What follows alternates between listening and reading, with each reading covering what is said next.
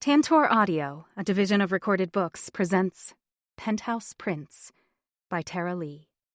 Narrated by Isabel Ruther and Tim Page. Prologue. Raina. It took me a long time to realize I was broken. Maybe that's why I've always loved Manhattan, a city celebrated for its potholes and jagged edges. I have them too. Except, with enough makeup, the right clothes, a body kept slim by too much stress and not enough French fries, and a smile that shines but never illuminates, I've managed to keep mine hidden. Almost. Even as a kid, the glistening skyscrapers towering high above my head beckoned me like trophies in a contest I needed to win. I yearned to be on the other side of those shiny glass windows stretching into the clouds, where I could look down on little girls like me, their scuffed patent leather shoes clinging to the sidewalk, necks arched all the way back, tender seeds of ambition taking root. My mother brought me into New York City quite a bit as a kid. Both the train ticket from our small Long Island row house and the restaurant bill were more than we could afford, but our Manhattan lunches were a special treat, for my mother as much as for me. As the wife of an aspiring novelist who spent more time reading than he ever did writing, these moments were a bright spot in her mundane days, and I was more than willing to go along for the ride. Originally from the Midwest, she'd been lured to Manhattan with dreams of making it big as a top fashion model. By day, she pounded the pavement, rushing to go-sees and casting calls, booking the occasional paying job. By night, she attended New York's swankiest clubs on the arms of the most eligible bachelors in town. Our lunches were filled with her stories, and she painted a pretty picture with every word. Through her eyes, Manhattan was a city saturated with aspiration and excess, fortune and fantasy, glamour and gold. Powerful, important people who could live anywhere in the world chose this concrete jungle to call home. Manhattan was where you came to be someone. Here, even the most outrageous dreams came true every day. What she didn't say, what she didn't have to say, was that her dreams didn't. At one of our lunches, our very last one, actually, I couldn't stop staring at a man sitting nearby. Maybe because he couldn't stop staring at us. After scolding me several times, my mother finally turned to see what I was focused on. A second later, she swiveled back toward me, so quickly a hairpin fell onto her plate. "We have to go," she hissed, her eyes suddenly bright, her cheeks flushed. I thought she was teasing. We were at the Four Seasons. There would be cotton candy for dessert. A delicate, cloud-like whirl of spun sugar, it melted on my tongue with just the slightest crunch when I bit into it. We never left before the cotton candy arrived. "But why, Mommy? They haven't brought dessert yet." I tried hard to keep my voice even. My mother hated when I whined. She didn't answer, fumbling in her purse for a handful of bills and scattering them onto the table, before reaching for my hand and dragging me out of the dining room. She wasn't moving very fast, though, and by the time we got to the coat check, he was waiting for us. My mother didn't seem at all surprised. Nervous, yes. Contrite, maybe. But surprised? No.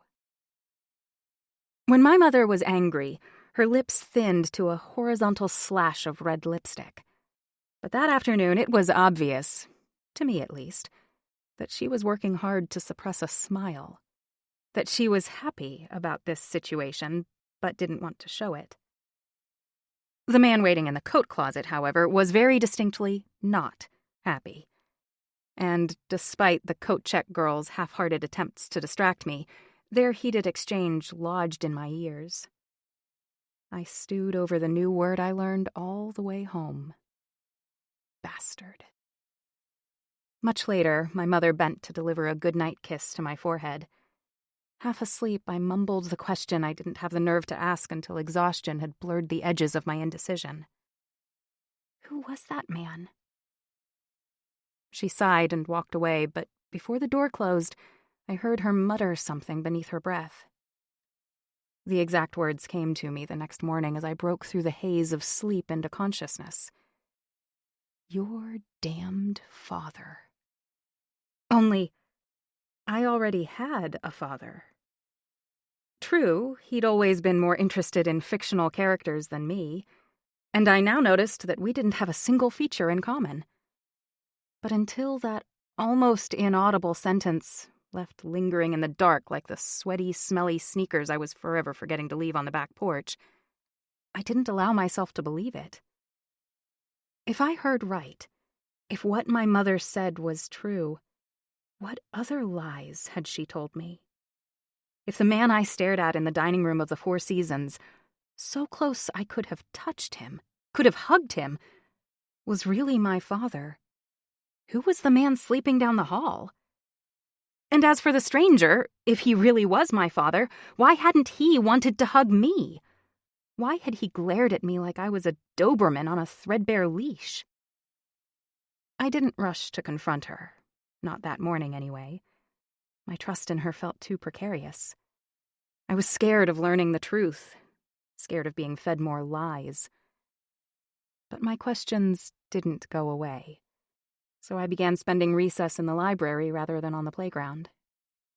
For the rest of that school year and into the next, I pored over every page of the Wall Street Journal, somehow knowing that one day I'd see his familiar face staring back at me. That's probably where I developed my passion for business. Tales of mergers and takeovers and leveraged buyouts, those were my interests in middle school, not boys. My persistence eventually paid off, and on the day I finally saw his face staring back at me, I ran home to confront my mother. But instead of surprising her with my pilfered newspaper page, I was greeted by a Post-it stuck to the grocery store pastry box on the kitchen counter. "Smile, beautiful. I'll come back for you soon." Through the clear cellophane, the round crumb cake was missing the triangle I'd eaten for breakfast, and the sugary, sweet Pac-Man confection taunted me. Smile? Cryptic note in hand, I raced to her bedroom, flinging open the door of her closet. It wasn't empty, but I spotted several missing items immediately. The mirrored jewelry box she occasionally allowed me to sift through, piling on rings and bracelets and necklaces, pretending to be a princess. Her prettiest heels, the ones that would inevitably accompany my royal fantasies. And the suitcase that always sat on the top shelf. My father, the only one I'd ever called Dad anyway, arrived home shortly afterward. There was no Post-it addressed to him, so I assume my mother communicated with him through some other means. He entered the house quietly, as if bracing for a meltdown of epic proportions. But what he found was a smiling tween. Perhaps more reserved than usual, but smiling. Eventually, I realized those lunches weren't about us. They weren't a special treat for me. They were darts thrown at a wall in the hopes that one would stick. That chance meeting had nothing to do with chance. My mother made the same gamble over and over, just waiting for the odds to turn in her favor. And they did. She reunited with that man, the stranger in the shiny suit, my damned father, as she had called him. Gerald Van Horn, according to the newspaper. And about a year later, she left me behind. I didn't cry, not that night or the next. Instead, I plastered a smile on my face every day as if it were just another step in my morning ritual. Wash face, brush teeth, get dressed, smile. Her note was a lie, though. She didn't come back for me. Not that night, not ever. But I beat her at her own game, telling the biggest lie of all without saying a single word. I communicated with the curve of my lips, my wide-open eyes, the flutter of my pale gold lashes. My face projected happiness when sadness pulsed through my body with every beat of my heart, when every breath required choking down the reality of being unloved, unwanted, abandoned. Good liars tell believable stories. Great liars become a character in their own story. And when you're a character, a shell of a person, lies are all you have. Lies are what you cling to when everything else, everyone else, makes no sense at all. They are your table of contents, your chapters, the spine of your script. The best liars stick to their script always. It transcends fiction. It's their reality, after all. Lies are their only truth. Lies become truth. Trust me, I'm a great liar. Chapter 1. At Betancourt Bets. Anyone betting against Ivy emerging from his father's shadow is having a bad day. His fund numbers are in, and they are as hot as he is. Tristan. The latest tweet from Betancourt Bets flashes across my screen just as I'm about to leave the office on a Friday night. The groan is drowned out by several hoots of laughter, courtesy of my remaining colleagues still glued to their desks at 7 o'clock on a Friday night. Fuck off, I grumble, shrugging into my suit jacket and heading for the elevator. You two stud, Kyle, my senior analyst, calls out, accompanied by a wolf whistle. Don't celebrate too hard. We need you bright-eyed and bushy-balled here on Monday morning. Big week. My jaw aches from grinding my teeth as I raise my right arm and middle finger up in the air. This bullshit has got to stop. Years ago, some shithead at the investment bank Goldman Sachs decided to start up a Twitter account based on conversations he overheard in the office elevator. Since then, similar cliched accounts have popped up at every financial firm in Manhattan, including mine. Does it piss me off? Fuck yeah. But what infuriates me even more is that I haven't figured out what to do about it. Yet.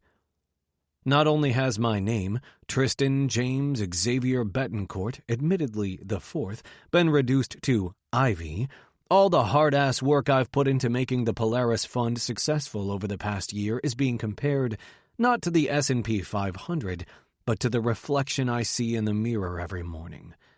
As hot as he is. Who writes that crap? And don't they have anything better to do with their lives, like actually work for a living? These days I have time for little else. Yes, it's true that I come from a long line of bankers, the fourth one to carry the same four names. But I'm not a leafy plant, certainly not a climbing invasive species.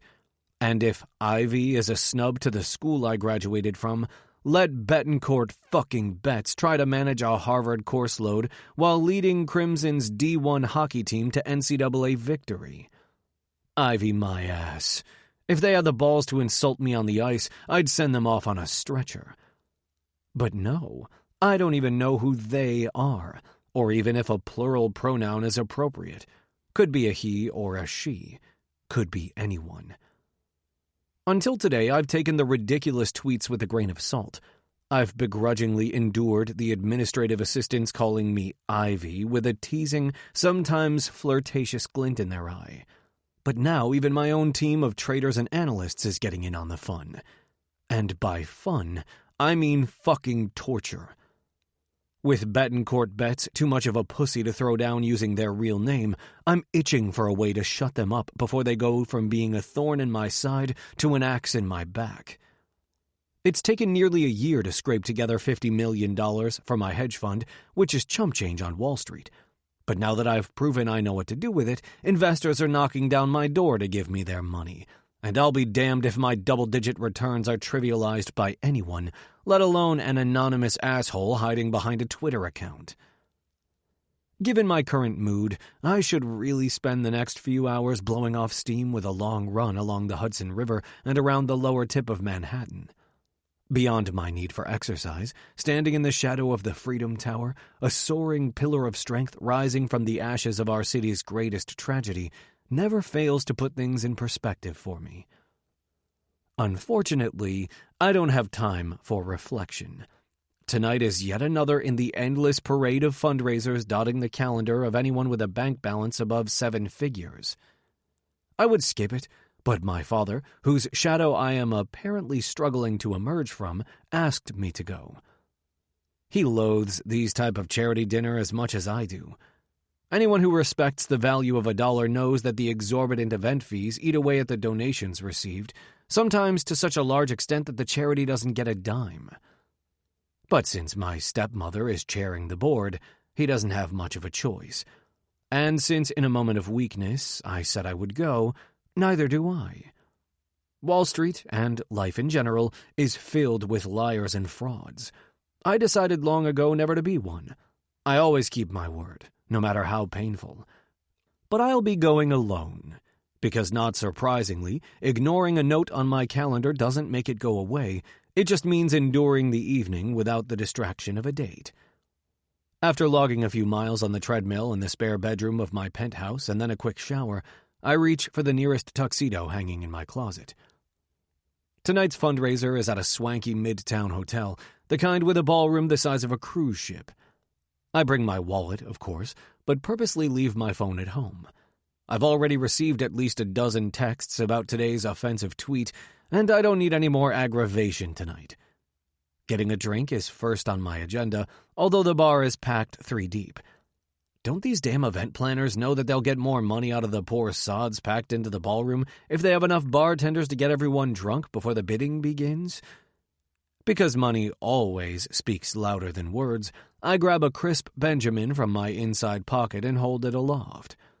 Within seconds, it has the desired effect, producing a uniformed older man with graying hair and a stocky build, his flattened nose hinting at a pugilistic past. "What can I get for you, sir?" "Any Macallan 18 back there?" "No, sir, not here, but if you'd like, I bet they have it downstairs in the hotel bar. I'd be happy to get it for you." I bite back a sigh. "No, thanks for the offer. I'll take the best scotch you've got then." The bartender palms the bill and offers an appraising glance before reaching for a bottle hidden beneath those displayed. "I've got a 12-year Glenlivet. Will that do?" I reach inside my pocket for another 100. "Yeah, that'll do.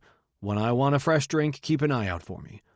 I hand him my second bill and survey the crowd jockeying for position to get a glass of cheap wine or a weak cocktail. I don't like waiting, especially for bad drinks. He nods, clearly thrilled with his good luck. "You won't get a watered-down drink from me, sir, and I won't keep you waiting." My bad mood eases somewhat as I take a sip and make my way toward the ballroom. Most of the faces in the room are familiar to me. I've grown up with, worked with, attended school with, or fucked at least half the people here. I'm bound to find someone to make the next few hours bearable. I spot my stepmother speaking to a woman carrying a clipboard and wearing a discreet but nonetheless visible headset with a microphone, obviously one of the event coordinators. Judging from Claudia's pressed lips and pink cheeks, the woman is about to get an earful. Nearby, my father is engaged in conversation with 2 other men who run successful funds, their trio already surrounded by a cluster of acolytes hanging on their every word. Joining either of them is less than appealing. I study the remaining flock of Manhattan society, slotting them into their respective pigeonholes.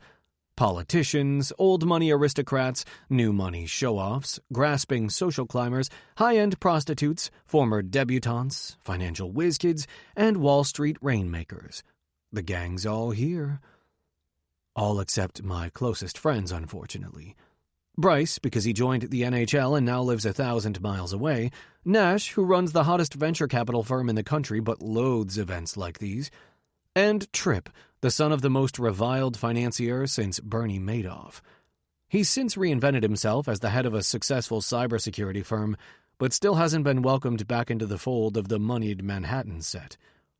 Lance is on the West Coast, and Holt, heir to a hotel empire, could be anywhere in the world. I've considered calling Tripp about my aggravating Twitter problem, but so far I've resisted the urge. Something, pride maybe, has prevented me from admitting how much it's getting to me. That, and it feels like asking someone else to fight a battle on my own home turf, which is something I've never done. Ever. My eyes skip over a blonde in a red dress, then quickly return. Not because I recognize her. I don't. It's because she has a face and a body that demands my attention. Tonight is looking up. I'm heading in her direction when she tips her head back to laugh at something the man beside her says. eyes the bright shade of freshly cut, well-tended grass meet mine as her open-mouthed grin softens to a generous smile. For a moment I stop in my tracks, the blare of an alarm sounding inside my head. If she was an investment, she'd be labeled high risk, high reward, with a warning: don't buy if you can't afford to lose. I'm on the brink of opening my fund up to new investors. I don't have any official commitments yet, but by the end of the year I expect my assets under management to clock in at $500 million. Minimum. It won't be easy. I have an uphill climb and an enormous workload ahead that both demands and deserves my complete focus. This is the most important time in my career, and I can't afford to fuck it up by getting involved with some girl who looks like the very definition of trouble with a capital T. Something I need as much as a hole in my head. I'm maybe 10 feet away, unable to tear my eyes from her face. She's young, maybe too young. And then she smiles again. Not just any smile. This one isn't polite or friendly or casual in any way. No, her smile is so bright it heats the drink in my hands, so blinding my vision tunnels until all I see is her. So artful, maybe even a little shrewd, that I decide her age isn't a deterrent. This girl is no naive wallflower, and damned if those curved lips are an invitation I'm inclined to resist.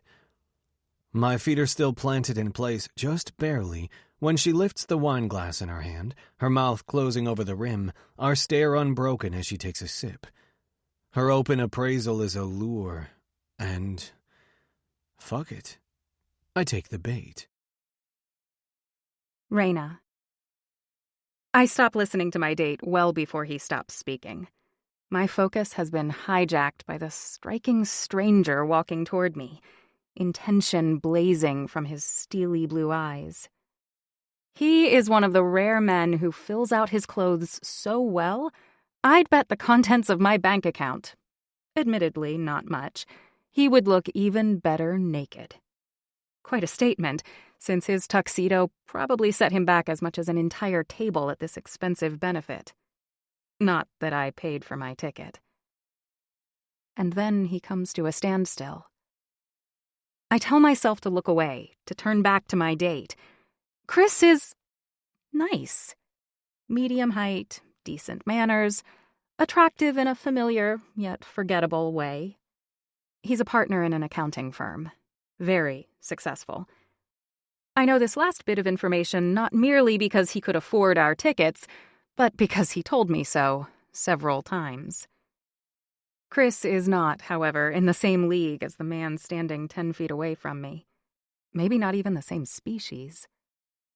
That man's dark hair is the slightest bit too long, and the knot of his tie just crooked enough to make me think, hope? There isn't a wife or girlfriend in the picture who would have certainly straightened it. He is a few years older than me, maybe more than a few, and there's something about him, a distinct, this is my world and you're just living in it, assuredness, perhaps, that I find disconcertingly appealing, and even a little familiar. Not that we've met. He's not someone I'd ever forget. But familiar in a way that makes me think I've seen him somewhere before, or know him from somewhere. Which is entirely possible. I'd be willing to bet that at least half this crowd has made the society pages at one point or another. And a face like his? Photographers must love him. Or maybe it's just wishful thinking, because I want to know him. Resistance is futile. I can't help myself. I offer my most enticing smile, the one I've been polishing for years. Sincere and encouraging, it brims with counterfeit confidence. My smile has earned me forgiveness when I deserved none, a seat in first class even though I'd only paid for coach. And everything about this man screams first class. He belongs in this room, filled with the wealthiest, most successful people in Manhattan. I even spotted my future boss a few minutes ago. Well, not my direct boss. More like my boss's boss's boss's, you get the idea. The CEO of the hedge fund where I'll be working next week. Except this time, with this man, my smile doesn't work. He's still standing several paces away, couples in black tie and ball gowns filling the space between us. Unsure what to do next, and with my gaze still anchored by his, I take a sip of my drink, the acidic notes of the cheap wine clawing at my taste buds. What did you expect, Raina? This guy can see through your act. He's so far out of your league, you wouldn't even know what to do with him. But before I can look away, he starts to move in my direction. Within a minute, we are face to face. Almost. Although I am wearing my highest heels, I have to tilt my head back to maintain eye contact. "There you are," he says, his voice silky smooth as he cups my elbow with his free hand, the simple contact sending an electric charge through my veins. "I think we have time before the auction begins to discuss that deal you asked me about, don't you?" For God's sake, swallow. The wine burns as it darts down my throat, but at least I don't choke on it. A small mercy. Sure. Yes. The deal. Absolutely. My date glares at me, undoubtedly picking up on the sexual tension crackling between me and this interloper. Chris has spent the past half hour showing me off to his friends, strutting beside me in his tux like a proud penguin. Getting ditched for another man isn't part of his plan. "You can't leave now. We're just about to head to our table. I bought tickets." Go on ahead. I'll find you in a bit, I lie. Chris is about as exciting as a glass of water and just as transparent. Regardless of what happens between me and Bachelor number 2, I'd rather walk away now than have to justify my lack of interest later. The living embodiment of tall, dark, and handsome nonchalantly tucks a business card into Chris's breast pocket, then gives it a little pat. The move is cocky, condescending, and makes something deep inside my body turn liquid. "Call my office Monday. I'll see that you're made whole." I should feel guilty as my date sputters with resentment, but I'm too distracted by the chills racing up my spine from the warm palm at my bare back. This new, and much sexier, penguin leads me to the end of the bar, easing me through the crowd of people and positioning himself so that I'm hidden from view. His human barricade skills are seriously on point.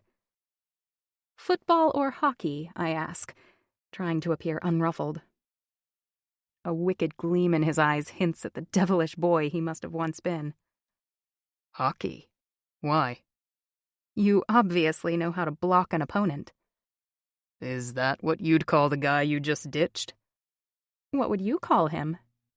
"I could think of a few things, but competition? Not on the list." Ouch. I feel a pang of sympathy for Chris. And another pang, altogether different, somewhere else. "Can I get you a real drink?" What are you having? I nod at his empty glass. "Scotch." I wrinkle my nose. Vodka with club soda and a twist of lime, please. The bartender appears at his side so quickly it can't be an accident, given the crowd. He repeats my order, replacing my generic request for vodka with Belvedere. "What's your name?" he asks as we wait for our drinks. Raina St. James. "Nice to meet you, Raina St. James." He speaks with a cultured East Coast accent, but there's a warmth to his tone that's both unexpected and refreshing. "My friends call me TJ." Well, that was fast. Do you always acquire new friends so easily? "What can I say? When you know, you know." The insides of my cheeks tingle as I laugh. Pleasure to meet you, TJ, I say, just as our drinks appear. "The pleasure's all mine." He taps the rim of his glass against mine. "To new friends." It's loud by the bar, and TJ glances over his shoulder through the open set of doors leading to the less crowded ballroom. "Should we head in?" I nod, and his hand once again finds its way to my lower back as we make our way inside the ballroom. Most of the tables have discrete numbers tucked within the elegant arrangements of lilies and orchids at their center. But TJ leads me toward the back of the room, pulling out a chair at a table with a gorgeous centerpiece, but no number assigned to it. At my puzzled glance, he says, "If we sit where I'm supposed to sit, I'll wind up talking shop all night." "You sure you're not a party crasher?" His fingertips brush my upper arms as I sit down, making the skin at the back of my neck prickle with awareness. "There are people who actually want to be at these things?" I could think of a few. My days playing dress-up ended when my mother left. To have the chance to do it now, for real, is proof that in New York, anything is possible. So, this deal you invented to get me away from my date, is that your standard pickup line? "That depends. Was it a good one?" My lips twitch as I offer a purposely unimpressed shrug. Not about to give you any points for originality. "How about for effectiveness? It worked, didn't it?" For now. Chris might come looking for me. In theory, anyway. I'm certain there aren't many guys who can compete with TJ, and Chris isn't one of them. He's hiding somewhere on the other side of the ballroom with his tail tucked between his legs. "If he does, should I let you go?" The hem of my dress rises as I cross my legs, and I notice the slightest catch in TJ's breath. Good. I shouldn't be the only one feeling off balance here. Are you implying I can't leave for my own reasons? He covers with an imperious arch of his eyebrow. "What reasons?" I might decide you're boring, or rude, or... I pause, brainstorming other applicable negative traits. But it's hard. I've spent 5 minutes with the man, and he's too damn charming for me to concentrate. "Or?" He prods, putting his elbow on the table and resting his chin on the heel of his hand. A twin set of thick, inky eyelashes fanning the crest of his cheekbones. I might find you insufferable for a million reasons, I finally insist. Lame. So lame. "A million? Really?" His expression turns comically wounded. "I'm never rude. I'm rarely boring. And, just for you, I promise to be exceptionally sufferable. How's that for a deal?" Fine, I guess. If you're willing to accept a one-sided deal, which makes you a pretty terrible deal-maker. TJ laughs, a husky, sensuous sound he chases with a healthy swallow of scotch. "Let's make it two-sided, then. What's your offer?" My offer? I shake my head, my hair sliding back and forth over the artery in my neck that's practically vibrating from my racing pulse. No dice. I don't make deals with men I don't know, especially for things I don't know I want. Leaning back in his chair, TJ studies me with a cool aloofness, at odds with his earlier flirtatious banter. "You're walking away?" Not a chance. But I'm not about to admit that. I've spent the past 4 years working toward an Ivy League degree and am 6 figures in the red to prove it. This is sort of a last hurrah weekend for me. Come Monday, I will finally have a view from the inside of a skyscraper, and all of my focus will be on climbing the corporate ladder. Tonight, though, I'm entirely satisfied with the view in front of me. The only thing I'm thinking about climbing is TJ.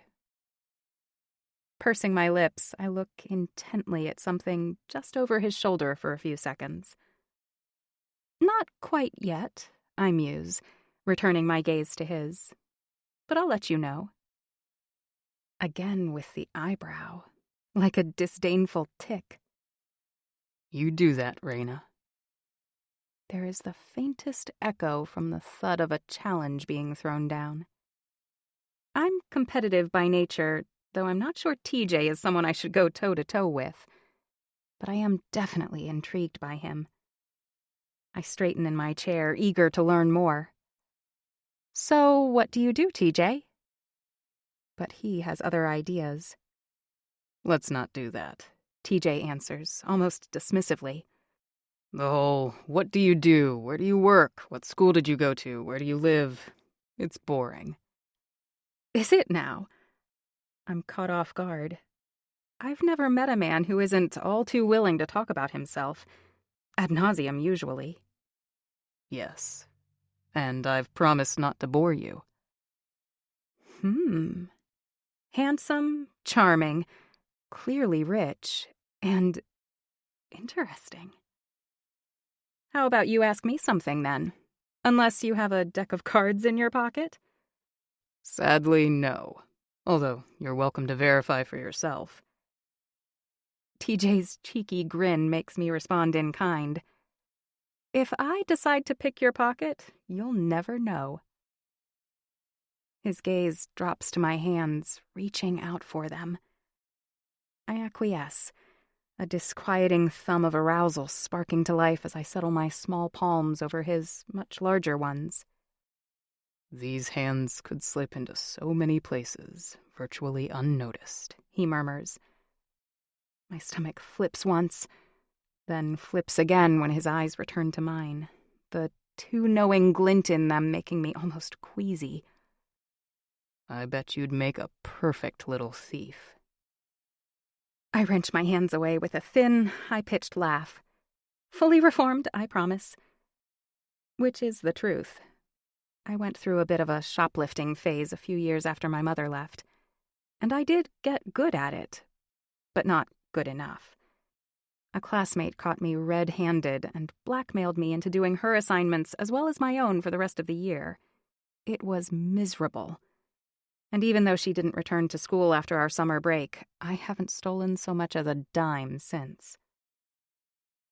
He gives me another long, searching look, as if my past is written across my face. Impossible, of course. I've been hiding behind a mask for so long, he'd need a crowbar to remove it. That's too bad. I have kind of a thing for beautiful burglars. Oh, have you known so many? Touché, TJ says. Unfortunately, my experience is limited to heist movies. I roll my eyes. So, what you really mean is that you have a thing for Catherine Zeta-Jones in Entrapment.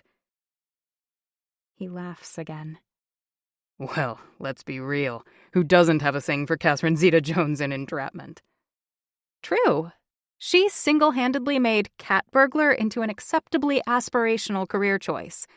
Though, as far as heist movies go, I'm more of an Inside Man fan myself. That was a good one. Great matchup between Clive Owens and Denzel Washington. Don't forget about Jodie Foster. Right. How long ago was that? Back in 2007, 2006? Yeah, around then. I think the whole heist movie genre has been overrun by the Fast and the Furious and Ocean's 11 franchises. Agreed. The Fast and the Furious are a little too fast and furious for me. I mean, how many angry chase scenes can you fit into a movie and still actually care about the reason they're running in the first place? And while the first Oceans was great, the rest have gone downhill. I'm obliged to stand up for Ocean's 8, but other than that... My voice trails off as I swirl the straw in my drink, ice cubes clinking. Your favorite heist movie, was it released before or after Inside Man? Before. He answers immediately.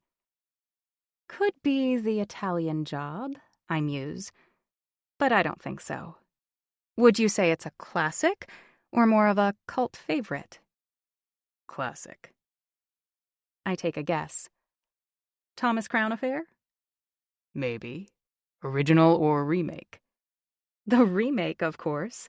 Nothing against Dunaway and McQueen, but Russo and Brosnan took the script to a whole new level. TJ resembles a young Brosnan, actually. Classic, debonair with just a touch of rumpled sexiness.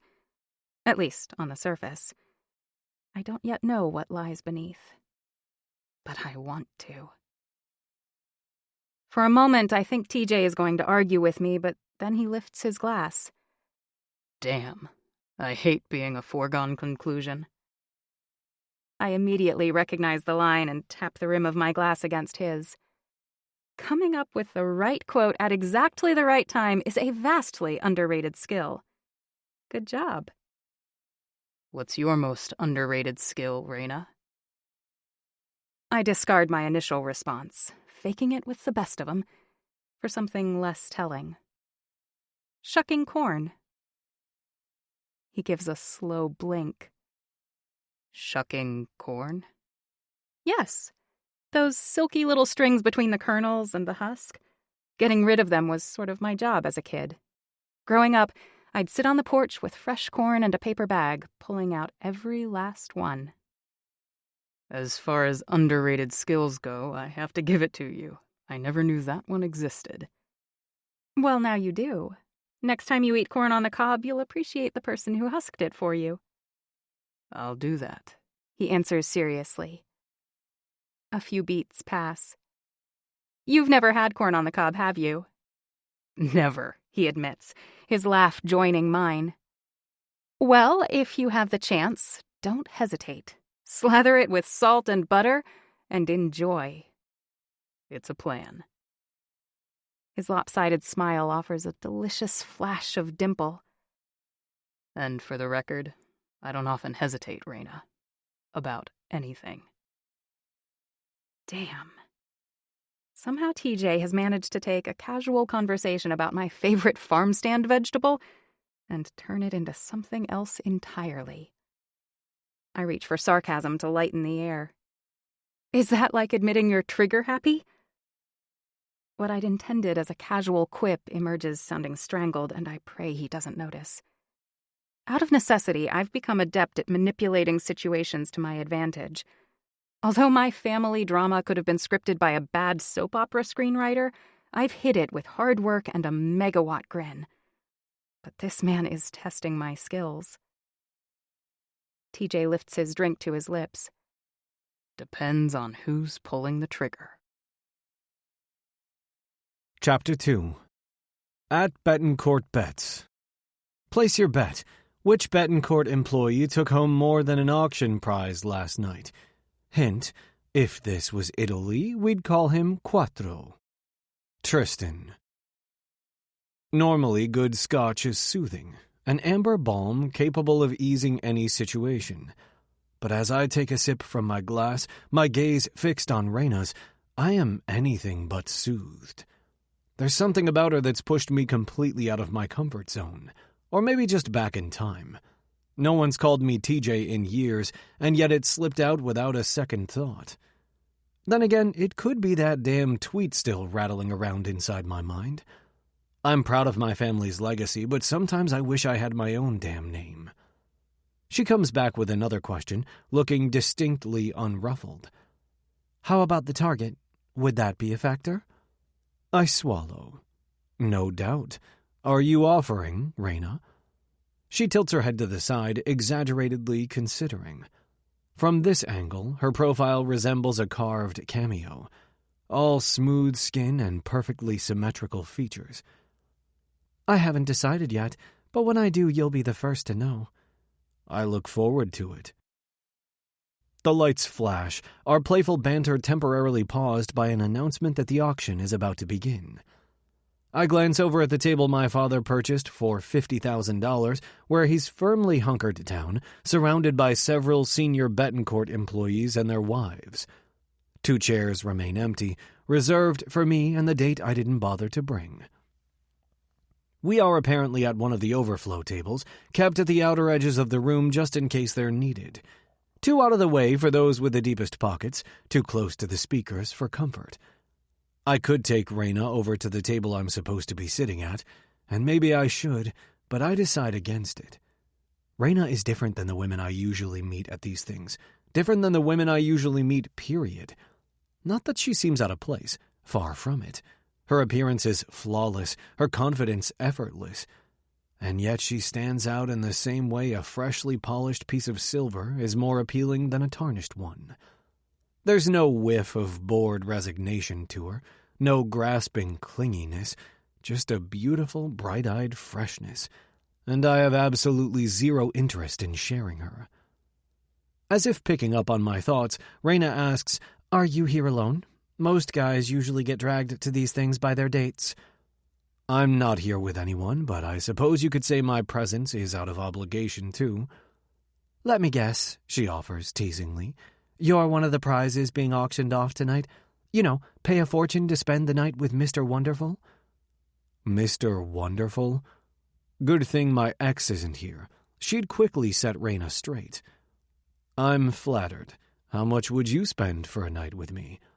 "Are you offering, TJ?" She deflects, echoing the question I asked her a few minutes ago with a trill of a laugh. "Maybe I am." "Well, just how wonderful are you?" "Wonderful," I repeat. Hell, I've been called a lot of names in my life, but never that one. "Do tell, what exactly have you been called?" "Wouldn't you rather find out for yourself?" She doesn't bite. "Not necessarily. I'm more of a research-driven shopper, actually. Better odds of getting exactly what I'm looking for." Before I can ask what exactly that is, the auction starts. It's kicked off with a speech by my stepmother, followed by a slideshow featuring children who will supposedly benefit from the money raised here tonight. I buy something, a box at the Stanley Cup, I think, but it could just as easily be a behind-the-scenes tour of Versailles or a ride in the Goodyear blimp. I'll receive the details along with an exorbitant credit card receipt via messenger tomorrow. It's a credit to the auctioneer's eyesight. Since we're so far back, I'm surprised he noticed my raised hand. Mostly my focus is on Raina. My arm is now resting on the back of her chair, my fingertips brushing her skin as we make conversation between the auctioneer's shouts and the accompanying bursts of applause for the winning bidder. A soggy salad is followed by an inedible steak, each course accompanied by a fresh drink courtesy of my new favorite bartender, who eagerly pockets the 100 I give him every time. After pushing my plate away virtually untouched, I finally ask the question that has been bothering me all night. Every word that's come out of Raina's mouth leads me to believe she is older than she looks, but I need to know for sure. "How old are you?" "How old do you think I am?" "Oh, no. I've seen too many Dateline exposés to fall for that. I hate guessing games and don't get my rocks off by robbing the cradle.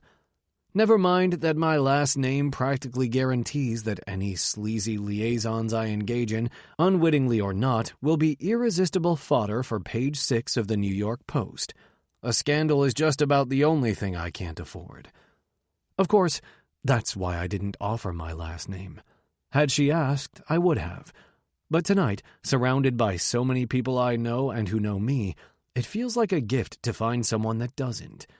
Tonight, with Raina, I'm not Ivy. I'm not Tristan James Xavier Betancourt, heir to a financial empire.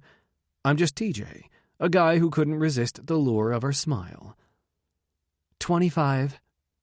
That puts 8 years between us, just shy of cradle-robbing territory. I can live with that. She laughs at what I can only assume is the satisfied look on my face. "I happen to like guessing games, and since you failed to negotiate an advantageous contract, we're going to play." My lips quirk. You were spot on with the Thomas Crown affair. Sure you want to break your streak? "One correct guess is hardly a streak." Raina takes a breath, dragging a pale pink nail over her chin as she thinks. I wasn't exaggerating when I suggested her hands were perfectly made for stealing. I bet her small palms and slim, nimble fingers could easily divest a man of his wallet, phone, or anything else she chose. Fuck, I'd like to see those hands somewhere else. "I bet I can guess your position." I choke on my scotch. "Excuse me?" "I meant from your hockey team," she chides. "Oh." Our chairs are so close I can easily pick out the glints of gold in her emerald eyes, and right now they sparkle with mischief. I feel myself hardening inside my pants, which I've just discovered are cut slightly too close for comfort. "Sure, have at it." "Definitely offense, but not center." She leans into me, her breath warming my neck. "You're all about strategy, identifying the weaknesses in your opponent's defenses. You're as much a mental player as a physical one." Raina sits back in her chair. "Right wing," she says, a cat that ate the canary smile spreading across her face when she sees from my surprised expression that she's correct. "Now it's your turn." Fuck. There is only so much a man could take. I reach out to wrap my hand around the upper frame of her chair, my wrist resting lightly on her shoulder, and lean toward her. Another 2 inches and I could lick the gloss off her pouty pink lips. Close enough for Raina to push me away. Or better, close the distance between us. She does neither, instead meeting my stare head-on. Let's get out of here. Come back to my place. Raina blinks. But we aren't through playing our game. Guessing games aren't my thing. But games? Actual games with a winner and a loser and something worth fighting over? No matter how good you think you are, I'm better. I will beat you every time because that's what I do. I play to win, against every opponent, in every game, always. I pause, looking for the slightest hint of fear or hesitation in her flawless face. There is none. To hell with it. My favorite kind of game, however, is played skin on skin, and my strategy has nothing to do with weakness. To our mutual benefit, I will exploit every single nerve and pleasure center in your body, and I promise you, Raina, we'll both win. I force myself to inch back, to give Raina some space in case she decides to slap me for being so forward. Not that I'd blame her. We've known each other for all of 2 hours, and I've just openly propositioned her. But I don't get far before she hooks a polished fingertip beneath my bow tie and pulls me back, even closer than before. Her lips part, and I watch as a glistening pink tongue sweeps slowly across them. When she speaks, her voice is low and throaty, exactly how I imagine it would sound if I made her beg for release. Prove it. Raina. TJ's gaze never wavers from my face, as the hush that follows my challenge is broken by a thunderous round of applause for the winner of the last auction prize, a private dinner with the most recent Oscar-winning producer and the star-studded cast of his new blockbuster movie. As a surprise, the lead actress herself, a Hollywood bombshell by anyone's standards, came out to spur on the bidding. When I first noticed TJ, the attraction was undeniable. I mean, the guy is gorgeous. The way he walks through the crowd with a sure-footed, athletic grace, he's clearly accustomed to being at the top of the food chain, even in a room full of Wall Street heavy hitters. And these last few minutes have left me in no doubt of TJ's true nature. He is 100% pure-blooded alpha male. There is something almost predatory about him. Something that not even his silver tongue and custom-tailored tux can disguise. The man is a wolf passing as a husky. Oh, he might let you stroke behind his ears, but you do so at the risk of losing your hand. Worst of all, that feral instinct isn't at all unappealing. Evidence of my arousal has drenched the wisp of lace between my thighs, which must be why those words shot out of my mouth. Prove it. Clearly, I've lost my mind. Not only did I lie about my age, adding 2 years so that TJ wouldn't pat me on the head and send me on my merry way, but I issued an ultimatum no man can back down from. Surely not the man sitting in front of me. I broke up with my last boyfriend well over a year ago, and I'm not a nice to meet you, take me back to your place, and let's get naked kind of girl. One-night stands are not my thing. They are too unpredictable. Tonight, though, if TJ is doing the taking, I sure as hell could be. Could, however, isn't the same as should. But in the moment, those words had felt right. For years, I've been so focused on my schoolwork and grades, on building a resume to get me in the door of Wall Street's most prestigious firms. But I have my diploma now, and my dream job starts on Monday. Tonight feels like those hazy moments between sleep and consciousness, an interlude between fantasy and reality. I can be the kind of girl who gives ultimatums to handsome, sexy strangers. Unblinking, TJ closes the gap between our legs so that his knees hold mine captive. The hem of my cocktail dress reaches to my mid-thigh when I'm standing up, But after sitting, and squirming, for a couple of hours, it's practically indecent. TJ is not unaware. I watch as his hands curl behind my knees, his thumb sweeping over the sensitive flesh above and below. Hands with wide palms and long, blunt fingers, I can easily imagine playing sweaty games of pick-up basketball, lifting weights, or shotgunning a hockey puck down the ice. Hands that tug me forward in my seat, sending a shiver of desire tapping a staccato beat along the length of my spine. My breath falters as they move up, splaying over my thighs, leaving just a few inches between the hem of my dress and what I know would be sure bliss. I bite down on my lower lip, wondering how far he's willing to go in the crowded ballroom. How far I'm willing to let him. Another inch, and I close my eyes. Everything in this room, people talking, laughing, glasses clinking, the stacking of plates, it all fades to a muted hum. There is only the pounding of my pulse, the quickening of my breath, the swoosh of blood through my veins. And TJ, whispering in my ear. "Gladly," He purrs. "Let's get the hell out of here." He pushes back his chair and stands. I open my eyes to find his open palm extended toward me. I slip my beaded clutch under my arm and take TJ's hand, his fingers curling around my wrist as he pulls me to my feet.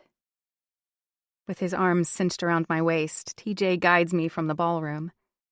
Somewhere between our table and the bank of elevators, I feel the heat of an angry stare land on my face. I purposely avert my gaze. Acknowledging Chris won't do any good. Best to leave him behind and pretend he doesn't exist. I'm good at that.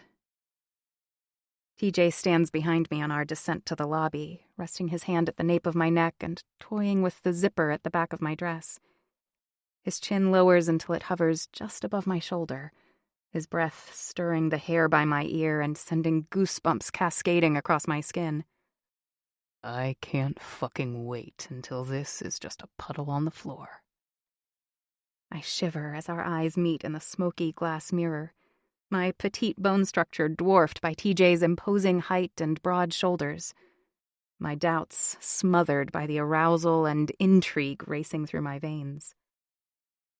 In the cool night air, I expect TJ to signal for a cab, but instead he leads me to a dark car with tinted windows parked across the street. A man gets out and opens the back door. "You have a driver?" Only occasionally, he says, stepping aside so I can slide into the soft leather seats first. Once the door is closed and the driver is back in place, he glances at TJ through the rearview mirror. "Home, sir?" TJ looks at me. Unless Raina prefers to be taken somewhere else. There's a long beat where both men wait for my answer. A long beat where several thoughts cross my mind at once. Conflicting thoughts. This is your out, take it, and no way, this is what you've wanted all night, and let's go on a road trip. Yeah, I have no idea where the last one came from either. Mesmerized by the cool ocean blue of his eyes and the warmth of our mutual desire, I shake my head. Just the tiniest movement, but it's enough. No, I don't want to go home alone tonight. TJ rewards me with one of his searing grins, even his dimple winking at me, before saying, "My place."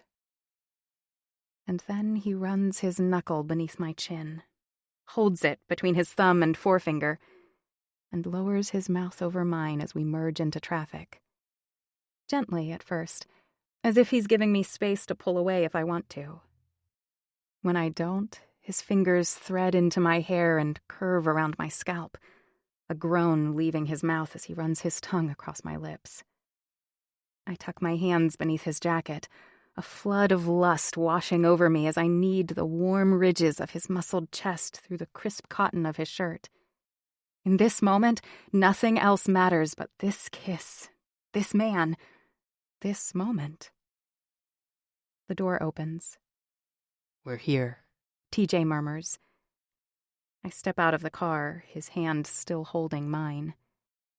But the second my heels hit the sidewalk, the audacious, impetuous thread of seduction that began unspooling inside me the moment I laid eyes on TJ stills, the thread pulling taut.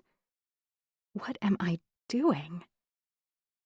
I look up at him, blinking, wondering if I made a mistake by ditching Chris, by believing I could spar with a man like TJ and not find myself hopelessly outmatched. There is a world of difference between acting impulsively, even a little reckless, and being downright stupid. What do I really know about TJ? Even the space where his last name should be is blank. And just because his tie was the slightest bit askew doesn't mean he's unattached. Married men often keep pied-à-terre apartments in the city, a safe distance from their homes in the suburbs. Maybe they hire cars for the night, too. Are you married? I have 3 rules, and avoiding entanglements with married men is at the top of my list. I will not follow in my mother's footsteps. I've seen where they lead, and I wouldn't wish her fate, or mine, on my worst enemy. My other 2 rules are no unsafe sex, for obvious reasons, and no falling in love. I will not be lured by foolish choices and worthless promises only to end up disappointed. I've had enough of that to last a lifetime. Me? TJ looks incredulous, not guilty. No. You? God, no, I spit back, possibly a little too derisively. I'm about to start a new job. I don't have time for a boyfriend right now, let alone a husband. Something that looks a little like relief passes across TJ's face. Now that we've gotten that out of the way, is there anything else you want to discuss? You know, allergies, whether I like long walks on the beach or prefer tea over coffee. My answers are no, yes, and neither, by the way. My lips quirk. No, yes, no for me. A lock of dark hair falls forward over TJ's eye. So you don't have time for a boyfriend, and you have 0 interest in acquiring a husband. He pushes it aside and steps close to me, one hand curving around the back of my neck as the other snakes around my waist. What do you want, Raina? I swallow the twisted knot of yearning lodged in the back of my throat, wanting TJ to pull me inside, to kiss me again and again and again until I barely know my own name. I want him to deliver on his promise, to exploit every single nerve and pleasure center in my body. And to know what I want without having to say it out loud. Because the thrill of this moment, the anxiety and anticipation of standing on the sidewalk outside of his apartment building, 2 virtual strangers in evening dress, bound only by our mutual sexual attraction, has rendered speech impossible. There's a glint of understanding in TJ's gaze, a satisfied clench to his jaw. He dips his head, his voice a low growl at my ear. Would you like to hear what I want? I nod breathlessly. Yes, I'd like that very much. His thumb sweeps across my lips, smearing my gloss. I've already told you what I'll do to your dress. And when you're naked, wearing nothing but those fuck-me shoes of yours, I'm going to lean you up against my wall and kiss you, everywhere, until you don't even know your own name. And then I'm going to take you to my bed and fuck you all night long. My eyes widen, and I wonder when exactly the silver spoon TJ was so obviously born with fell from his mouth. Because the barrage of deliciously filthy words tripping off his tongue cannot leave room for much else. No man has ever been so explicit about what he wanted to do with me. I lost my virginity at 16, slept with another guy off and on during my senior year of high school, and dated 2 guys throughout my 4 years of college. None of them ever made me feel the way I do right now. Needy and wanton and a little bit reckless. Dry kindling, just waiting for a dropped match. Does that sound like something you want too? I draw a shaky breath deep into my lungs. Yes. Chapter 3. At Betancourt Bets. We have a celebrity in our midst. Guess who made the cover of Money? Tristan. This girl ticks all of my boxes. A long tumble of hair, the color and consistency of spun gold, pouty pink lips that taste every bit as good as they look, a slim but curvy body made to be worshipped, and best of all, a quick wit with a naughty edge. Raina may look young, but her eyes are not. There's a weariness to them, like they've seen more than they should. But too much what? Truth? Sadness? Disappointment? They stare at me now, twin pools of a shallow lake, disillusionment scattered across the surface like ash. And it's the look in them that makes me want to shock her, push her away. I am deliberately honest with Raina, and deliberately vulgar. It's my way of giving her one last chance. Her skin is as smooth as fresh ice, but warm against my palm. I imagine what it would be like to slide between her thighs, trace the rapidly beating pulse at her neck with my tongue, hear her sweet sigh of surrender when I make her mine. Raina St. James has my blood thrumming in a way that, until now, only happened in the office, watching a risky investment turn 7, 8, sometimes 9-figure profits. Except that I have no idea what's behind Raina's perfect facade. I don't know her, haven't done any digging into her background, not a shred of analysis concerning her potential motivations. And I've learned never to take anyone at face value. I don't have the luxury of trusting people, even casual flings. Not anymore. From the day I launched the Polaris Fund, I put my Playboy past behind. I have the Betancourt reputation to uphold, a legacy of my own to build. Every step I take is weighed down by the expectations of others. Every decision I make is publicly picked apart and criticized. I will not give my enemies the satisfaction of watching me buckle beneath the strain. Not when so many others are counting on my success. My father, my clients, my colleagues, every employee who depends on my dedication to pay their bills and support their family, I will not fail them.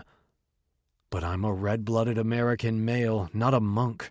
Among my contacts, there are several women as gun-shy as I am when it comes to anything more serious than the occasional tumble to let off steam. Women I forget about the second the condom is off and my clothes back on. There's nothing forgettable about Raina St. James. An angelic beauty with a body made for sin and a face that could tempt the devil himself. And I'm tempted, so very tempted. Despite the splinter of unease that I'll regret it.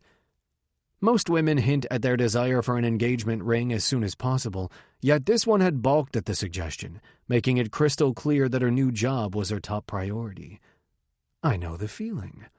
Discarding the last of my scruples in the chill of the night air, I lead Raina through the lobby of my building and into the elevator.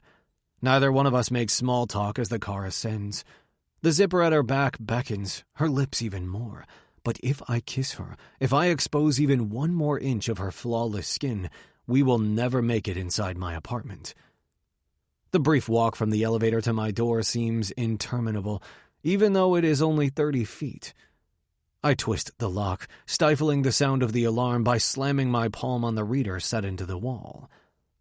Very James Bond of you.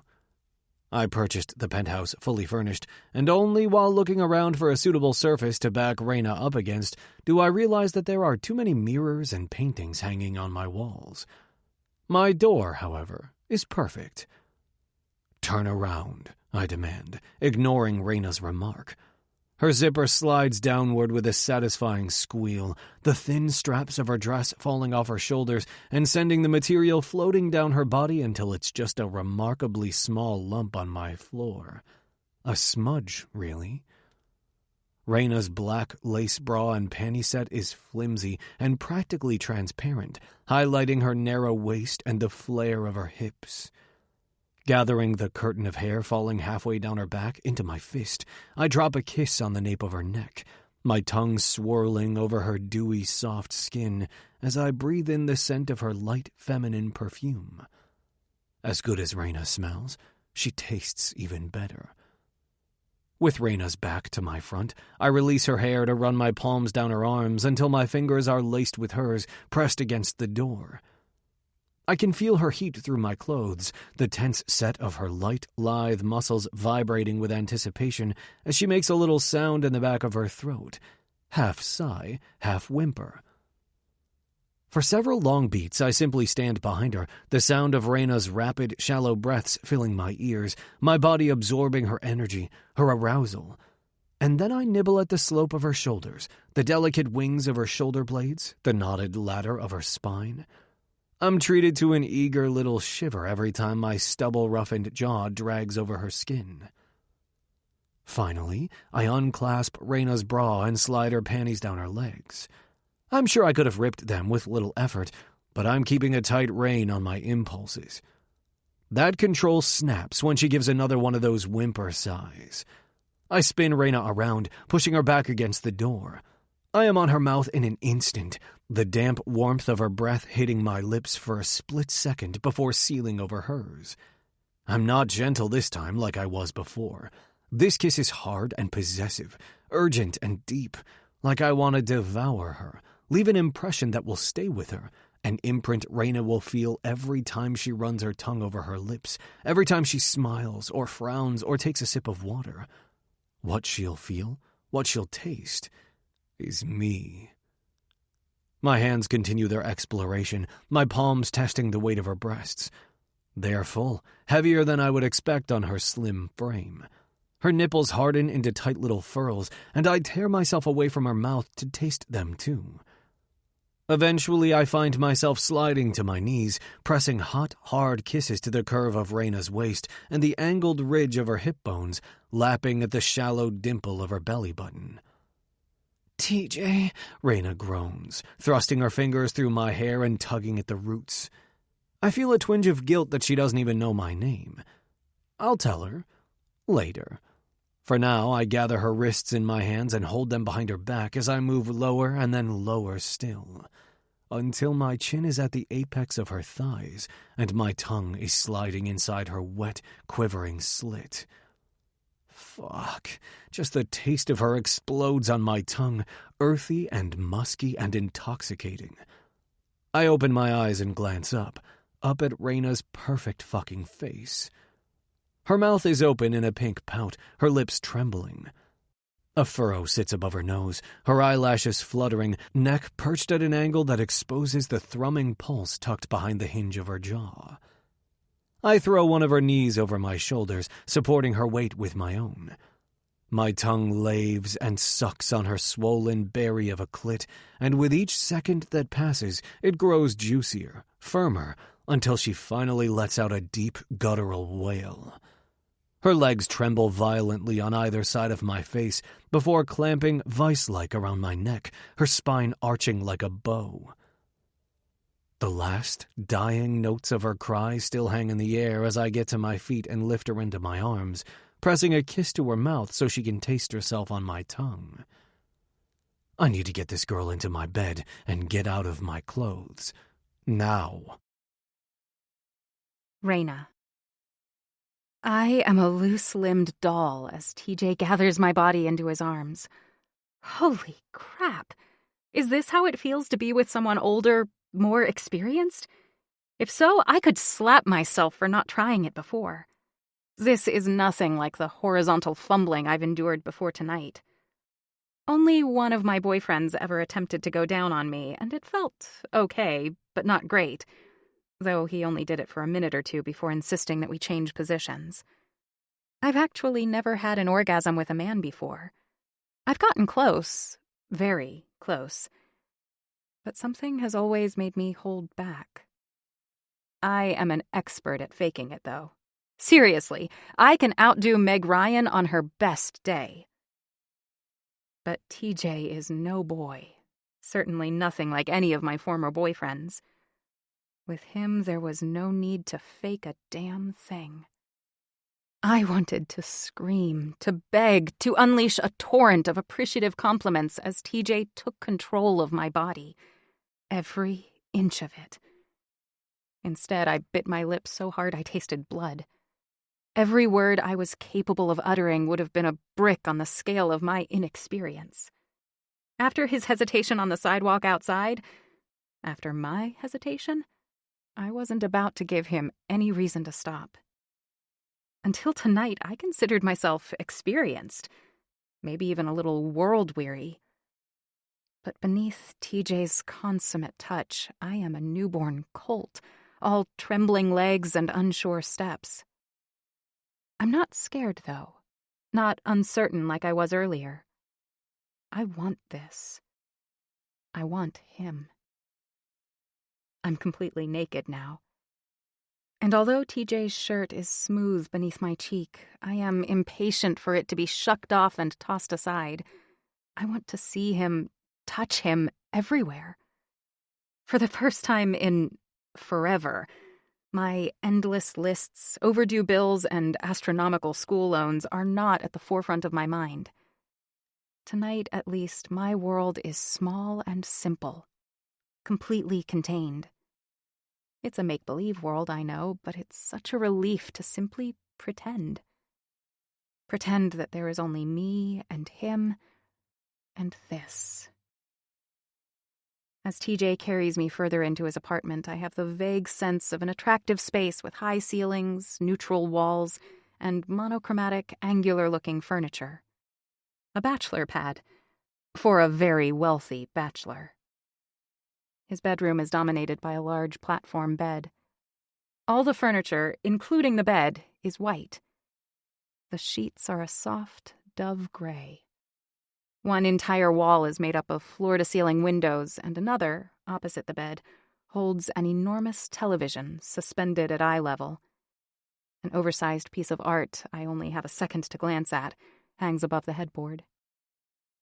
TJ deposits me gently in the center of the plush mattress, the high thread-count duvet a velvety caress against my naked back.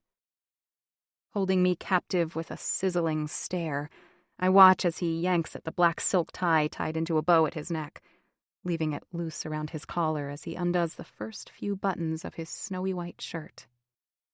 His shiny gold cufflinks are next, and they drop to the thick rug at his feet with barely a sound. There's something almost excruciatingly seductive about witnessing a man take off his tuxedo, but I stop paying attention to his clothes when TJ reaches behind his head to grab for his collar. The hem of his shirt drags over an abdomen ridged with muscle, and a broad chest sporting a dusting of dark, wiry hair, before being discarded somewhere in the vicinity of his cufflinks. He crawls over me with his pants still on, the belt buckle cold against my stomach. My sharp, surprised hiss merits a raspy chuckle from TJ as he wraps his arms around me, rolling us until our positions are reversed. Now I am on top, my thighs on either side of his as I sit up. "You forgot this," I tease, pulling at the leather. Nah, I figured you might want to do the honors.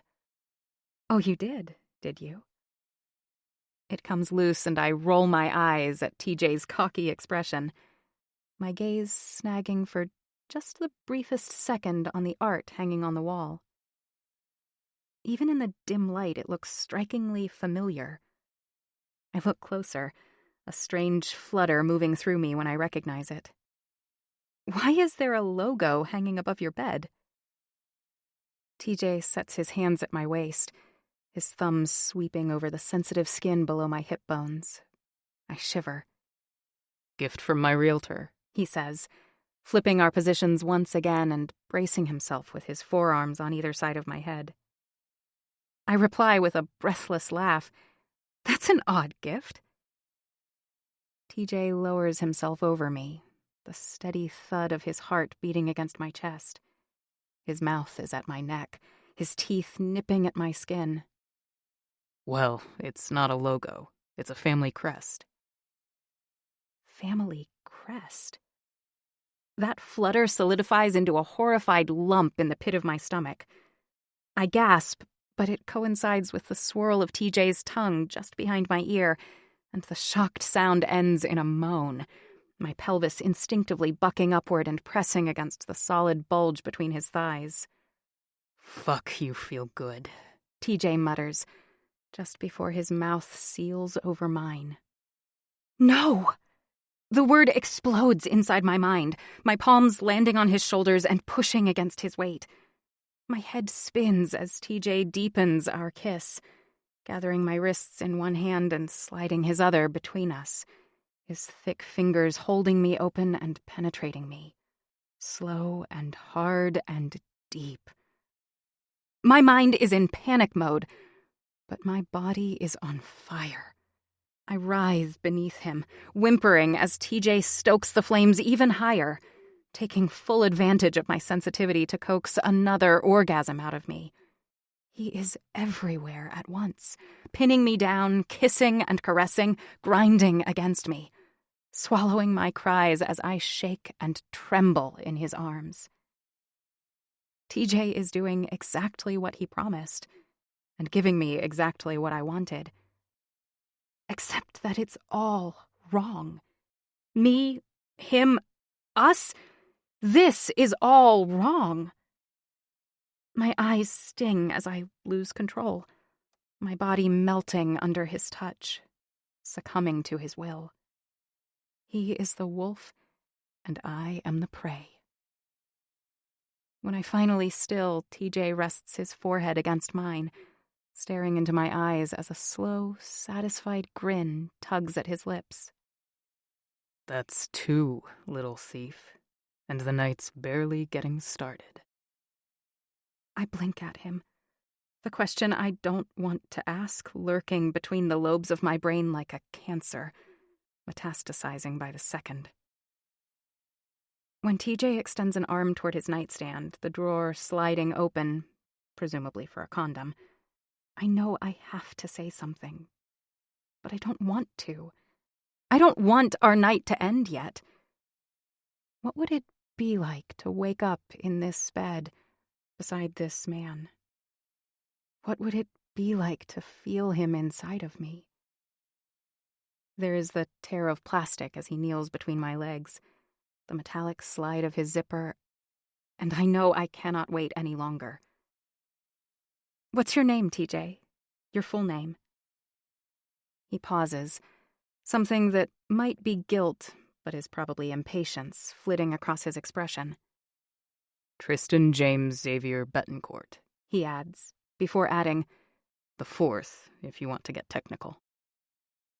There's a loud ringing in my ears, and for a few moments I am stunned into stillness, locked in silence as Tristan, kicks off his pants, slides the condom over his swollen length, the breadth of his shoulders blocking out the glittering lights of Manhattan's skyline streaming through the wall of windows.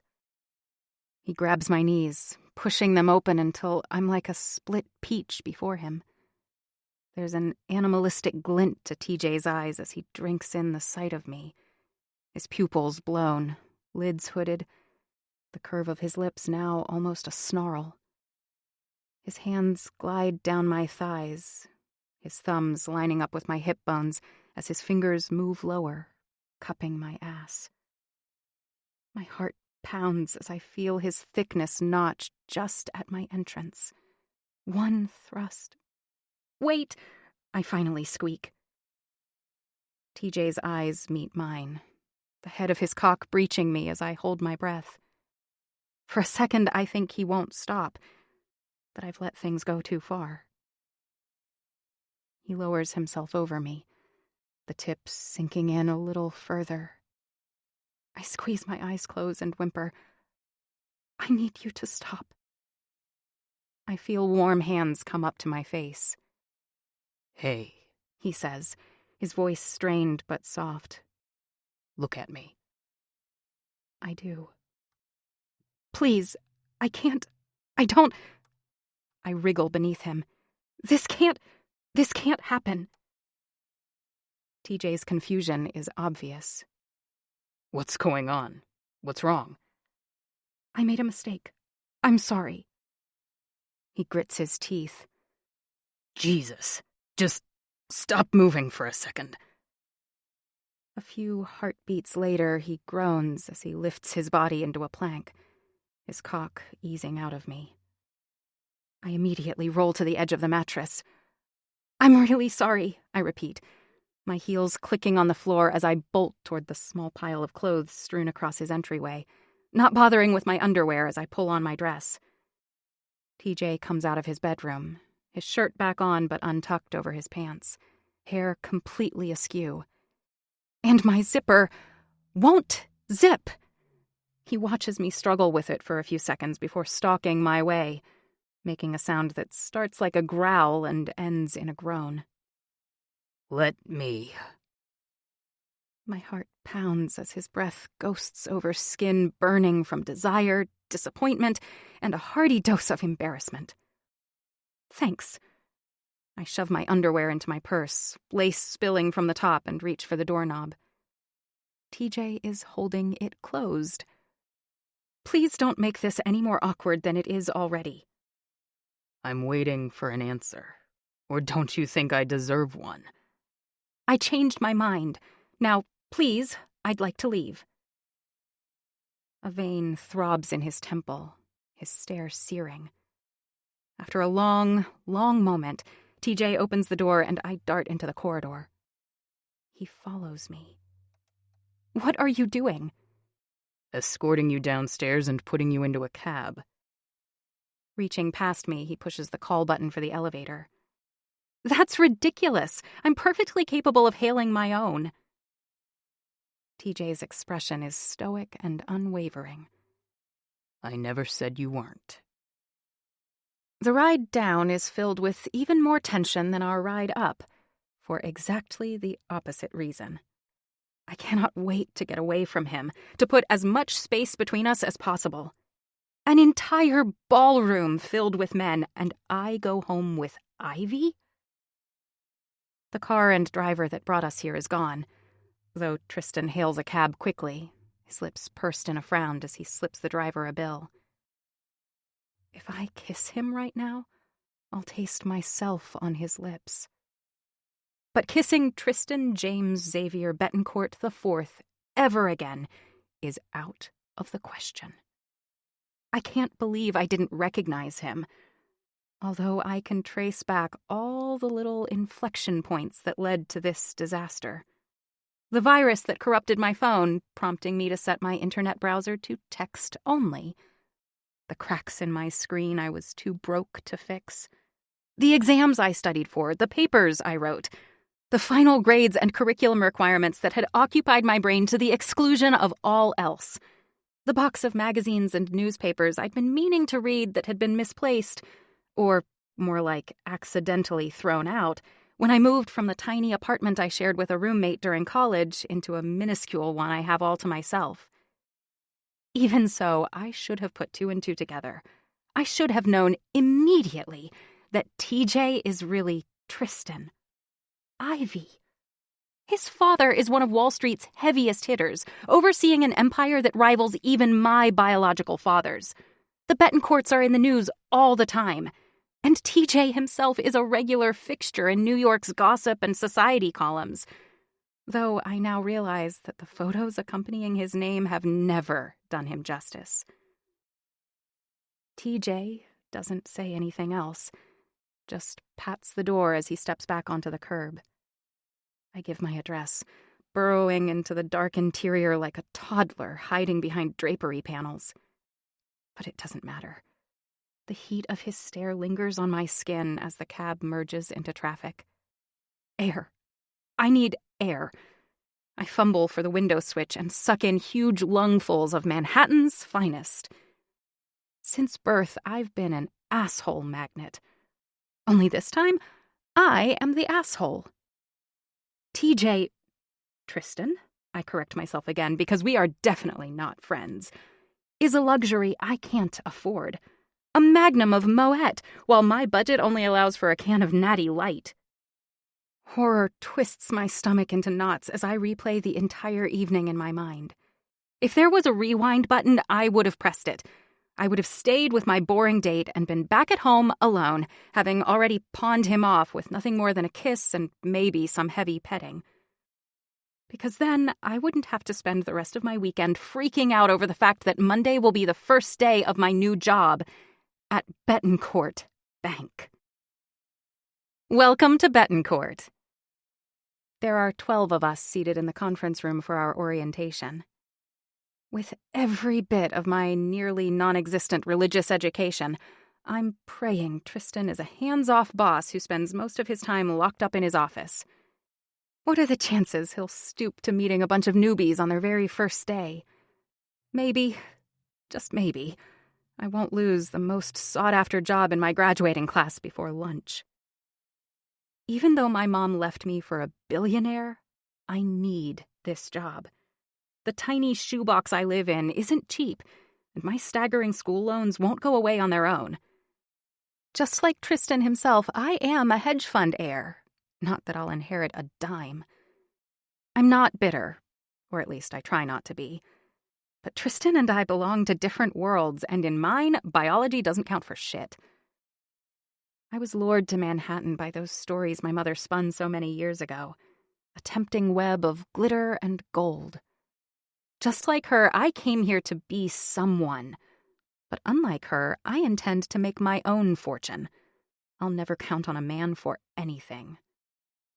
Most of Bettencourt's hires have graduate degrees, and I was lucky to be granted an interview, let alone snag the brass ring, an actual job.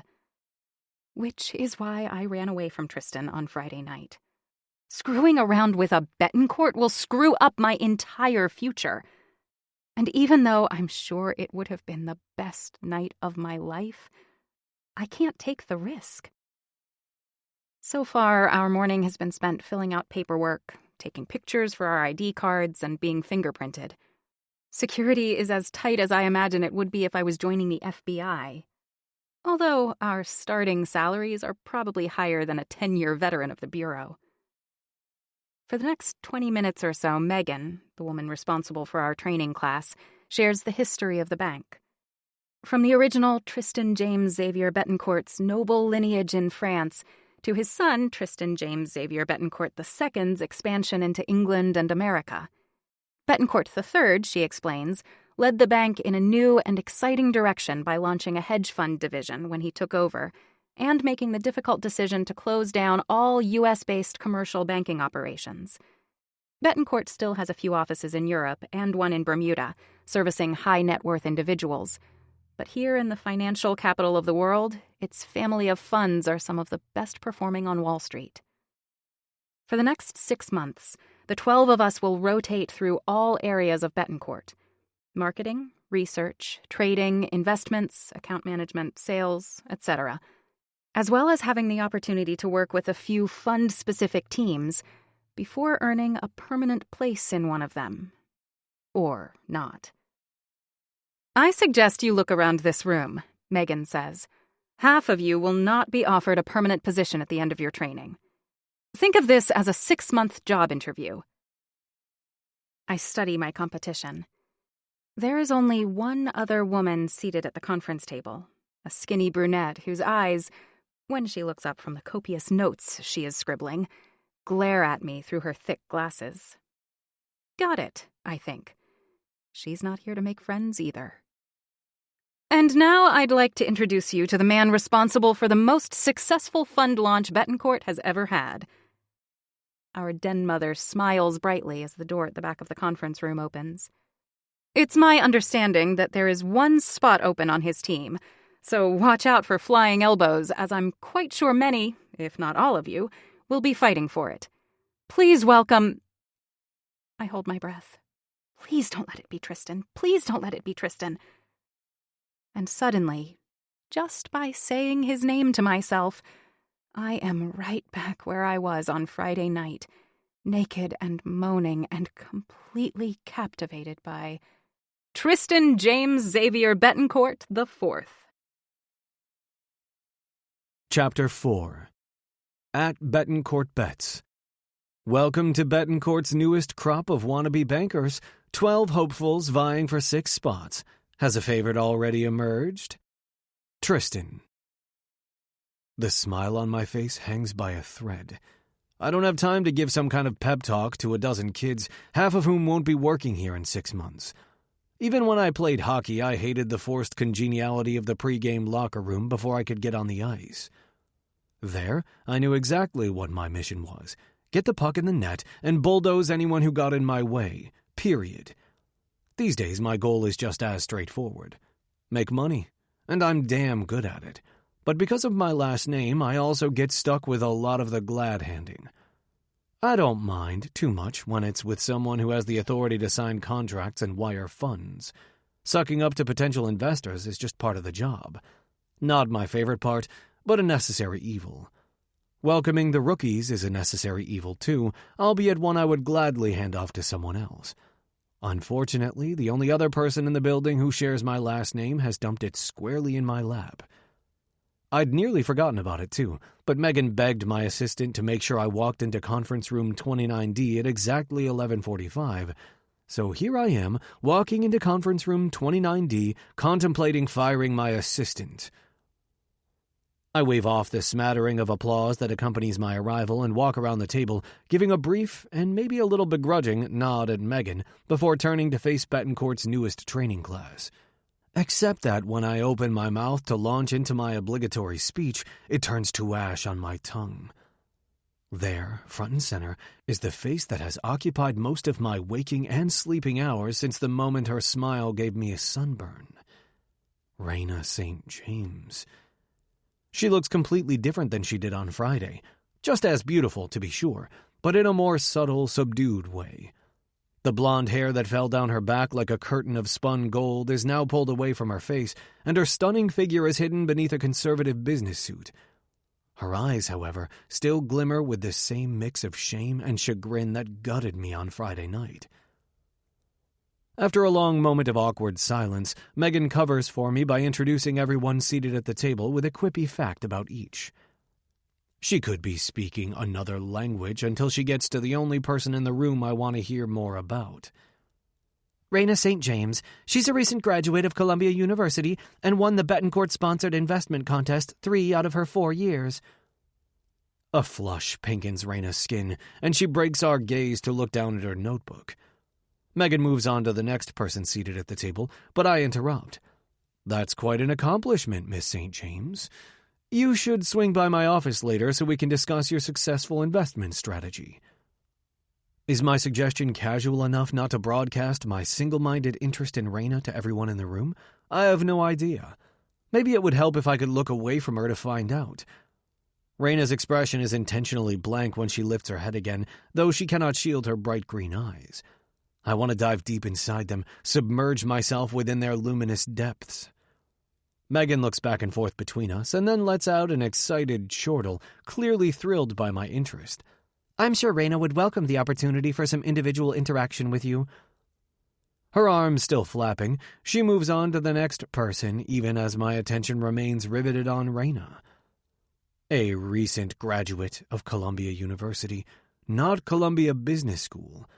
Unless Megan misspoke, which I've never known her to do, and barring any unusual circumstance, that would make Raina 21, maybe 22. Jesus. I should have trusted my instincts. I knew Raina looked young. The longer I stand in the room, the angrier I get, mostly at myself. I finally drag my gaze away from Raina, knowing I've already shown too much interest in her. After Megan finishes her introductions, I somehow manage to get through my welcome speech without actually tripping over any of my own words. It isn't easy. Raina's emerald stare is like an anchor, inexorably pulling my attention toward her. With each eyeful, a pulse of confusion and desire shoots through my veins. I wrap up, endure another burst of applause, and excuse myself. Not fast enough, though. Mr. Betancourt, Megan calls before I make it out the door. If now is convenient, I'm sure Raina would love some one-on-one time with you. Raina. I follow Tristan like a lamb being led to the slaughter. One-on-one time with Tristan? I had plenty of that on Friday night, thank you very much. More than enough. In any other situation, I would have enjoyed the jealous stares burning through my back as I earned the attention of a man we're all trying to impress. But today, I would rather be one of them, a newbie who hasn't received the slightest notice yet, either positive or negative. While Tristan can offer me a permanent position, he can just as easily have me fired, and I'm afraid to guess which way he's leaning. Mustering up the nerve to glance at his profile, I find his expression completely impassive, impossible to read.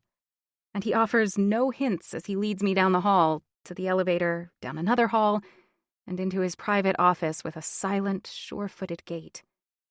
He is a big man, and most would lumber rather than walk. But not Tristan.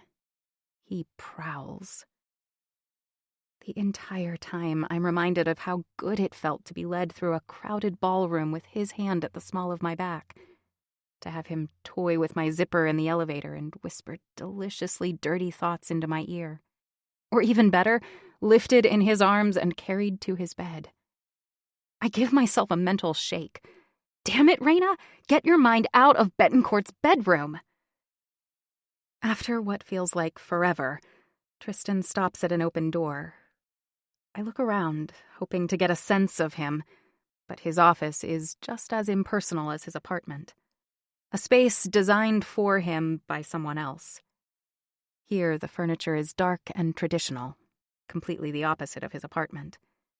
Several paintings hang on the walls, and they look expensive, with heavy gold frames. I doubt Tristan chose them either. He closes the door behind us, and I follow him across the large room to a seating arrangement near the windows, purposely choosing a chair facing away from the clear wall that looks out on an array of desks clustered in the interior of the building. I don't want to take the chance of someone watching me watch him. And there, on the table, is an array of magazines arranged in a fan. Tristan stares out at me from one of them. I run a finger over the headline. The new face of high finance. I swallow down a bitter laugh. A lot of good it does me now. 60 hours ago, I walked out on Ivy, and today he holds the key to my future in his hands. I have to convince him not to fire me, and not only that, to let me work directly for him. I've spent the weekend researching everything about the fund he manages. In a market flooded by quant-heavy, high-frequency trading strategies, Tristan stunned investment experts last year by launching Polaris, a back-to-basics value investing hedge fund, and blowing away every benchmark. He's the hottest fund manager in New York right now, and I want in. Even with my dream job on the line, I feel a rush of lust as he sits down across from me. Shit. In school, I harnessed my ambition and work ethic to earn straight A's and nearly perfect test scores. And although I dated, or what passed for dating in college, I avoided boys in my class or sharing my same major. I didn't need that kind of drama. I had 2 goals: graduate at the top of my class and land a high-paying, fast-paced job on Wall Street. Distraction was to be avoided at all costs. And it worked. Here I am, an ID badge for the most sought-after firm in New York slung around my neck. Sitting across from a man who has traced my naked skin with his tongue, has buried his face between my thighs as I moaned his name. I am so screwed, and not in a good way. Today, Tristan wears a dark navy suit with just the thinnest hint of a pinstripe. Who knew pinstripes could be so sexy? Although on him, anything would be sexy. Stop it! I cross my legs, heat blooming inside me as my hemline rises from the movement. My thighs tingle as if they're still held captive between his knees. Can I get you something? Water? Soda? His steely gaze cuts right through me, tempered only by a faint, lopsided grin playing at the corners of his lips. So faint there's barely a trace of his dimple. No cocktails, I'm afraid. I struggle to match his calm, even tone. How can he sound so normal? Water would be great, TJ. There's a pause, a slight narrowing of his eyes. I think it would be best if you call me Tristan. Right. I guess we never really were friends, after all. He doesn't comment, merely walks to a small refrigerator concealed behind mahogany paneling and returns with a clear plastic bottle. Our fingers brush as he hands it to me, sending an electric current racing up my spine. I have to say, I don't know many 25-year-old recent graduates. My palm is damp, and the water bottle is covered in a thin film of condensation. It slips through my fingers and drops to the floor, rolling right back to Tristan's feet. I choke out a response, my mouth dry. I'll be 24 in a few months. His only reaction is to bend down and toss the bottle into a recycling bin in the corner of the room. You lied to me. I didn't think it would matter, I answer plaintively. And so did... In other words, you find the truth irrelevant when it doesn't suit your purposes. With smooth movements, he crosses the room to retrieve another bottle and returns, extending it to me.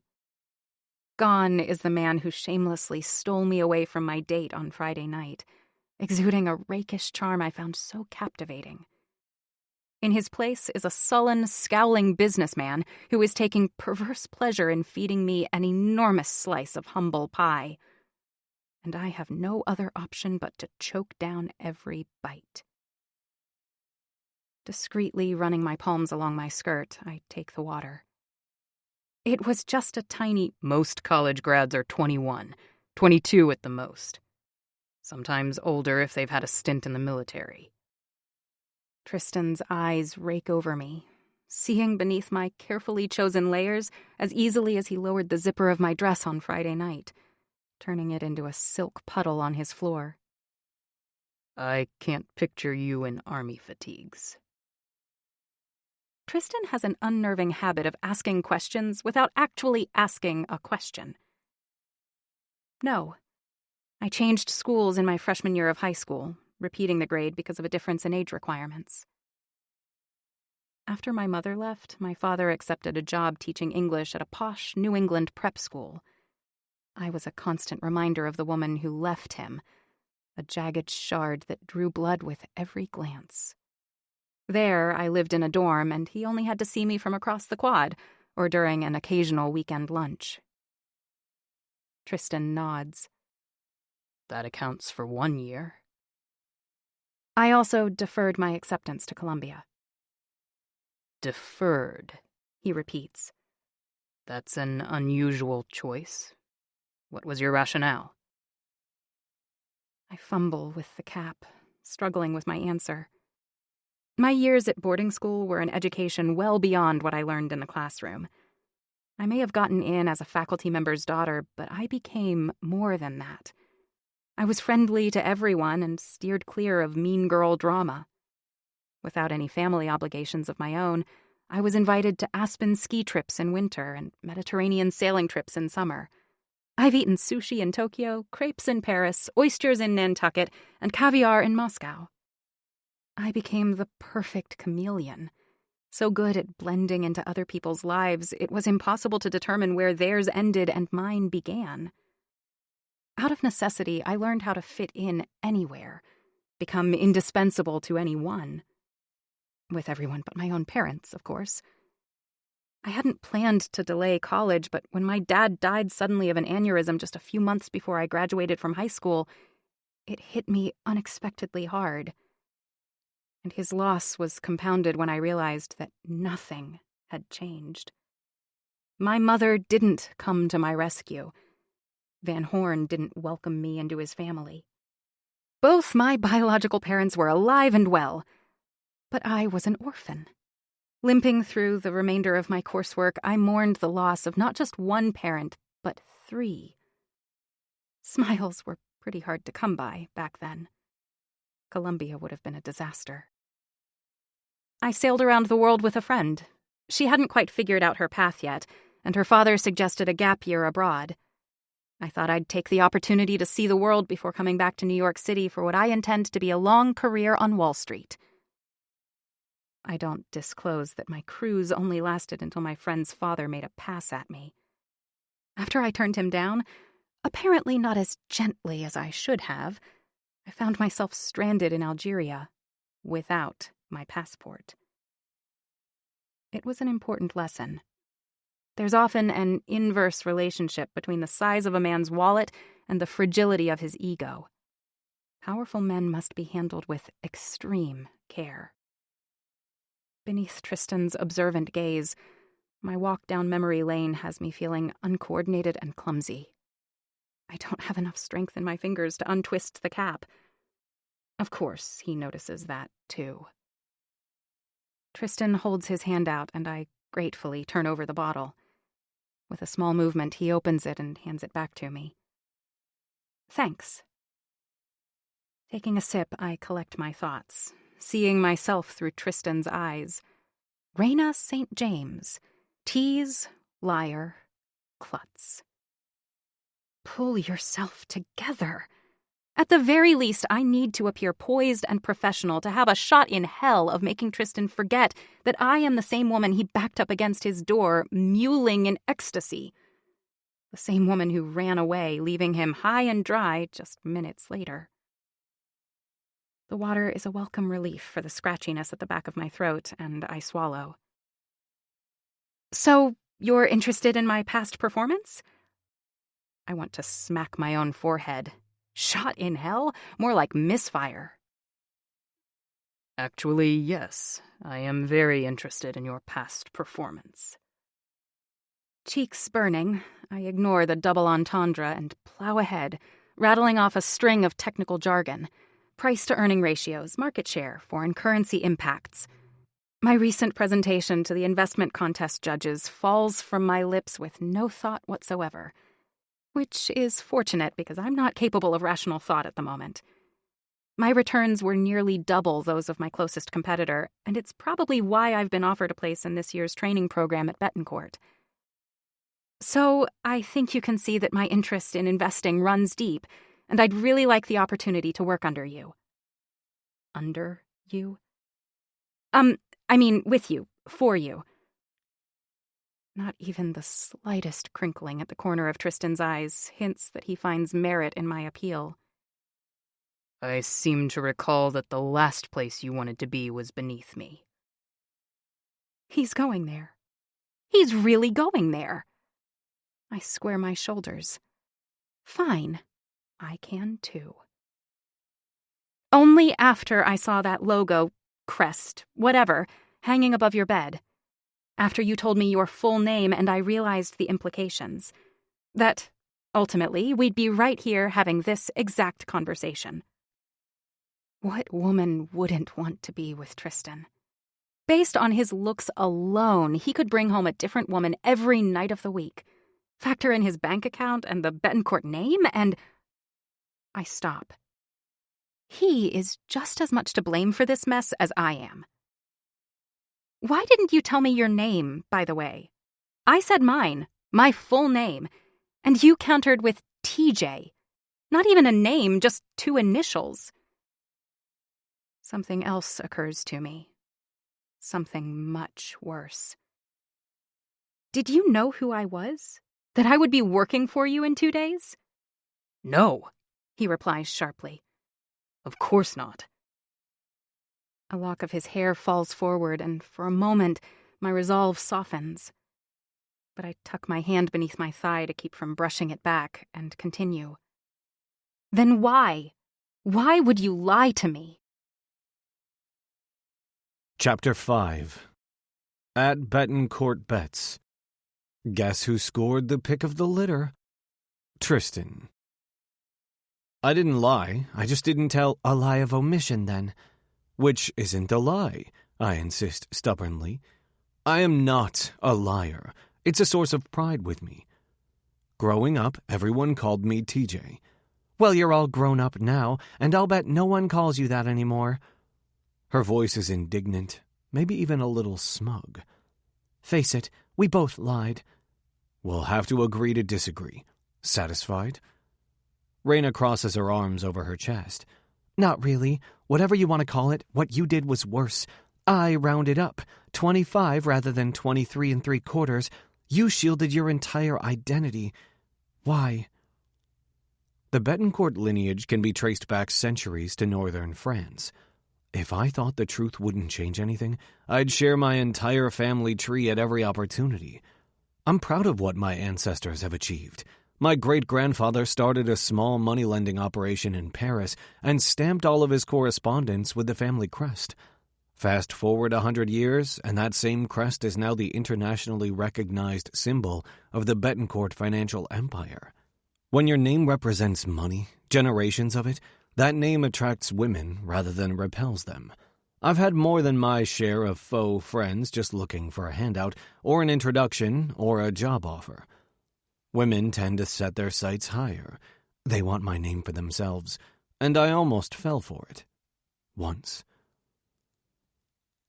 Because the odds of meeting someone I didn't know at a fundraiser filled with half of Wall Street are slim to none. But it happened. We were just two strangers with no baggage, no history. What's wrong with wanting to start on an even playing field? Nothing. She shakes her head, a piece of hair coming loose from her bun and curling around her ear. Except that it was never really even between us, was it? I sigh. We've made quite a mess of things. She bites down on her lower lip, brow furrowing. I know we can't go back and fix things, but can we at least try to start over? Establish a professional working relationship? So no more talk about picking pockets and hucking corn. Why are you laughing? Shucking corn, not hucking. Shucking, fucking, whatever. I pause, holding Raina's gaze. The tension tugging her shoulders up toward her ears has eased, and she's wearing a more relaxed expression. I had a great time with you on Friday. Before things went sideways, anyway. I did too, she admits. But you're my boss now, and there's no changing that. Actually, there is. I can get you a job anywhere you want. I don't have to be your boss. We can... Don't, Tristan. I mean it. I've worked my ass off for this opportunity, and you're not going to rip it away from me because of what happened before I knew who you were. She swallows, her eyes glassy. Before you played me for a fool. I wish I could erase the anger in her voice, the wounded look on her face. I may not have lied directly, but I'd been dishonest nonetheless, and I don't like the way it makes me feel. It was never my intention to hurt you, Raina. A few beats pass. What were your intentions? What do you mean? If I hadn't noticed that crest, if we spent the night together, would you have sent me home with a fake name? A fake number? Was I just some naive girl to you? A disposable... Hey. I cut her off, sinking into the seat beside her and placing my hand on her forearm. I don't know what would have happened. I never had the chance to find out. But you're not disposable, Raina, and I wouldn't have treated you that way. I was living in the moment, having fun. I think you were, too. Thank you, she says quietly. I'm ready to move on now, to put our past behind. Over the weekend, I read up on your work here and on the Polaris Fund. You'll be opening up to new investors soon. Can I tell Megan that my first rotation will be with your team? For God's sake, Raina St. James is a sexual harassment lawsuit waiting to happen, and I know it. I look out the window, then back at Raina. Nope, it doesn't work. I still want to pull her in my arms and kiss her until everything makes sense again. Work together? Bad idea. Terrible idea. Okay. Okay? Pussy-whipped fool. Yes, I'll let Megan know you'll start here. I try to tell myself having Raina nearby is really just the smartest move. Keep your friends close and your enemies closer, after all.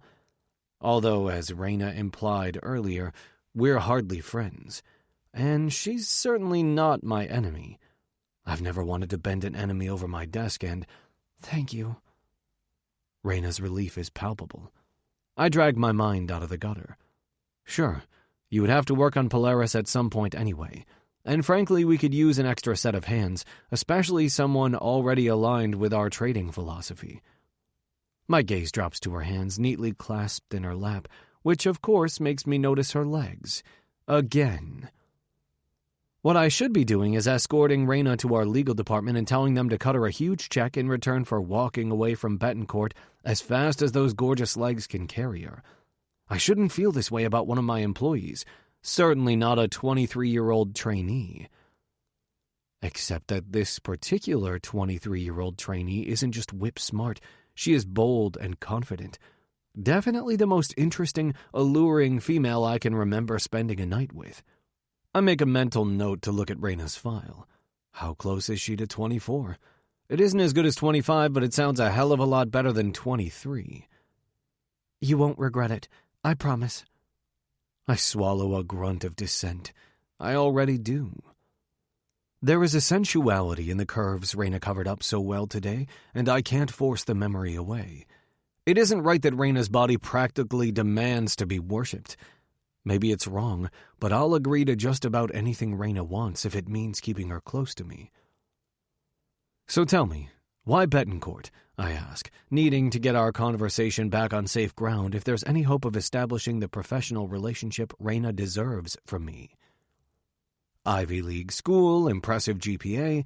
I'm sure ours wasn't the only job offer you received. With her qualifications, Raina could have chosen to work for any other financial services firm on Wall Street, and there are hundreds of hedge funds to choose from. But she'd set her sights on Betancourt, and now, more specifically, the Polaris Fund. My fund. No, but it's the best one, the one everyone in my graduating class was aiming for. And that's important to you? What? That you get what everyone else wants? She cocks her head to the side and studies me warily. Of course. I nod, wondering if I should take her answer as a warning flare. In my experience, beautiful women often hide the ugliest of motivations. But I'm not interviewing her to be my next girlfriend. Raina said herself she isn't looking for anything serious, that her career is her priority. Betancourt is my priority too, and Raina is a Betancourt hire. From what I've seen so far, a good one. You have the right mindset, I acknowledge. Wall Street is just one big zero-sum game. Everyone in this business owes their success to someone else's failure. If you make $1 million, it's because some stooge just lost $1 million, and only the most tenacious survive. The truth is, investing is really just legalized gambling, and every worthwhile gambler has just one goal: winning. All games have a prize, and the most successful are relentless in pursuit of victory. But working at a hedge fund has an important distinction. Our bets are financed with other people's money. Raina leans forward, passion lending a husky timbre to her voice. To me, investing is like one big treasure hunt. The reward for discovering and correctly interpreting all the clues is absolute, measured in dollars and cents.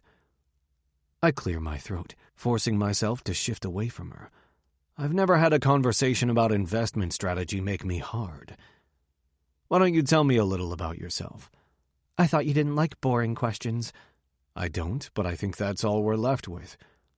I have a better idea, she says. Everything you're probably about to ask me is in a file I bet Megan already emailed you. Grades, transcript, relevant test scores, etc., etc. Now that we'll be working together, I think I should get to know you. Skepticism tugs at my brows. You do realize that's generally not the way an interview works? I'm the one with the job opening. You're supposed to convince me that you deserve it. But I already had the job, right? Raina asks, the impish gleam in her eyes giving her an unfair advantage. Let's go off script. My pulse jumps. How the hell has this woman managed to turn the tables on me? What would you like to know? Then again, if it keeps her in my office, I don't care. That's easy. Everything you purposely kept from me on Friday. Easy. I stand, walking to my desk and scanning the array of computer screens with flashing numbers preceded by dollar signs and charts with multicolored jagged lines. These screens are like the instrument panel in a cockpit. A quick glance tells me everything I need to know about Polaris's flight pattern, and without them I'd be flying blind. Not that running a successful fund is a one-man job. I have a team of professionals working with me. Traders, portfolio managers, research analysts with more PhDs than most university professors. There is always work to be done, but right now my screens show blue skies. Storms can come up in the blink of an eye, of course, usually when they're least expected. While turbulence can be minimized, avoiding it completely is impossible. Vigilance is required. I turn back to Raina and lean against my desk. Banking is the family business, but I didn't coast through school only to be given an inflated title with no expectation of real responsibility. I graduated from Harvard, started working with high-net-worth clients overseas, which meant I spent half my day explaining to derelict brats that I couldn't just void the terms of their trust fund and give them a blank check. And the other half? I laugh, making sure my 80 and 90-year-old account holders didn't hand over any blank checks. If it wasn't their grandkid begging for money, it was their buddy from the club or some friend of a friend with a hot tip. Sounds like you were a cross between a nanny and a PI. Basically. And it wasn't for me. So I went back to school for my MBA and shifted to investing here in New York. Eventually found my comfort zone in portfolio management. Started my own fund, Polaris, a year ago. I extend my hands, palms facing her. And now you're all caught up. Can I ask you another question? Sure, I say, bracing myself for something I don't want to answer. How closely do you work with your father? That damned tweet. Are you asking whether I'm stuck in his shadow? A blush stains her cheeks. Absolutely not. Megan spent half an hour telling us all about your family and how they've grown the business. I was just wondering what it's like, contributing to a legacy. Some days it feels like the best job in the world. And others, like, if I so much as sneeze, I'll fuck it all up. I run a tongue over my teeth, thinking. But it helps that my father had basically the same experience when he was my age. He understands. The pressure I feel is mostly internal. What about your mother? I don't like talking about my mother. Scratch that. I don't talk about my mother. Not to friends or girlfriends. Not to a therapist. And only in the most vague, skate-around-the-cracked-ice kind of way with my own father. I glance back at my cockpit, pretending to notice something urgently requiring my attention. 1 second, Raina. Just need to check on a trade. No matter how much time has passed, there is still a part of me that remains a little boy with skinned knees, a bowl haircut, and absolute faith that every hurt can be healed by a hug from his mom. And for a few brief moments, I am that little boy again, no longer insulated within the moneyed bubble of my Manhattan office, but standing beside my mother's hospital bed, her skin so colorless it's indistinguishable from the white sheets, the walls of her room lined with bulky machines that erupt at odd intervals with frightening sounds. A nurse hovered nearby, adjusting the clear bag hanging above my mother's head as she reaches a skeletal hand toward me, a cobweb of indigo-blue veins inked beneath her skin. Mommy can't stay here anymore. I looked at her in confusion. It's been months since she left this room. But where will you go? She mustered a wan smile. Everywhere, sweetheart. Dancing in the clouds, swinging from rainbows, skipping from star to star. I'll be watching over you from every sunrise and sunset. You won't be able to see me, but I promise I won't miss a second of the beautiful life you'll lead. Make me proud, my sweet boy. Her eyes fluttered shut, and they never opened again. Pushing away my memories with a violent mental shove, I enter a few commands into my keyboard, make a show of rearranging the graphs and charts on my screens, wishing my emotions could be manipulated as efficiently. I often find myself wondering whether I'm succeeding at the last thing my mother ever asked of me. There's no way to know for sure, and no matter how many clouds and rainbows I find in the sky, however many sunrises and sunsets I study, I've yet to see a single sign that she's watching over me, that I've done a damn thing to make her proud. It's another few beats before I manage to swallow the golf ball-sized lump in my throat and return my focus to Raina. My mother is dead, and has been since I was 5. Cancer. Oh, I'm so sorry. Raina puts a hand to her throat, her features suffused with guilt for straying too far over the dividing line between interested and intimate. I wave away her apology and roll my shoulders in an effort to dislodge some of the tension that has settled at the base of my skull, leaching into my muscles. I doubt I will ever be at peace with my mother's death. With all the scumbags on the face of the earth, why was she taken? It was a long time ago, I say now, eager to change the subject. However, my stepmother would be quite pleased with your concern. I'm sure she's planning another charity fundraiser at this very moment, thinking of all the different ways she can raise money for people she has no intention of ever meeting. Raina's eyes radiate empathy, and I can tell she is debating whether to ask me more. But to my relief, she accepts the detour. You say that like you don't agree with what she's doing. I would have to care to disagree. Siblings? Identical twin sisters, Pia and Mia. They're 19 now, and sometimes I can't tell them apart. Raina blanches. Wow. I grin. Let's just say I wasn't unhappy to leave for boarding school. She laughs, and I decide it should be required listening every day. As the sound fades, I stare at her open-mouthed smile. Again, that mouth. I can't take my eyes off it. So, is that enough of my history, or will you be moving on to the medical portion of the interview? I'd be happy to call my internist and have him send over my chart to save you the trouble. No, I'll let you keep your boarding school brat phase and cholesterol numbers to yourself. There's a teasing note to her reply. Sorry, it's a bad habit. I love learning other people's secrets. Raina. Despite Tristan's noble effort, I recognized the look on his face. I see it in the mirror every day. Heartache is a sharp knife, the blade all but hidden except to the most vigilant observer. So I understood when he walked to his desk and started jabbing at his keyboard. At first, I tried to pay attention to what he was doing, but as the minutes passed and it looked like he was just moving things around on his screens, I realized it was just a stalling tactic. Respecting Tristan's need for privacy, I studied the small pattern in the weave of the carpet, scanned the headlines of the papers splayed across the table, tried to quiet my racing thoughts while Tristan gathered his. But now it feels like the tables have turned. Secrets, Tristan echoes. Interesting choice of word. Anyone looking for skeletons always has a few of their own. Your turn. I'm caught off guard, and there's nowhere for me to go. I don't have any secrets. I'm an open book.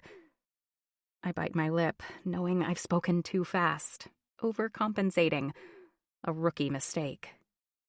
I eye Tristan closely. Does he know I'm lying? Maybe I shouldn't have asked to work with Polaris right away. Maybe keeping my distance would have been smarter.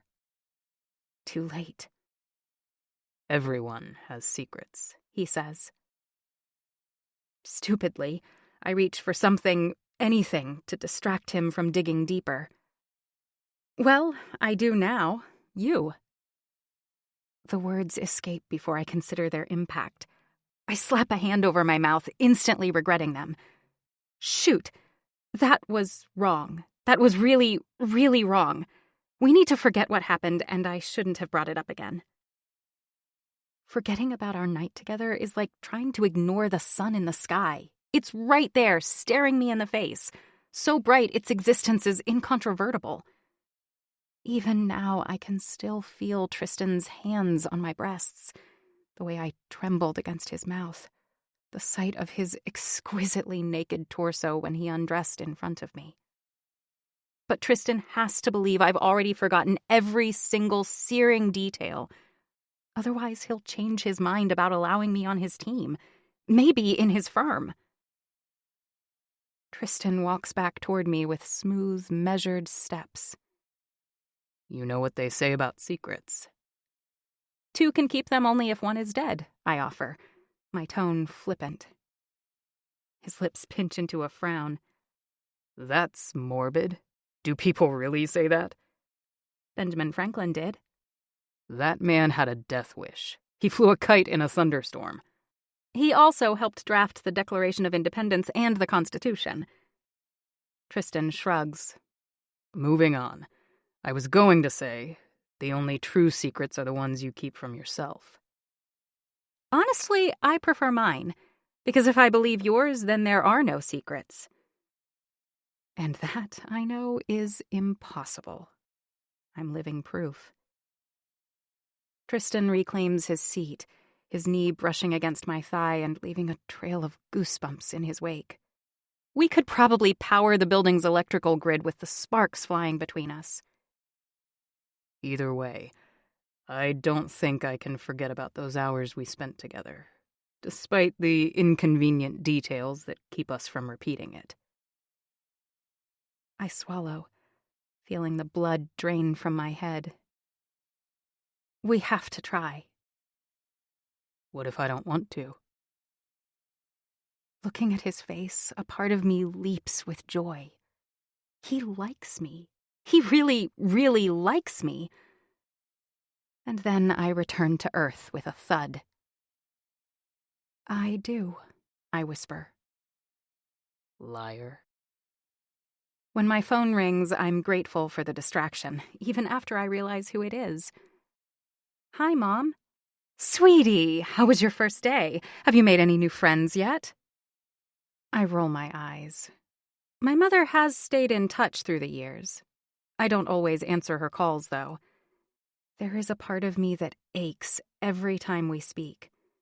Since the day she walked out of my life, she's never publicly acknowledged me as her daughter. She built a new life with Van Horn and his kids, and he remained adamant that they never find out about me. The few times I attempted to press her, there was always an excuse. Gerald is being vetted for the ambassadorship to Germany, and a bad headline could derail his hopes. Or, Wendy is getting married. It isn't a good time to rock the boat. Or, do you really want a tabloid story to be the first thing that comes up when a potential employer Googles your name? So I stopped asking, not wanting to hear her reasons for keeping me in the shadows. I'm her dirty little secret, a scandal she's determined to keep under wraps. It still hurts, but I'm used to it now. I sigh, setting aside the tension that is background noise between us. It's not exactly like the first day of school. Don't be too sure. You know what they say, you learn everything you need to know in kindergarten.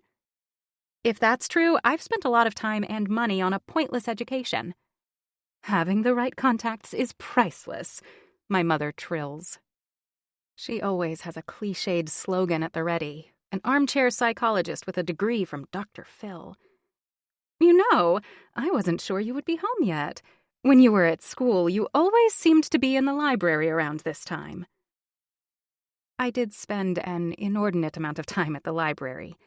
It was easier than trying to study in a tiny apartment with 3 other roommates.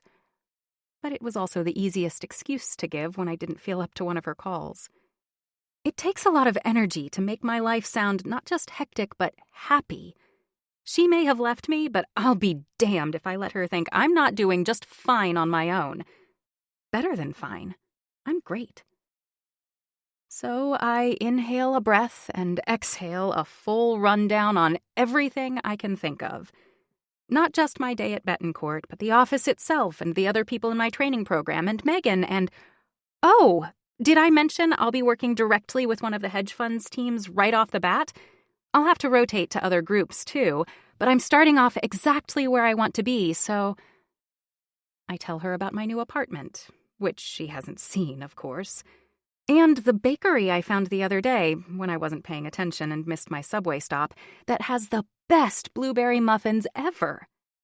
I started talking to the woman behind the counter, and it turns out she's the owner, too. Well, co-owner. Her wife was in the kitchen.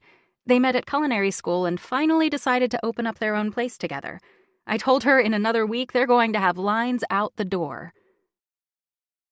I don't tell her about my bills, or the toothache I had the other day that led to an emergency root canal, or the scratching I hear in the walls at night that I'm convinced is a family of mice just waiting to creep out the second I turn out the lights, which is why I've been sleeping with the lights on since I moved in.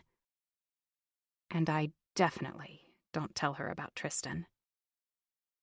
Even though I can't help wondering what she might say about him. Would she warn me against getting involved with a powerful man from a wealthy, respected family? Or would she encourage it? Hint that Raina Betancourt might make a welcome addition to the Van Horn family. But her opinion, good, bad, or indifferent, is irrelevant. I didn't get a job on Wall Street to land a man. I'm in it for the money and the thrill of the work itself. I'm here precisely because I value my independence. We wouldn't fight about it, though. Not like I used to hear my roommates arguing with their mothers. There is no arguing with Gail St. James, now Van Horn. The moment things become heated between us, like when she defends her husband, she inevitably finds some way to distract or appease. And if neither works, she simply leaves the room, or the house, or my life. Which is why now I always leave first. Well, that's about it. I should probably go, get a full night's sleep to be fresh for tomorrow. Oh, of course. Maybe when I get back, Where are you? I ask, changing the subject. There is no we anymore. My mother made her choice, and it wasn't me. She takes the hint. Oh, just away visiting friends. My mother doesn't have friends, at least not close girlfriends. She's devoted her entire life to her husband. She socializes with his friends, or at least the wives of men in his circle, which is how I know that visiting friends is code for accompanying Gerald to visit his friends. I wrinkle my nose. Even after all these years, the way she's given up her own life to fit into his unnerves me. I quickly give her my new number, as I'll be canceling this line. Now that I have a phone from Bettencourt, one less bill to pay means more money funneled toward my school loans. Technically, it's a work phone and not really meant for personal use, but the only person I ever talk to is my mother. For the few friends I stay in touch with from school, we use messaging apps or social media. And then I hang up, feeling like I always do after one of her calls. Deflated, like a sad balloon that can't quite reach the ceiling anymore. I don't know what hurts more, that she's chosen Van Horn over me, or that she never quite severed the ties between us. Maybe if she left and never looked back, the scab would be gone by now. But with each call, each "sweetie," she picks at the wound just enough that it never heals. I get into bed, scrolling through Instagram to distract myself from the thought I didn't let her finish. Maybe when I get back, we what? It was probably something like, maybe when I get back, we'll check out that bakery. Gerald loves blueberry muffins, too. Or, maybe when I get back, we'll put our apartment on the market. Gerald's been thinking about buying a brownstone. Because I'm sure she wasn't about to say, maybe when I get back, we should have dinner. Maybe when I get back, we should go for a walk in the park together. Maybe when I get back, we should check out that new exhibit at the Met. Pictures of pretty food on bright white plates, inspirational quotes, ads for clothes, books arranged on trays, on shelves, half submerged in the sand beside a bottle of sunscreen. A classmate I barely remember showing off her engagement ring. A classmate I do remember, and never liked, announcing that her dog died. Ads for hairstyling products. Someone adopted a puppy, a cat, a baby. So many posts. But distraction arrives as a tweet instead. Guess who scored the pick of the litter? Holy shit. Are they referring to me? Shit just got real. And suddenly, sticking to the shadows doesn't seem like such a bad place to be. Chapter 6. At Bettencourt Bets. Ivy's taking his show on the road. Want to wager who made his cherry-picked team? Raina. Bettencourt occupies 5 floors of a glossy skyscraper with views of the Statue of Liberty. The Polaris Fund team is on 33. Not quite 7 a.m., it is already a hive of activity. My eyes are drawn to Tristan immediately, but he's on the phone. Luckily, his assistant is on the lookout for my arrival. In the few minutes before Bettencourt's daily firm-wide conference call, run jointly by the chief economist and a host of analysts, Stephanie shows me around. I quickly learned that the office Tristan brought me into yesterday is mostly for show. He prefers to keep his eyes on the action from a desk in the middle of the floor. His headset is on, computer screens flashing, and yet it's obvious that he is fully aware of everything going on around him. Tristan offers a brief, impersonal wave as we pass his desk. My lingering nervousness is soon replaced by a rush of energy as I am introduced to everyone working on the Polaris Fund. There are more people than I expected in the group, which takes up nearly half the 33rd floor. And, to my surprise, I recognize one of them. "Professor Everett!" I exclaim. An adjunct professor at Columbia, his class was a highlight of my years there. Raina! He swivels in his seat, a broad smile spreading across his face. I always knew you would end up on Wall Street. Looks like you made it. He turns to Tristan, now off the phone. Before I came to Betancourt, I decided I needed a break from running client money and got a gig teaching investment analysis. This girl right here was one of my favorite students. And you were, by far, my favorite professor. Flattery will get you everywhere. He grins, running a hand through his sandy brown hair before shoving it in his pocket.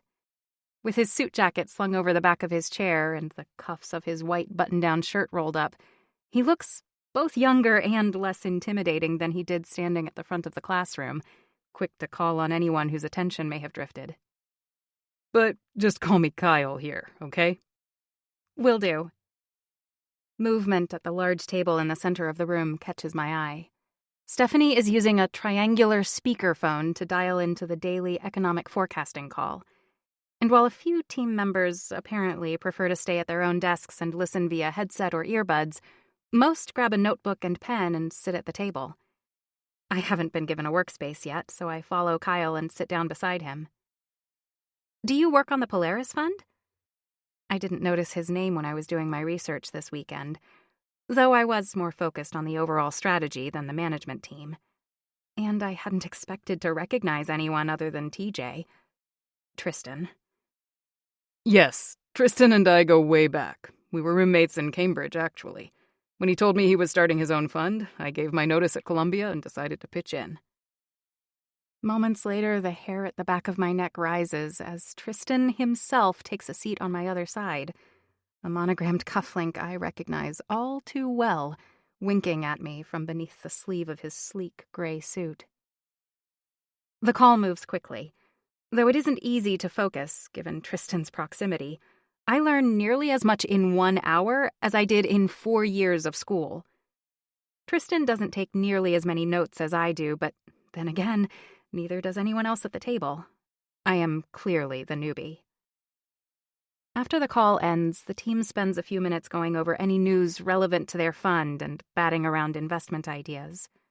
Polaris's strategy is similar to the one I used to win the Betancourt-sponsored investment contests at Columbia, but on a much larger scale. Tristan's philosophy is research-driven, and ideas can be pitched by anyone, researchers, traders, marketers. But unlike my theoretical investments, Polaris's bets are real, the actual dollar amounts blowing my mind. Afterward, Tristan offers to show me around.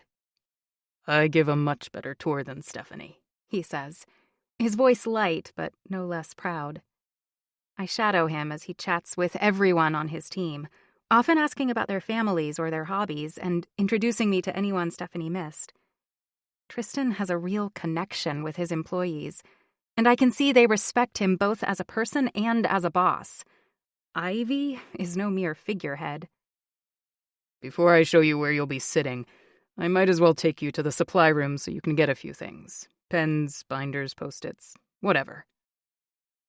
I have an aversion to Post-it notes, but I would follow Tristan anywhere. The supply room is on the other side of the floor, and by the time we get there, I'm almost winded from trying to keep pace. Do you speed walk in the office for exercise, or is this your normal clip? Tristan ushers me inside and closes the door. I was feeling impatient, he says, his growly tone doing strange things to my stomach. I wanted to talk to you in private. When I look up into Tristan's face, I find myself drowning in the hypnotic depths of his eyes. They are amber spheres, rimmed by navy at the outer edges and getting progressively lighter until a steel band encircles the iris. And I know I've made a mistake. Tristan's eyes should come with a warning sign. Hazardous, will cause extreme heat. My lungs feel scorched, but I breathe deep anyway. Did you see the tweet last night? We can't afford to take risks like this. Yeah, I saw it, and it was as ambiguous as every other one of their bullshit tweets. Aren't you worried? What if people figure out that they're talking about us? Do you really want to live your life by someone else's rules? I've spent my entire life living by someone else's rules. Fine, I said, taking a steadying breath and leaning back against a shelf. What do you want to talk about? I thought back over our conversation yesterday, particularly the part about secrets. Uh-oh. And our problem isn't how we move forward. It's how we ended things. The reason things feel awkward between us now is because of what happened then. I nod slowly, my cheeks burning as I recall how I'd rolled out from under Tristan, stark naked, and shimmied into my dress in his hall. Yeah, I guess. We should fix that. Don't you agree?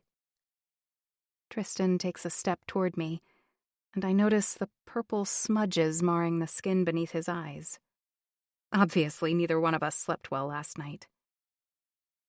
Tristan's gaze travels the full length of my body, from the tight bun I carefully pinned at the base of my scalp this morning to the nude heels that aren't nearly high enough to put us at eye level. When his stare finally returns to my face, his hands landing lightly on my hips, I'm practically dizzy from nervous anticipation. You want a do-over? Don't you? Yes, a do-over where we actually finish what we started. I'm not sure that's such a good idea, I finally stammer. I didn't hear a word at our morning meeting. Not a single word. I couldn't concentrate for shit with you beside me. I took notes. I can send them to you. Sure, he smirks. You do that. But what about tomorrow, and the day after that, and the day after that? What exactly are you suggesting? Just that we hang out, Raina. Outside of the office. It doesn't have to be at my apartment. We can grab a burger or go play pool. It doesn't matter, really.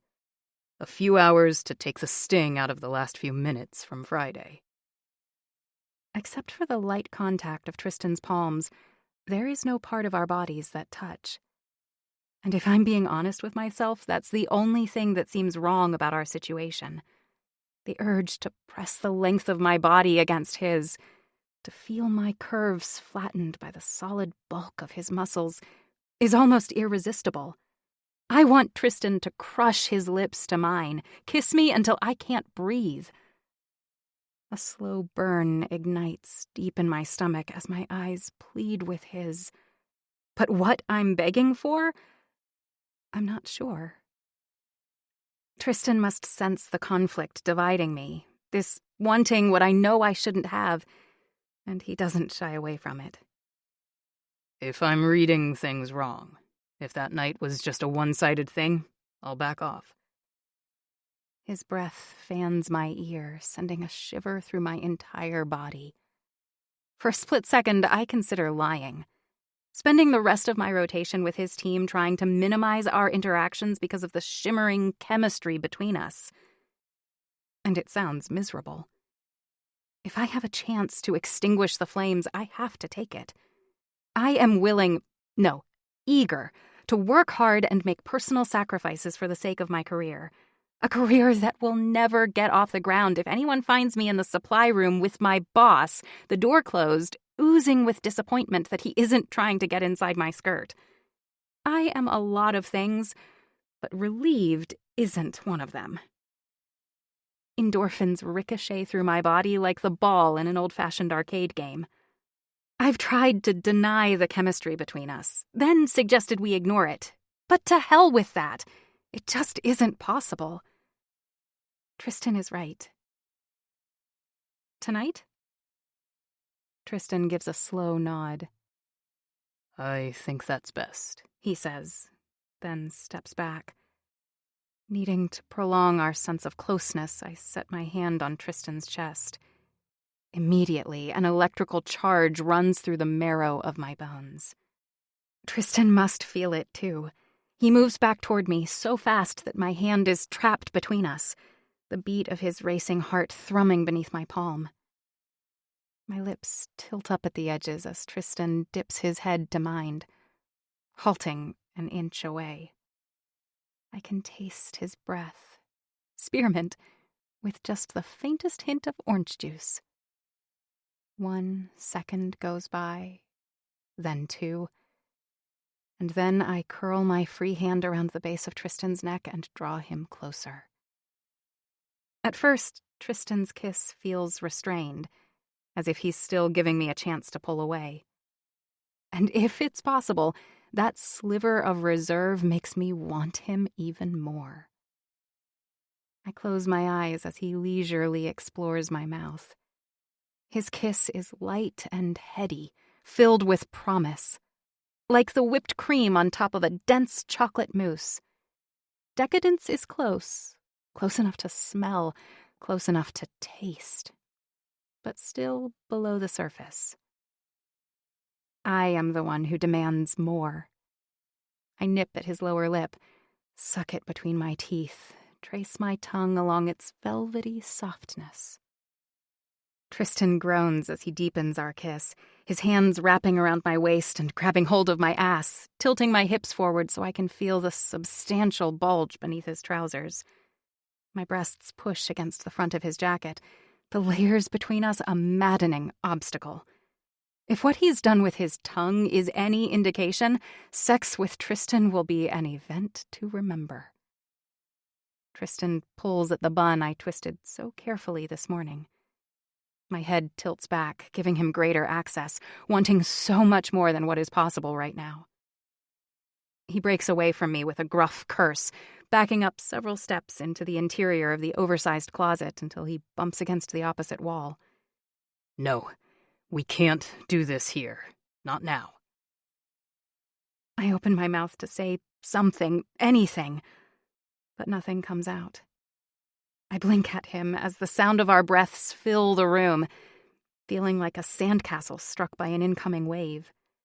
My fancy turrets and arches have collapsed, leaving just a mangled lump of wet sand sinking into the beach.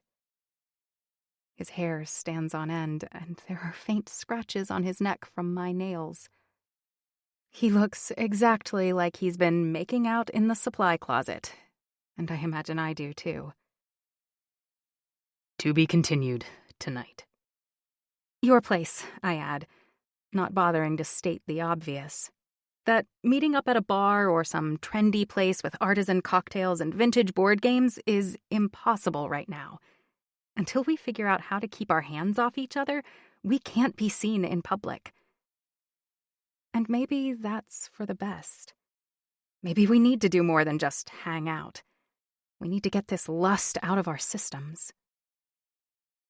After another beat, I straighten my clothes as Tristan attempts to finger-comb his hair back into place. Listen, before we go back out there... I tense, knowing what he's about to suggest and hating it already. I know you said that leaving Bettencourt is out of the question, and I respect that. But I'd like you to consider a less drastic option. There are so many other divisions you can start off in. I'll set you up with another portfolio manager or have you assigned to marketing or research, whatever you want. You can come back to Polaris in a few months, toward the end of the training program. Logically, I know what he's saying makes sense, but I shake my head anyway. No, please, that's not what I want at all. The opportunity to work on the Polaris Fund is everything I've ever wanted. And right now is the most exciting time to join your team, while you're actively expanding. In a few months, the fund will be closed to new investors, and your focus will be less about strategy and growth than maintenance. Plus, Kyle knows what I'm capable of, and I'm certain he'll actually include me in the work they're doing. Taking a breath, I debate whether I should even verbalize the thoughts racing through my mind. Spit it out already. I force words through my mouth in a rush. Let's just have sex tonight and get it over with. Then we can move forward and focus on work. An aristocratic eyebrow arches upward, his mouth twisting into a scowl. You think that's all it will take? One fuck and we'll both be satisfied. I grin at Tristan's expression. He even wears indignation well. Okay, fine. Maybe we'll have to do it more than once. But I just started here, and I intend to come out on the other side of this internship with a job offer. Because I've proved myself on the Betancourt trading floor, not in your bedroom. No one can know about us. Is there someone else? Maybe not a boyfriend, just a friends with benefits kind of thing? You seem pretty eager to keep us in the dark. It's what I know. Don't be ridiculous. Tristan tucks in his shirt, adjusts his sleeves. Skepticism darkens the steely glimmer in his eyes to a thick onyx halo. Casual sex, no strings attached. That's what you want? I'm not exactly the next Mrs. Betancourt. I highly doubt your socialite stepmother would approve of me. Tristan cocks his head to the side, seemingly less than eager to take my words at face value. Why? Because you want more out of life than planning overpriced parties with bad food and watered-down drinks? I look down, a blush coloring my cheeks. If he knew that even my own mother won't be seen in public with me, Tristan would feel differently. Something like that. Tristan. I've grown up in the world of banking and big business, have already made a lot of deals, and allowing Raina to walk away from me isn't on the table.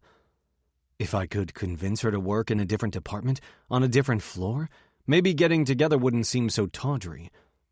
But Raina's veto is instantaneous and unyielding. I can't blame her.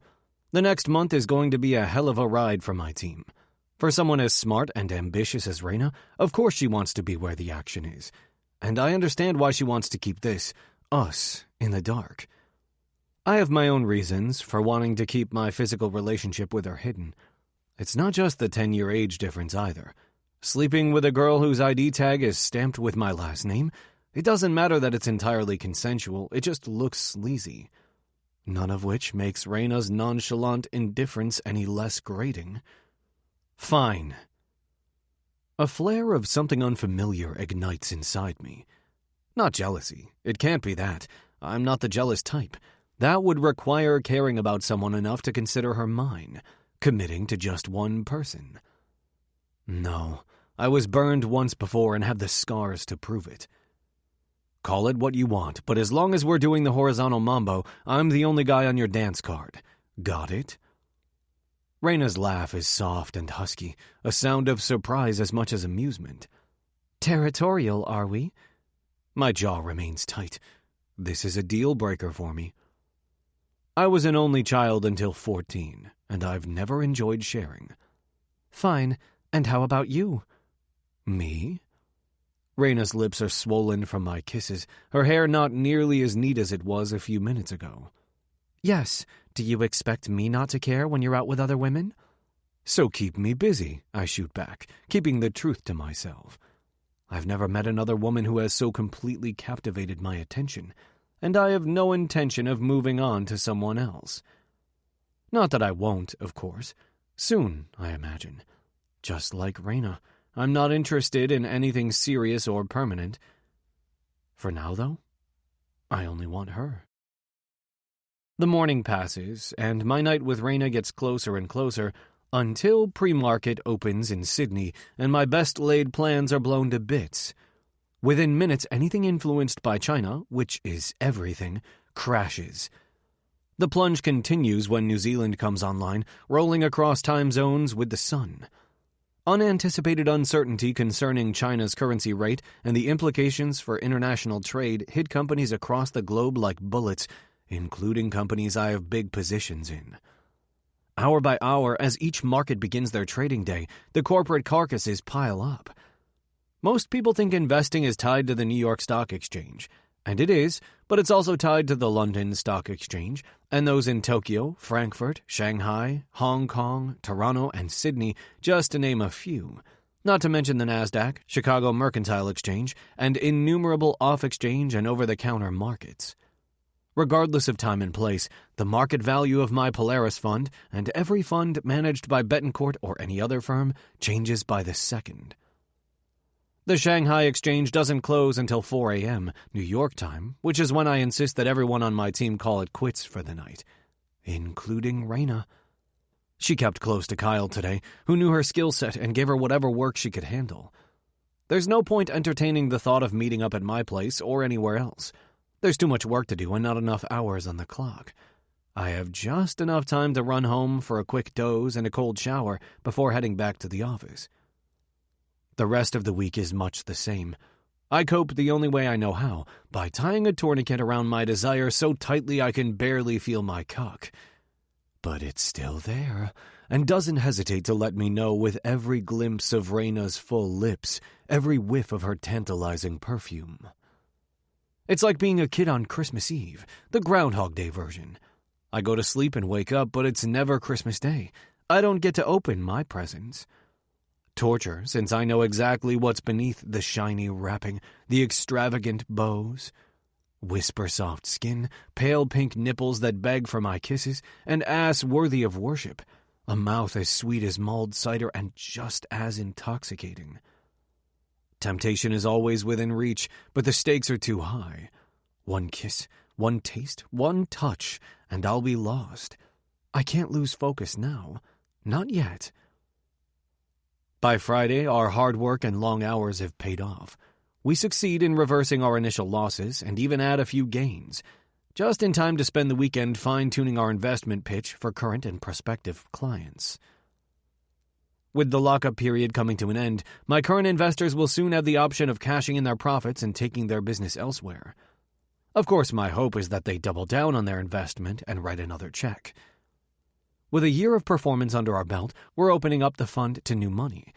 Interest is high, but until their cash is sitting in our account, it's all just talk, which is why my team has put together a 2-week roadshow. Given the current market turmoil, I'm only taking a skeleton staff with me. The rest will have to stay behind to mind the store. I'd like to stay back too, but potential investors expect to see the guy whose name will be on their statement. All this has left exactly 0 time to follow up on my supply closet conversation with Raina. As much as I hate the unsettled feeling between us, not to mention the simmering sexual frustration, I know it's for the best. Millions of dollars are at stake, as is my reputation. More money under management equals more potential for profit. Growing my fund means hunting down investors, wherever they are. For hedge fund managers like me, a roadshow is our African safari. They are generally a blur of breakfasts, lunches, dinners, and nights out stroking the egos of anyone with millions of dollars to spare. Unlike small-town investors who worry over every penny and are solely interested in performance, our clients require more than just a PowerPoint presentation and a bound brochure. They expect to be wined, dined, and treated to a damn good time. That said, our presentation and handout materials have to be stellar. After my usual pre-dawn Sunday morning run, I sprawl on the couch in my office with a red pen and a hard copy of the latest version, making it about halfway through before deciding to shut my eyes for a few minutes. The next thing I know, Raina is lifting it off my face. I take it this wasn't such a page-turner, huh? Still half asleep, I grab for her wrist and tug her against me, her little gasp making me hard in an instant. Good morning. Tristan. She pushes at my chest. We can't do this here. Someone might see. I groan as I release her, knowing she's right, but damn, she'd felt good. Who's here? No one that I've seen, yet, but it's only a matter of time. Marketing wants to finalize the pitch materials this afternoon. I glance at my watch. You hungry? Sure, what are you in the mood for? I can go grab... What I'm in the mood for is Raina herself, but since I can't have her, yet, I'll have to make do with something else. We'll go together. It's been a while since I've had breakfast pizza, and I hate eating alone.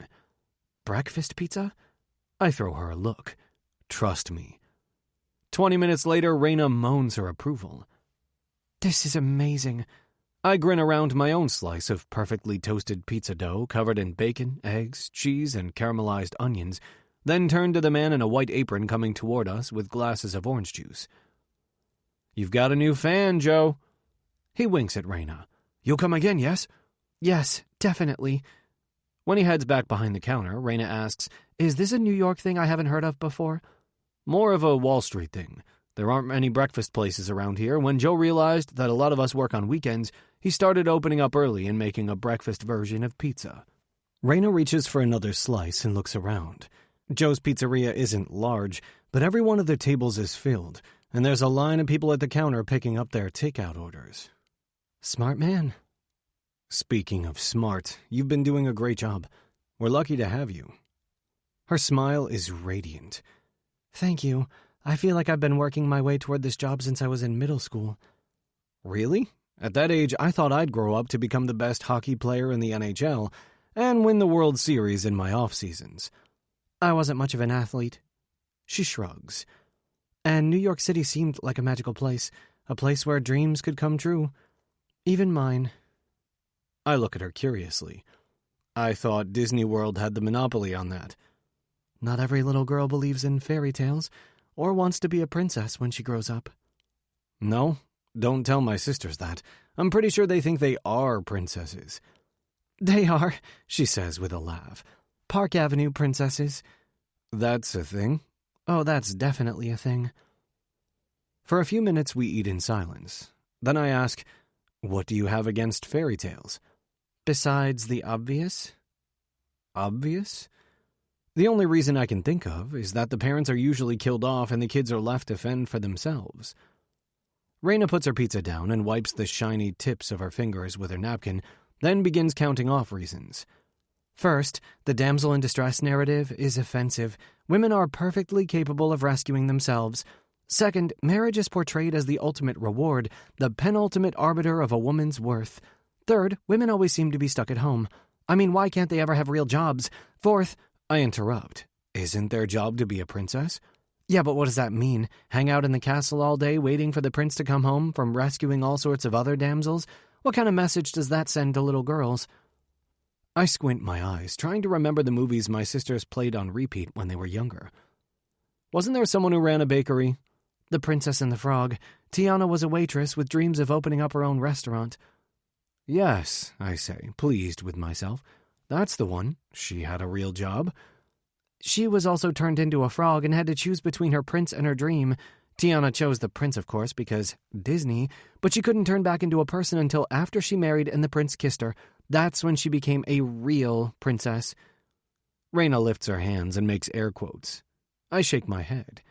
You're kind of a buzzkill. I'd like to see a few damsels rescuing themselves or saving Prince Charming every once in a while. Well, you can rescue me anytime. Her gaze turns thoughtful, brows knitting together over the straight, sloped bridge of her nose. And what could you possibly need to be rescued from? I look down at the pizza. Heartburn, maybe? High cholesterol, high blood pressure, high... She laughs. Okay. No more breakfast pizza for you then. Green smoothies from now on. I make a face. That's how you intend to rescue me? By killing me first?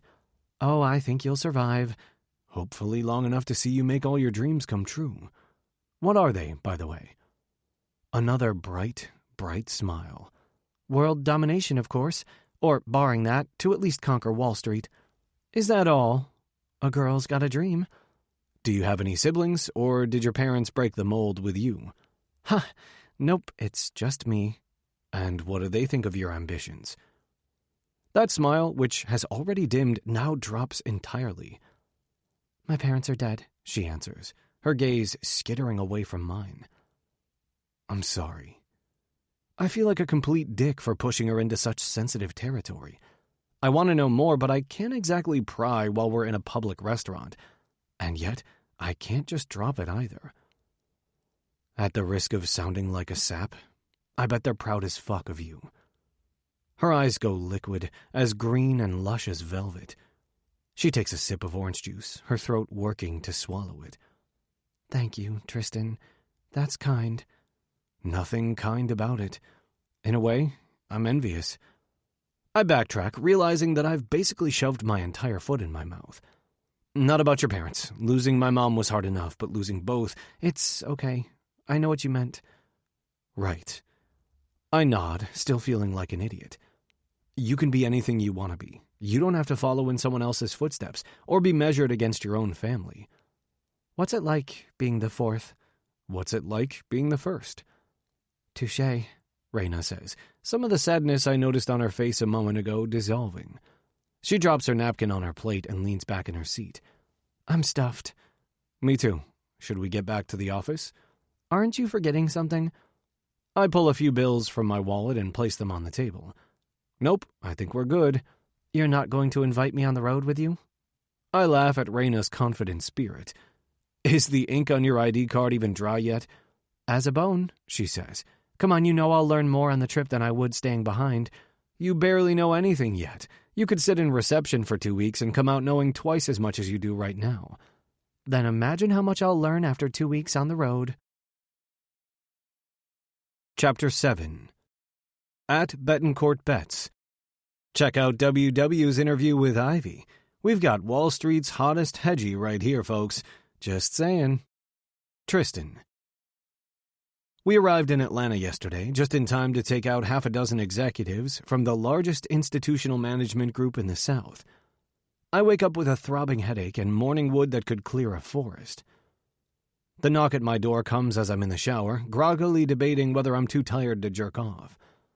Decision made for me, I answer it with bleary eyes and a towel wrapped around my waist.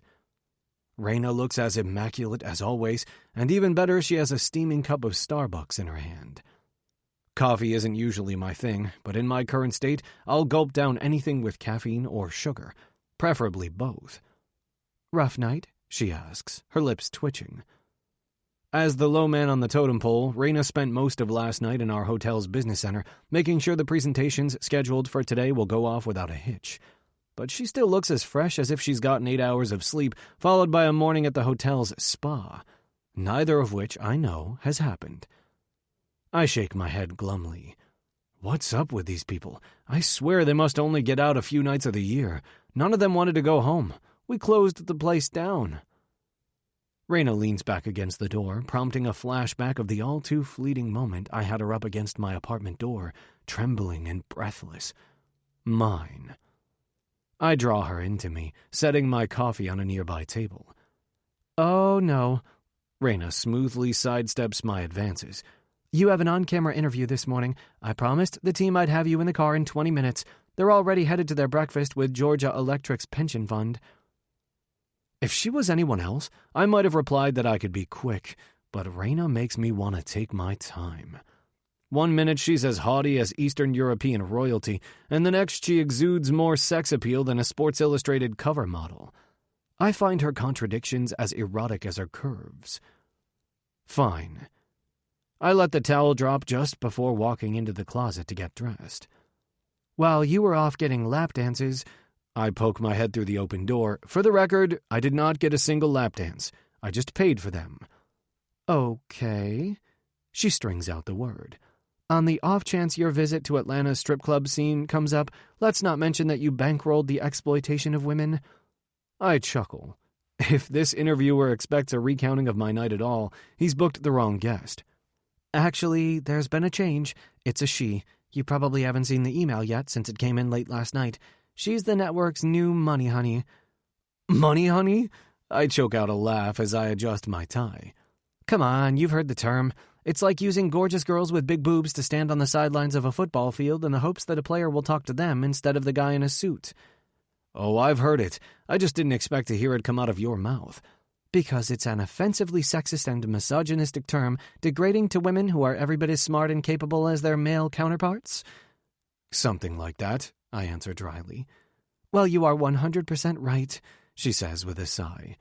I guess I'm just not much of a fan of this particular financial correspondent. I've reviewed footage from a bunch of her interviews. She takes too many cheap shots at her guests. So this money honey is out to make me look bad? Not bad, exactly, but she has a knack for getting more from her guests than straight performance numbers and investment strategy. If she gets anything remotely juicy, she turns it into clickbait. Swallowing a curse, I unknot my sorry excuse for a Windsor and try again, now dreading the on-camera interview. Shrugging into my jacket, I reach for the door. Raina puts down her cup. "Let me," she whispers, her voice as husky as I remember it being after I kissed her. She steps forward to adjust my tie, the tip of her tongue poking through her full lips as she concentrates on straightening the knot. "You are amazing," I breathe, the compliment slipping out, completely unplanned. She looks up, bemused. "Why, because I can tie a tie better than you?" "This is, your second week on the job? How is it possible that you're getting everything right? In the office, you're among the first to arrive and the last to leave, and now out on the road, you're thinking ahead, watching back footage of reporters that not even my PR team thought to review. You even researched potential investors' allergies, for God's sake." Raina blushes. "Last night we had reservations at a well-known seafood restaurant, but Raina discovered that one of the portfolio managers we invited had a shellfish allergy and suggested changing to a steakhouse instead. True, she isn't delving deep into the investing aspect of the business yet, but she's finding a million other ways to be useful. Indispensable, even." Raina gives my tie a final pat. "You had better get your game face on. The camera sees everything, and you don't want to look like a horn dog on national television." I raise my eyebrows, leering exaggeratedly. Maybe because I am? She pokes a manicured fingernail into my chest. "And don't look at me like that in front of anyone else either." I fight the urge to put her hand somewhere infinitely more pleasant. I've never dated a girl who was ashamed of being seen with me in public. It's quite humbling. "I'm not ashamed, Tristan, and we're not dating either." I lean down, breathing in the light floral scent clinging to her skin, her hair whisper soft against my freshly shaven cheek. "You're always so perfect, so buttoned up. I'm counting the minutes until you fall apart in my arms."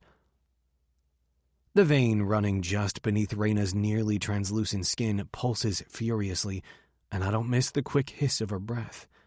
Losing my internal battle, I press her hand against my already straining zipper. "Last time I checked, I still had something to prove to you, and I intend to follow through." The twinkle of mischief in Raina's eyes pleases me. "And I'm looking forward to it," she says with a wink, before reaching around me to open the door herself. "But first, you've got to pet the money, honey." Raina. I stake out a quiet corner at the back of the studio, intending to blend into the background until Tristan is done with his interview. The rest of the team is at a breakfast meeting, and we'll be joining them as soon as he's finished. From my vantage point, I have an unobstructed view as Tristan answers question after question, with his usual easygoing charm. No small feat when he's being peppered with as many questions about his personal life as he is about Bettencourt and the Polaris Fund. How does it feel wearing the mantle of 4 generations of internationally renowned banking geniuses on your shoulders? Is there anyone special in your life? Has your recent success strained your relationship with your father, whose own fund outperformed the market, but not by nearly the same margin as the Polaris Fund? Several times, Tristan has to steer their conversation back to a professional footing. But he does it so graciously that by the end of the segment, resident money honey Wendy Whitaker is practically purring. "You were flawless," I gush afterwards, once Tristan's mic has been turned off and unclipped from the inside of his lapel, hoping I don't sound too starstruck. But he has a habit of doing that to me. Tristan gives a nod of thanks, then scratches his cheek. "I didn't realize Wendy would be doing the interview. We go way back." Small world. Though I shouldn't be surprised. Of course the children of 2 of Manhattan's wealthiest fund managers would know each other. There is probably a special preschool just for Manhattan's financial royalty, one where stealing other kids' toys is encouraged to promote healthy competition. I'd love to know more, but I force myself not to pry. At least, not while we're still in the television studio. I have a connection to Wendy, too, though I highly doubt she'd welcome me with open arms as she had Tristan. "I'm just going to scrub this TV makeup off before we leave." He grimaces. "How the hell do you wear this crap every day?" As my mother would say, beauty is pain.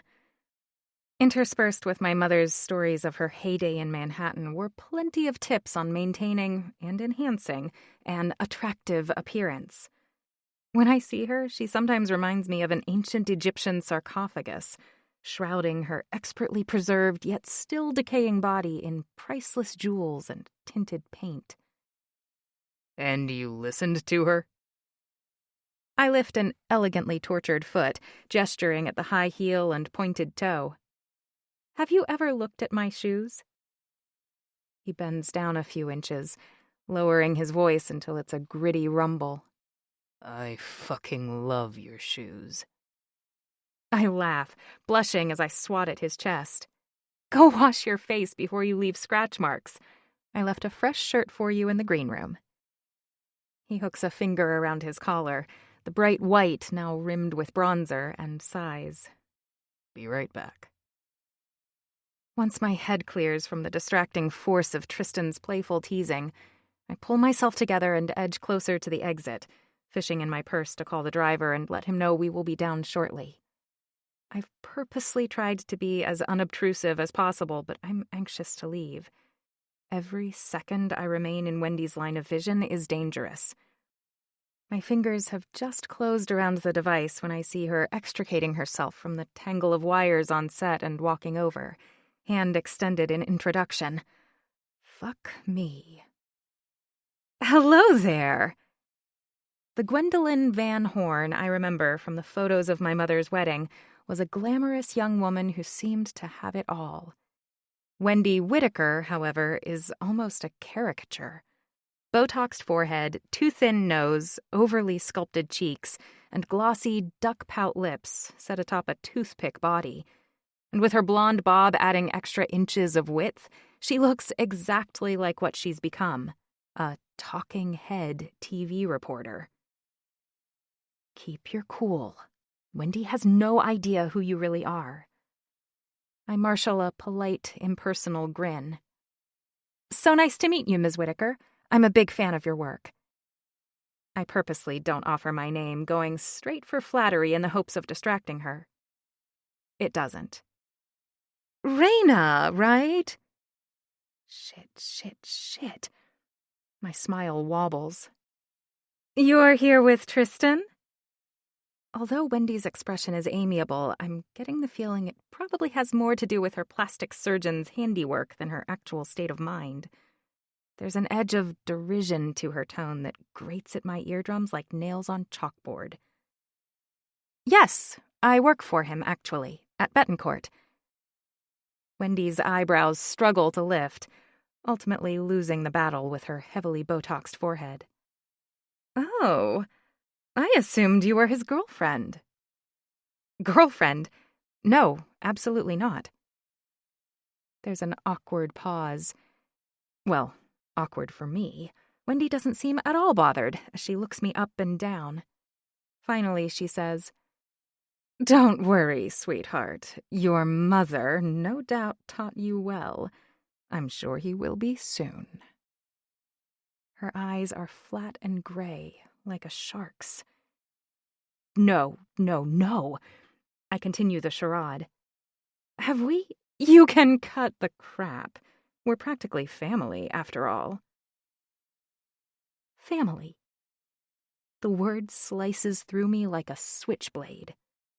Wendy Whitaker was born Gwendolyn Van Horn, daughter of Gerald. My mother's stepdaughter. My half-sister. Technically, we are related by blood, but she is not my family. I can practically feel my pupils dilating and have to squint against the bright studio lights. My mouth opens, but no sound emerges. What is there to say? Wendy Whitaker, on the other hand, has no such problem. She continues unabated. At least you had the good sense not to follow your home-wrecking mother into her new marriage.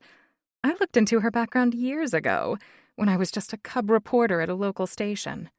I've known Gail had a daughter for years now. She takes a small step back, studying my features. You look just like her, you know. There is, however, a silver lining to this awful conversation. Confirmation that the truth of my parentage remains my secret. But for how long? Wendy's nose might be sculpted down to nothing, but I bet she can smell a scandal from a mile away. She's sitting on top of a huge scoop, a headline that would make all of her other stories pale in comparison. I'm not just my mother's daughter, I'm her father's daughter, too. Her half-sister. And if it would benefit her career, I have no doubt she'd exploit every seedy detail. I have to get out of here. Looking away from Wendy, I scan the studio for Tristan. When I spot him coming out of the green room, his face freshly washed, new shirt on, I'm hit by the echo of the lie I told him over orange juice and breakfast pizza before we left New York. My parents are dead. A thorny vine of panic wraps around my ribs, pricking me with every breath. It was a careless, well-practiced lie. I didn't even think twice about it at the time, but now... Wendy's low chuckle breaks through my fog of worry, and I realize I've unknowingly dropped my guard. She is staring at me with a contemptuous glint in her eyes, and she's seen too much. You might want to be a little more discreet, honey. Falling hard for a billionaire is such a cliché. Like mother, like daughter, I guess. She purses her lips, considering. At least this one's not married. That's something.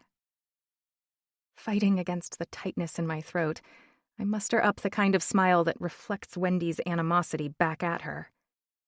You might think your little Google search means you know me. It doesn't. And let's get something straight. I am nothing like my mother.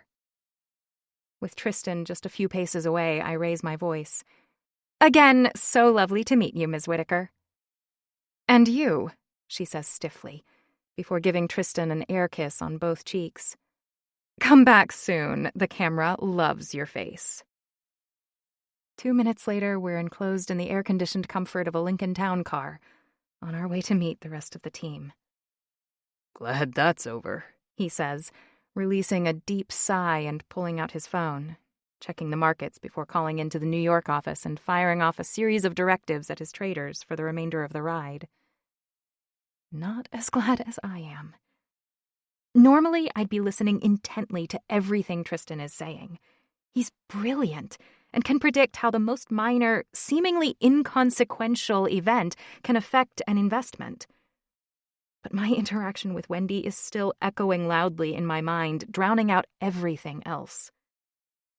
I'm still well aware of Tristan's proximity, my skin hypersensitive for even the most casual touch. But his words are just an incongruous sea of sounds. I can't even gather my thoughts to reply to Megan's message asking me how the roadshow is going so far. Everyone else in our training class is back in New York, and I think she worries that I may have bitten off more than I can chew. Maybe I have. I hate that Wendy was able to see right through me. But it's the lesson I need to finally come to my senses. I have to stop whatever is brewing between Tristan and me before it blows up in my face. Tristan wanted to rewrite our awkward ending, and on this trip we have. There's a camaraderie between us now. But that's all it can be. If we take things any further, I'm risking too much. No one will ever take me seriously. The best way to stand up to bullies like Wendy Whittaker and Gerald Van Horn is by achieving the kind of success they'll respect. The kind of success I've been chasing all my life. And no one, not even Tristan Betancourt, is going to stop me. Tristan. I cringe at the latest Betancourt Betts tweet, offended by the irreverently knowing tone, the tongue-in-cheek snark. Betancourt is a goddamn hedge fund, one of the most well-respected in the industry, not some 2-bit OTB shoved between a bodega and pawn shop in a rundown strip mall. Until a few minutes ago, my entire roadshow team was in the room. Raina was just packing her laptop into her bag on her way back to her own room when the tweet landed on my phone. After clicking on the embedded link, I angle my screen so that Raina can watch the clip with me. My jaw goes slack as we watch several minutes of sparring between me and Wendy Whitaker, not a word of which relates to Polaris.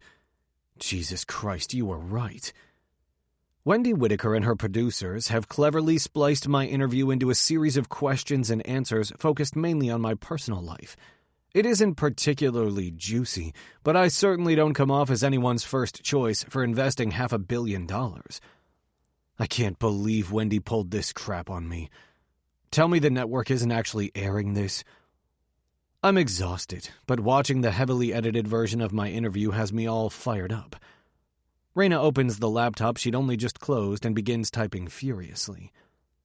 No, she says, swiveling the screen toward me and playing a different clip, one where I actually sound like a hedge fund manager and not some charlatan with more money than sense. Raina bites at her lip. This isn't the end of the world, Tristan. It's typical clickbait. You're a rich, good-looking, eligible bachelor, and she's using that to boost her follow count and generate buzz for your interview. I grunt. In this business, it's better to be known for my stock-picking prowess than my dating status. It's your dating status that has the society pages and tabloids all over you. You're like Wall Street's JFK Jr. I sputter a distinctly humorless chuckle. Yeah, and look where that got him. No thanks. It wouldn't be such a bad idea to take a page out of his book, though. People were still calling him John when he was dating Madonna and Daryl Hannah. No one really took him seriously until he got married to a society darling. She blushes, closing her laptop and hugging it to her chest. I'm sorry, I shouldn't. It's not my place. No, I want to hear what you have to say. I brace myself. Keep going. Really, your personal life is none of my business. I frown, realizing that I want my personal life to be her business. I want Raina to be a part of my personal life. For how long, I don't know. Only time will tell. But for now, for the foreseeable future, yes. Enough. Say it. She looks down at her skirt, picking off imaginary pieces of lint as I wait for her answer. If she thinks I'll let her off the hook, she's wrong. When there's no lint left to find, imaginary or otherwise, Raina sighs. Look, don't kill the messenger, but if you want to be taken seriously, to put an end to the gossip about who you're sleeping with, you need to take control of the narrative. Find someone who will make a good wife.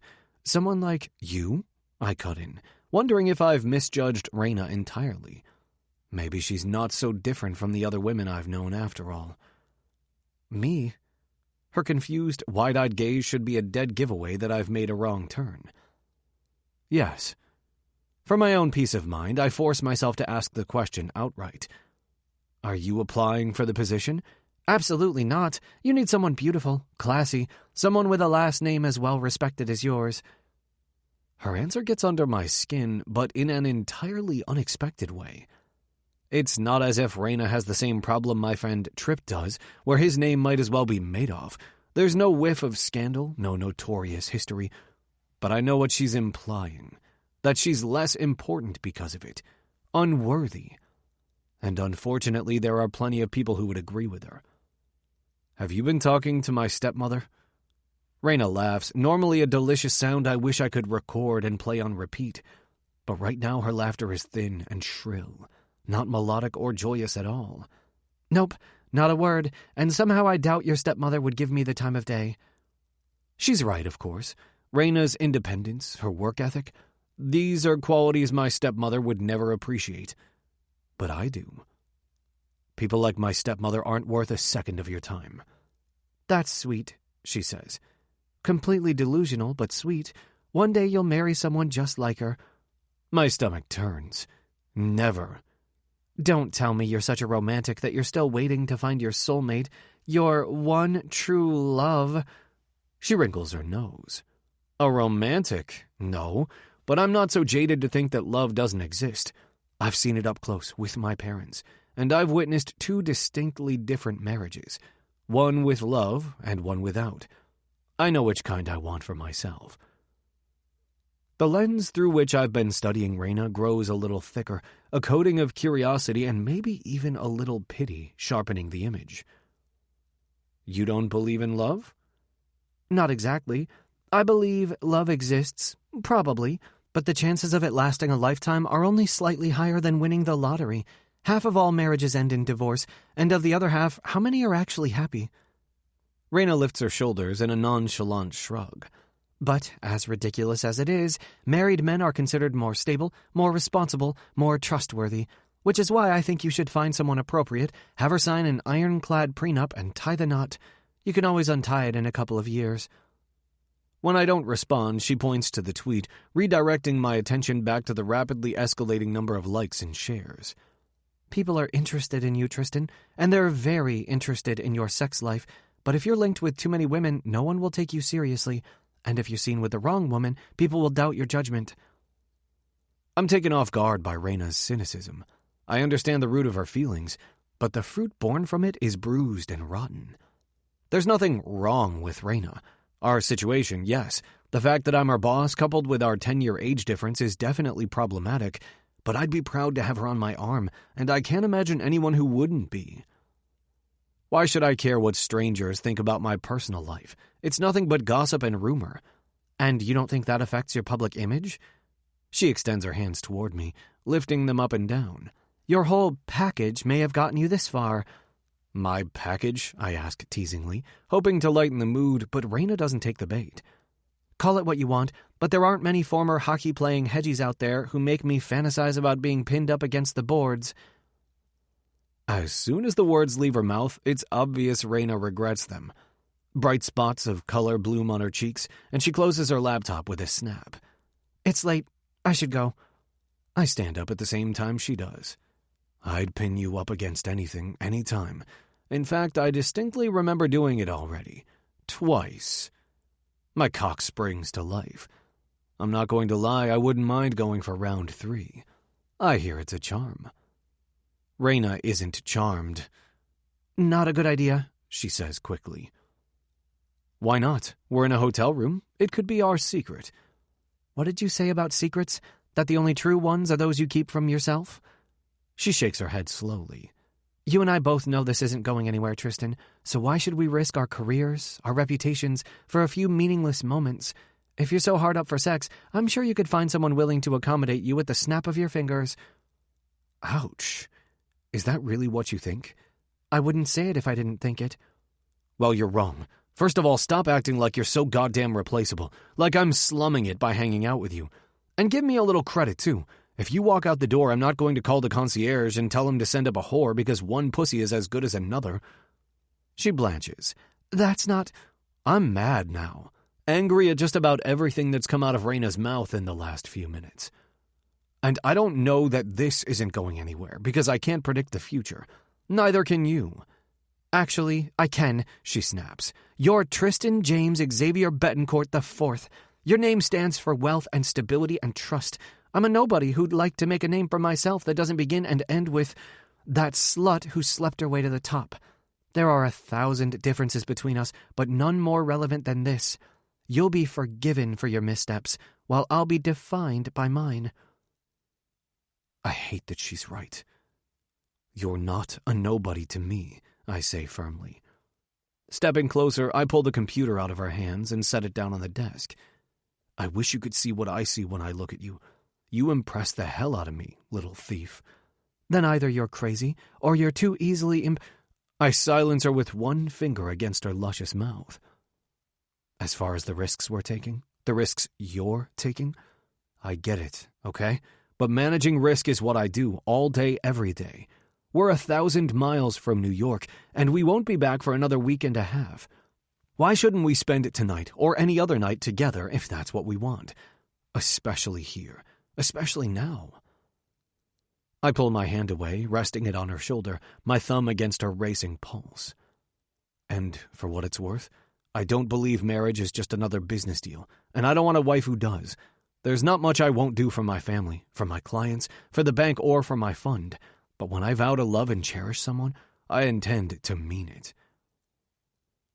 Raina blinks at me in bewilderment, her breathy whisper winding its way around my chest and squeezing tight. Every time I think I know what to do about you, you open your mouth and ruin everything.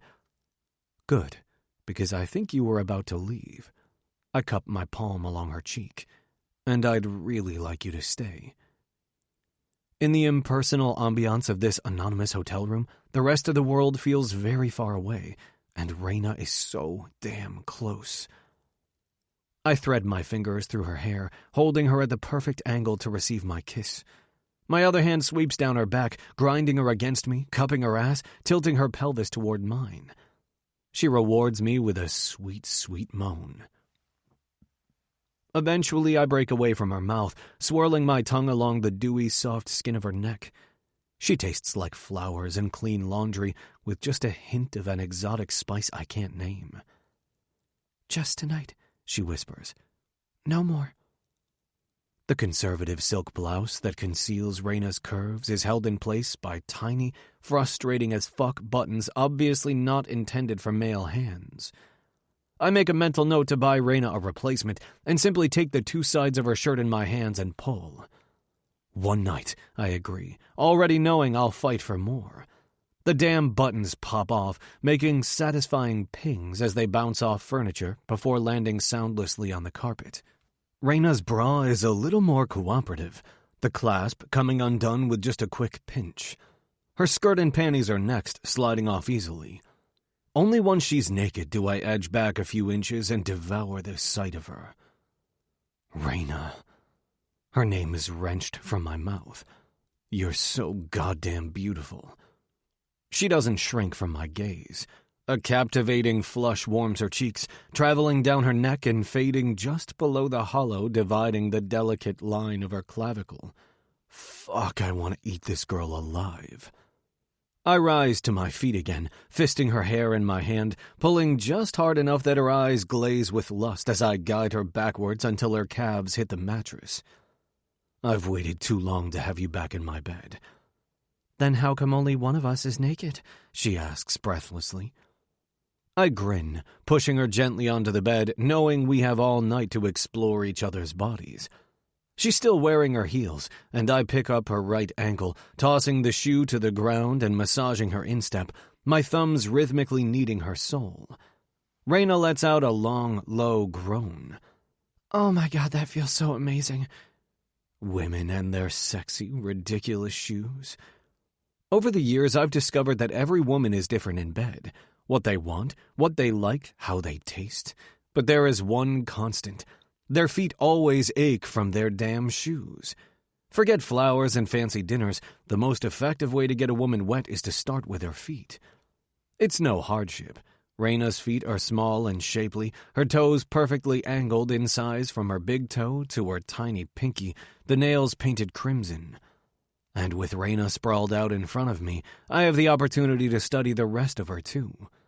The curves and slopes and planes of her body, her smooth, creamy flesh with its shadows and private hidden places, the rounds of her breasts capped by dusky, puckered nipples, the fluttering pulse in her neck, her high cheekbones and pink lips and burnished gold brows.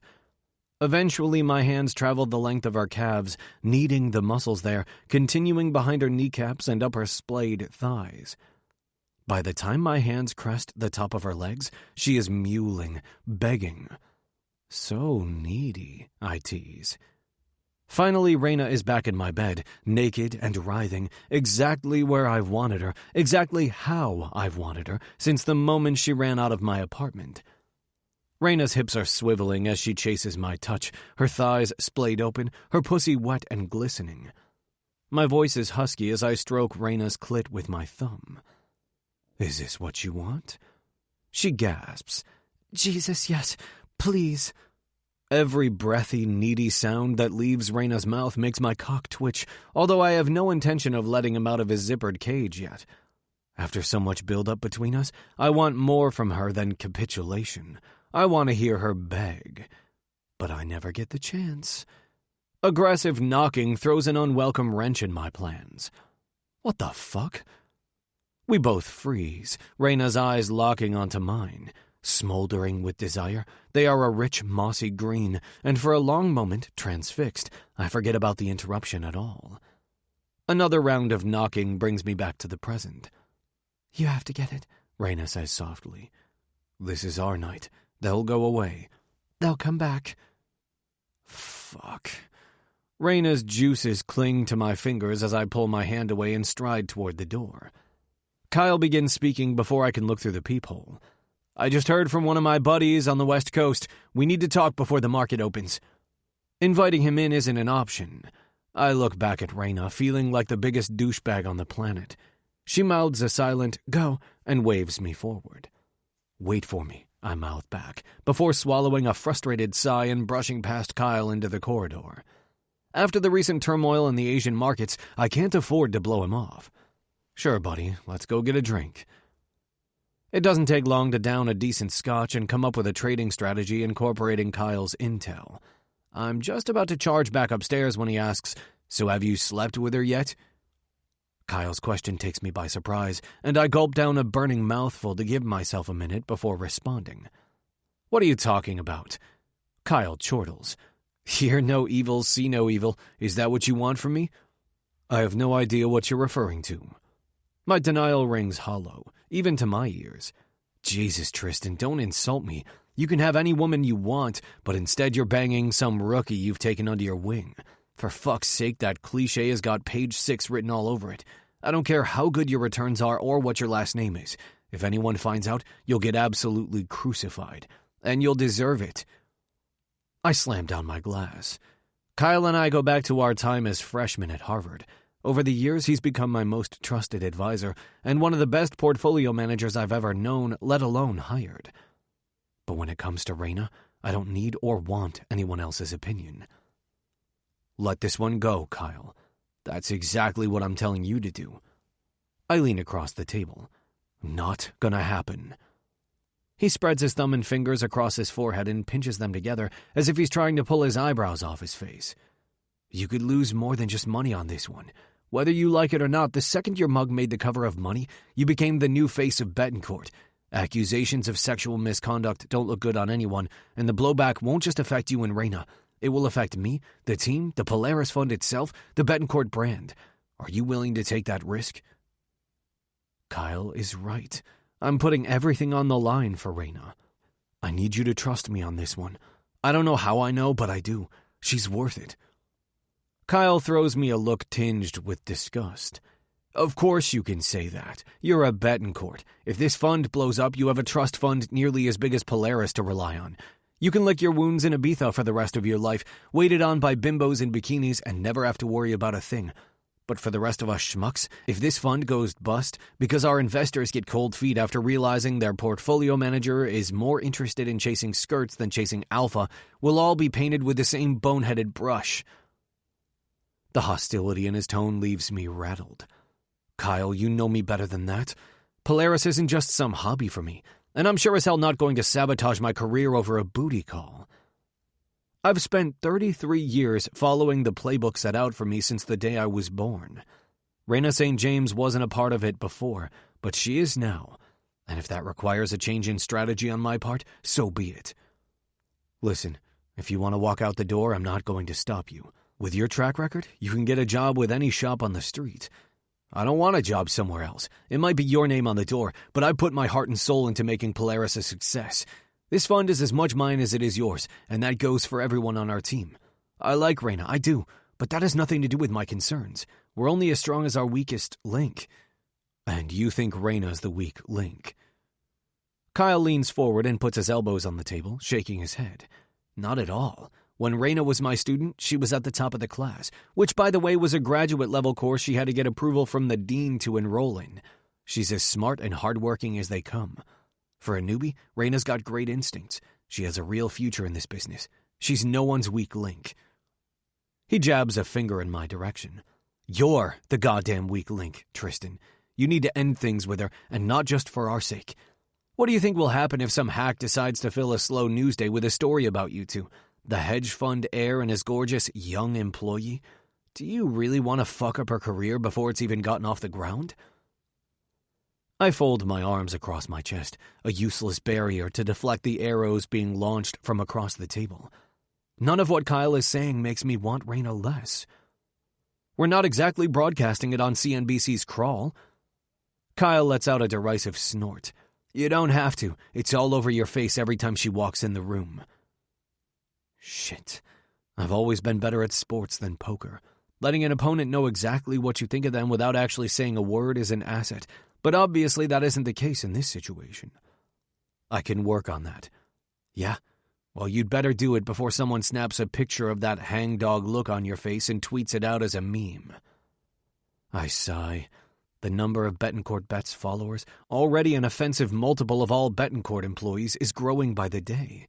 Between tweets and retweets, half of Wall Street is privy to my every move. It's infuriating. I will. But Kyle isn't finished. He has a lot to lose if our fund tanks. Millions in bonuses and incentives, not to mention his reputation as one of Wall Street's most talented analysts. What do you really know about her, Tristan? Besides that she's kicking ass on every task she's given and blowing the pants off her training class competition. If you're risking damn near everything for Raina, you had better be sure she's worth it. He's repeating exactly what I thought about Raina the moment I laid eyes on her. She's high return, high risk, not for the casual investor. Once we get back to New York, it won't be long before she rotates to a different group. She's not going to work on Polaris for her entire 6-month training program. You sure you'll let her go? No. Yeah, I'm sure. I toss back the last of my scotch. You want to give me my balls back now? If there's a chance Raina's still in my room, I intend to use them. Chapter 8. At Betancourt Bets. Why fly private if you don't join the Mile High Club? Raina. As the door closes behind Tristan, I should feel like I've been saved by the bell. But I don't feel saved. What I feel is abandoned and sticky. And some combination of defeated and disillusioned that I don't have a word for. For a few minutes, I consider waiting in Tristan's bed, like he wants me to. I imagine the metallic whir of the electronic lock springing open, the grind of gears as the knob turns. Will I see a look of pleased relief on Tristan's face when he finds me here, still naked beneath his sheets like a wrapped present? Will he pull at the covers slowly, exposing 1 inch of my body at a time? Or will he be impatient and ravenous? Stop it! I slam the door on my overactive imagination before I'm lost in a fantasy. Tristan has me so wrapped up in what could be that I'm ignoring what is. And now that he's gone, the magic spell he cast is broken. I come back to my senses with a hard thump. I have to get out of Tristan's room and out of his bed before he comes back. Before he convinces me that up is down, down is up, and wrong is right. Not bothering to put my underwear back on, I step into my skirt and shrug into the blazer I tossed casually over the back of a settee hours ago. Unsurprisingly, my defaced blouse is useless. Just 20 minutes before, ripping open my shirt seemed so primal. But now I curse Tristan for sending my buttons hurtling around the room. Burrowing beneath the bed and pawing the carpet in search of 7 tiny pieces of shell, their color almost indistinguishable from the creamy rug, is decidedly not sexy. With all except one tucked inside my pocket, I stuff the remnant of my outfit between the screen and keyboard of my laptop and speedwalk from Tristan's room to my own down the hall. I swear, it is the longest minute and a half of my life. If I run into any of my new colleagues, I'll be hard-pressed to explain my bedraggled, half-dressed state. Shame chases after me. Wendy Whitaker is right. I'm such a cliché, falling hard for my billionaire boss. After sliding the Do Not Disturb sign onto the handle, I lock the door and slide the chain link into place. There's not enough shower gel in the mini bottle supplied by the hotel to scrub Tristan's spicy masculine scent from my flesh, though I try until every inch of my body is shiny and pink. And as soon as I get out, I send Tristan a text. Me. Exhausted. See you on the plane tomorrow. It's not exactly a lie. I am exhausted, but I know it will be hours until I can fall asleep. Rather than obsess over Tristan, I choose the lesser evil and replay my conversation with Wendy Whitaker. Tonight, with my emotions so raw, I catch something behind her cruel, cutting words. A sadness beneath the spite. For the first time, it occurs to me that Van Horn and my mother didn't just hurt me and my father. Their spoiled, selfish actions torpedoed his family, too. And I wonder if Wendy's 2 siblings are as bitter as she is. Wendy is the oldest of 3. Her younger brother, Bryce, is about the same age as Tristan, and her sister Celeste about the same age as me. I open my laptop. None of the Van Horns are press shy, but besides the wedding, I cannot find a single photo of any of the 3 siblings with my mother, even when they are clearly photographed at the same event. I don't often feel bad for my mom. She left me for a man who refuses to even acknowledge my existence. By her own choice, I've been relegated to the sidelines of her life. What kind of mother does that?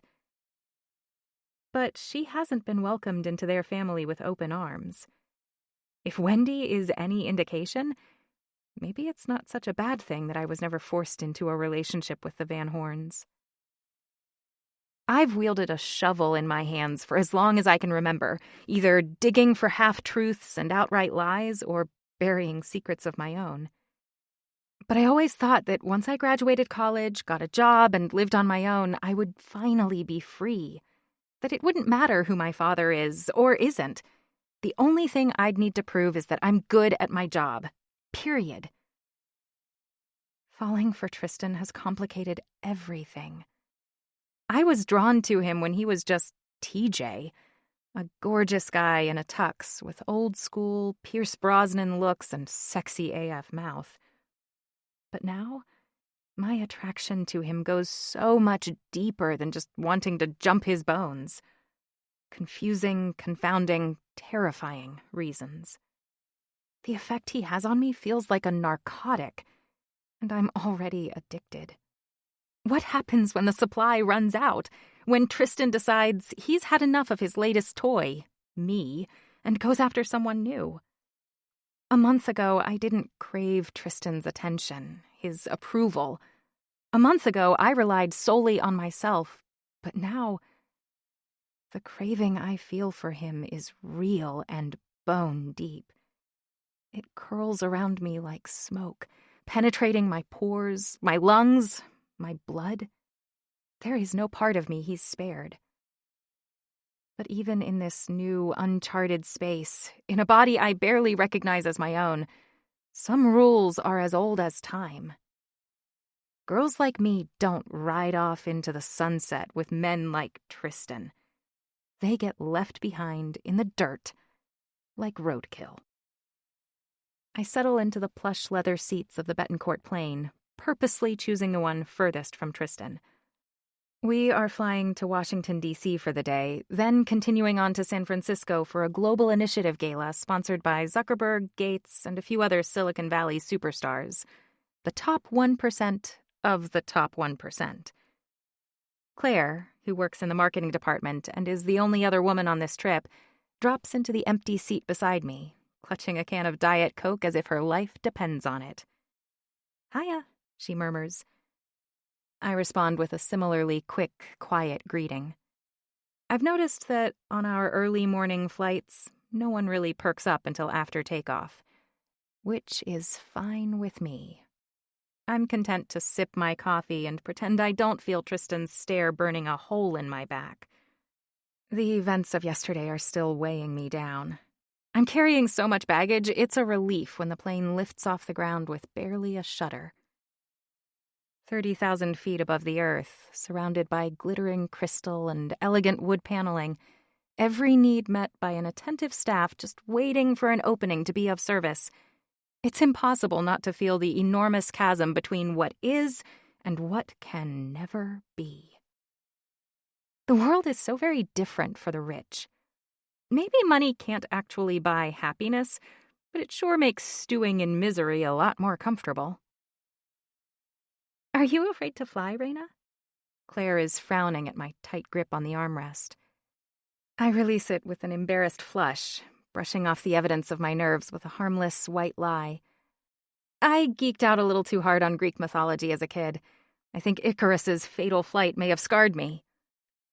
Soaring too close to the sun on glued-together wings, Icarus plummeted back to the earth as his father looked on in horror.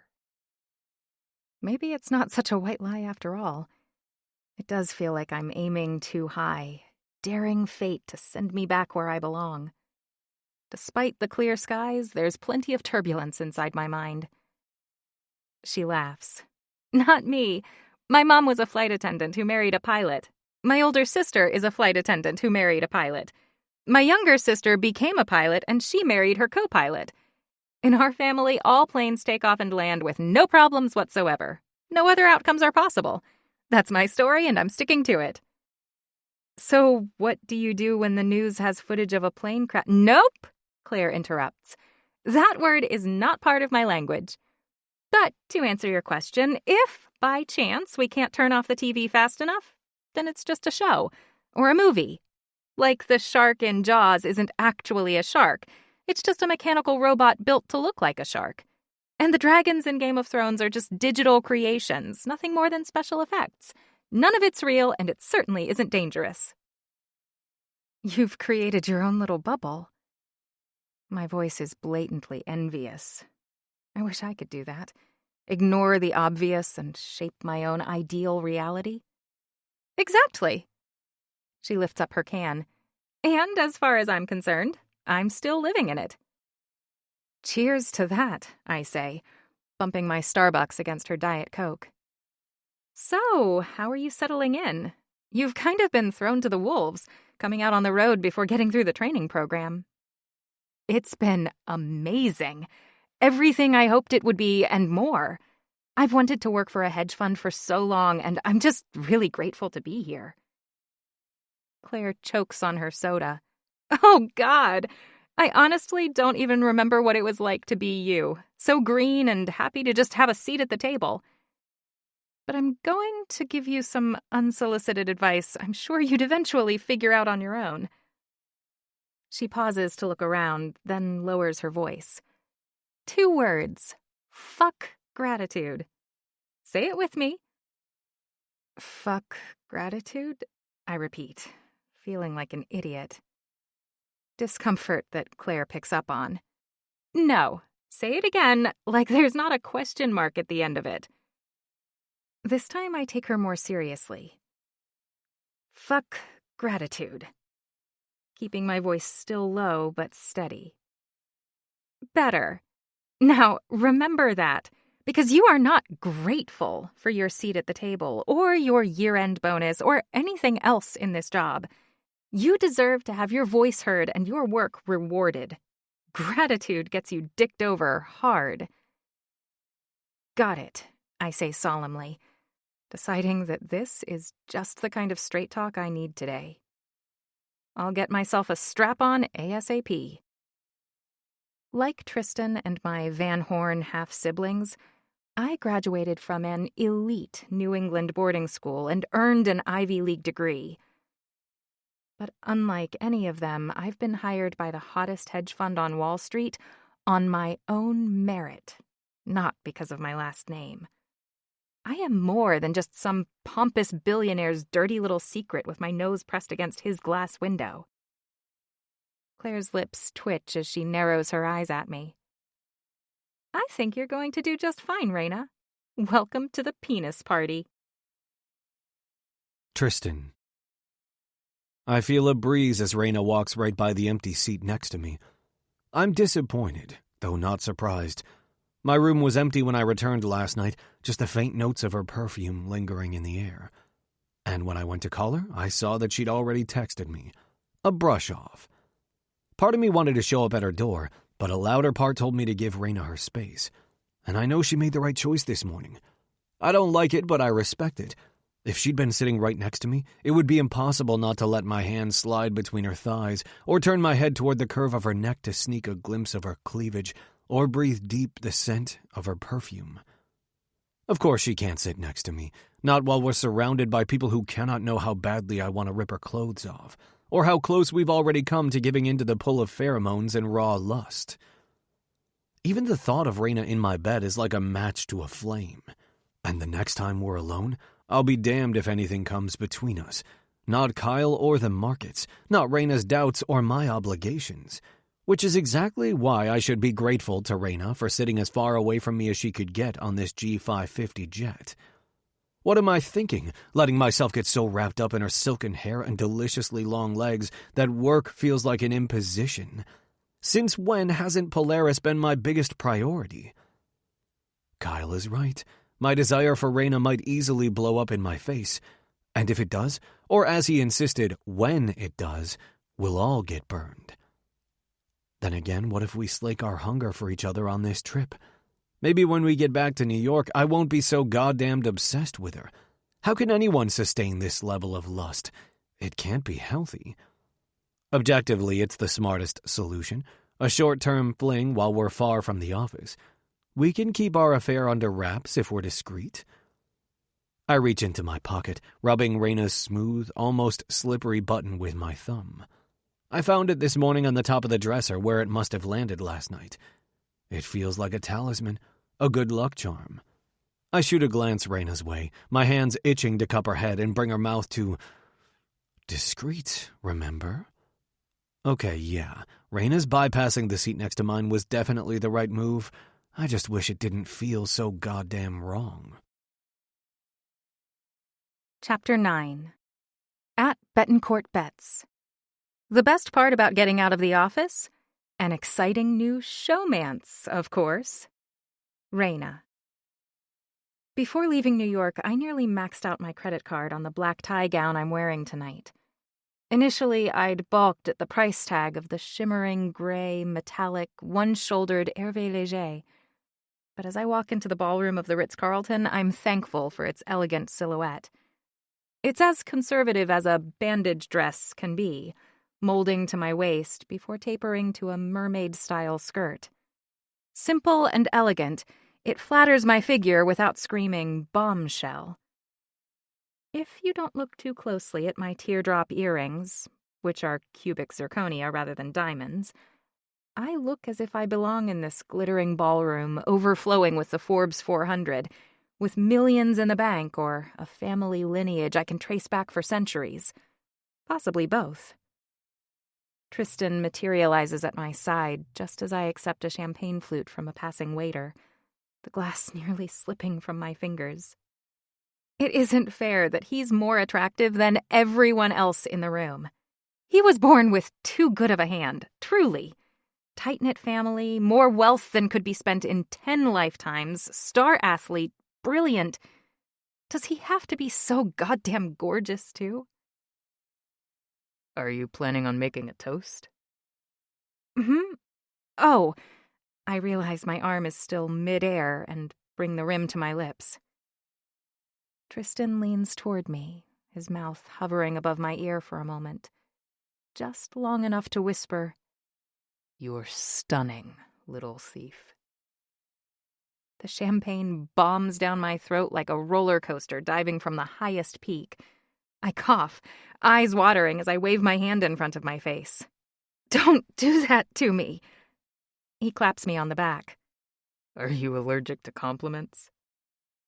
I lob what I hope is a warning look, but given my stinging eyes, it probably comes off as a plea for a tissue. There are too many ears in this room. We could have been alone last night. We were, until we weren't. I notice the man coming our way. Kyle. Tristan's eyes narrow. Kyle? At your service, my friend. My former professor's hand clamps down on Tristan's shoulder. More like a chaperone, he says with a scowl. Friend, chaperone. Kyle's unconcerned shrug is a product of the heavy bond of respect between them. Tonight you get 2 for 1. And speaking of favorable ratios, there are more potential investors under this roof than we've met with in the past week. Let's get a drink and work the room. Fine. Raina is going to do some recon work of her own. Kyle interrupts, giving me a pointed look I take to mean, I know what you've been doing and it needs to stop. Tonight is too important to fuck up. I've asked the rest of our team to circulate, gather intel. She can do the same. My heart races as I nod at Kyle. He knows. Oh my God, he knows! Of course, absolutely. So much for managing risk and staying under the radar. Who else knows about us? I want to explain and apologize all at once, but all I can do is turn a silently beseeching gaze to Tristan. We can't do this now. Forget I'm here. I feel the heat of his stare on me as I walk away, searing through the fabric covering my back and setting my spine aflame. But it doesn't deter me from doing my job. There is a greater wealth of market knowledge in this room than in the faculty rosters of the top 10 business schools combined. I've dreamed of opportunities like this since I was a teenager. And as I mingle with the wealthy and well-connected crowd, I soak up the energy in the room like desert sand in a rainstorm. Politicians, tech billionaires, titans of industry, moneymakers, philanthropists, and financiers. I keep my ears open and my mind on high alert for anything that might be of interest. I'm just taking a breather, deciding who to approach next when Alex, the research analyst on our roadshow team, appears at my side. Pick up any useful intel? Maybe. I share a few snippets with him. He nods. Tristan and Kyle will want to know. Good job. Thanks. Alex is a few years older than me, attractive in a boy-next-door way. Cute. Nice. Not my type. I was thinking maybe later we could grab a drink or something. Is Alex asking me out? I blink at him, my brain processing this new development. If Alex knew about me and Tristan, this wouldn't be happening. Maybe there's a chance that our secret is confined to just Kyle. I lift my still half-full glass, feeling almost giddy with relief. Isn't that what we're doing? Right, of course. He tenders a shy smile. I just meant, later on, maybe just us. Oh, hell no. It isn't poor Alex with his tentative advances that makes my stomach drop. It's the couple at the other end of the room. A woman who looks like she could be my older sister, and the silver-haired man at her side wearing a Savile Row tuxedo that accentuates his straight spine and broad shoulders. Stepping closer to Alex, I maneuver myself behind him and force a blazing smile onto my lips. How about now? God, I am a coward.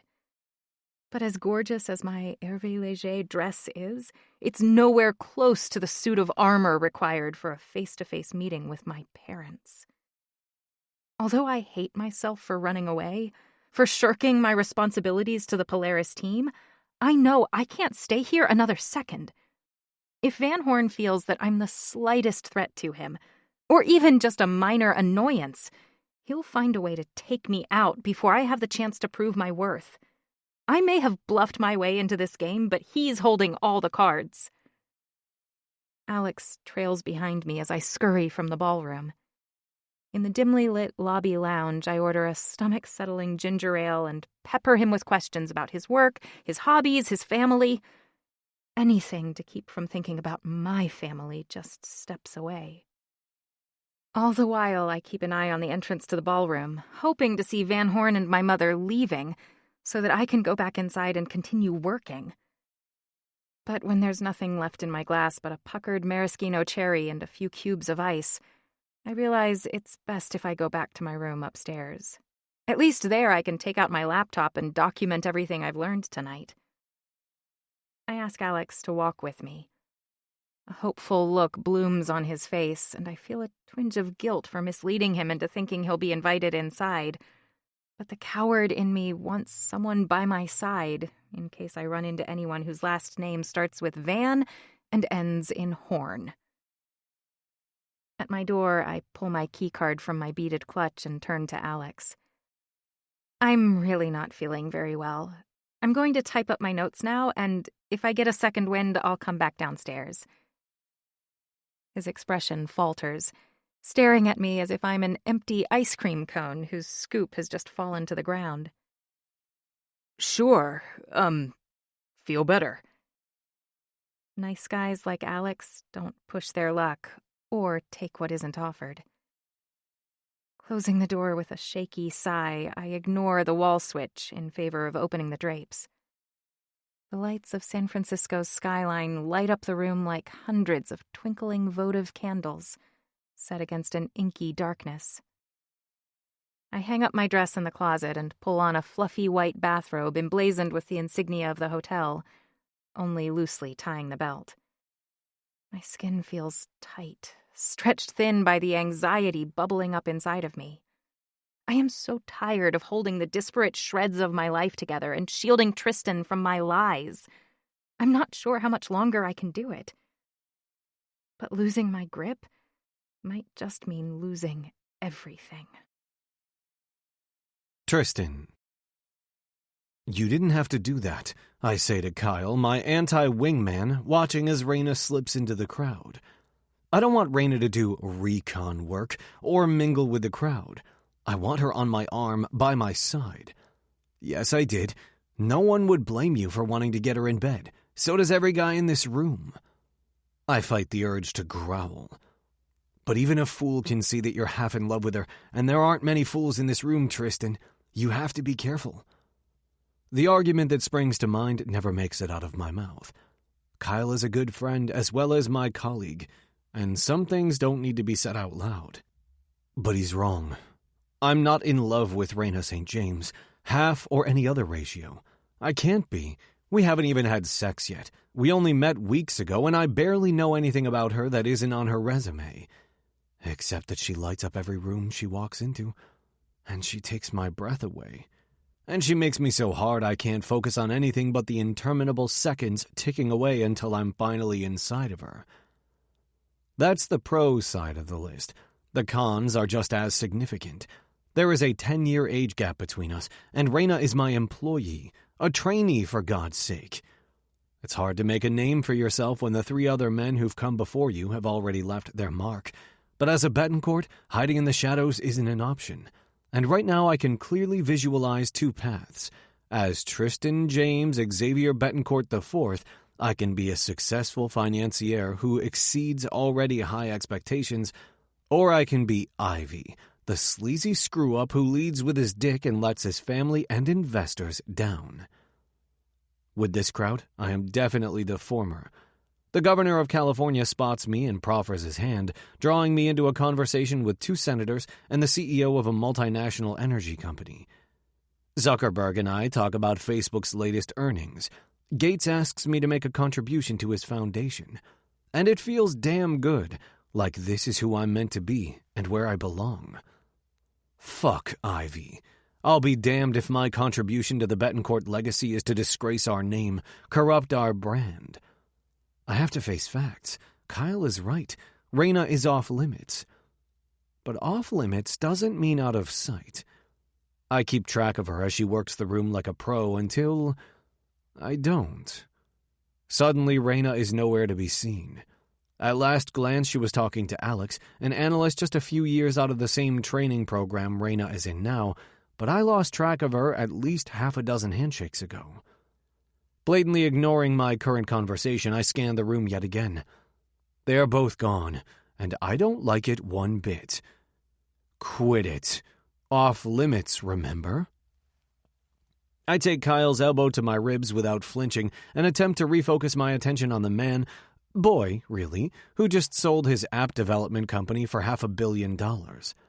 From the looks of his skin, more acne than facial hair, I'm not sure if he's old enough to legally drink from the glass in his hand. The last thing I want to do is feign interest in this child's harebrained investment schemes. There is only one place I want to be, one person I want to be with. Fuck off limits. I've spent the past 2 hours making a sizable dent in the list of prospective clients I came to meet. Polaris isn't a one-man operation, and my fund won't fail just because I delegate some of the glad-handing to the rest of my team. Excuse me. I squeeze the boy wonder's shoulder, grinning as if we're old friends, and step away. Kyle can wrap things up with the tech geek. I need to check in with Raina, and so help me if Alex has even touched her. Slow down there, son. Where's the fire? Gerald Van Horn's booming voice stops me in my tracks. Jerry! I extend my hand, forcing a smile onto my face. Good to see you. I just had to sit down with Wendy the other day. Yes, I saw that. He chuckles. She always had a knack for digging in the dirt, that one. I concede the point. Luckily, there isn't much for her to find. Just wait. You're young yet, Gerald insists. Not many of us in this business can stay clean for long. I'm not sure if he's talking about personal scandals or shady dealings, but assume he probably means both. He weathered quite a scandal in his personal life years ago when he filed for divorce from his first wife. She hadn't gone quietly, contesting their prenup and suing for half ownership of his company, full custody of their kids, and most of their accumulated real estate. In the end, his ex took the kids and over $100 million in cash, but not before the two slung so much mud they were both covered in it. He's since remarried, although I've only met his current wife in passing. Wall Street society is an insular one, and they don't take kindly to their secrets being exposed. Van Horn has been forced to testify before Congress more than once regarding suspicious investments at Bull Capital, and he's been party to other questionable deals over the course of his career. But with a net worth north of $1 billion, a wallet the size of Van Horn's can buy a lot of forgiveness. You're probably right, but I'm going to give it my best shot. He grunts. I hear you're doing well. Your father must be proud. Thank you. That fund of yours, you've posted some pretty impressive returns. We're pleased with how Polaris has fared in the current market. Our lockup's due to expire, and we're looking to grow our assets under management.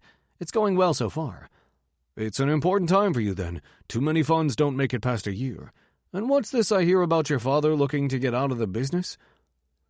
I have an uncomfortable feeling that Van Horn knows much more about Polaris than he is letting on. Ditto my father's plans for Betancourt. I keep my cards close to my vest. You'll have to talk to him about that, but no one's planning his retirement party yet, that's for sure. He's a good man, your father. I've always enjoyed our friendly rivalry, but I'll tell you one thing, they're going to have to drag me out of my office in a hearse. This is probably the longest conversation I've ever had with Gerald, and I decide to redirect it. How's Bryce doing? Have you managed to get him off the ice and into your boardroom yet? Van Horn's son and I were teammates in boarding school and friends well before that. Against his father's wishes, Bryce joined the NHL before finishing college. Van Horn chuckles. Not quite yet, although maybe you can convince him. His shoulder's been acting up, so he's coming back to New York to see a specialist after his next game. Oh, sorry to hear that. Bryce is notorious for his vicious body checks, and I know the toll it's taken on him over the years. Don't be. I'm hoping they'll tell him his hockey career is over so he can actually do something useful with his life. Playing professional sports for a living is evidently not what Van Horn envisioned for his only son. Well, I can't imagine doing anything else, but I'd be lying if I said I didn't miss the ice. Have Bryce give me a call when he gets in town. I'd love to see him. Will do. I watch as he stalks off toward his wife, a tall woman with pale blonde hair who reminds me of Raina. Fuck. Raina. Where the hell is she? After enduring a dozen more handshakes and several conversations, I spot Alex at the south end of the crowded ballroom. Raina isn't with him. How's it going? I ask, feigning a cool I don't feel at all. Hey, boss. Good. I was just talking to Jeff White over at Six Sigma.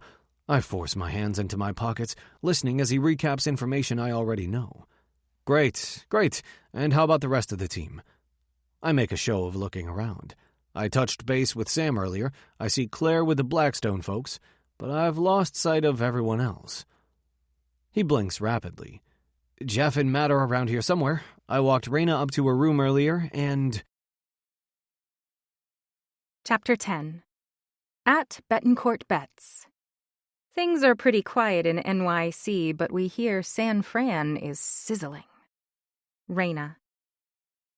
The knock on my door is hard and insistent. So very Tristan. I hit send on the email I filled with my notes, making sure to include Megan too, since she's constantly checking up on me, and close my laptop. It's practically impossible not to flinch at the very sight of him. Tristan looks too much like the man I first met, the sexy stranger whose clean-cut good looks were perfectly offset by his dirty mouth. Someone I couldn't help falling for without knowing a thing about him. Just 2 initials, his hockey position, and his favorite movie. It was enough, though. Somehow it had been enough. I wish, more than anything, that we could go back to that night. Not because I wouldn't go home with him, but because I would insist that we go back to my place. At least then I'd have one night with him. One night of steamy, no-holds-barred sex. A morning waking up beside him. At least I'd have a memory. Alex said you weren't feeling well. He leans against the door jamb, his eyes traveling from my face to the sliver of exposed skin framed by the lapel of my bathrobe and the loosely tied strip of terry cloth at my waist, then back again. It must have just been the crowd, and the room was really warm. I clear my throat. I'm fine now, though, and I typed up my notes already. They should be in your inbox. Should I wait while you change? Bring you back downstairs? I shake my head too quickly. No, thank you. If you don't mind, I'd rather stay up here and get a good night's rest. Be fresh for tomorrow. Tristan narrows his eyes at me, his scrutiny peeling away the layers I've taken such great care to cocoon myself in. An intricately woven shield made of secrets and shame, each strand as delicate as a cobweb. Did something happen tonight? No. There's a long pause, his stare not letting up, burrowing inside even the tiniest cracks in my defenses. Did someone say something to you? Hurt you? No, of course not. The concern in his eyes is nearly my undoing. When was the last time anyone, checked up on me? The last time someone actually cared? I'm fine. You can go back to the ballroom with a clear conscience, I promise. I'm about to break into a million tiny pieces, and if you put me back together, you'll know just how fragile I really am. A clear conscience has more to do with a bad memory than ethical integrity. And I think we both deserve a night to remember, don't you? I swallow heavily, my insides clenching with want. Tristan is saying exactly what I've been thinking. It would be so easy to give in to him right now. So easy. I trill a false laugh. Does anyone ever get what they deserve? Seeing my parents, scratch that, running away from my parents has me feeling cornered and exposed, vulnerable. It's bringing up every old hurt, every unhealed ache. Instead of unconditional love, I was abandoned and ignored, left behind like the stale coffee cake my mother stuck her Post-it to. Smile, beautiful. I'll come back for you soon. Lies. And now Tristan is standing in front of me, the look in his eyes and the words in his mouth all saying the same thing. He wants me. Desire, appreciation, respect, those are all nice. But is there anything more irresistible, more mouth-wateringly appealing than being wanted? Suddenly, Tristan isn't leaning against the door anymore. He steps over the threshold and grabs me around my waist, his hips brushing against my belt and loosening its hold. My robe falls open, leaving little to Tristan's imagination. We'll never find out if we don't try, he mutters, the tone of his voice like churned gravel. His breath fans my cheek, cool against my feverish skin. And I want him back, just as badly. This kind of desperate, urgent desire is a new emotion for me. I don't like it, not at all. But right now, I don't care. So if we can't have a clear conscience, at least we'll have a good memory? Something like that. Hooking my finger around his bow tie, I pull his face to mine. Make it a great one, or no deal. I step back, our mouths just millimeters apart, my fingertips still captive between black silk and starched white cotton. Tristan moves with me, letting the door close and gathering me into his chest. "You're on," he rasps, his hands leaving a trail of sparks in their wake, moving from the base of my spine up to my neck, cradling my head as his mouth finally crashes into mine. Tiny little explosions light up inside me as I press my full length against Tristan, pulling at his tie. Too many buttons. Then his zipper. I crave skin-to-skin contact like a needy newborn. Even a stitch of clothing between us is unacceptable. Tristan shrugs out of his jacket, his shirt. I yank on his pants, my fingers pushing against the waistband of his boxer briefs, his shaft pulsing against my knuckles. Until Tristan's hands wrap around my forearms, stopping me. A cry of disappointment is wrenched from my throat. "Tell me what you want, Raina." It's the same question he asked the first night we met, when we were two strangers locked in an embrace on the sidewalk outside his building, bound only by sizzling chemistry and mutual attraction. So much has changed, and yet I still have trouble voicing my answer.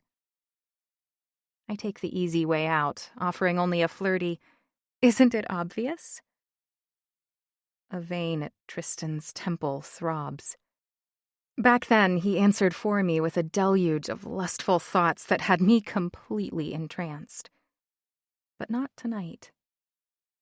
"I'm not making any assumptions, and I'd like to avoid a repeat of last time, where you run out on me and I chase after you with my dick out, not knowing what the hell went wrong."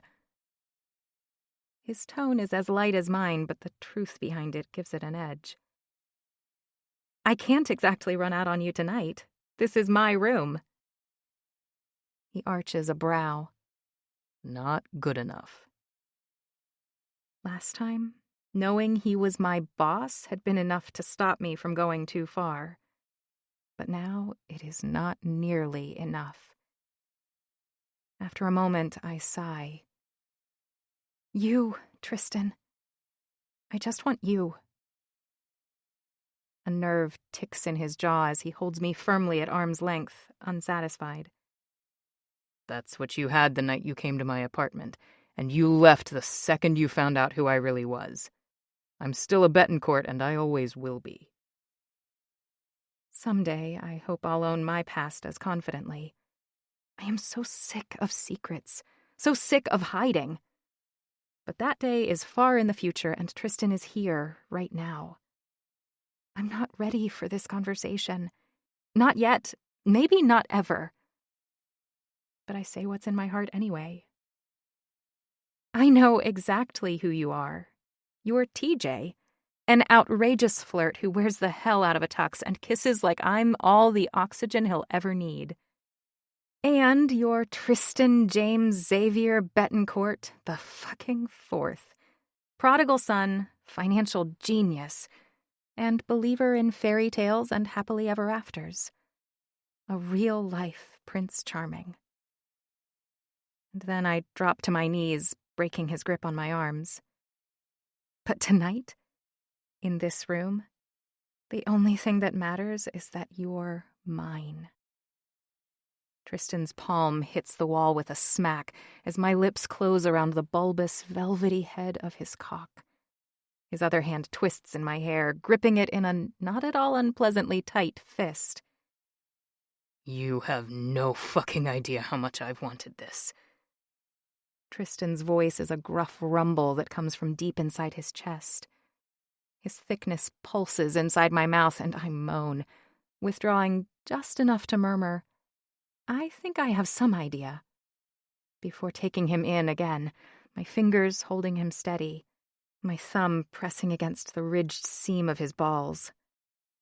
When I glance up, I see Tristan staring down at me, watching me swallow inch after inch until my cheeks and throat bulge, then reverse and repeat, building a steady rhythm.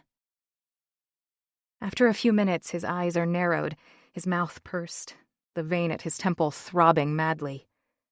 "Enough," he growls, the raspy one-word directive more of a plea than a command.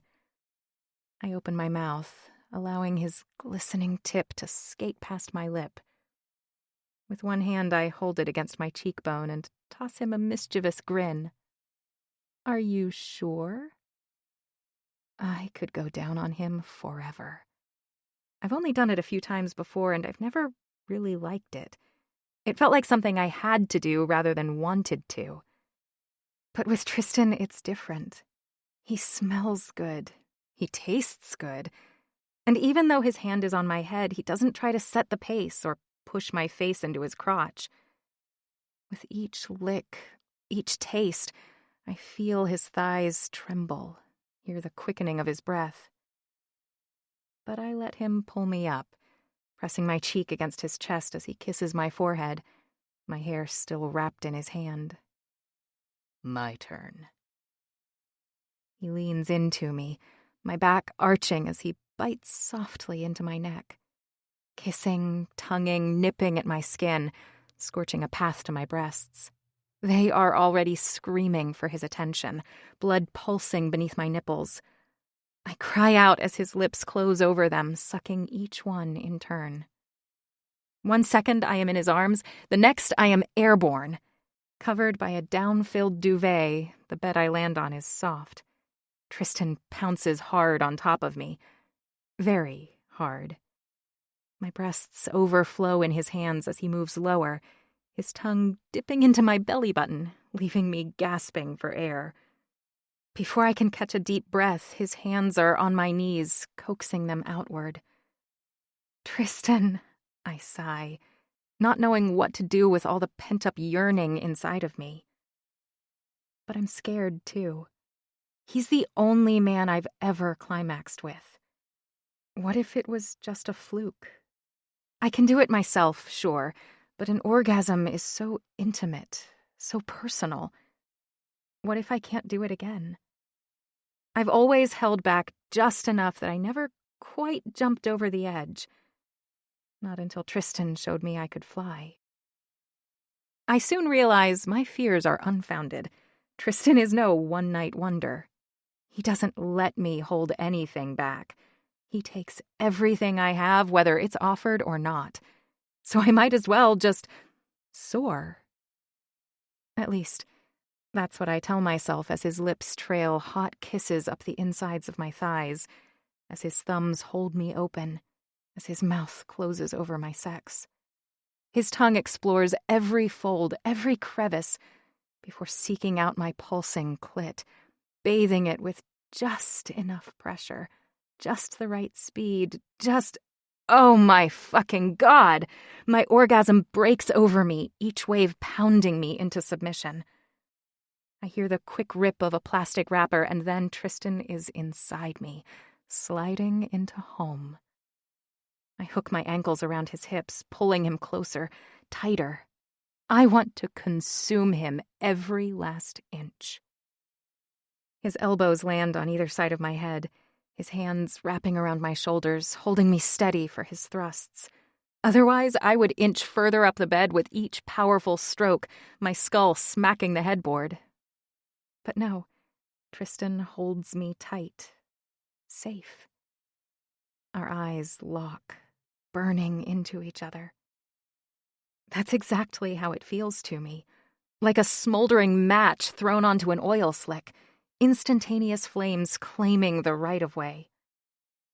Inside, I am burning hotter, deeper, a fire more intense than I've ever felt before, so intense it borders on pain. Tristan, please. I don't know what I'm asking for, what I need, but he does. Come with me, baby, he urges. My hips rise up to meet his again and again. My mouth opens. A cry, a sigh, a desperate groan. I cleave apart, entirely open to Tristan as he roars his own release and collapses on top of me. Tristan. Jesus Christ. Before tonight, I wanted Reyna, sure, never more so than when I showed up at her door to find her naked beneath a barely tied bathrobe. Backlit by the skyline shining through the oversized windows, her skin as smooth as polished marble, her figure so flawless it could have been sculpted by Michelangelo himself. The energy around her had practically pulsed. But the moment I feel her tighten around me, want solidifies into something more, something that feels a lot like need. Still inside her body, I roll, bringing Reyna's soft curves with me. My heart is racing, as much with fear as with exertion, and I tuck her head beneath my chin, making it impossible for her to look me in the eye. Sex has never been emotional for me, at least not until tonight. I cared for the women I've slept with in the past, of course. Well, most of them anyway, but I approached sex as if it was a game. There were rules. Pay attention to what made her tremble, and especially to what made her pant and plead. Make her come first, and use all necessary safety equipment. I went into each encounter intending to blow away the competition and come out on top every time. And although I took my partner's pleasure seriously, the act itself was no indication of emotional connection. Sex was fun, but it didn't make me want to hold a woman close to me, dreading the moment we'd have to get out of bed. Sex has never made me want to study the shadow of eyelashes on a cheek or the pattern of tiny veins on the inside of a wrist. I've followed all of my rules with Reyna, and yet sex with her is completely different than it has ever been with anyone else. Now that the act itself is over, I should be sated, filled with that particular postcoital lethargy. But nothing about what we just did feels like an ending. It feels as if my heart is beating inside Reyna's body. I'm not sure if I've given it to her or she's captured it herself, but it's hers nonetheless. As a kid, I had a dog, a big, slobbering golden retriever I christened with the wholly unoriginal name of Rover. He loved swimming. Lakes, pools, the ocean, any body of water was fine by him. That dog would swim until I worried his legs wouldn't keep him afloat any longer. And when he finally made his way out, legs wobbling, snout practically dragging on the ground, he would shake his entire body so hard anyone standing within 5 feet would be completely drenched. And then Rover would stumble off to find a sunny spot where he'd lie down and doze for hours. That's what I want to do. Shake all the Reyna off and find a place to recharge. She is everywhere. In my skin, in my blood. I can still taste her, and every inhale is laced with her scent. A man could drown in Reyna and die happy. But I don't feel happy. I feel exposed and vulnerable. I am a hedge fund manager. I don't do vulnerable. I am also always a Betancourt. Our motto is frappe fort avec tout. Strike hard with everything. We are predators, betting big, fighting powerfully, and winning, generation after generation. We don't go weak in the knees over a blonde minx with a Mensa mind and a bombshell body. Reyna's breaths deepen, becoming regular. Sleep tugs at my consciousness, too. Maybe it wouldn't be a bad thing to get some rest, see what happens when we wake up. Life has been such a whirlwind since meeting Reyna.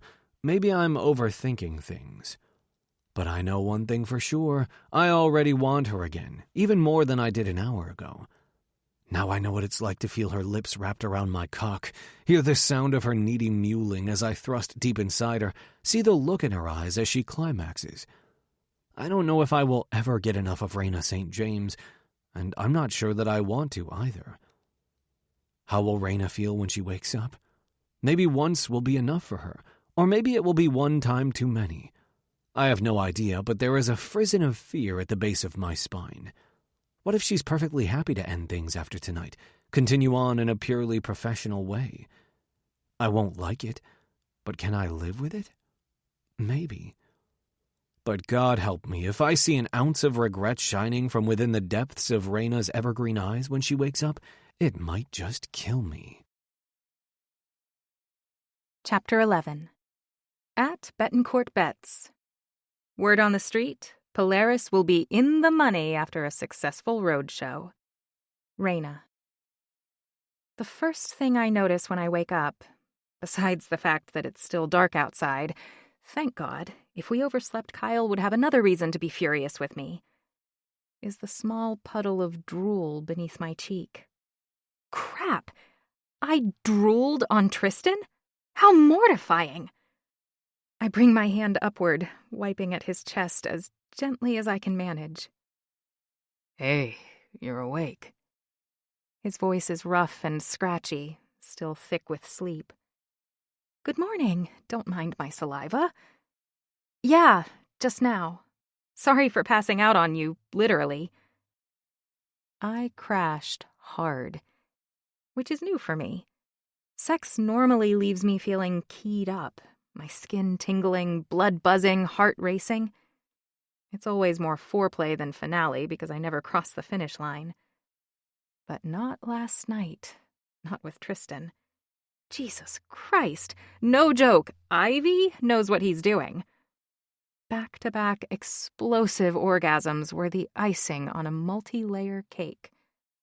The craziness of the past couple of weeks, our insane schedule on the road, flying across multiple time zones, the non-stop sexual tension between Tristan and me, seeing my parents. How much can one person take? I succumbed to the steady drumbeat of Tristan's heart beneath my cheek, his calloused thumb kneading the muscles at the back of my neck. And I drooled. Ugh! He shifts, rolling over so both our heads share the same pillow. I didn't mind. There is just enough light in the room, between the open shades and various electronic devices, to see his face clearly.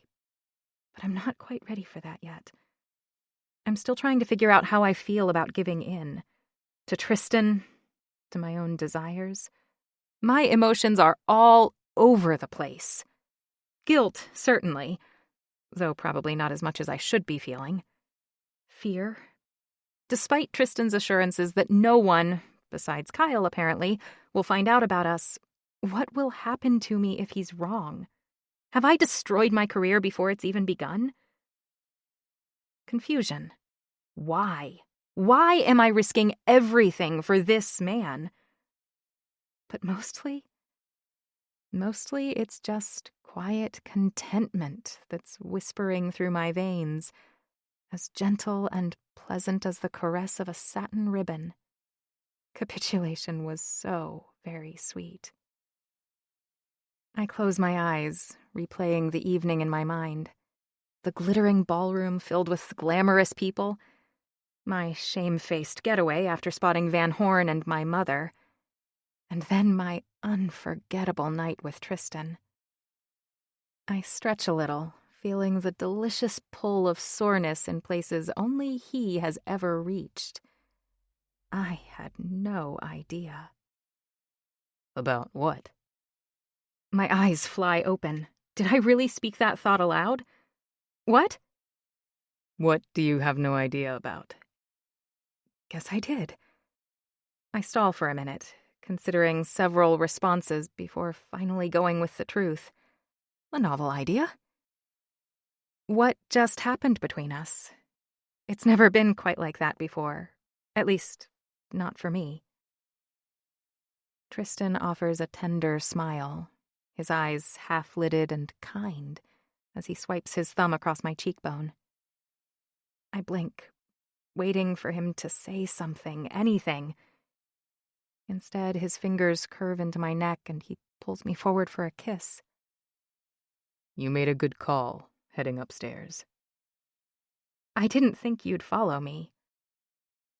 In truth, Tristan had nothing to do with my hasty exit from the ballroom.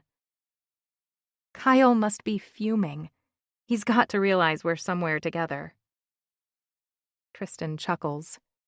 I'm pretty sure Kyle is the last man I want you thinking about right now.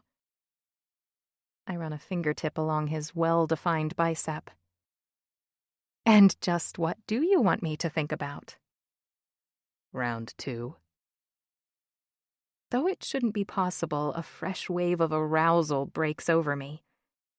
I hook an ankle over his muscled thigh. Already? He shifts toward me. My breasts brush against his cheek, nipples tightening in response.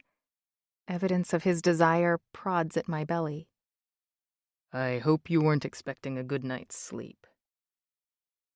Since the day I met Tristan, all of my expectations have fallen by the wayside.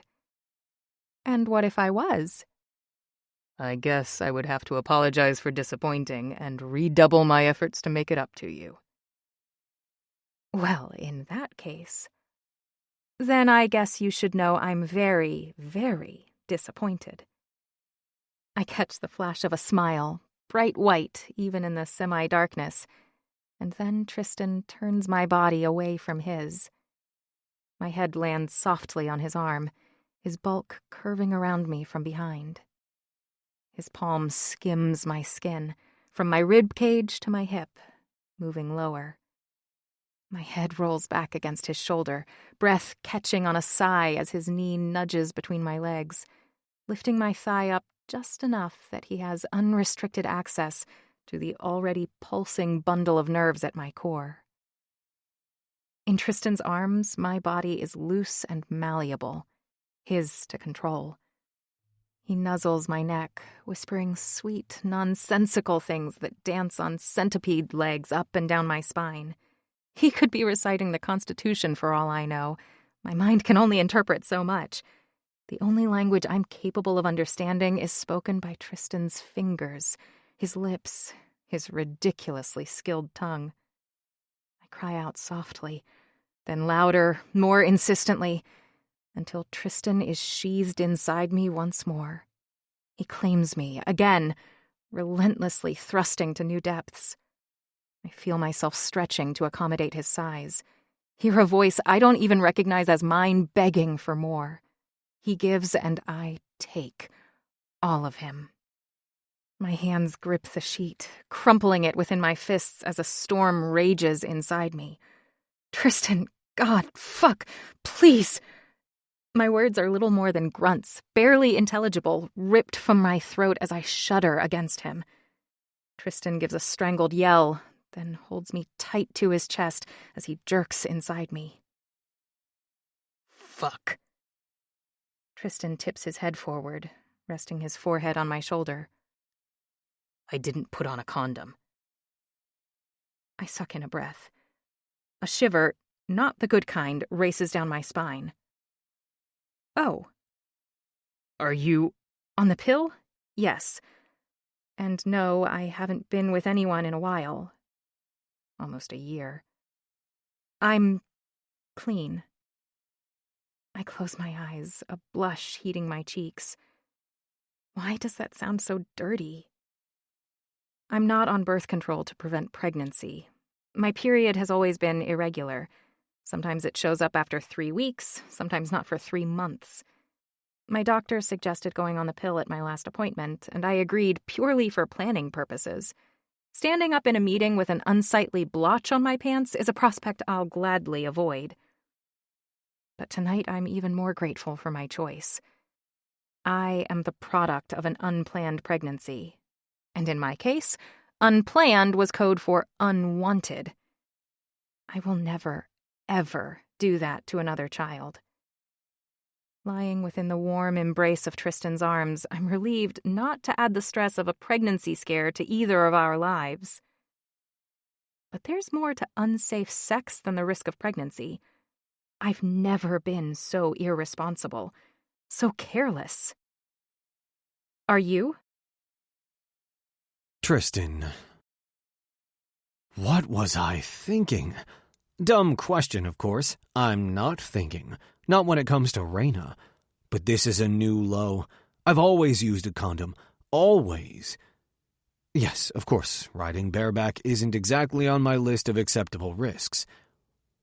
But damn, it felt good to be inside Raina without any barrier, no matter how thin between us. Even now I can't bear to pull out of her. Okay, that's good. It's not on mine either. When your last name is Betancourt, a talk about the birds and the bees comes in the same breath as birth control. Not long after waking up in sticky sheets, I was taught that my sperm might as well be pellets of gold, that there are girls who will do anything to have a Betancourt growing in their belly. One of them is now my stepmother. Not that my father ever said it in so many words, but he doesn't have to. I was young when my mother died, although not so young that I don't remember their easy way with one another, the excited squeal from both of us that always accompanied my father's arrival home from work. More slideshow than movie, I can replay certain moments of the life we once shared inside my mind. Holding her hand as I walked into my first day of kindergarten, our last Christmas together, dance parties in the kitchen while we waited for cookies to bake, falling asleep to the sound of her singing Starlight, Star Bright. When my mother was alive, our home had been filled with joy and laughter, and I always felt safe and loved. But everything changed after her death, including my relationship with my father. He dealt with his grief by throwing himself into work. I was handed off to a series of nannies. For years, there was a detachment to the way he looked at me. Only when I was in my teens, around the time the twins were born, did that wall begin to crumble. I was pretty resentful of them at first, but then they grew on me too. I couldn't stay mad at two toddlers who wrapped themselves around my legs the moment I walked in the door and planted wet, sloppy kisses on my cheeks every chance they got. The twins are definitely the best part of my father's marriage to Claudia, which is nothing at all like the marriage he had with my mother. Claudia doesn't squeal when my father walks through the door, and while I don't recall any heated arguments or slammed doors, their kisses are more perfunctory than passionate. Her face lights up at the sight of diamonds, not the sound of the front door opening. A pregnancy was Claudia's ticket into the big leagues, a new life as Mrs. Tristan James Xavier Betancourt III. And now here I am, my cock still sheathed within Raina, no barrier between my semen and her womb, just a pill and a promise. Can I trust her? Should I? And why didn't Raina throw the flag before I entered the field? Did I just give her what she's really wanted all along? Not that a condom guarantees shit. When I was working in Betancourt's Paris office, I started dating Elise, a fellow American studying at the Sorbonne. After a few months, Elise announced that she was pregnant. I simply assumed that a condom must have broken, and because I also assumed we were in a monogamous relationship, I believed the baby was mine. That old saying, never assume because it makes an ass out of you and me, is painfully true. I didn't see that Elise had no ambition of her own beyond landing a rich husband and using his money to become a player on the international art scene. When a classmate of hers showed up at my office, begging me to leave the mother of his unborn child alone, I was on the verge of proposing. I'd already been to the doctor with Elise, had stared open-mouthed at the grainy, gray and white image of what I believed to be the next generation of Betancourts. I was this close to marrying a woman I didn't love and who definitely didn't love me and raising another man's child. But I was granted a reprieve, and it seems to me that the nursery rhyme I learned in preschool might have gotten it right. First comes love, then comes marriage, then comes... You get the idea. Except that I seem to have gotten involved with a woman who is as cynical about love as anyone I've ever met. It should be a point in her favor, proof that we're on the same page, and yet somehow it isn't. I release a confused breath, pulling Raina's warmth into me, breathing in her sweet scent. What the hell, just added to the ever-growing list of confusing questions I don't have answers to. Raina has marked me as surely as a bolt of lightning, and the chasm between my life now and the one I had before is growing. I'm torn. Being inside Raina without a condom, I felt every single quiver as she climaxed.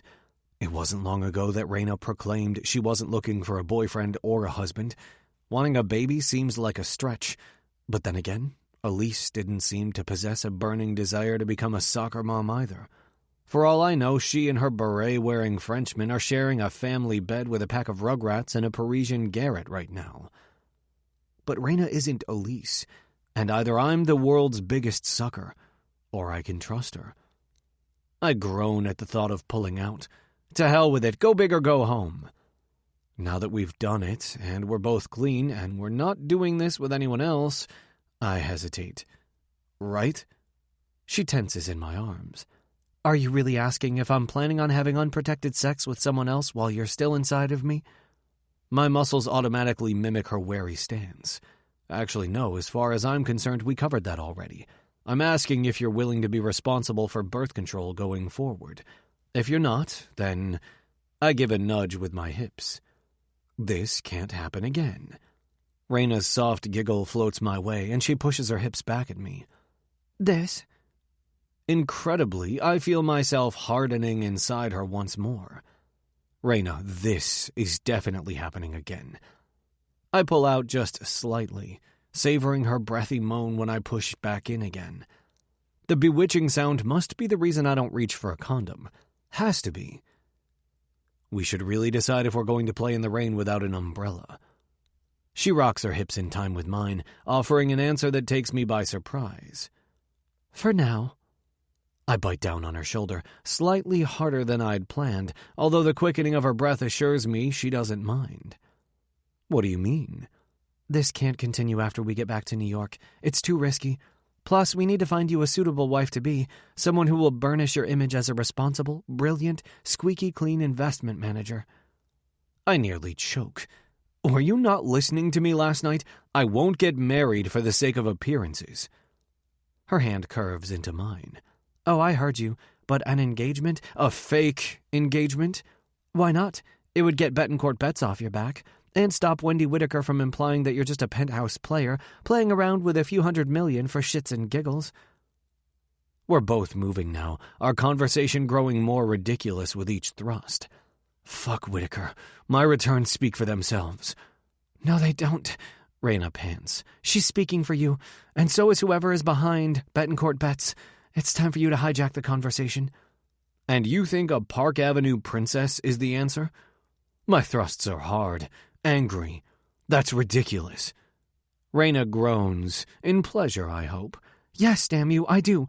Get your personal life above board so investors can focus on your business successes.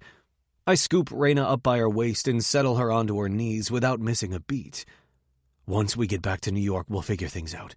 Sneaking around isn't my thing.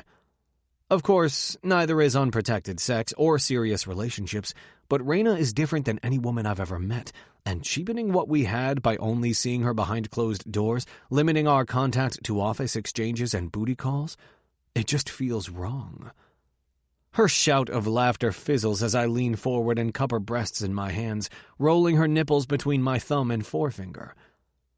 Let's just make the most of our time away, she says. Great. A non-committal commitment. Reading between the lines, I know what she's implying, that this is temporary, a fling, a damn showman's. And maybe it is, for her, but not for me. I've always played offense, but Raina is pushing me back against the goal. How can I convince her that we have something special, something worth fighting for, if she doesn't believe it too? But as long as I'm in the game, I play to win. You know it's not going to be enough, don't you? I interpret her hiss as a yes. Raina. My phone buzzes just as I set down the blow-dryer. 1 minute earlier and I might not have heard it. And unfortunately, it's halfway to my ear before I glance at the name on the screen. I should have sent it to voicemail. My mother's calls are always an ordeal and usually leave me feeling ambushed. A few hours ago, I was safely cocooned within Tristan's arms. But now I'm back in my hotel room. Bathroom, actually. Wrapped only in a towel. The woman who left me without a second thought and what seems like no regrets is the last person I want to talk to right now. Hi, Mom. Hi, sweetheart. How are you? I grimace at the term of endearment she casually throws my way. This is how it's been since the day she walked out of my life and into Van Horn's. Lots of darlings and sweethearts. Too few hugs and kisses. She didn't take me to pick out a prom dress or help me settle into my college dorm. I've never been invited to any of the homes she shares with Van Horn, although I've seen all of them in the pages of Architectural Digest, Elle Decor, or various aspirational websites that gush over the tiniest detail. And she doesn't call at all if he is nearby. I'm good. Great. Just working a lot. The fund I'm assigned to is opening up to new investors soon, and so things are really crazy. I'm learning so much, though. Megan, she's the woman who basically manages our training class, she's been fantastic. Always checking in with me, making sure I'm feeling like I'm really a part of the team here. And Kyle, that's my former professor, remember? He said... I babble on for a few more minutes before finishing with, so I really need to get going. I have a lot of work to do. On a Sunday? I ignore her. She probably would have preferred I graduate from school with an MRS rather than an actual degree. But as far as I'm concerned, she's forfeited the right to criticize my choices. Any of them. Wall Street never rests, I reply. And maybe because of last night, because I ran away from her and Gerald like a coward, I don't hang up. I ask, "How about you? What are you doing today?" There's a pause, and I can hear surprise in her voice when she replies, "Actually, I'm in San Francisco right now." Visiting more friends?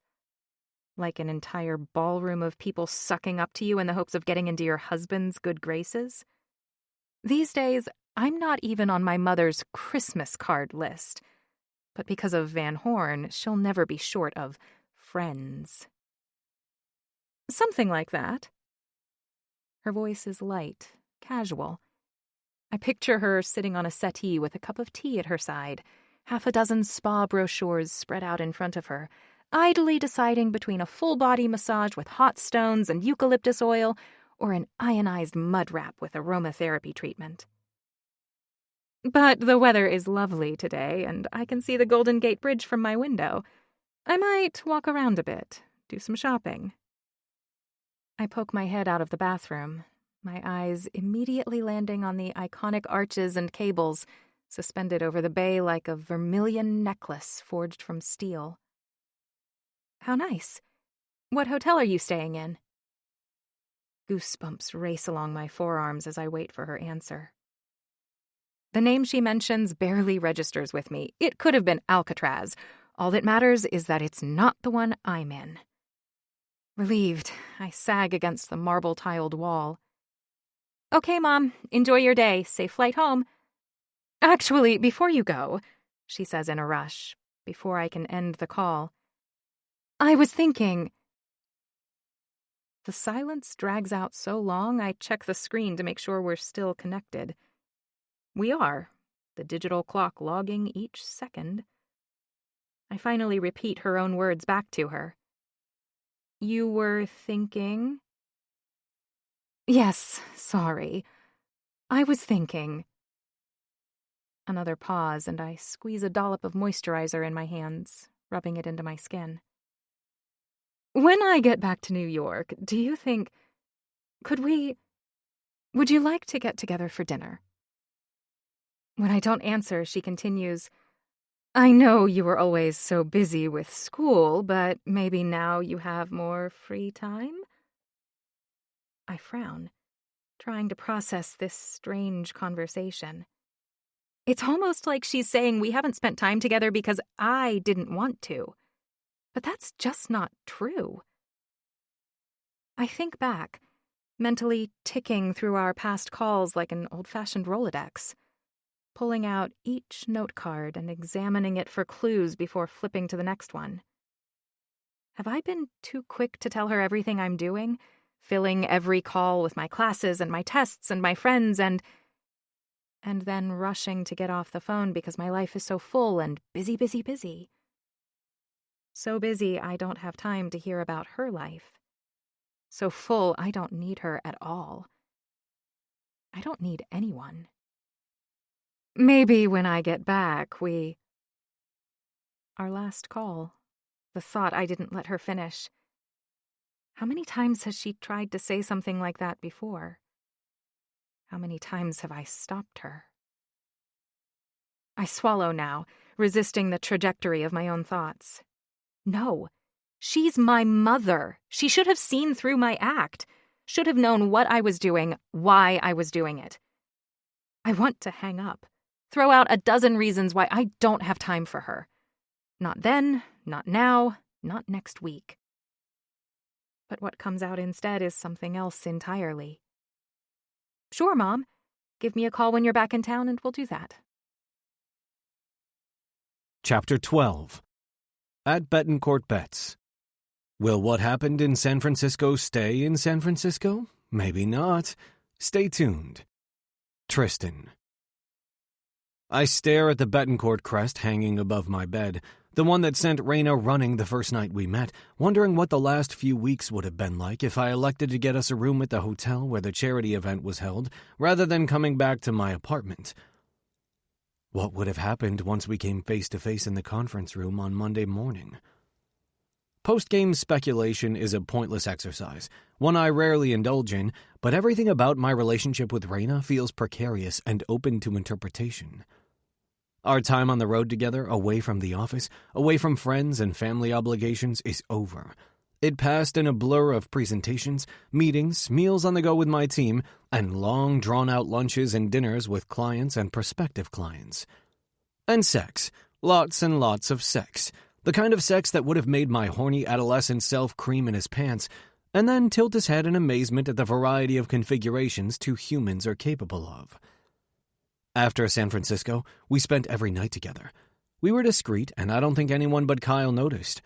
Affairs on the road happen all the time. I'm pretty sure Claire and Sam were hooking up for most of the trip. Kyle met up with an ex in Phoenix, and the junior guys definitely had a few one-night stands as we crisscrossed the country. Which is why I'm not going to waste time worrying about it. Returning to New York late last night, I spent today in the office firming up the commitments we received on the road and catching up on everything I missed. But the markets were calm, and now I'm in my apartment, waiting for Raina to arrive. Truthfully, I'm not even sure she'll show up. She hasn't reversed her opinion that what happened on the road shouldn't follow us home. Hoping for the best, there is takeout from my favorite neighborhood restaurant in the kitchen, along with a waiter from their staff to make it look like I haven't just ordered takeout for the first night we spend together that doesn't involve furtively sneaking down the hall, ducking into each other's hotel rooms, our fingers crossed that no one sees us. I've selected a Pinot Noir to go with our dinner, plus a Sauvignon Blanc in case Raina prefers white. And as I light the candles that were placed on my table by whomever decorated the apartment before I moved in, I can't help but shake my head. I don't do this. I don't do cozy dinners at home. Not the kind with wine and candles and... Shit, I forgot the flowers. Of course, I've never dated a woman who refuses to be seen in public with me either. There is nothing sleazy about Raina or my feelings for her. It bugs me that going public with our relationship won't be good for either one of us. A few years ago, maybe no one would have noticed, but my profile is higher now. There is the money cover and accompanying article, and Betancourt Betts is following and reporting my every move. But sneaking around isn't the answer. The only thing that grows in the dark is mold. The doorbell rings before I can figure out how to convince Raina that something has to give, and soon. I open the door to find her in a hoodie and jeans, a baseball cap pulled low over her forehead. Clearly, she's taken the cloak and dagger aspect of our relationship seriously. Raina, is that you under there? I bend down, peering beneath her brim. Her smile is the only part of her face I can see. Let's go, Mets. The M emblazoned in the fabric is bright yellow. You're wearing a University of Michigan hat. Oh, whoops. I don't know their slogan. I sweep the hat off her head and draw Raina into my chest, kissing her as if it hasn't been mere hours since the last time, as if I haven't been fantasizing all day about everything I'm going to do to her mouth, her breasts, her deliciously tight pussy. Raina's hands curve around my shoulders, her nails raking over the back of my neck as I gather her into my arms, her feet hovering a few inches off the ground. Our tongues slide against each other, thrusting and parrying as I bring her over the threshold and kick the door shut. Relaxing my grip, I bite softly on Raina's lower lip, just hard enough to hear her groan. Me neither.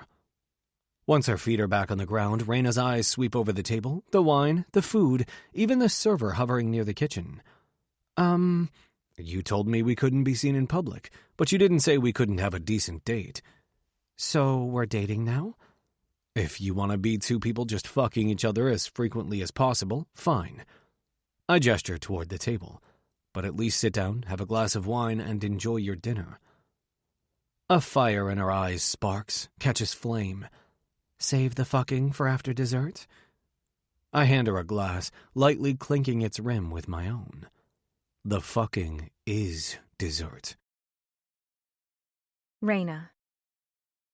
Tristan's voice pools in my ear like warm honey. Dessert has never sounded so good. Still, I hesitate. I can do dessert. I can probably do dessert all night, every night for as long as I live. But the rest of it? My eyes sweep over my surroundings. Not just the beautifully set table and delicious-smelling food, but the 12-foot ceilings and walls hung with original art. Even Tristan's jeans probably cost more than the most extravagant purchase I've ever made, Hervé Léger dress notwithstanding. What the hell am I doing here, in his luxurious penthouse? I shouldn't have come. What happened in San Francisco and San Diego, Los Angeles, Phoenix, Austin, Nashville, Portland, Palm Beach, and Salt Lake City should stay there. Yet here I am, back in Manhattan, back in Tristan's apartment, and completely out of my league. As tall as the ceilings are, they are pressing down on my head. All of this is as unfamiliar to me as mother-daughter spa days or playing hooky from school. For as long as I can remember, the only person I could count on is me. My parents, all three of them, have never really been there. Not physically, not emotionally. If there was something I wanted, I planned, I worked, I saved, I strategized, and I got it my own damn self. I fumble for something to say, some sentence that will lead to a quick exit with no hard feelings, until I make the mistake of lifting my eyes to Tristan's, drinking in the look on his face. It's an expression I've seen flashes of before, like he wants to please me, treat me, surprise me. And God damn it, that look is so seductive. It should be banned in all 50 states because it's working. I am being seduced. By it, by him, by all of it. I am falling hard. For Tristan James Xavier Betancourt, the fucking fourth. The first night we met, he was just a guy. An irresistibly gorgeous guy with 2 initials in place of a name. Then, at the office, he was a brilliant mentor, much more focused and driven than I would have expected anyone who didn't actually need to work could be.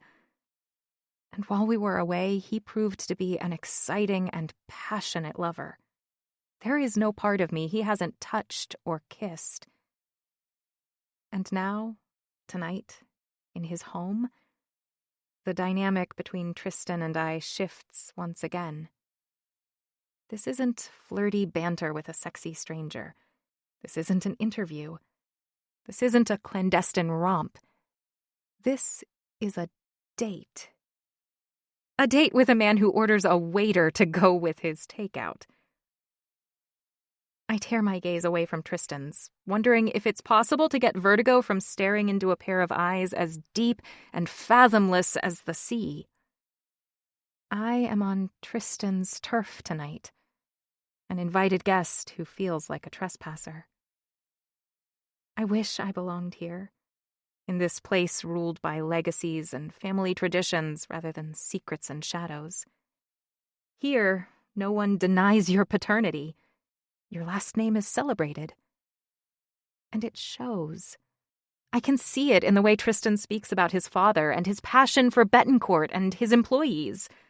Tristan has a generous heart. There might even be room for me.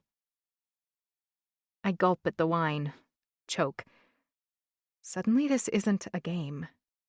The sneaking around, the wealthy heartthrob with the name I can't even say in one breath, the family ties that start with French nobility and end with Wall Street royalty. Here, the barriers to entry are too high, at least for someone like me. Someone whose biological father would lay a hand on the Bible and deny any knowledge of my existence, rather than allow the mere fact of my birth to tarnish his reputation. I open my mouth, intending to spill all of the ugly truths clogging my throat. And then I catch sight of my reflection in the cobalt mirror of Tristan's eyes. The woman he thinks I am. The woman I want to be. She is composed and mature, and not flustered in the least by tonight, by a date. This woman goes on dates all the time, is used to men doing nice things for her, treating her as if she's the most important person in their life. She would sip politely at her wine, fold the napkin in her lap, and take the evening in stride. Surely I can be her for at least a few hours. If the scales of justice are at all even, I've earned it. I close my mouth, trot out my best impression of a Mona Lisa smile, and sit. This is nice. Thank you. The past couple of weeks have been a collection of stolen moments. Maybe what I really need is a whole night, or possibly two. For one weekend, I can dance and play and stomp on Tristan's grass that looks a hell of a lot greener than my own. It can't be as lush and well-tended as it appears, right? Maybe it will turn out to be like the kind they have in California and Arizona. Dead, brown grass, sprayed with green paint because of the drought. Nothing but an illusion. Tristan sits down across from me, the server hastening to dole salad onto our plates. So, what are we having? Well, I'm having steak, but I've never seen you eat red meat, so I ordered you the striped bass. You had it twice while we were away. I thought it was a safe choice.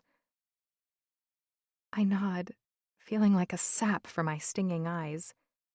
Tristan notices what I eat? The only thing guys ever seem to notice about me is my cleavage. Thanks, I say. But you didn't need to make such an effort.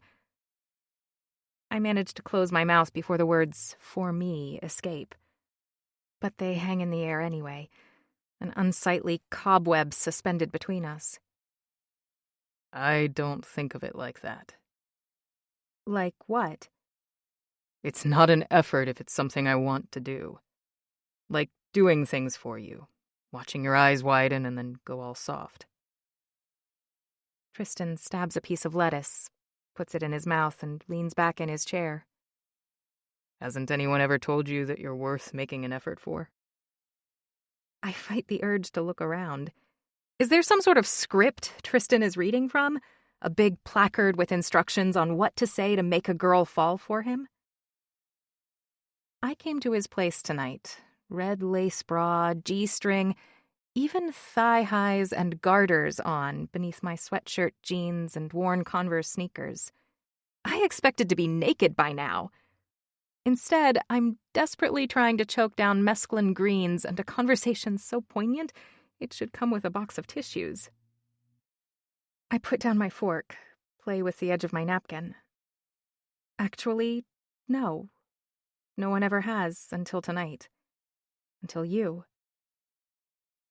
Tristan studies me from across the table. My mask is down, the protective armor I forged from necessity lying chipped and crumpled at my feet. Useless. I have nothing to protect me and nowhere to hide. I'm as exposed and vulnerable as I've ever been.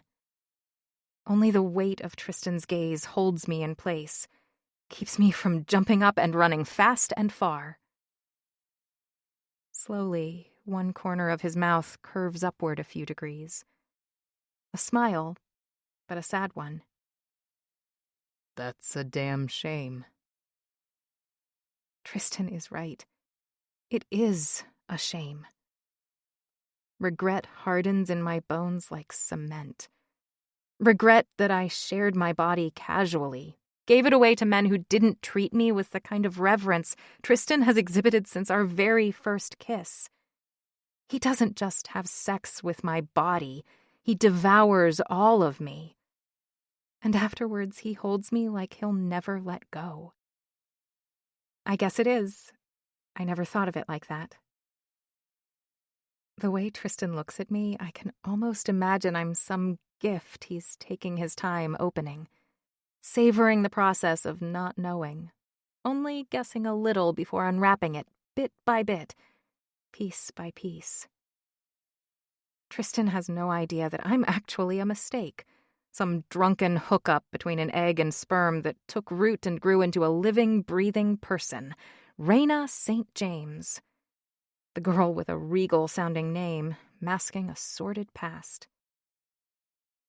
That's a shame, too. The night I lost my virginity, I felt relieved. Like, phew, glad that's done. If only I'd known this man was in my future waiting for me. I wish Tristan was my first. No, I wish he was my only. Eyeing Tristan as he sips at his wine, I can feel the confidence that envelops him, the sureness of his path, his future. As our salad plates are cleared, I thank the one lucky star in my universe that somehow made Tristan want me, pursue me. The tips of my ears feel hot, raw emotion rising to the surface of my skin. Were you always like this? I ask. Like what? So sure of yourself. Is it a byproduct of growing up a Bettencourt, or was there some class you took at school? You mean during my boarding school brat phase? I grin. Maybe, yeah. He puts his glass down, leans back in his chair. You know, one of the best things about being your boss is that I can look into your background without being accused of stalking. The hair on the back of my neck stands up, my smile fading. I don't need anyone looking into my background, least of all Tristan. Through well-practiced restraint, my expression remains neutral. Is that so? Yes. And I discovered that you went to a school every bit as bratty, your word, not mine, as I did. I let out a breath. Basic resume stuff. No problem, as long as he doesn't dive too deep. True, but my dad taught at the school. It's different. Different how? Same caliber, same classes, same cafeteria food. Do I want to do this? No, not really. Any conversation about my upbringing will reveal the gaping divide between us. But I plunge in anyway. Maybe you never felt it, but there's a caste system at places that cost upwards of $60,000 a year just to walk through the front door. Kids like you, whose parents foot the entire bill, are at the top. You have the best clothes, go on the most exciting vacations, have the strongest connections to get into college, legacies, a library with your last name on it, whatever. The next rung down is the scholarship kids. Academic or athletic, they're there because the school wanted them. They're either the smartest in their class or the ones who take your team to the championship. I tuck a wayward lock of hair behind my ear, then sit on my hands to stop fidgeting. And at the very bottom are kids like me. I wasn't recruited. No one was paying my tuition. I was only there because my father worked for the school. Kids like me, we had to prove ourselves every day. Otherwise, we're just taking up space that could have gone to someone who actually deserved it. I close my mouth, almost shocked that I've let so many words slip out, and pick up my fork, determined to fill it so full of fish I won't be able to talk. Did you? The fork stops halfway to my face. Did I what? Prove yourself. Rather than answer, I take my bite, chewing slowly as I run through answers that won't make him sorry he invited me over. But Tristan doesn't wait for my response. You did. Of course you did. And you've been doing it ever since, right? Boarding school, college, a job with Bettencourt. You said it yourself. You've made an art form of going after whatever everyone else wants. My mouth goes dry. What he said is true, but it makes me sound conniving rather than ambitious. Tristan gets up and pulls out the chair closest to me. Sits. Is that what this is? What I am? Are you here with me tonight because of some kind of competitive streak? Chapter 13. At Bettencourt Bets. Wall Street's golden rule. He who has the gold gets the girl. Tristan. My voice sounds sharp, even to my own ears. How is it that Raina isn't my girlfriend, and yet I'm waiting for her answer as if she's my everything? That tweet about escaping from my father's shadow is closer to the truth than I'm willing to admit. Am I falling for a woman who will turn as cold and sharp as the diamond she set her sights on? Is Raina like Elise, willing to do anything to become a hedge fund heiress? Is she just another Claudia in disguise? A gorgeous, sexy as hell disguise? If Raina has any ulterior motives at all, I need to know, now, because our date isn't going quite the way I planned. There's a depth to Raina that I didn't expect, and it's about time I owned up to the truth. I want more from her than just her body, exquisite as it is. Nearly 10 years younger than me, and fresh out of college, Raina should be about as deep as a puddle. Instead, I find myself staring into a wishing well, taunted by the pennies glinting from the bottom. They might be just an arm's length away, or entirely unreachable. Silence stretches out as Raina puts down her fork, turns to face me. Tristan, if I tell you that I know what we are, or what this is, it would be a lie. I don't have a damn clue. Her eyes are wide and green, fringed with lashes so long they brush my cheeks when we kiss. They search mine now, looking for something.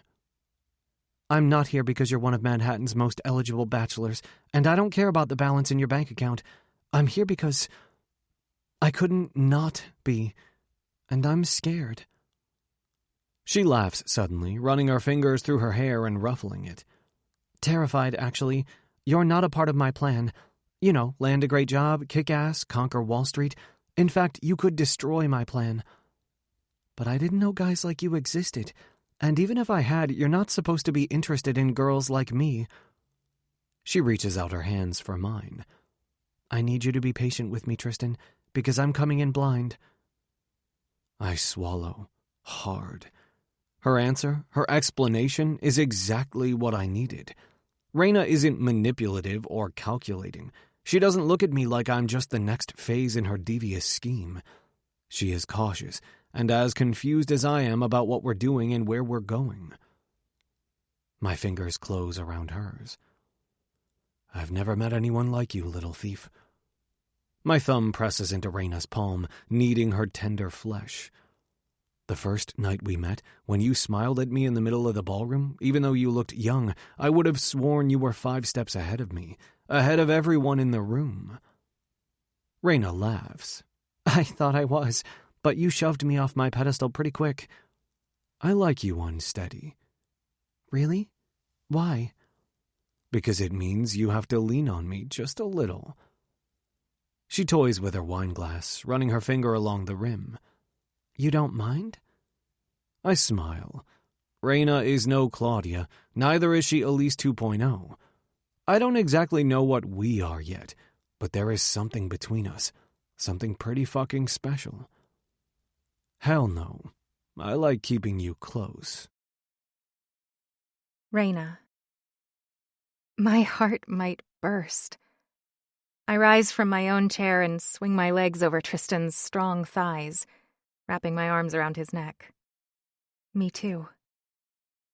There is a muted click, like the sound of a door closing. I think we scared the waiter away. Don't worry, he's all taken care of. I told him to leave once we lost interest in the food. Do you always think of everything? He shakes his head slowly. Not anymore. Lately, I've only been thinking of you. Sentences like that flay my skin with the precision of a vegetable peeler. The kind you buy at Sur la Table, not Target. I feel raw and exposed. Even the air stings. So I do the only thing that makes sense anymore. I kiss Tristan with every bit of longing and frustration bubbling inside my veins, giving as much as I take. I pull at his hair, bite at his neck, tear at his clothes. I can feel him holding back at first, thrown off by my urgency. But I've crossed the thin line between passion and pure lust. I am lost in a vortex, operating purely on animal instinct. I want Tristan. I want his mouth and his tongue, his hands and his cock. And even his heart. I want everything he has to give. There is ripping and tearing, and at one point I can swear the chair is going to fly backward and leave at least one of us with a concussion. But Tristan steadies it, and in under a minute we are both naked, skin to skin. I groan at the sheer pleasure of it. His touch is everything I crave. Then he is in me, and I am finally full, finally whole. I come in a rush, eyes closed, clinging to Tristan for dear life. He must have pried me off him, because the next thing I know we are standing. Then I am leaning over the table, and he is inside me again, holding my hips steady as he pounds into me, my breath fogging the ebony tabletop. A glass topples over, and I watch wine spreading across the surface with half-lidded eyes. The scent of sex, of sweat, mixes with the acrid notes of the wine, and I cry out, overcome with too many sensory inputs. Tristan's rhythm speeds up, and a hand creeps between my ass cheeks. His thumb pushes into me at the last minute, amping up the intensity and catapulting me over the edge. No one has ever done that before. I come again, my orgasm more intense this time. Tristan follows just moments later, and I savor the feeling of him deep inside me. That was... We glance around at the wreckage of the table. Broken glass, spilled wine. Messy, I finish. Yeah, but worth it. I wince slightly as he pulls out of me, both places. Agreed. Together we clean up. It doesn't take long. And get in the shower together. At least 5 times the size of the one in my apartment, it has more jets and levers and dials than I know what to do with.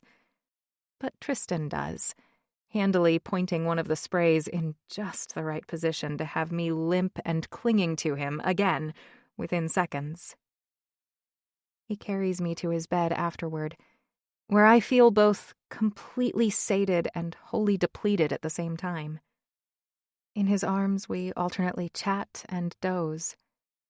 And I can't help but wonder if this is the kind of relationship my mother has, or at least had, with Van Horn. In the beginning, maybe. Because this, whatever is happening between Tristan and me, is something I can't imagine giving up for anyone. Which makes me feel just a tiny bit less resentful of her leaving me. Van Horn is still a piece of shit for denying my existence, making her walk away and cut all but the most tenuous ties with me. But if what they had was anything close to this, I can almost forgive her for going after the brass ring. What are you thinking about? Tristan asks, running the calloused pads of his fingers up and down my arm. I'm sleepy and lethargic, my brain barely operating at half speed. I answer honestly. My mom, actually. You must really miss her. I swallow the lump in my throat, feeling like the lowest of the low for deceiving Tristan, for telling him both of my parents are dead. Yeah, I do. Do you remember the last thing she said to you? Of course I do. It's still weighing on me, actually. The invitation she could have been trying to get out for months, maybe even years. If I was a braver person, this would be the perfect moment to tell Tristan that my mother is very much alive, that I lied to shield the truth about my relationship with Van Horn, about me. But I'm not brave, and I can't bear to ruin this moment. It's too perfect. I make a sound that says nothing, really. And then I turn the question back on Tristan. How about you? I do, actually. We were in the hospital, and she must have known the end was near. She was saying goodbye, and I asked her where she was going. She said, everywhere. Dancing in the clouds, swinging from rainbows, skipping from star to star. I'll be watching over you from every sunrise and sunset. And then she told me to make her proud. A tear slides from the corner of my eye down my temple. Is that why you named your fund Polaris? It's the North Star, right? Yeah, the brightest star in the sky. I guess I hope that if she really is up there, watching over me, she'll know I'm still thinking about her. My heart tumbles inside my chest, like it's been tossed off a cliff, round and round, down and down. Where it will land, I don't know. My voice, when I finally manage to say something again, is hoarse, like it, too, is out of my control. Did I ever tell you that the only thing I really hate about living in New York City is never getting to see the stars? There's something unsettling about looking up and seeing nothing, just an inky purple smudge that never deepens to navy. I know what you mean. I've spent hours looking up at the sky. Greenwich, Connecticut is so close to Manhattan that even when we got out of the city, I didn't see many stars at night either. For years after she died, though, I don't think I missed a single sunrise or sunset. I tried to hunt down every rainbow, and I spent entire days lying on my back, just trying to find my mom up in the clouds. Did you? I ask softly. Nope, not once. He shakes his head, planting a kiss on the tip of my nose. When I left for boarding school, the best part was finally getting to see the stars at night. I even took an astronomy course. They had stars in Massachusetts? Sure did. Whole constellations of them. The Big Dipper, the Little Dipper, Cassiopeia, Orion's Belt, the Great Square of Pegasus, the Pleiades, and Ursa Minor, of course, which includes Polaris. Sometimes, on an especially clear night, you could even see a planet or two. I've always wanted to be able to do that, to look up at the sky and know what I was actually looking at. I'll teach you.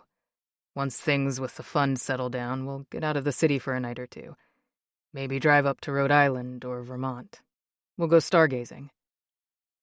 Promise? If there's one thing I've learned about Tristan, it's that he always keeps his word. I promise. I fall asleep cocooned within Tristan's arms, lulled by the steady thud of his heartbeat and the rhythmic movement of his chest with every inhale and exhale. And when I dream, it's of a soft bed in the middle of a grassy field under a rich navy sky blazing with stars. And Tristan, holding me close. Come on, get dressed. I'm still in Tristan's bed, exactly where I've spent most of the weekend. I lift my head, disappointed not to feel him still curled around me. So close we only need one pillow. Why? I thought you liked me naked. Striding to the bed, Tristan lifts the covers, his eyes lighting up with appreciation. Oh, I do. But I don't want anyone else to have the same pleasure. In the past, had anyone looked at me with such blatant appraisal in the bright light of day and without a stitch of clothing on, I would have snatched the covers from his hands, blushing furiously. But this morning, with this man, I don't. My skin warms, but not from embarrassment. I stretch, I smile, I fucking preen. Tristan has made no secret of the fact that he loves looking at my body, and I like the person I see reflected in his gaze. Why? Are you expecting company? No, but I can't stay inside for another day, not even with you. He gestures toward the wall of windows. It's a gorgeous morning. Let's go outside, walk around, find someplace to have brunch. I shake my head, trying to knock the sleepy cobwebs loose. Sure I can't tempt you to come back to bed for a little while longer?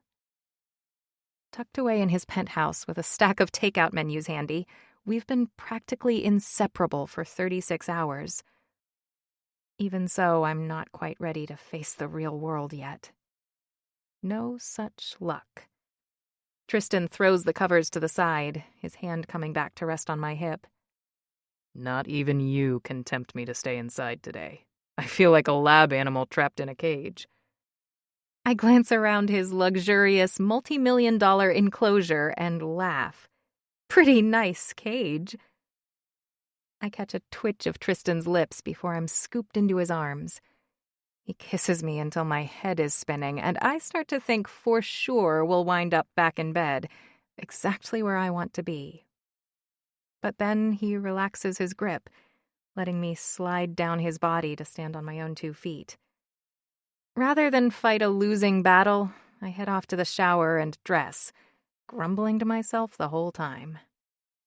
Yanking on my hoodie, jeans, and chucks, I realize I don't know enough curse words to properly deride the ridiculous wardrobe choices I made on Friday. I didn't intend to stay the night, let alone the entire weekend. I could kick myself for not tossing more than a toothbrush in my purse. With no pencil to fill in my nearly invisible brows or mascara to darken my pale eyelashes, and only a swipe of gloss on my lips from the lone tube tucked into a side pocket, I look like a teenager. Tristan laughs as I emerge from his bathroom. I'm going to get arrested for robbing the cradle. I twirl. What? You don't like my comfy college look? College? You look like you're in high school. Deciding the ponytail isn't helping my cause, I pull at the elastic, letting my hair fall free onto my shoulders. Better? Tristan's lips twitch as he strides toward me, wrapping his hands around my waist and pulling me against him, our eyes meeting in the mirror. You went from cute junior to sexy senior. He bends to kiss my neck. But I'll take it. Tristan. Raina's reluctance as I unfold her hand within my own only makes my grip tighter. Why? I have no idea. PDA isn't usually my thing, but being within arm's length of Raina and not touching her at all feels completely unnatural, especially in light of how close we've been the entire weekend. Hungry? Raina grins. Yeah. What are you in the mood for? You mean besides you? My cock twitches. Minx? Sorry, can't help it. What's good around here? I shrug. I've never really done couple things, like sipping Bloody Marys at a sidewalk cafe or strolling hand in hand. But here I am, strolling hand in hand, and damn if I don't want a bloody fucking Mary, too. No idea. I usually wind up grabbing something from a deli on my way into the office. Even on a Sunday? I chuckle. Just because the stock markets aren't open doesn't mean there's no work to be done. Especially on a Sunday. Is it too late to get breakfast pizza? We could do that instead and then go to the office. Or I could head back home and get out of your hair. No.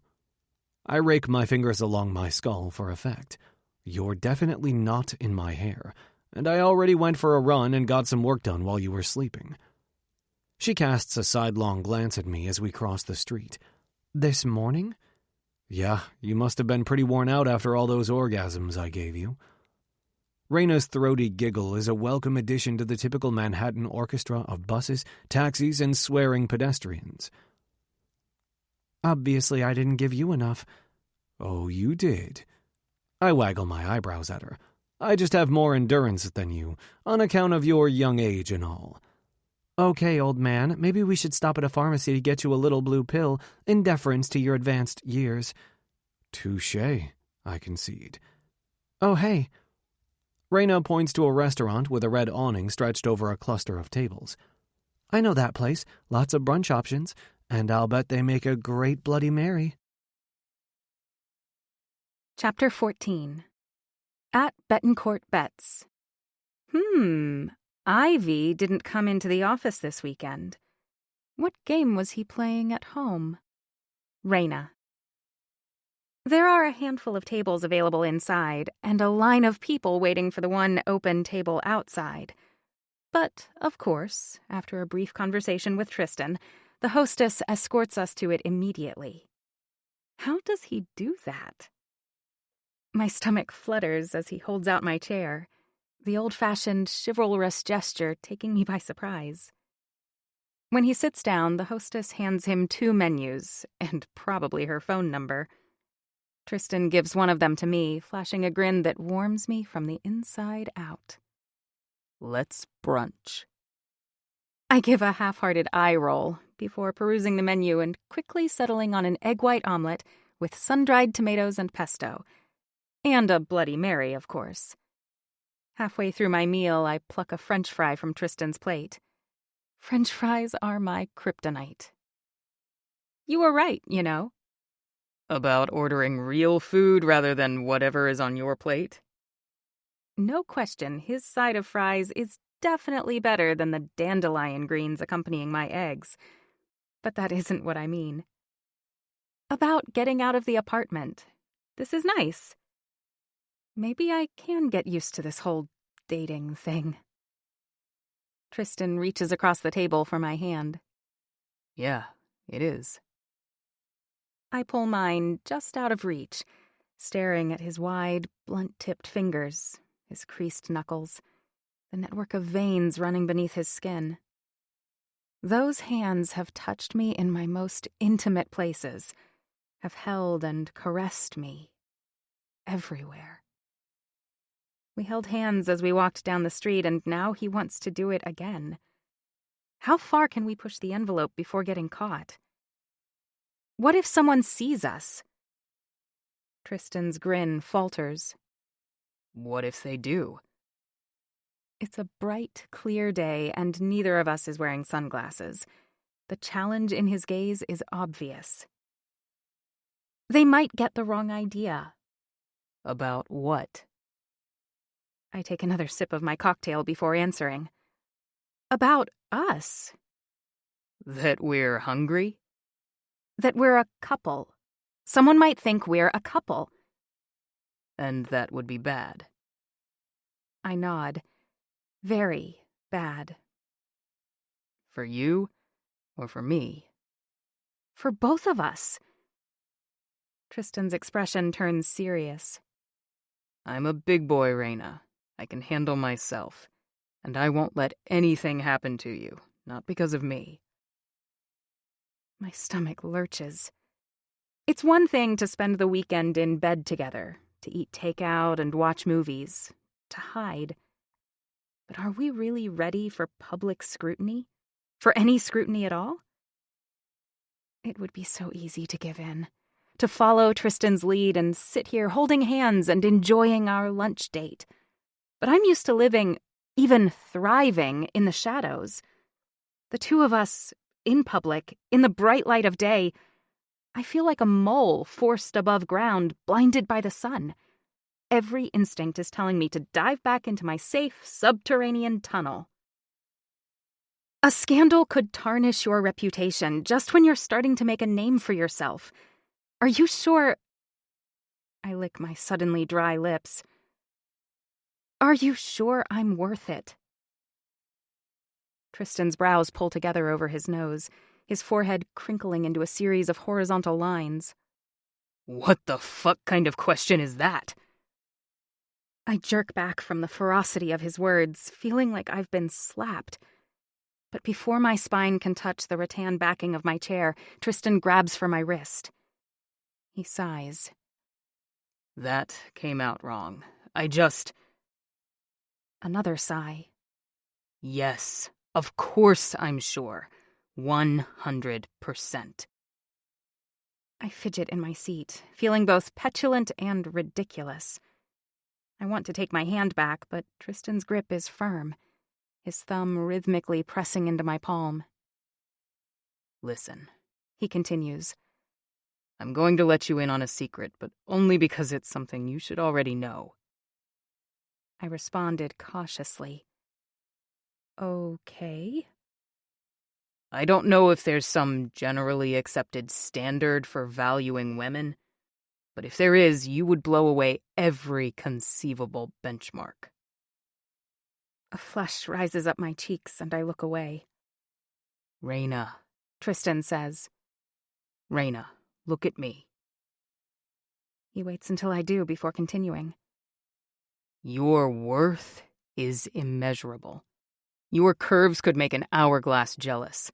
Your face puts Helen of Troy to shame. And your mind gives Michael Lewis a run for his money.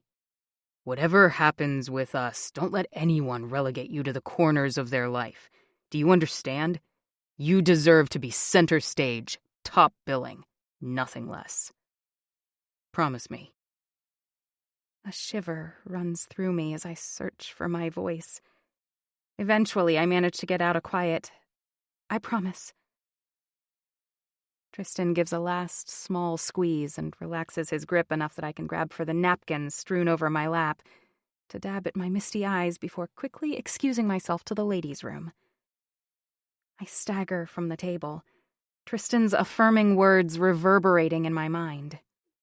As soon as I return to my crappy apartment, I am going to break out my glitter pens and frame every compliment he just gave me. Not that I'll forget the best collection of sentences I've ever heard, or Tristan's throaty drawl as he said them. But I want to see them, too, in full glittery glory. They're important. And Tristan makes me feel important. In the ladies' room, I splash at my stinging eyes with water. It's finally sinking in. After a lifetime spent mostly alone and so lonely, I've finally found the person, my person, who lifts me up rather than pushes me away. A man who sees me, desires me, values me. Tristan is worth the risk to my career, worth the potentially damning consequences. Because whatever they are, I can handle them. It doesn't negate my intelligence or work ethic. This is Wall Street, for God's sake, a place where success is quantified in dollars and cents, profit and loss. As long as my investments make money, no one can say a damn thing about my love life. Love? Oh my God. I am absolutely falling in love with Tristan. It's crazy. Crazy good. I never expected to feel this way about anyone, but I can't help it. Tristan is almost too good to be true. A frisson of doubt invades my euphoric haze, as unwelcome and unexpected as the bite of a splinter from a smooth piece of wood. But once it's there, I can't ignore it. What if Tristan really is too good to be true? The person he spoke so highly of back at the table? She isn't me. Not really. Tristan only knows the carefully curated version I've allowed him to see, a woman with a Mona Lisa smile and no baggage. Tristan still doesn't know me. I still haven't let him in. Not completely. And until I'm honest with him, I'm just an imposter. I blow my nose, dry my face, straighten my spine. It's time to tell Tristan exactly who Raina St. James really is. I wasn't brave enough before, but I am now. And that's the kind of woman Tristan deserves. If he still wants me, the real me, I am his. Consequences be damned. He's worth every risk. He's worth everything. Tristan. If I thought Raina's eyes were leaking anything other than happy tears, I would have followed her. But I need a few minutes to pull myself together, too. Our conversation has left me reeling. Normally, I consider myself a roll-with-the-punches kind of guy. It takes a lot to shock me or make me lose my temper. Raina's question did both. What fuckwad convinced her that she's worthless? I want to know his name. I want to know where he lives, because I want to shove his balls down his throat and feed his dick to the pigeons hungrily eyeing our food from their perch on the awning above. And that's just for starters. Our server clears our plates, and I manage a distracted nod when she asks whether we'd like another round. Lost in my thoughts, I don't notice the woman who appears at my side until she says my name. My stomach lurches at the sound of her voice. "What a treat running into you," Elise enthuses, planting a damp kiss at the edge of my lips and sliding into Raina's vacant seat. "It's been forever." Forever hasn't lasted long enough. You're in New York. "Not for long." She extends her hand, the enormous rock on her finger casting shards of light onto the tablecloth.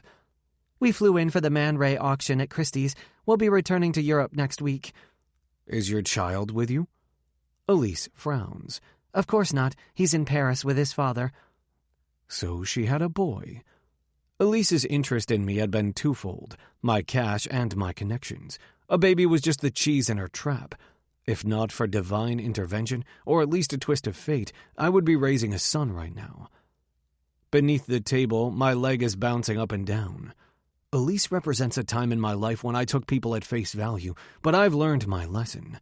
Never again will I fall for a woman who lies so often, so easily, and with so little remorse. Raina. Feeling terrified but determined, I pick my way through the crowded restaurant, eager to finally come clean to Tristan. But when I get within sight of our table, he isn't alone. In my seat is an elegant woman, maybe late 20s, 30 at the most, polished, sophisticated, wearing a pale pink Chanel suit, a coordinating bag at her side, and a diamond the size of a taxi on her left hand. A genuine Park Avenue princess. The kind of woman Tristan belongs with. They look good together, like they match perfectly. Suddenly his words don't seem so affirming. Maybe I'm just a rebound. Maybe Tristan was just telling me what he thinks I want to hear, like I'm a potential investor he's trying to woo. They have history, I can tell. I look closer, at the woman's haughty posture, her pursed lips, and then back at Tristan again. His face is flushed and he's pushed his chair back from the table, as far as it can go without bumping into the person behind him. Whatever happened between them, it didn't end well. I debate staying back for a little longer, giving them time to catch up. But then I see a look of disgust cross Tristan's face, an expression so naked, so obvious, I don't hesitate to join his side. What the hell took you so long? He growls, pulling me into his lap. The woman's eyes narrow as she studies me through a thin veil of disdain. Again, I regret my outfit. My hoodie-wearing days are over, I decide. At least if Tristan and I are going to be a thing. I might be 10 years his junior, but the least I can do is look like a sophisticated 20-something. Elise, this is my girlfriend, Raina St. James. Tristan introduces us, his arms firmly linked around my waist. My girlfriend. I could get used to that. Elise doesn't address me directly. My goodness, Tristan. I didn't realize you had taken to swimming in the kiddie pool. My smile falters. So much for taking a few minutes to bask in my newly assigned title, girlfriend. Tristan's girlfriend. You think so? Tristan bares his teeth. Maybe you're right. You look so much older than Raina, no one would ever guess you're only a few years apart. I blanch. Whoa. Who knew Tristan could fight mean girl style? Elise's jaw gapes open, taken aback by Tristan's harsh smackdown. But he still isn't finished. Though, as a mother, you might consider spending some time in the shallow end yourself. I almost feel bad for her when he adds, Goodbye, Elise. I'd like to enjoy the rest of the day with a woman who doesn't make me question the future of the human race. And then he kisses me. In front of Elise. In front of everyone at the tables surrounding us. In full view of anyone walking by. A possessive, ownership-marking statement that makes my toes curl, even inside my tattered Converse. There's a sharp scraping noise as Elise pushes back from the table and stalks off. But there is no clap of thunder, no downpour of hail, no swarm of locusts. The world remains firmly on its axis, spinning and spinning. We pull away slowly, just as our waiter comes bounding up with 2 fresh Bloody Marys. He sets them on the table and leaves. Meow! You never told me you could hang with the big cats. Geez, Remind me to never get in a whose claws are sharper contest with you. I slide off Tristan's lap and reclaim my own seat. So who was that? He sighs, lifting his glass. Take your pick. Liar, social climber, someone who doesn't know the first thing about the meaning of family. Chapter 15. At Betancourt Bets. Rumor, Ivy's odds of success just got longer. Is a bloodthirsty bull making a play for Betancourt? Tristan. There's an edge to my voice as I recount my history with Elise, a cinder block of tension between my shoulder blades. Emotions come rushing back, the terror and exhilaration of impending fatherhood, the nervous anxiety of planning a proposal, and then the shame and anger, sadness and relief that had nearly swallowed me whole when I discovered I'd been taken for a fool. Raina remains mostly quiet, sipping her drink slowly as I vent. When there is nothing left to say, we head back to my apartment. And this time there is no resistance when I take her hand, no questions about being seen. Holding Raina's hand isn't enough, though. Not nearly enough. I want to devour her, lose myself in her body, her embrace, maybe even find myself. I crave the honesty of sex, the authenticity of speaking with my body rather than words. Is it wrong that the only place I want to be right now is inside of you? I ask, my voice a gritty whisper as we wait for the elevator. She answers quietly, running the crown of her head along the underside of my chin in a caress, equal parts sweet and sexy. On that, our interests are completely aligned. It's only out of respect to the octogenarian and her bedraggled poodle that I don't push the emergency stop button and take Raina right there in the elevator. But when we get into my apartment, I pause in the entryway after deactivating the alarm with my own palm. I take Raina's hand and set it on the screen.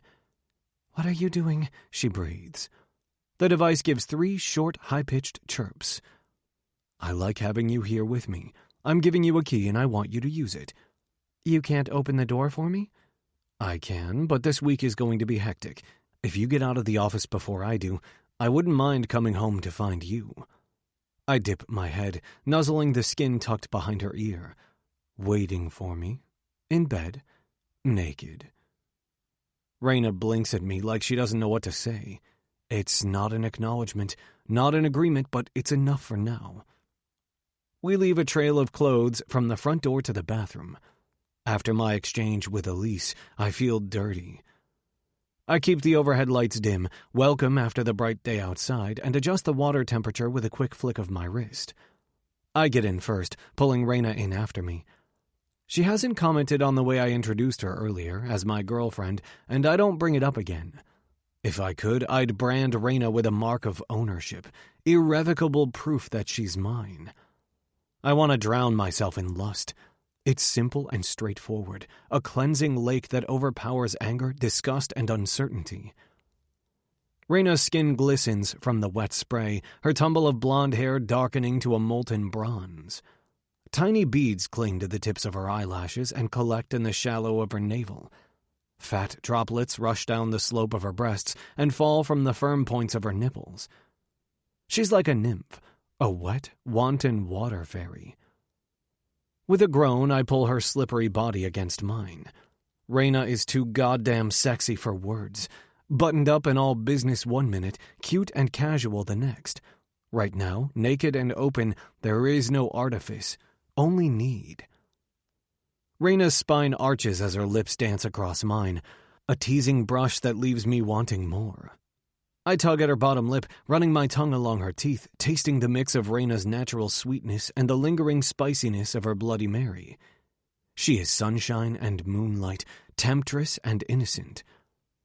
I drink in her sweet sighs, each one making me harder. Her hands edge between us, sending ripples of pleasure beneath my skin as they slide down my abdomen. No, not yet. I spin Raina around within the circle of my arms, holding her tight against me. "Spread your legs," I command, adjusting the jets on the opposite wall to spray her breasts and sex with insistent, unrelenting pressure. Raina obeys, her nipples puckering in pleasure as I reach between her thighs, penetrating her with the fingers of one hand while I aim one of the wall jets to hit her clit. Please, I can't. I want. Shh, I whisper, holding her in place. I've got you. Her needy howls echo within the marble enclosure as she bucks against me. It's too much, she cries, shuddering in my arms. I move my thumb over her clit, blocking the spray of water, and she sags against me on flaccid legs. Do you trust me? I ask softly, my mouth hovering just over the shell of her ear. Yes, she answers without hesitation. Good. I press a kiss to her temple, my fingers curling inside her, stroking the spot I know drives her wild. After a few minutes, her body tenses, her muscles trembling, and then I take away the shield of my thumb. Raina opens her mouth and screams as the full force of water pounds against her most intimate, vulnerable place. I feel the orgasm break over her. She draws tight as a bow, her pussy clenching around my fingers until she collapses against me, completely boneless, a mass of quivering nerves and muscles. I turn her in my arms, lifting her up and holding her against the wall, sliding inside her as she wraps her legs around my hips. Her eyes meet mine, rich evergreen wreaths encircling the bottomless black lagoons of her blown pupils. I can see myself reflected in her gaze, my jaw clenched, my attention focused. A half-smile tugs the corners of my mouth upward, creases of affection spreading across my skin. I like what I see. Monday comes quickly. I rise at 5 and am in a cab on my way to the office half an hour later. There is just 1 week left before Polaris opens to new investors, and we need to lock down all the details for a smooth transfer of capital. By the time of our 7 a.m. morning call, Raina is across the table from me, looking poised and professional, and nothing like the woman who was in my shower yesterday screaming out my name. This Raina is cool and impassive, barely raising an eyebrow in greeting before flipping open her legal pad and jotting down notes. After we wrap up, Kyle and I are discussing a few thorny asset conversion details when I notice my father heading toward me. We work in the same building but on different floors, and these days he spends much of his time out of the office checking on various international outposts and our most important clients. From my very first day at Betancourt, he made it clear that I would have as much autonomy as I earned. With each triumph, no matter how small, he backed further away. We generally manage to grab dinner together, just the two of us, once a month, although I reach out to him for his opinion on work-related things more often.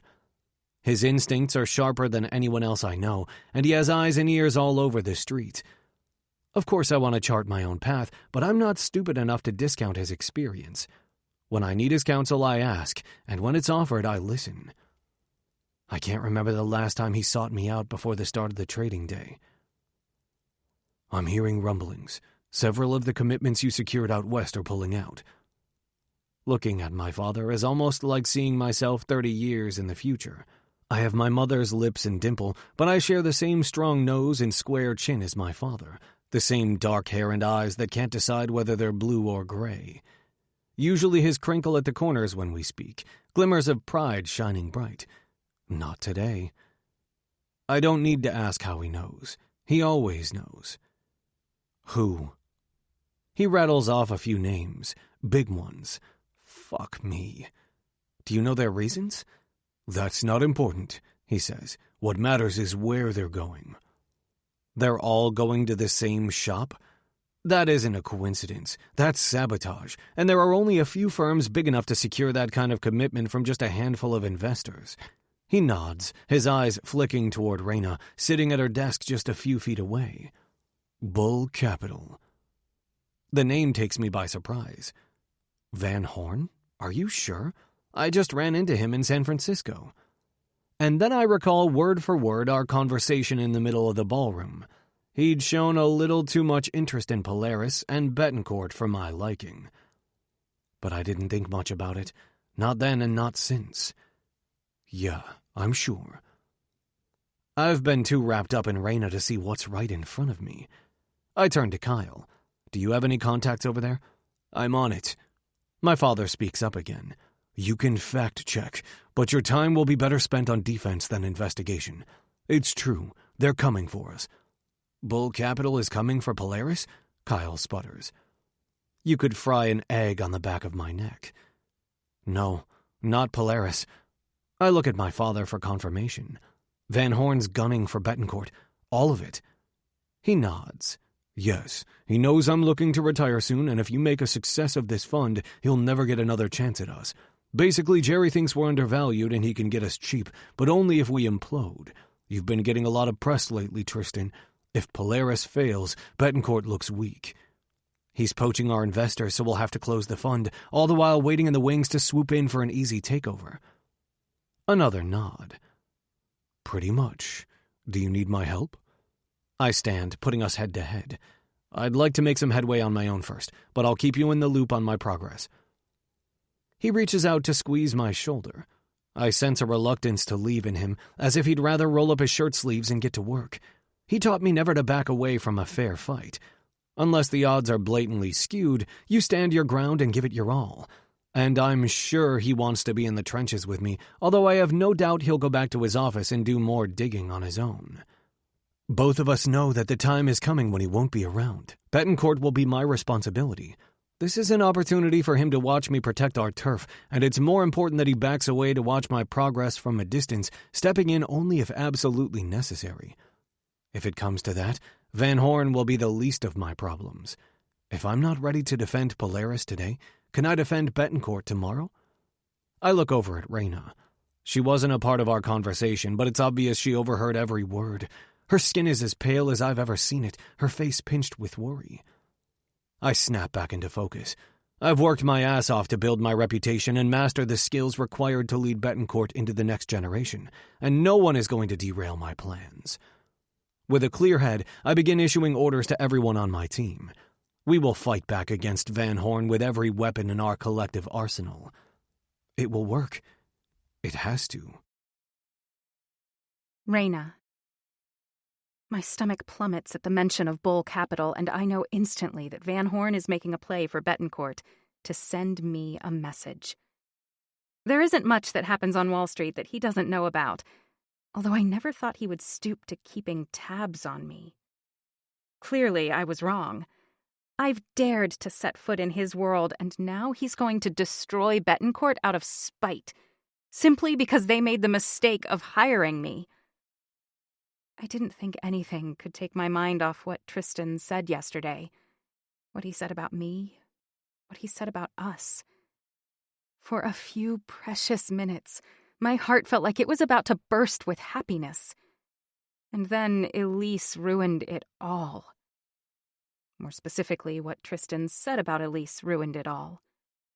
Liar, social climber, someone who doesn't know the first thing about the meaning of family.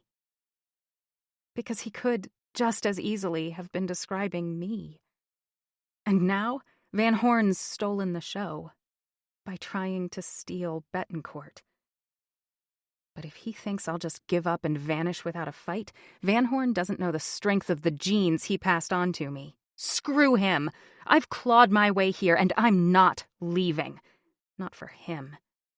He'll have to learn the same lesson my mother taught me via Post-it a decade ago. It's his turn to smile through the pain. Grin and bear it, Jerry. After jotting Tristan's assigned tasks into my notepad, I head for the supply closet I haven't seen the inside of since my first day at Betancourt.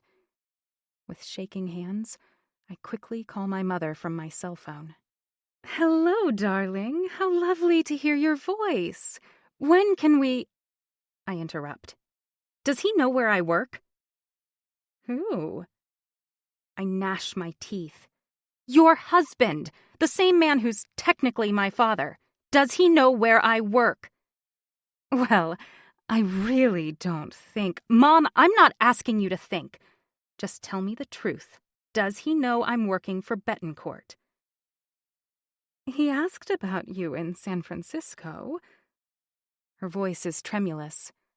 I thought it was a good sign." I close my eyes, rubbing at the center of my forehead. Of course he did. "I was there.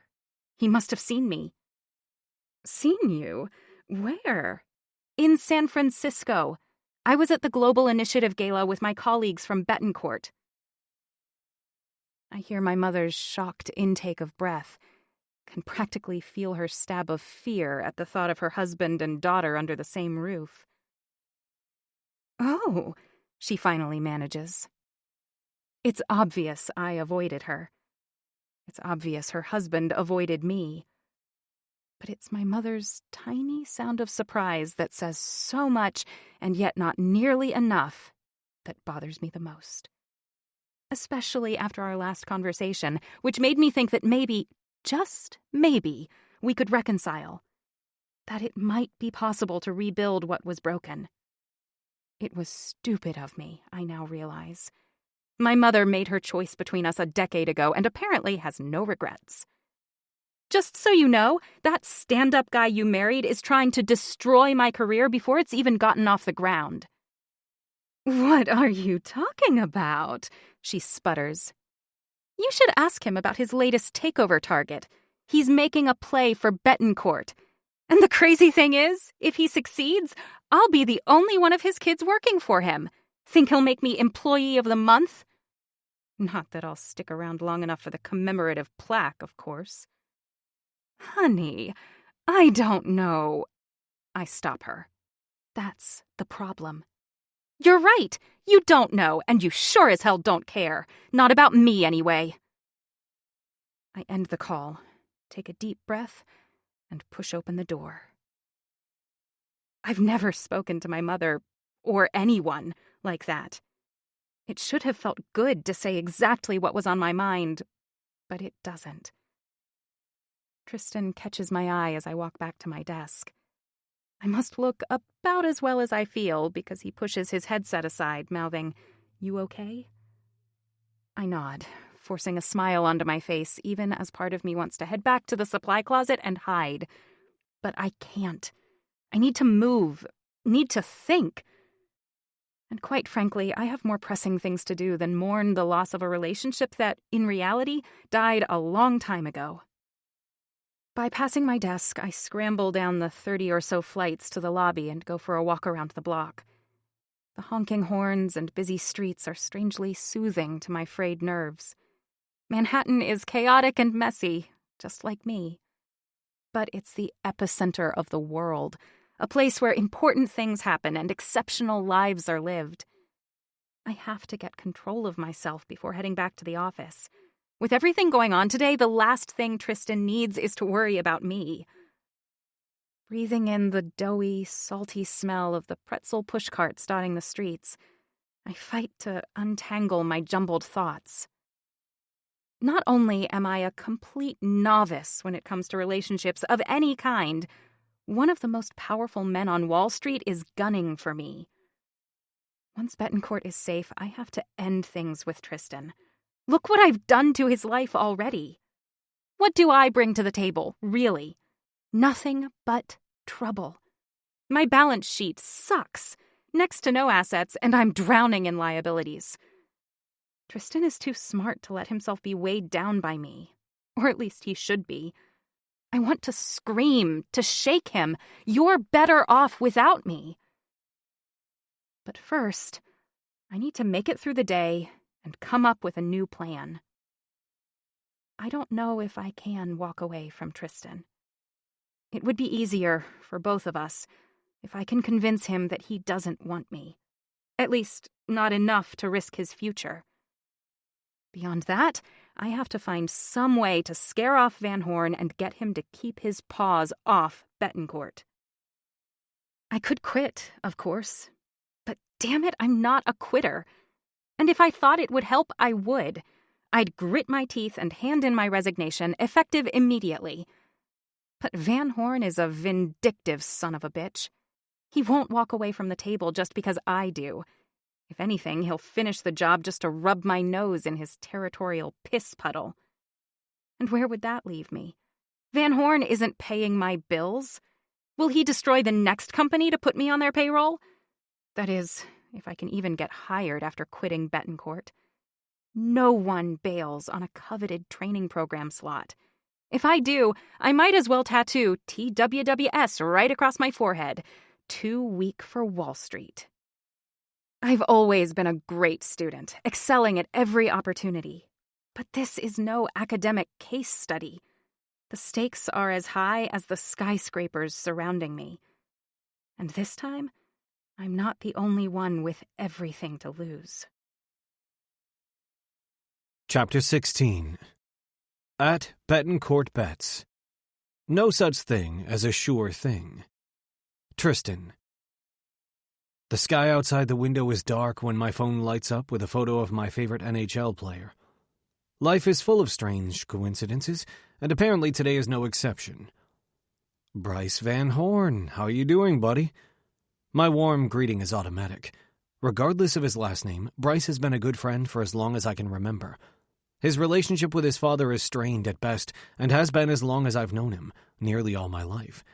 There was no doubt in my mind that Bryce is completely removed from everything I've been dealing with today. I'm in New York. Had to fly in to see someone about my damn shoulder. You around? Yeah, just got back from a trip last week. We should get together. That's why I'm calling. I'm at Cielo right now. Come join me, Bryce says. You don't miss a beat, do you? Cielo is a trendy NYC night spot. The main floor is a popular restaurant with a curving staircase that leads up to a private, VIP-only lounge. It's the kind of place that's perpetually stalked out by paparazzi waiting for the drunken, stumbling exits of celebrities. I hesitate, looking around at everyone in my group still focused on work. I should really stay. Then again, it's getting late, and most of our prospective investors have likely left for the day. Bryce interrupts my thought. Don't tell me you've become an old man since trading in your jersey for a suit and tie. Come on, live a little. Maybe you'll even pick up someone to take home for the night. I shake my head.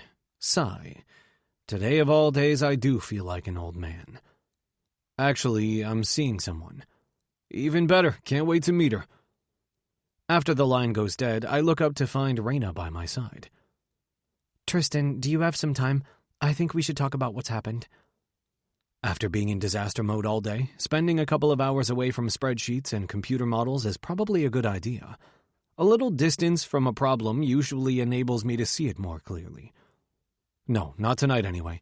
How would you like to meet one of my oldest friends? Raina hesitates, obviously unsure of how to take my answer. But then her frown gives way to a confused grin.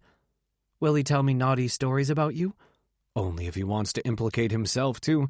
Pretty sure if I got into trouble, it was because Bryce led the way. A laugh bubbles from her throat. Am I about to meet a real Penthouse player? A player, definitely. Although I'm not so sure about the Penthouse part of the equation, since he doesn't live in New York. Knowing Bryce, he spends most nights in the bed of his latest puck bunny. Bryce Van Horn?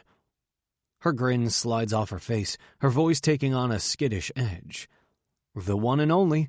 His dad might be on my shit list right now, but there's no way Bryce even knows about it. He couldn't be less interested in the family business, or business at all. Hedge funds aren't even a blip on his radar. Do you know him? Nope, we've never met. She starts to back away. You know, I still have some work to do. I should probably just stay. I shoot Raina a look that tells her exactly what I think of her protests. She's been working hard too, and a short break will be as good for her as it will be for me. We're going. Both of us. Swallowing whatever excuse is next on her list, she glances around the room, taking in the number of ears privy to our conversation. Can we talk for a minute? It's more statement than question, but I follow Raina into my office. She positions herself by the window, and from the hunch of her shoulders, I know she isn't taking in the view. Only after the door clicks shut does Raina spin back toward me. Are you sure you want me to come with you? I don't want to intrude. I curl my hands into fists at my sides to keep from crossing the room and wrapping my arms around her. Have my feelings for Raina been highlighted by the tumult going on at work? Possibly, but I've never felt so sure about anyone in my life. You're not an intrusion, Raina. Ever. Raina's eyebrows arch upward. With everything that's going on, and just a few days before Millennium's lockup expires, we went out together over the weekend and it didn't make news. As scandals go, we're a complete dud. My feet propel me a few feet closer before I stop myself. I search her emerald eyes for glints of gold, but they are dark, overshadowed by doubt. Raina, Bryce is a friend, and I want you to meet him. Is that so wrong?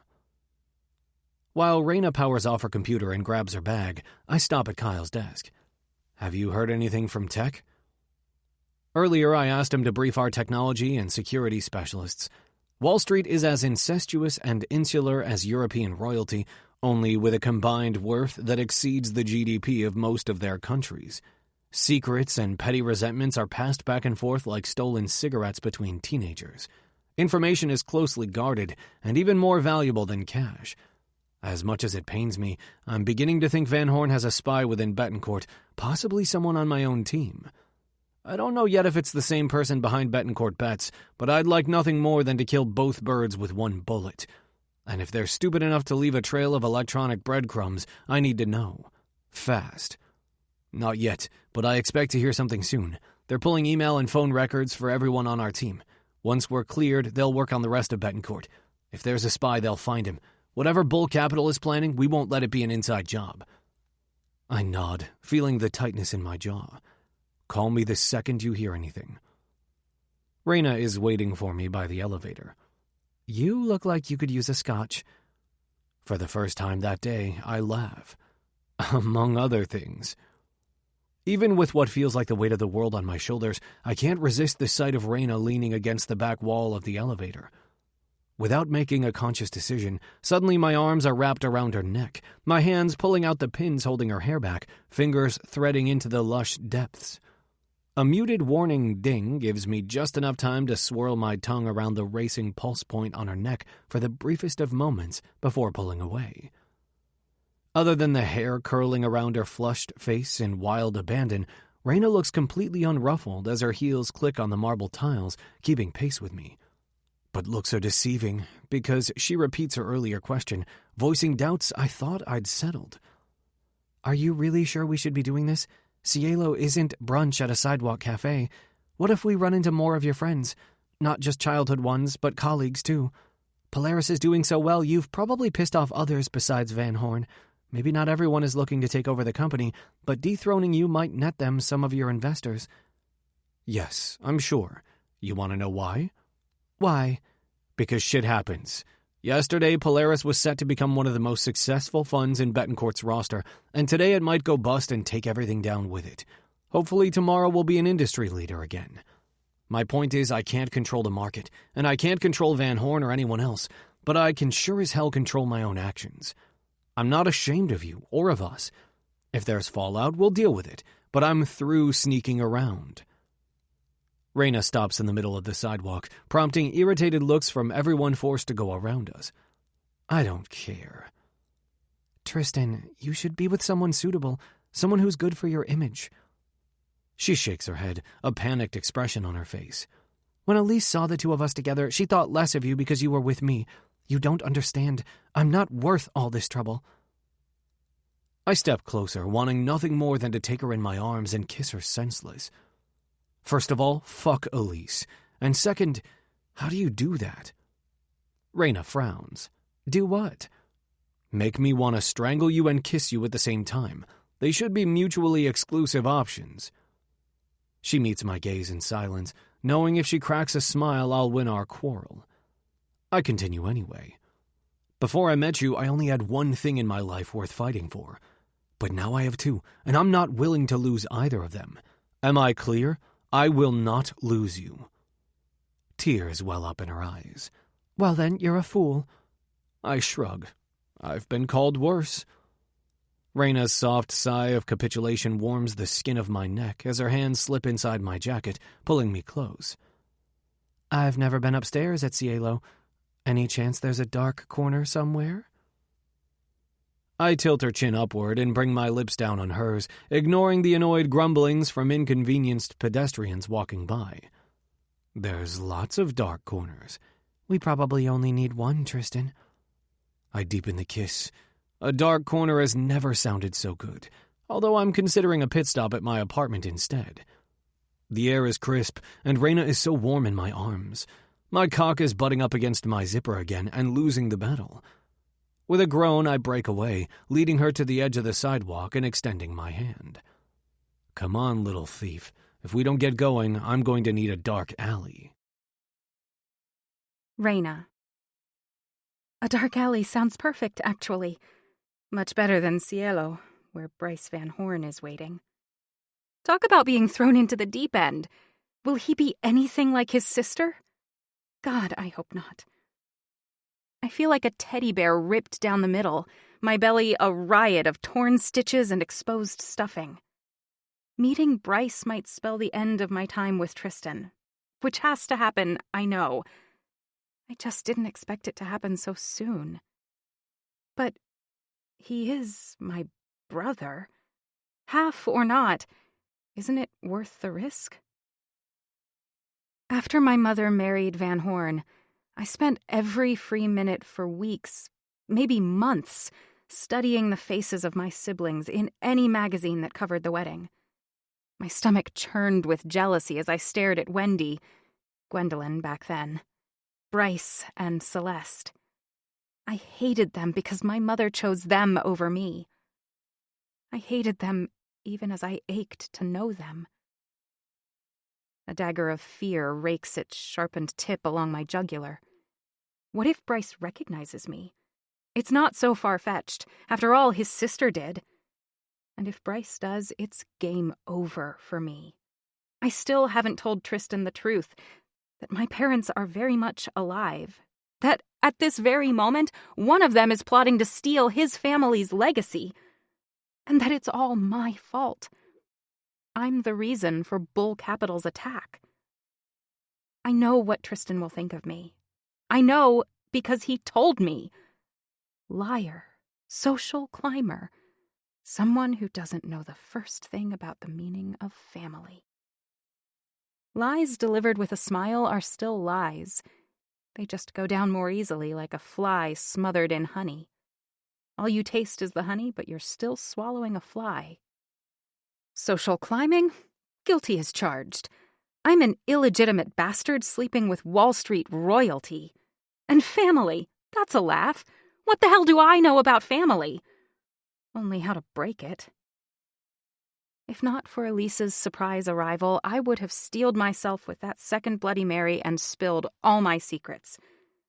And I'd probably be home right now crying at my own pity party. Because I'm really not ready for us to end yet. None of Tristan's new guy shine has rubbed off. His side of the lawn is still every bit as lush and green as it appears. I shouldn't stay, but I can't go. I'm weighed down by the ultimate albatross. Love.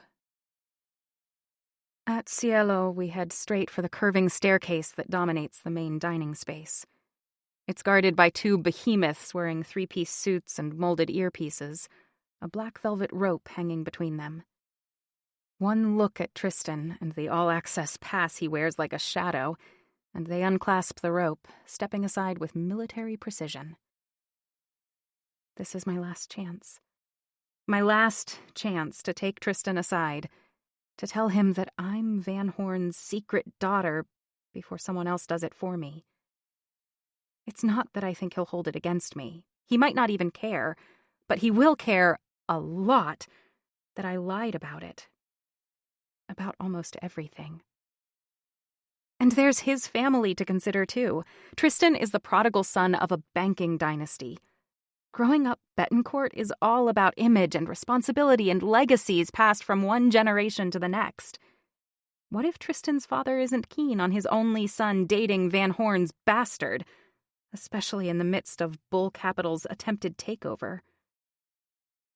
Halfway up the stairs, I trip. And in that brief second, there is something that matters more than my DNA. My pride. I give a little screech, throwing my arms out for both railings like a cat destined for the bath. But I don't fall. Tristan catches me, spinning me around and holding me to his chest, my feet dangling several inches above the stairs. Making an entrance? Apparently so. Sorry about that. Tristan is in no hurry to put me down. Highlight of my night so far. Really, I'm sure I can top that. My eyes flutter shut as I close the few remaining inches between us. Our first public outing went completely unnoticed. Maybe Tristan is right. As scandals go, we're a bust. Might as well go for broke. The kiss lasts just long enough to send tingles from the top of my spine to the toes I scrunched into a pair of Louboutins scored from my favorite consignment store. With a soft sigh, I slide down Tristan's length until I'm standing on my own 2 feet again. Buoyed by the overheated oxygen racing through my bloodstream, the remaining stars could be made of marshmallows. And then we're at the top, in another room that looks nothing like the one below.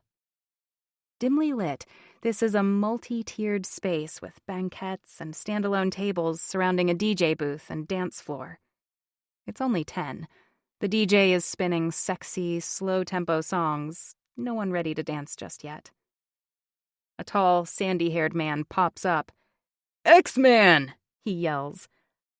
I turn to Tristan. X-Man? He grins. Locker room nickname. Just wait till you hear Bryce's. Bree.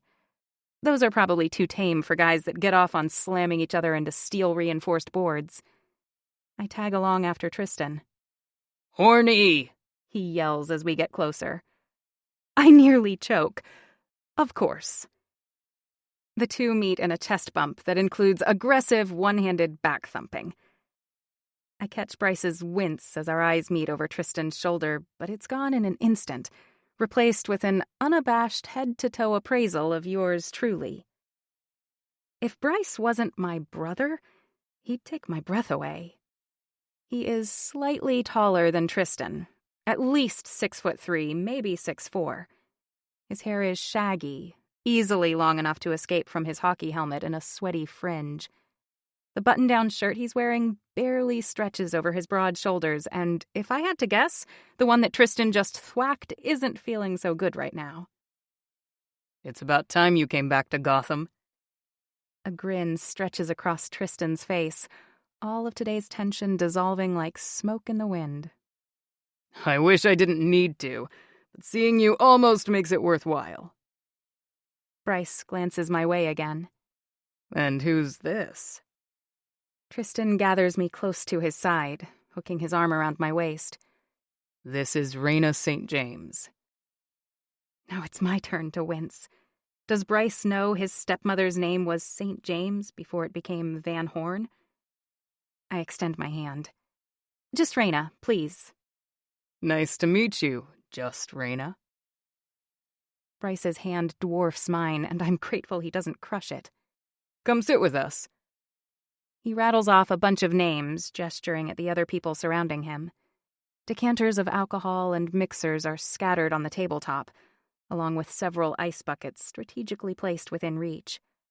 A waitress appears at my side, and I ask for a glass of sparkling water. Bryce laughs. What kind of girl are you dating, X? I bristle. The kind that might have to go back to the office because... Tristan interrupts.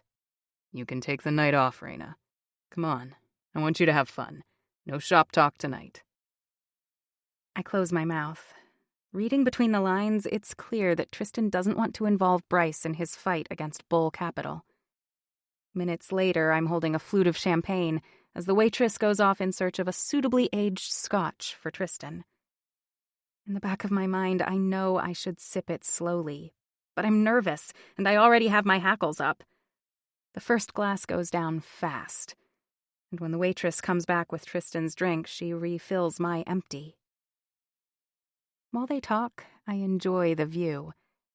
And I don't mean cielo. Bryce and Tristan may come from similar backgrounds, but they are as different as St. Bart's and St. Moritz. Both expensive, exclusive, and centuries-old destinations for the uber-wealthy and ultra-fabulous. But one requires fur-lined parkas and skis to brave majestic peaks. The other practically demands skinny dipping in translucent aquamarine waters. Tristan is smooth and sleek, still water that runs deep. Bryce, I can already tell, is hot-headed and brash, So what are you doing here? Your dad said something about your shoulder? Yeah, I was hoping I didn't need surgery, but apparently you can only take cortisone shots and painkillers chased by vodka for so long before your kidneys cry uncle. I'm seeing a specialist tomorrow. An emaciated blonde curves a possessive hand around Bryce's solid thigh, eyeing me as if I'm a threat. Apparently accustomed to being fondled by beautiful women, Bryce doesn't bat an eye. How about you? I can't believe you're following in your old man's footsteps. Doing well, I hear. Who'd you hear that from? I know you're not reading any of the industry rags. Bryce chuckles, downing the remaining contents of his glass and reaching for the decanter in front of him. And again I catch his quick wince. My father, actually. I think he wishes you'd been born a Van Horn. Or, at least, that he has a kid interested in getting into the business. Oh, but he does. A cough explodes from my diaphragm, and I swallow the rest of what's in my glass. Tristan gives me a sharp glance, probably surprised that I've polished off 2 glasses in 2 minutes. But, gentleman that he is, pours me another. This one I'll sip slowly. Really. I mean, it isn't every day I'm face to face with my only brother, the one who doesn't know I exist. Are you really dead set against working on Wall Street? You're not in your 20s anymore. Even with surgery, how much longer do you want to beat on your shoulder? Bryce sighs. I'm sure I'll get kicked off the ice eventually, maybe even soon, but I just can't see being tied to a desk all day. What do you do for fun? How do you let loose? Tristan laughs, shakes his head. Believe it or not, working on Wall Street can be just as much of an adrenaline rush as hockey. The ups and downs of the market, the strategizing. It's not exactly fun, but it's exciting, and I love what I do. So do I, Bryce responds. Their eyes meet and hold, years of friendship and shared history passing between them in one glance. And then Bryce breaks their gaze, turns my way. You know, you look really familiar.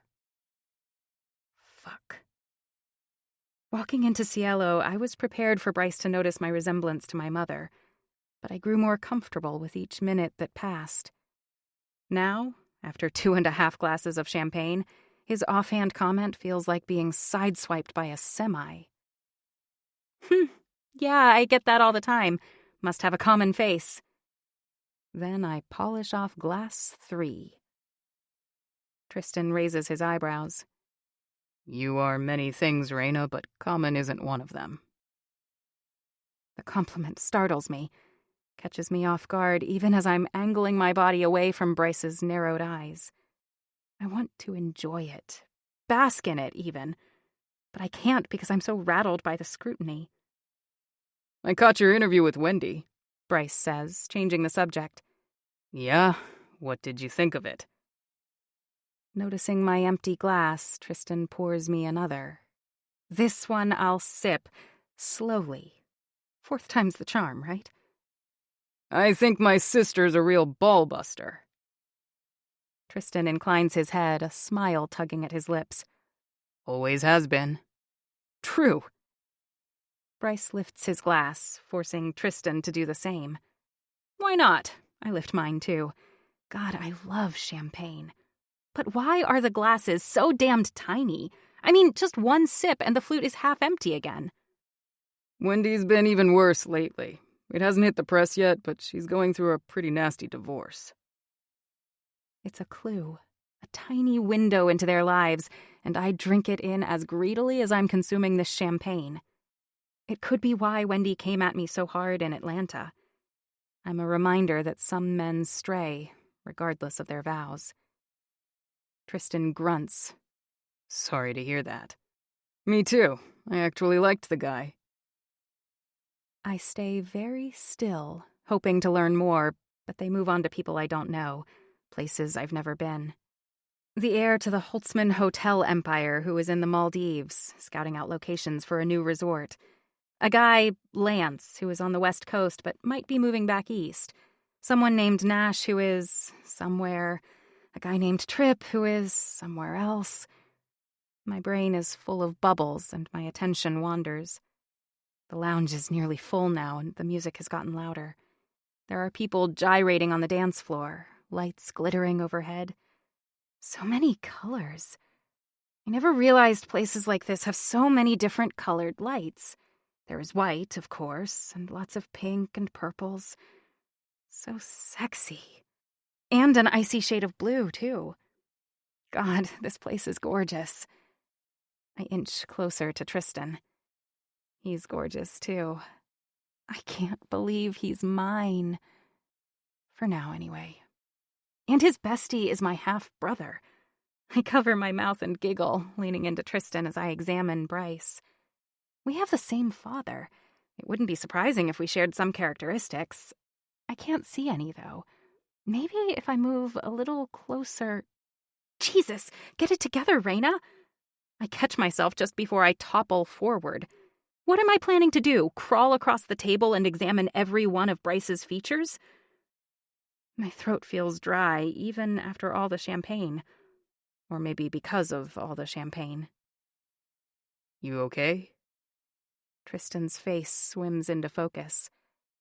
Yeah, I'm fine. I pat his knee. Don't worry about me. I nestle into the crook of his arm, close my eyes. Earlier tonight, massive numbers of takeout containers had magically appeared in one of the conference rooms, and everyone ate dinner as they worked. But not me. My appetite was squashed by the revelation that Bull Capital was making a play for Bettencourt. And 4 glasses of sparkling wine on an empty stomach has made me sleepy. Until something inside the breast pocket of Tristan's suit buzzes directly in my ear. I rear back, blinking in surprise. Sorry about that, he says, kissing the top of my head as he pulls out his phone and slides out of the booth. So how long have you two been together? Bryce asks. Not long. You met at Bettencourt? Not exactly. You always this talkative? I laugh. Sorry. I dart a glance at Tristan, who is about 10 feet away. His phone is pressed to his ear, an intense scowl on his face. A bad feeling swirls inside my stomach. I clear my throat and turn back to Bryce. We're just still pretty new. He cocks his head to the side. Are you sure we haven't met before? Chapter 17. At Bettencourt Bets. Our sexy scion is having a run of bad luck.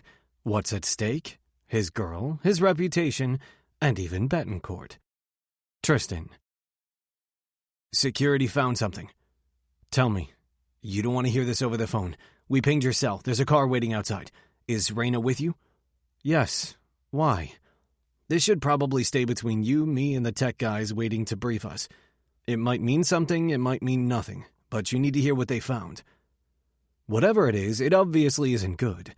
There's no reason to wait until I get to the office. I hold the phone more closely to my ear. Spit it out, Kyle, then I'll get in the car. Can she hear me? I frown at the question. No. The low, rhythmic thud of a bass drum pounds out an ominous beat as I wait. Tech just got back to me. It's her, Tristan. It's Raina. She's the leak. Every syllable is a sucker punch to my gut. What the fuck are you talking about? She's been receiving calls from a phone registered to Bull Capital about once a week since we gave her a phone. I don't know anything prior to that. Obviously, before we hired her, she had her own plan and we can't access it, not without illegally hacking the phone company's internal systems. I take the phone away from my ear, end the call. As my brain struggles to process Kyle's words, I study Raina's profile with fresh eyes. Her forehead and chin are even, nose tilting upward just slightly, flawless as a carved cameo. Or maybe a Trojan horse. I stomp back to the table, remaining standing at the edge. Kyle needs me at the office. Raina gazes up at me, her eyes shining with warmth. She looks like she wouldn't know a secret if it slapped her in the face. Oh, okay. She reaches for her purse. I shake my head. No, you're not coming with me. I'll take you home. Home? She frowns, looking both hurt and confused. I don't want to go home. Back to my place, then. Bryce jumps in. Let Raina stay here. Go get your shit done and come back. My eyes flick back and forth between them, feeling like there's something going on beneath the surface I can't quite read. Is that what you want? I don't feel good about leaving Raina, but if she's involved with any of the Van Horns, we certainly don't belong together. And if this is all just a crazy misunderstanding to be straightened out, Bryce will stay with her until I return. Raina hesitates, but only for a few seconds before answering. Yes, I'll stay, but hurry back, okay?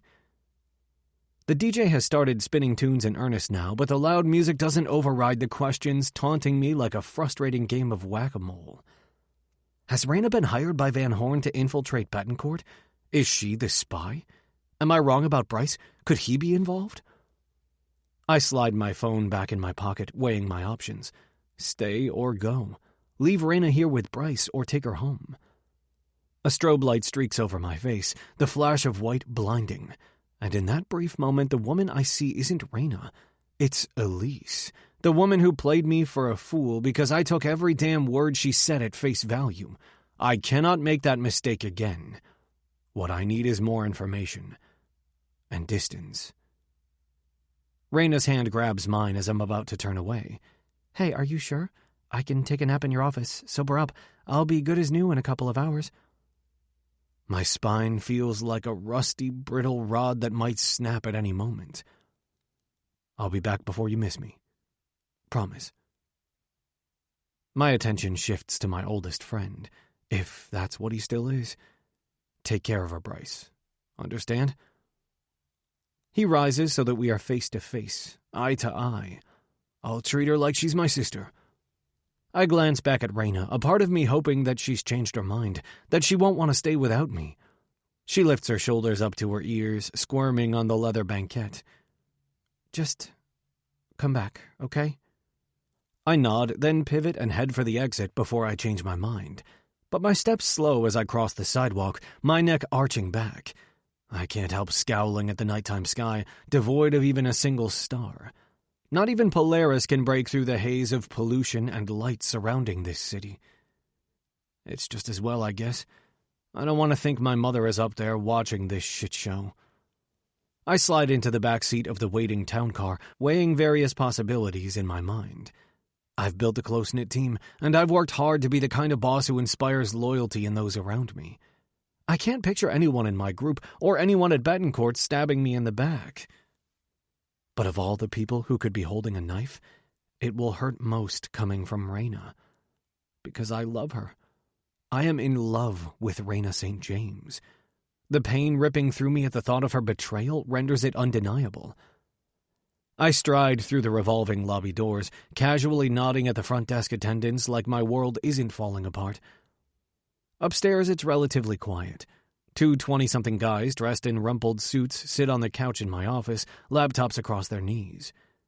I know their names are Dale and Tim, though I can't remember which is which.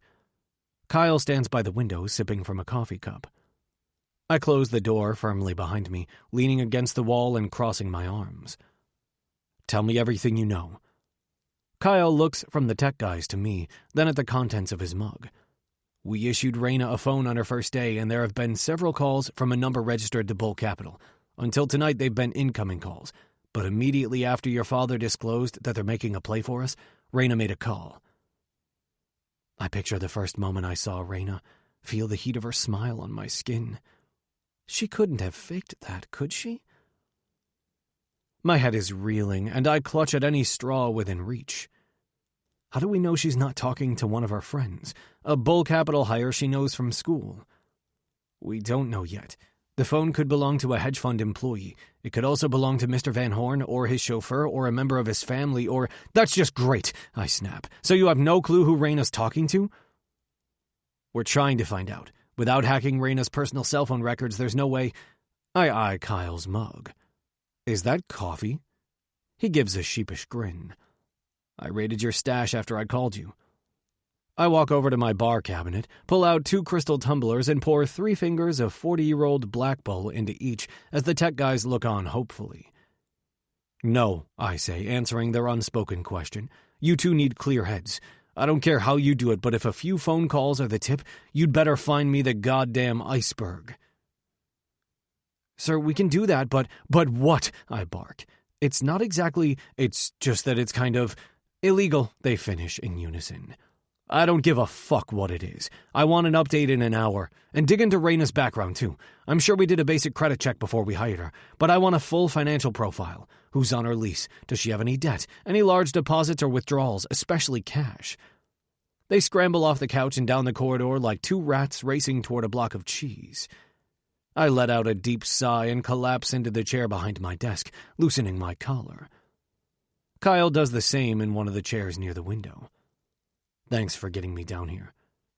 Maybe it's nothing, he offers, pretending to be optimistic for my sake. I snicker. You don't have to blow smoke up my ass. You said it yourself. What do I really know about her? For what it's worth, I can't see Raina plotting against you. In my gut, I agree with him, but I also know better than anyone how easily money can distort reality. The line between right and wrong is thin and too often blurry. What if Van Horn is blackmailing her? Raina. I wish I knew what Kyle said to Tristan to put that sour look on his face. If it was anything serious, anything genuinely troubling, Tristan wouldn't have promised to come back, right? But thanks to the buzzy effects of too much alcohol, my concern fades soon after Tristan is out of sight, along with my fear of exposure. I was raised as an only child, and yet here I am, sitting across from the second sibling I've met in 2 weeks. I decide not to waste the opportunity to get to know Bryce better. Why is it that you're so anti-Wall Street? I ask him now. Bryce laughs. It's a nice laugh, deep and joyful. The kind of laugh that makes me wonder if he has any demons at all. I'm not anti-anything. You have to be against something. Why? Bryce's shirt bunches, buttons straining as he shrugs. I mean, beyond the basics. Human rights violations, sexual trafficking, child pornography, littering. Littering? You put littering in the same category as kiddie porn and sex slaves. The girl beside Bryce glares at me, silently seething as she drapes her arm across his thigh. If looks could kill, I would be flatlining. I guess you're right. He reaches for the bottle, half submerged in the bucket to my right. That deserves a refill. Careful now, you promised Tristan you'd treat me like your sister. I wag my finger at him. Do you get your sisters drunk? Watch it, Raina. You're getting way too comfortable. Ha! He laughs. Never on purpose. I push the envelope a little further. You have 2, right? You were paying attention. Well, I met one of them already, in Atlanta. Shit. No need to draw attention to the sibling who actually knows who I am. Well, sort of. I'm sure I would have heard her brain explode by now if she discovered that we share the same father, too. Right. Tristan's interview. He gives a slight shake of his head. Wendy could probably use a drink these days. I want to ask Bryce more about her, but I don't want to pry. And I want to ask about his father. Our father, really. But it would take another bottle, at least, for me to be that stupid. What about your other sister? Celeste. His face softens. She's great. She's in her final year of college. I think she's spending the semester abroad. Spain, maybe, or Italy. I can't remember. Bryce's grip on his glass is tight. I can see the strain in his fingers. He tosses back what's left in it and flashes a dimple at me. I didn't used to be much of a drinker, but with this shoulder, the only thing that helps are booze and pills. That and being on the ice. I don't even feel it then. You're not supposed to mix the two, you know. Alcohol and painkillers. He blinks. You a doctor, too? No, just a concerned I catch myself. Citizen. He lifts his glass. To a very beautiful, concerned citizen. And the bastard, friend, who was lucky to have her. My brother is quite the charmer. We clink glasses. Are your parents still married? I ask, angling the conversation toward my mother. As the disgruntled child she left behind, I have a toxic need to know what she left me for. Every painful detail. No, they divorced a long time ago. My father remarried, and my mother has become quite the cougar. Her latest fling was with the pool boy, I think. He flashes a stony grin. Needless to say, the holidays are real fun in my neck of the woods. How about yours? My family is complicated, I say evasively. Are you close with your father and stepmother? No. On second thought, maybe I don't need to know every detail. And I definitely don't need to remind Bryce just why I look so familiar. Time to change the subject. So, how long have you known Tristan? As long as I can remember. I roll my eyes. I knew it. Bryce cocks his head to the side. What? I knew there had to be some sort of preschool for all of you. All of us? All you hedge fund heirs and venture capital cubs. He cocks his head to the side. Investment banking babies, private equity progeny, Tycoon toddlers, financier families. We are laughing now, holding our bellies, doubling over as we shout out alliterations.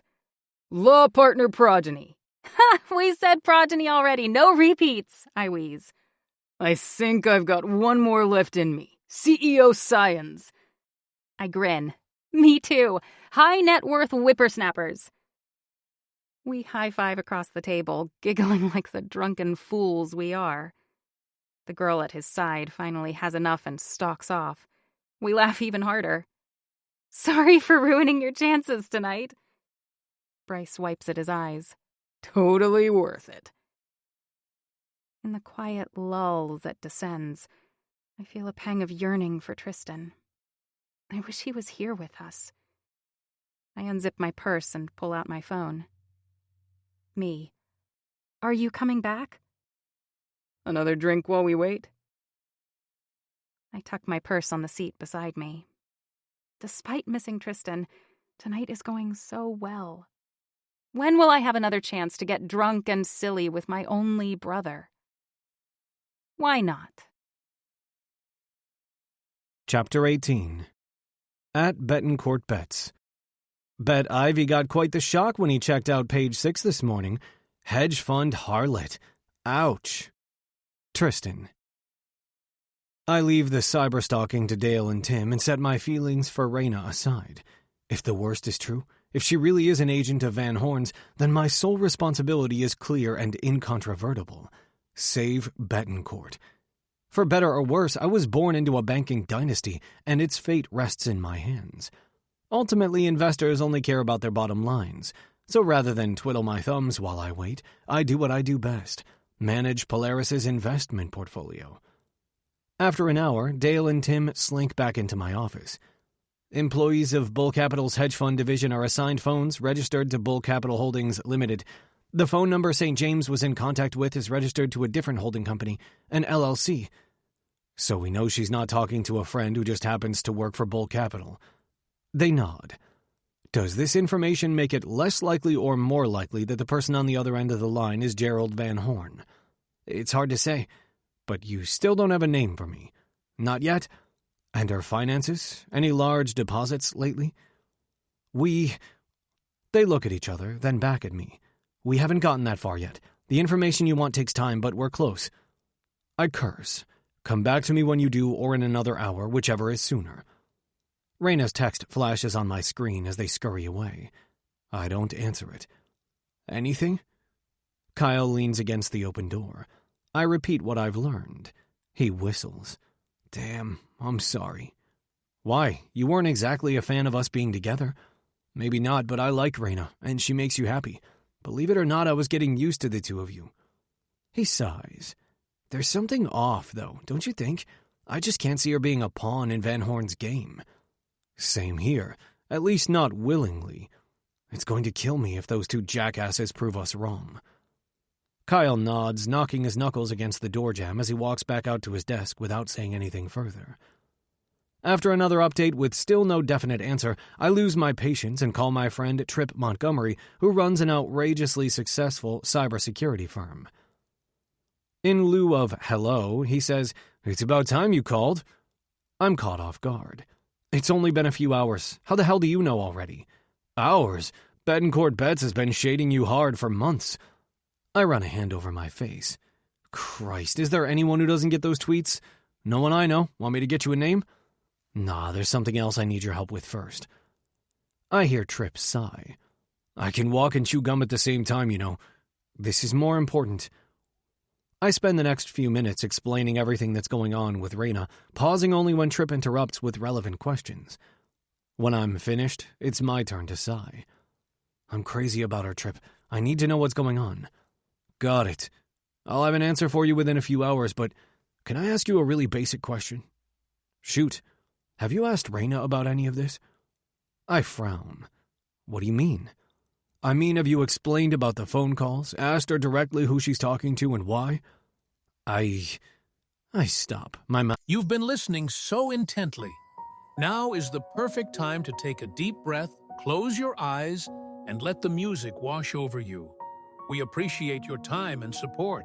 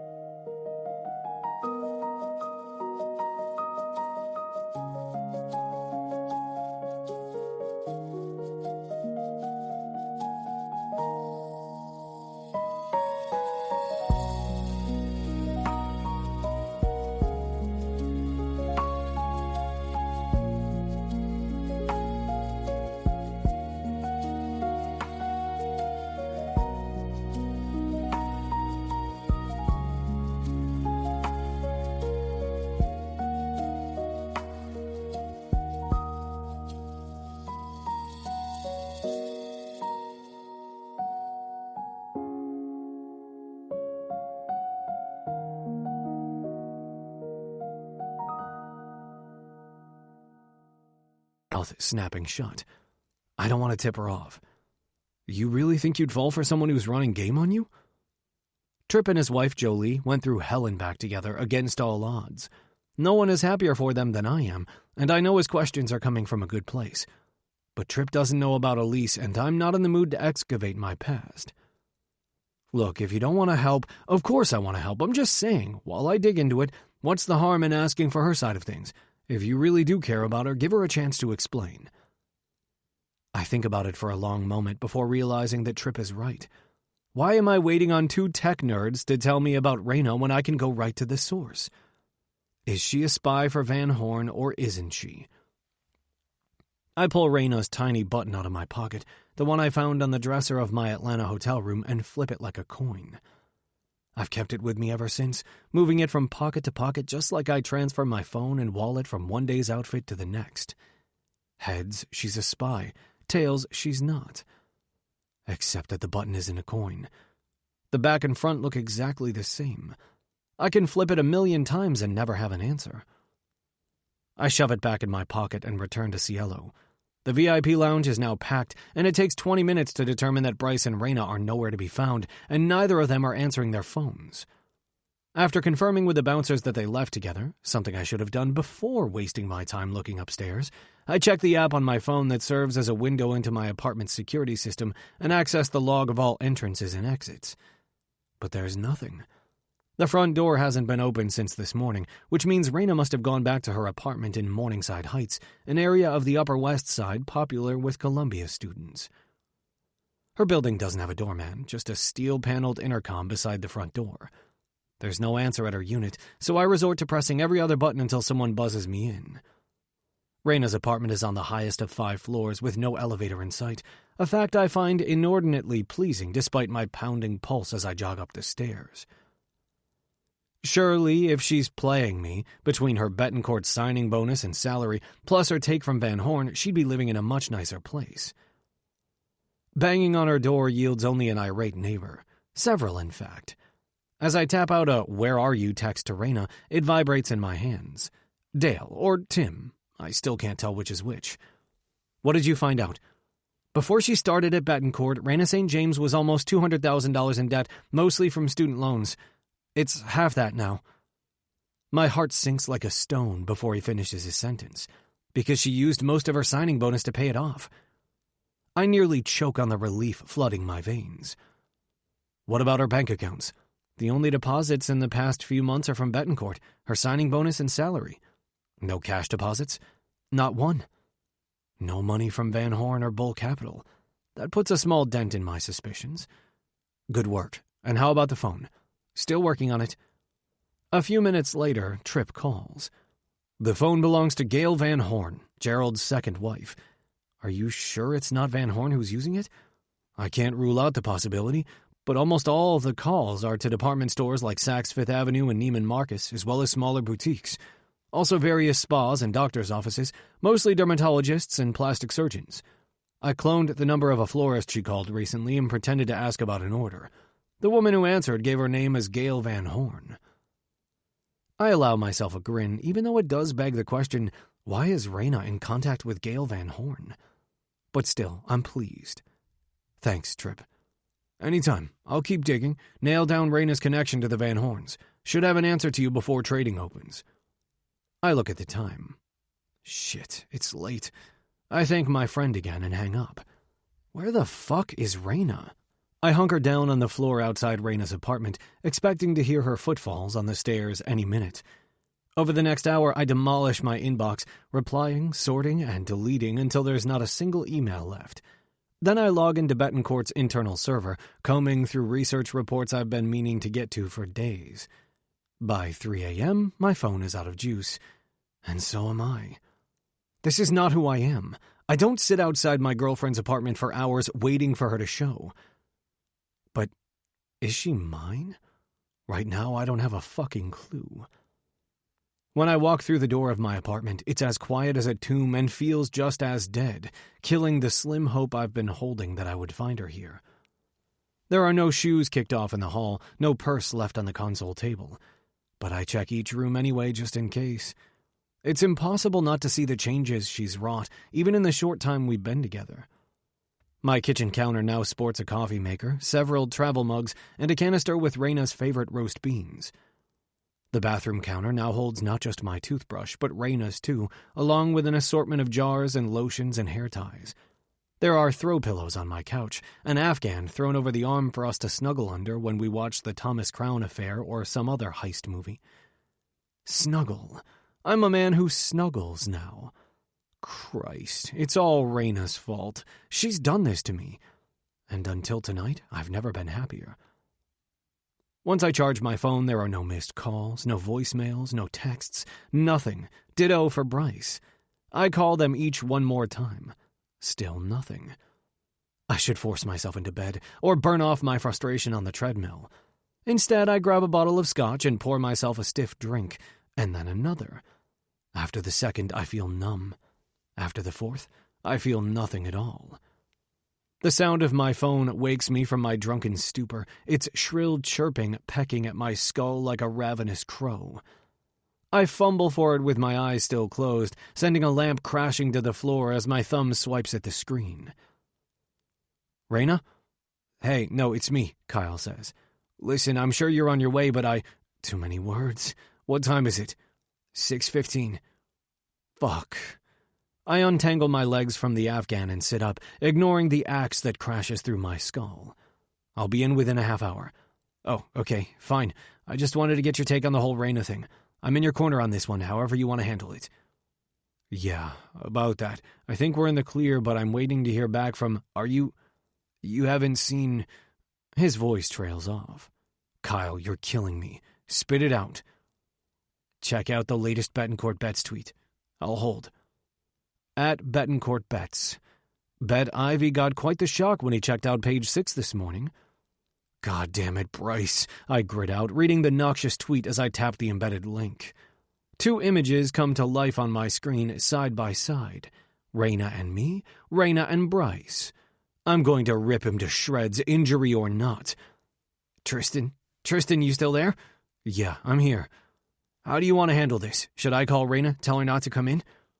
I groan, rubbing at the creases digging into my forehead. This is different. It's not business. It's personal. And it fucking hurts. Just... Call waiting beeps in my ear, and I pull the phone away to glance at the screen. Sit tight. I'll be in soon. I hang up on Kyle to pick up Trip. If you're calling about the tweet, I've seen it. Actually, no, although I just emailed you the identity of the anonymous poster behind Betancourt Betts, what you do with it is up to you. I can barely muster the energy to be appreciative. Thanks, Trip. I also sent you a copy of Raina's birth certificate. Her parents are dead.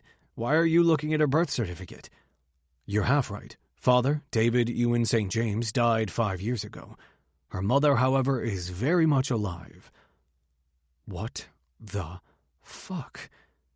Are you sure? I am. Gail Marion Kelly St. James. Shortly after her divorce from David St. James, she married... Holy shit. Gerald fucking Van Horn. Exactly. So that makes Raina what? Jerry's stepdaughter? Looks that way to me. My skull feels like it's about to explode from the facts I'm trying to cram inside my brain. Tell it to me straight. You're the expert on corporate espionage. What does this mean? There are still some loose ends. I should really... Don't bullshit me. What am I dealing with? Tripp sighs, his tone professional but reluctant. No one likes to be the bearer of bad news. Employees don't lie about their backgrounds unless the truth would hinder their ability to infiltrate and blend in. If she told you her parents were dead, and she is still in contact with her mother, who is married to your biggest competitor and is very much alive, I would say, with approximately 85 to 90% accuracy, she's at Betancourt for a reason that runs counter to your, in English, Trip. She's spying for Bull Capital. My stomach twists into a painful knot, vying with my throbbing head on the Richter scale of discomfort. And the photo that was taken last night at Cielo, her and Bryce, he's her stepbrother. You know, you look really familiar. Bryce didn't know who she was. I'd stake my life on it. That's very possible. The mother didn't fight for custody. Best I can tell, she didn't take a dime from St. James when she left, not that there was much to fight over. Soon after, the father took Raina to New Hampshire, where she attended high school. I can't find any records indicating Raina lived at any property owned by Van Horn. The Van Horn kids might not know about her. So if Raina and Bryce... I swallow back a surge of bile, unable to say the words. Kissed? Hooked up? Fucked? They're not related by blood. No. Physical relations between step-siblings are not exactly embraced by society's standards, but it's not considered incestuous. So basically, my girlfriend has spent the past 2 months infiltrating, I use Tripp's terminology, my life and my company, and there's photographic proof of her looking a little too cozy with my oldest friend, who in all likelihood she spent the night with. Do I have it right? Tell me, what is she getting out of this? I mean, my guys combed through her finances and they didn't find anything from Van Horn. I haven't either, but I'll keep looking. In the meantime, if Raina resurfaces, you should ask her. And if there's another angle, I'll find it. My voice turns incredulous. You're suggesting I ask a liar what else she's lied about, and expect to get the truth.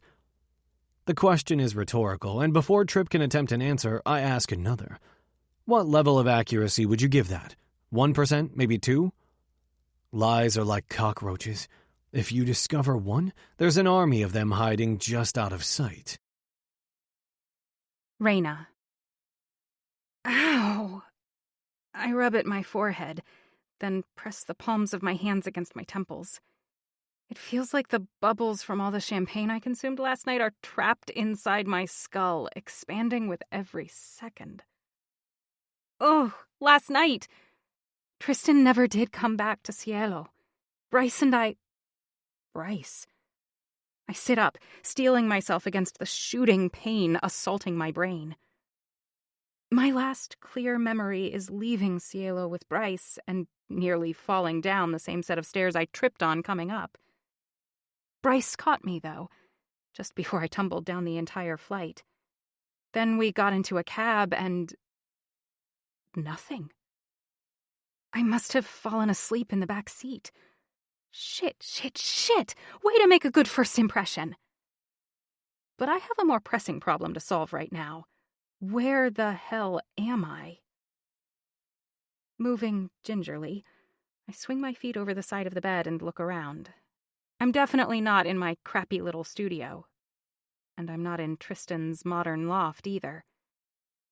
The room is dark, with heavy drapes trimmed in braid and fringe obscuring the windows. Narrow slivers of light peek through the edges, revealing thick crown molding and walls covered in burgundy damask wallpaper. Mahogany furniture fills the space, embellished with claw feet, carved fretwork, and polished brass accents. I've been sleeping in a sleigh bed under a luxurious gold duvet. The effect is somewhat stuffy, like a private men's club. I wouldn't be surprised to see a foursome hovering in a corner playing poker, sipping cognac and smoking cigars. Instead, I spot Bryce. Like me, he is still fully dressed in the clothes he was wearing last night. Sprawled out in a chair, his feet are propped up on a tufted velvet ottoman, soft snores coming from his mouth. My eyes fly to the door looking for the emergency exit plan that is legally required of all hotel rooms. There is no emergency exit plan. Oh no. No. Bryce said he didn't keep a place in the city. Is this my parents' apartment? As quietly as possible, I slip out from under the covers.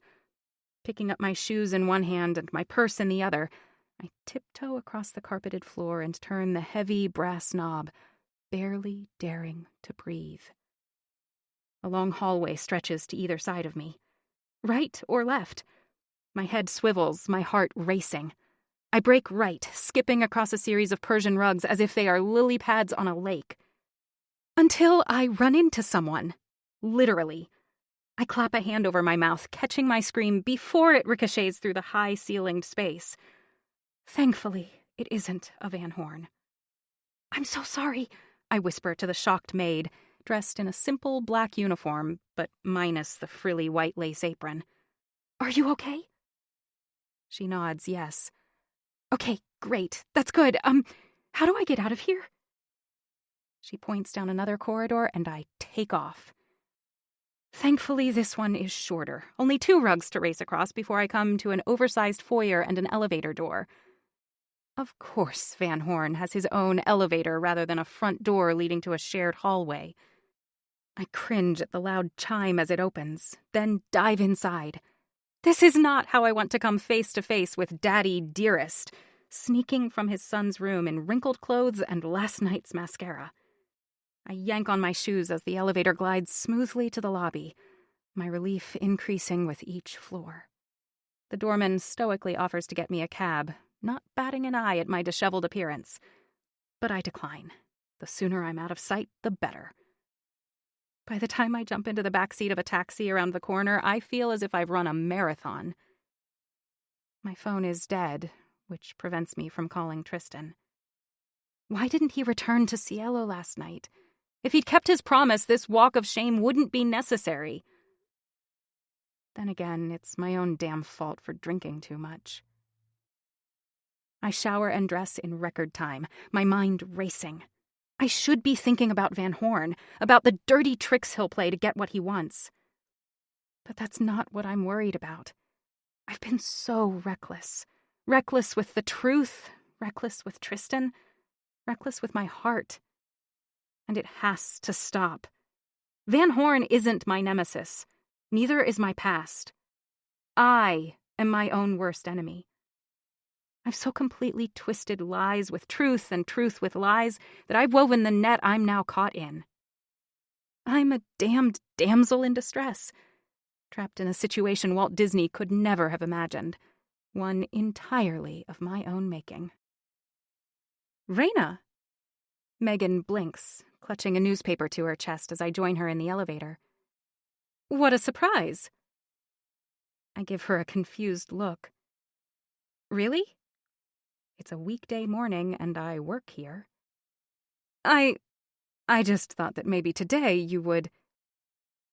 I have to prompt her. I would... what? No one calls in sick for a hangover. And although Megan checks up on me directly and gets frequent status reports from everyone I work with, just part of the 6-month-long job interview, she can't have any idea how much champagne I drank last night. Nothing. She waves a hand in front of her face. Don't mind me. An unnerving sense of foreboding unravels inside of me as I head to my desk. Everyone I pass looks just as surprised to see me as Megan. Surprised and disgusted. But nothing prepares me for the look on Tristan's face. Not surprised, not disgusted, not anything at all. His eyes are the cold steel of razor blades, registering absolutely no emotion as they cut right through me. Despite my quaking knees, I continue on. Though instead of going to my desk, I detour into Tristan's office and take a seat on his couch, twisting my hands in my lap. A few moments later, the door to Tristan's office closes quietly, and I'm assailed by the clean, spicy scent that clings to his skin. I dare a glance at his face, hoping I only imagined Tristan's expressionless expression. But I didn't imagine it. He's 2 feet away from me, and it might as well be 2,000 miles. What's going on? I've spent every minute of my commute into the office planning what to say right now, rehearsing exactly how to lay all my dirty secrets at Tristan's feet. Tristan took it in stride when I turned out to be a finance geek who, quite inconveniently, was on his payroll. But this is different. Now he'll know just what kind of girl he's risking everything for. Liar. Phony. The punchline to a dirty joke. Tristan is a value investor and I'm a penny stock. He's too good for me. And not just because of his last name. Tristan is passionate and smart and so damn gorgeous it twists my stomach every time I look at him. But more than that, he's just good. With him, there is no pretense, no deceit. Yes, he's privileged and cocky, but he's also kind and generous and trustworthy. You tell me, he says, his voice clipped. I run my tongue across my dry lips. You didn't come back to Cielo last night. I did. You and Bryce were already gone. There's a distinct edge to his voice when he says Bryce's name. I went to your apartment, Raina. I waited outside your door until 3. You never came home. Do I have to ask where you were? I can explain. 3 words spoken by cheaters the world over. Really? He takes his phone out of his pocket, unlocking the screen before tossing it at me. I stare hard at the side-by-side pictures scanning his screen. One of me with Tristan, the other with Bryce. Both taken on the stairs of Cielo, both capturing an almost identical embrace. But why are they on Tristan's phone? Are you having me followed? His stony expression finally cracks. You think I... He breaks off, dragging a hand through his hair. Christ, Raina, these were taken by a freelance photographer. You made the online edition of Page 6, and it was tweeted by Betancourt Betts this morning. A wave of nausea slams into me. These photos are public? I look down at his phone again, jabbing at the screen until I get to the original post. The caption reads, "Hedge Fund Harlot." I throw the phone away from me with a strangled gasp and cover my face with my hands. How is this happening? You and Bryce weren't exactly flying under the radar with an exit like that. If you wanted to fuck... What? I peek at Tristan from between my fingers. Are you insane? I didn't have sex with Bryce. Oh, really? Where were you last night? I open and close my mouth several times. He takes a step back. While you're at it, can you explain why you've been in contact with a ghost? At first, I don't understand the question. A ghost? And then his meaning becomes painfully clear. My phone. My mother. My lies. I jump up and grab his arm, clinging to him as if I'm drowning. Probably because I am. Tristan, please, it's not what it looks like. It looks like you screwed your stepbrother, and it looks like you've been screwing me over since we met. I didn't. I wouldn't. I take a deep, shaky breath, not knowing where to start. He bends down to sweep his phone off the carpet and then glares at me as if he's a hair's breadth away from calling security to escort me from the premises. You want to piss on someone's leg and say it's raining? Go find another stooge. I didn't tell you about my mom because I'm ashamed, okay? She left me behind like I was nothing. We barely have a relationship anymore, just the occasional phone call. It was so much easier to say she was dead than to admit the truth. Why? Why couldn't you be honest with me? For a moment, his indifferent facade slips, and I see the raw emotion behind it. Anger, hurt, confusion. Because I fell in love with you, and I thought the only chance I had of you loving me back was if... I stop. This is even harder than I thought it would be, exposing my darkest thoughts, my deepest insecurities. If what? If you didn't know me. The real me. You're not making any sense. Who is the real Raina St. James? Unlovable, for starters. Tristan grips the edge of his desk so hard his knuckles turn white. Like he wants to come to me, but he's stopping himself. That's ridiculous, he says, almost under his breath. Is it? How would you feel if you were me? I wet my lips, knowing I have to keep going. I need to reveal the biggest lie of all. Look, I don't want your sympathy or your pity. I lied about my mother, and I'm sorry. But that's not all. So there's more? His chuckle is cruel, almost menacing. Of course there is. For a second there you really had me. I thought I'd been too quick to judge, too slow to consider things from your perspective. But you're just another two-bit fraud, trying to con your way into a game you don't deserve to play. What's your plan, Raina? Fuck your way into the Van Horns? Or just get into their good graces by delivering Betancourt on a silver platter? Tristan, you can't really think that I'm not a cheater, and I would never betray you by... Betray? The word is delivered in a searing snarl. You give yourself too much credit, little thief. You were just a casual fuck, a convenient stress reliever. You want to screw your way up the ladder, have at it. But you're fired, and we're done. Chapter 19. At Betancourt Bets. Who would you bet on? Our Ivy or the hockey-playing heir of Bull Capital? Raina. I walk out of Betancourt, my heart shredded and my pride shattered. Tristan didn't let me finish explaining. He thinks he knows the truth, but he doesn't. Worst of all, even if he did, it wouldn't make a difference. You were just a casual fuck, a convenient stress reliever. We're done. I want to go home and dissolve into a flood of tears, but not yet. There's something I have to do first. Bull Capital is headquartered just up the block. I breeze past the front desk in the lobby, cutting a confident smile at the 2 security guards stationed at the bank of elevators.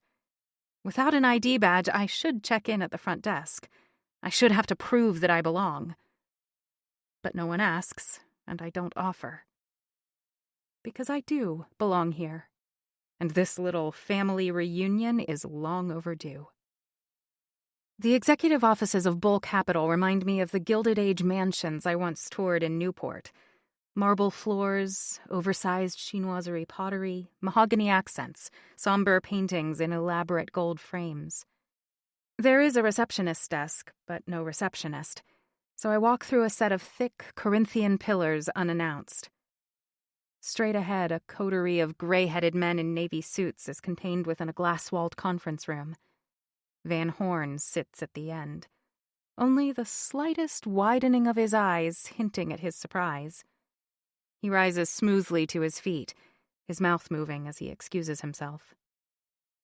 Out of the corner of my eye, I see someone, probably the receptionist who should have barred my entrance, rush over, face ashen. Van Horn lifts a hand, forcing her to a screeching halt before she skulks away. She'll probably be packing her personal effects into a cardboard box before I return to the lobby. I don't feel bad. I don't know her, but she deserves better. Van Horn's polished wingtips come within an inch of my toes, his face close enough that his stale breath abrades my cheek. What the hell do you think you're doing here? You didn't get the memo? His lip curls. What memo? It's take your daughter to work day, Dad. As close as he is, I lean in closer. With my heels, we stand nearly eye to eye. That's what you're after, isn't it? None of your other kids want to work for you, so you're trying to acquire Betancourt. I take a step back, gesturing with my arms. So here I am. His eyes are so filled with fury, they should be bleeding. Even I can't face them any longer. So I do the only thing I can think of to piss him off more. I peer around him at the room full of men, trying not to appear as if they're watching our every move. And then I wave. Daddy Dearest nearly chokes on his own breath. His hand clamps down on my shoulder, fingertips burrowing through the lightweight knit fabric of my suit, and marches me into his office down the hall. No doubt I'll have bruises tomorrow, but I wouldn't drop my smile if he ripped my arm out of its socket. Inside his office, Van Horn seeks refuge behind his enormous desk. I follow him, dropping my purse on the top of his keyboard and sliding my ass onto the polished wood surface. He inhales sharply as I cross my legs, practically shaking with indignation that I have the nerve to plant myself on his seat of power. I wasn't aware you had an appointment. I wasn't aware I needed one. Van Horn's amber eyes glitter with fury at my threat, and we study each other in silence. Father and daughter, bitter rivals. I can see myself in him, the arch of my brow, the purse of my lips, the golden tone of his eyes that coils through the green I inherited from my mother. Van Horn is an attractive older man, the very definition of a silver fox. He has a few wrinkles, though not a single one of them could be called a laugh line. Maybe I've been lucky to have been kept at a distance. He is scrutinizing me, too, examining every inch of the daughter he rejected.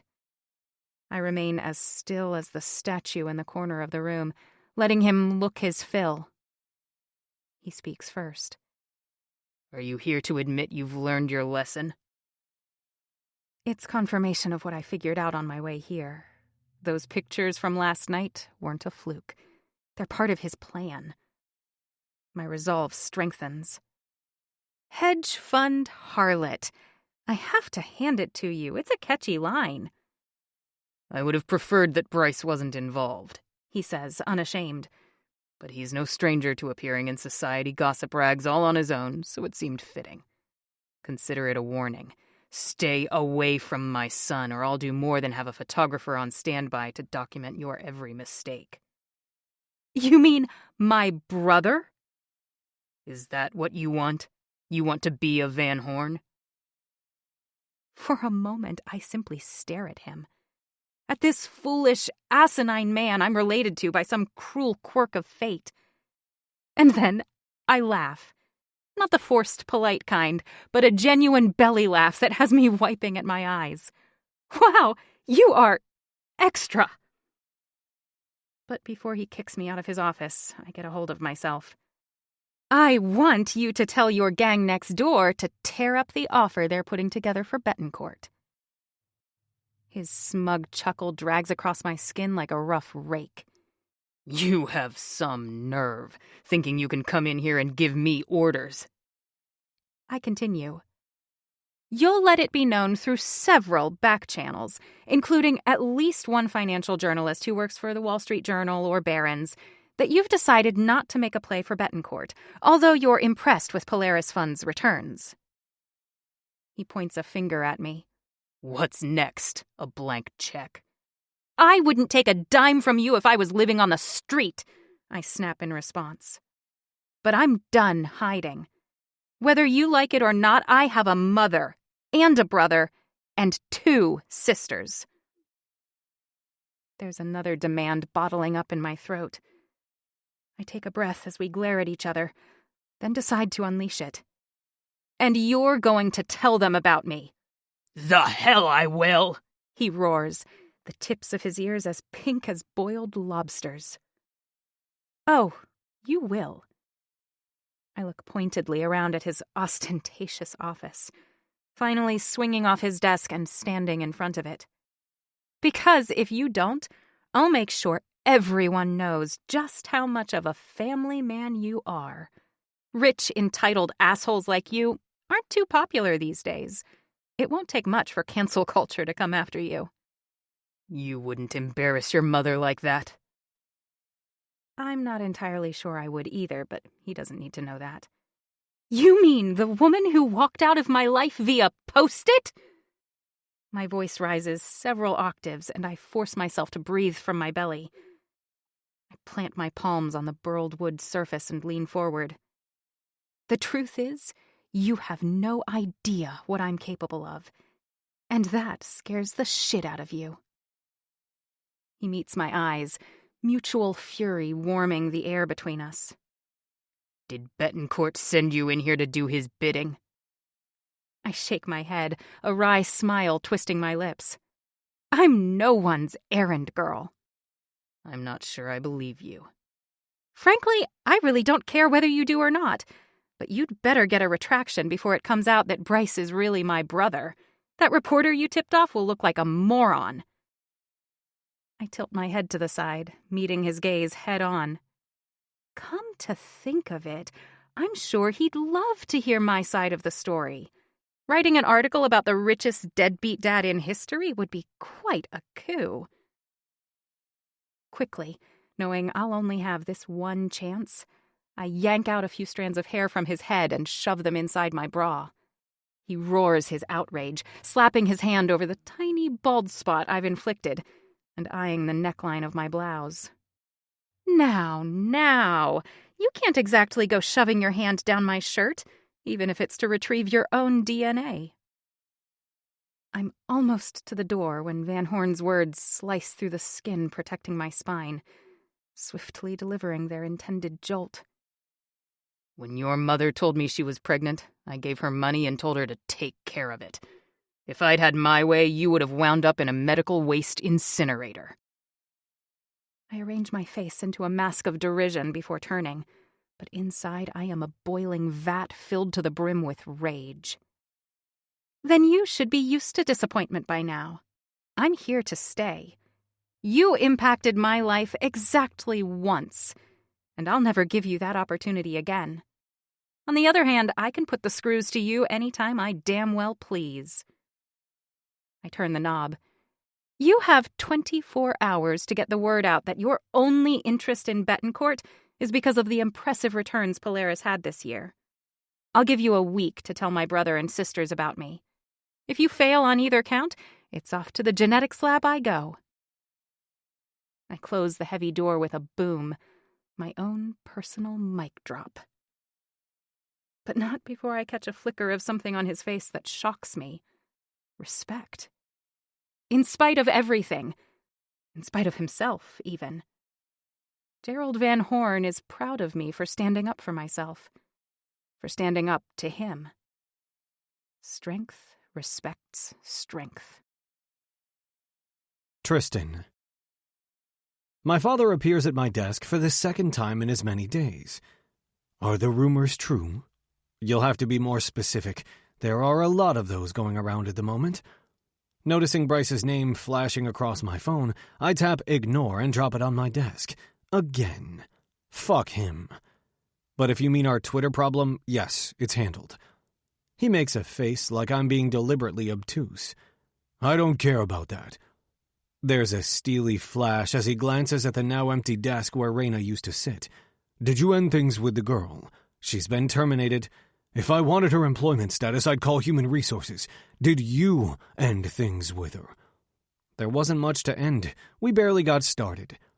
He scoffs. Bullshit. I've never seen you so wrapped up in someone before. She was good for you. No, she wasn't. She's Van Horn's stepdaughter. Did you know that? Even though I don't mention the image of her and Bryce that's permanently seared into my retinas, my father shakes his head slowly, rubbing at his forehead like I'm giving him a migraine. Come take a walk with me.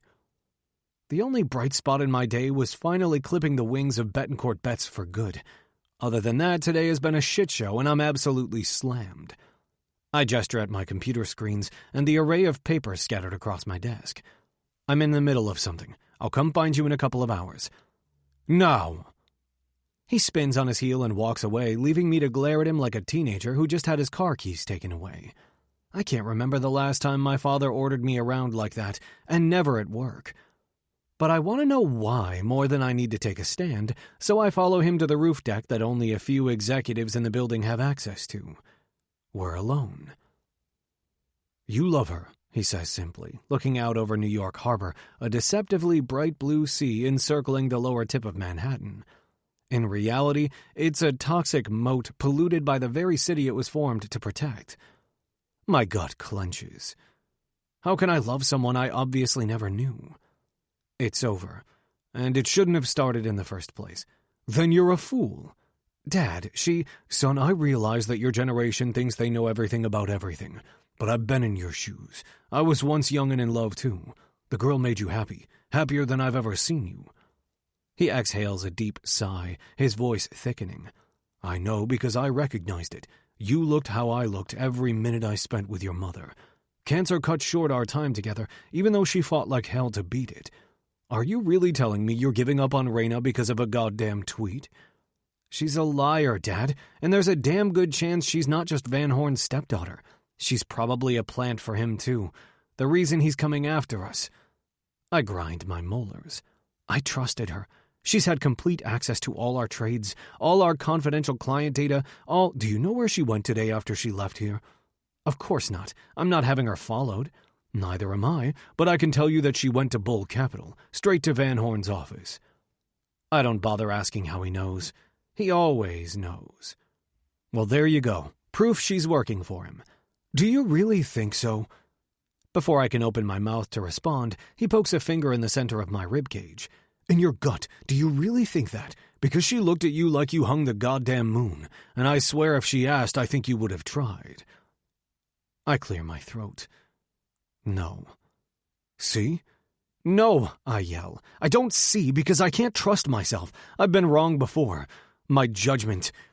I squint at the Statue of Liberty in the distance, the torch raised in her right hand looking more like a middle finger salute than a beacon of light.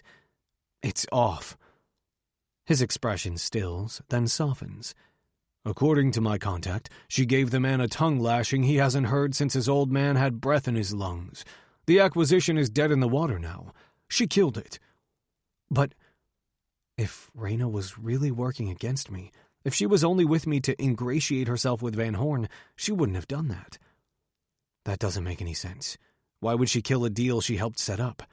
Exactly. And why would Van Horn listen to her? That too, he replies. I sigh impatiently.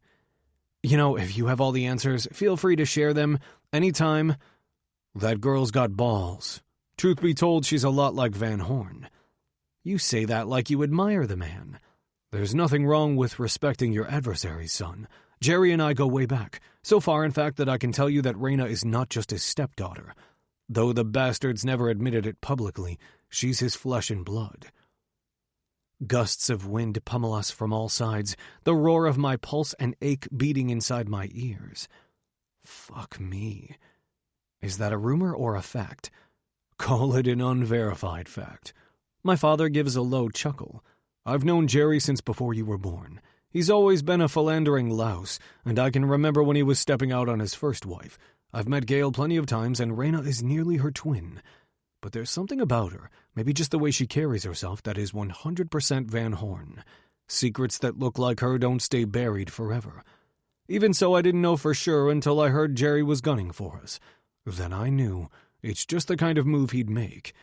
But that's crazy. I was just with Bryce, and he has no idea. My head feels unwieldy atop my shoulders, bulging with everything I've learned in the past 24 hours. Bull Capital's encroachment on Polaris, Van Horn's first bite at Betancourt, the Page 6 headline, and now this.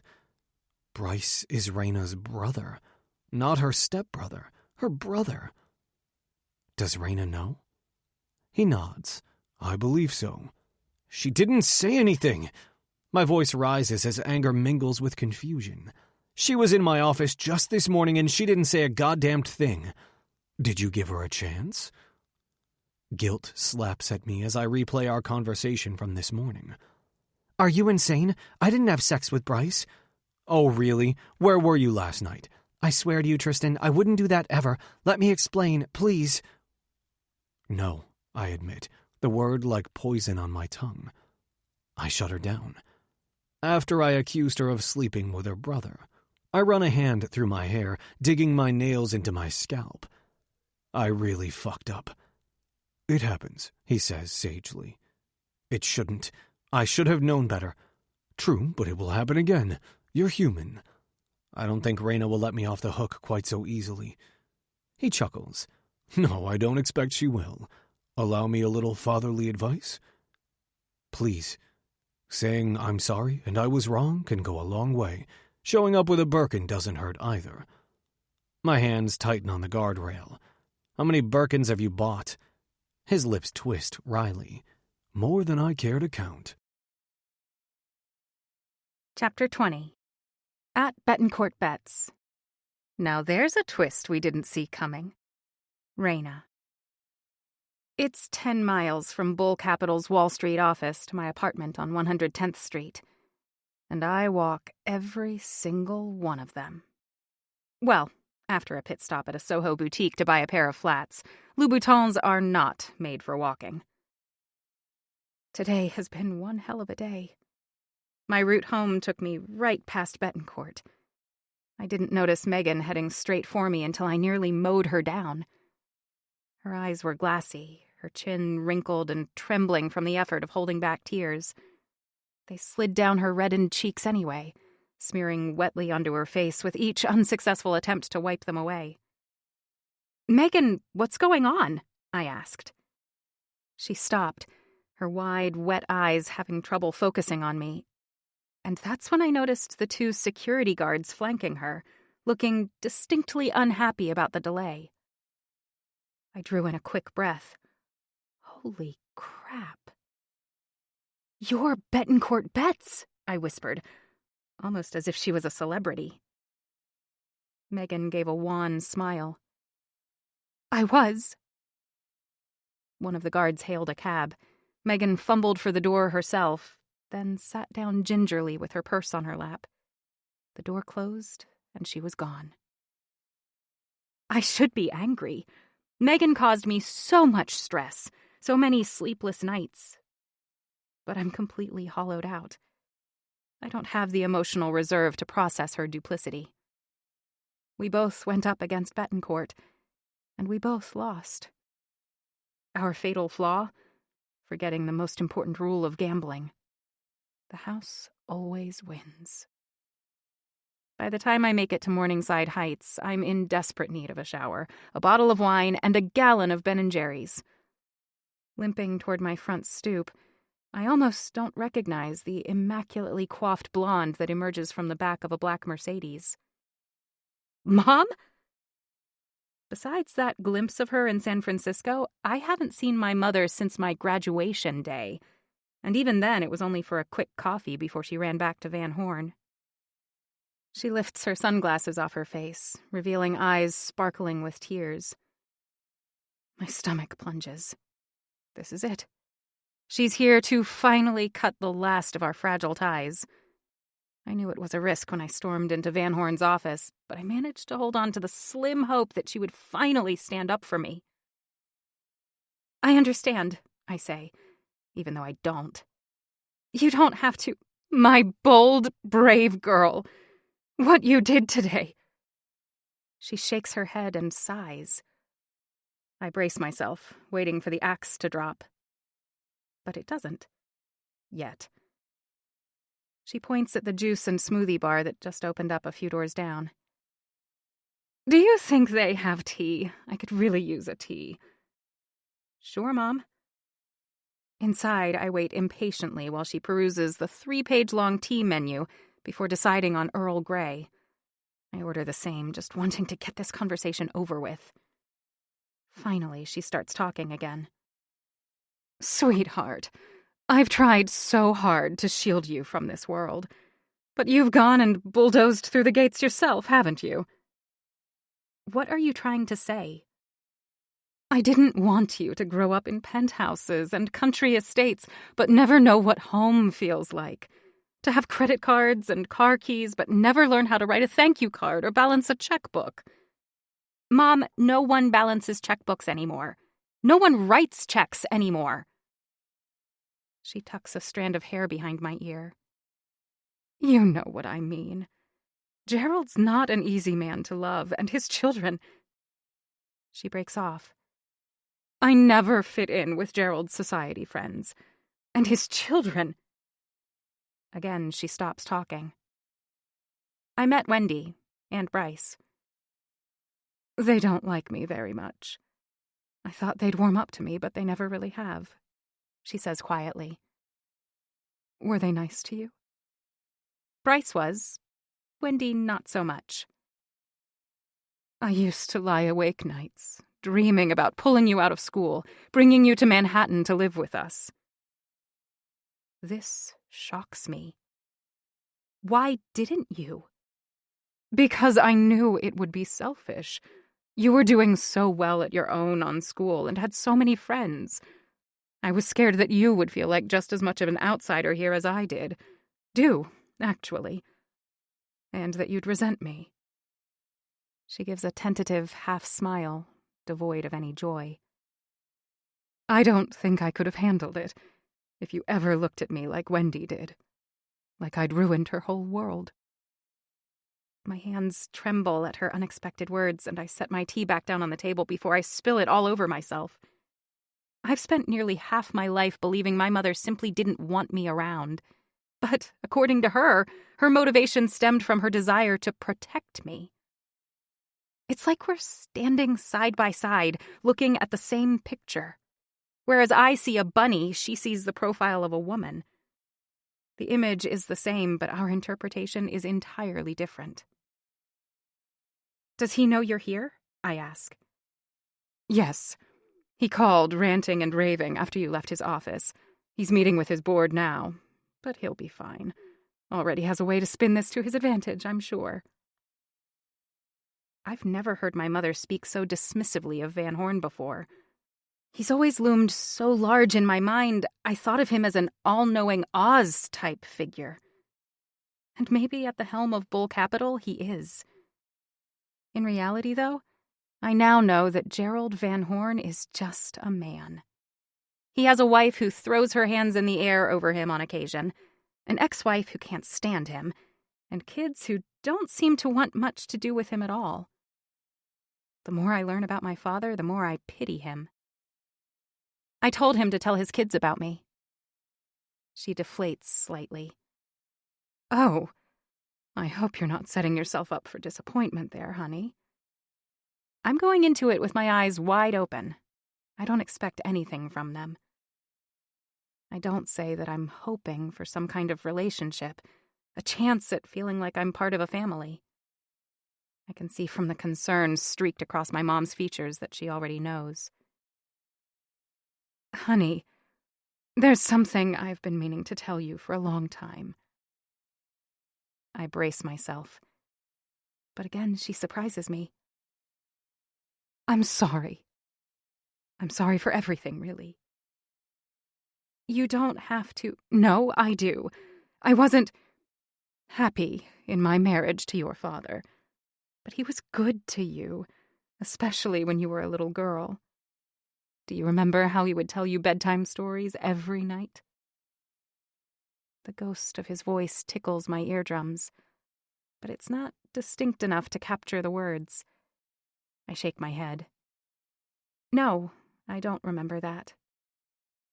Oh. She makes a disappointed frown.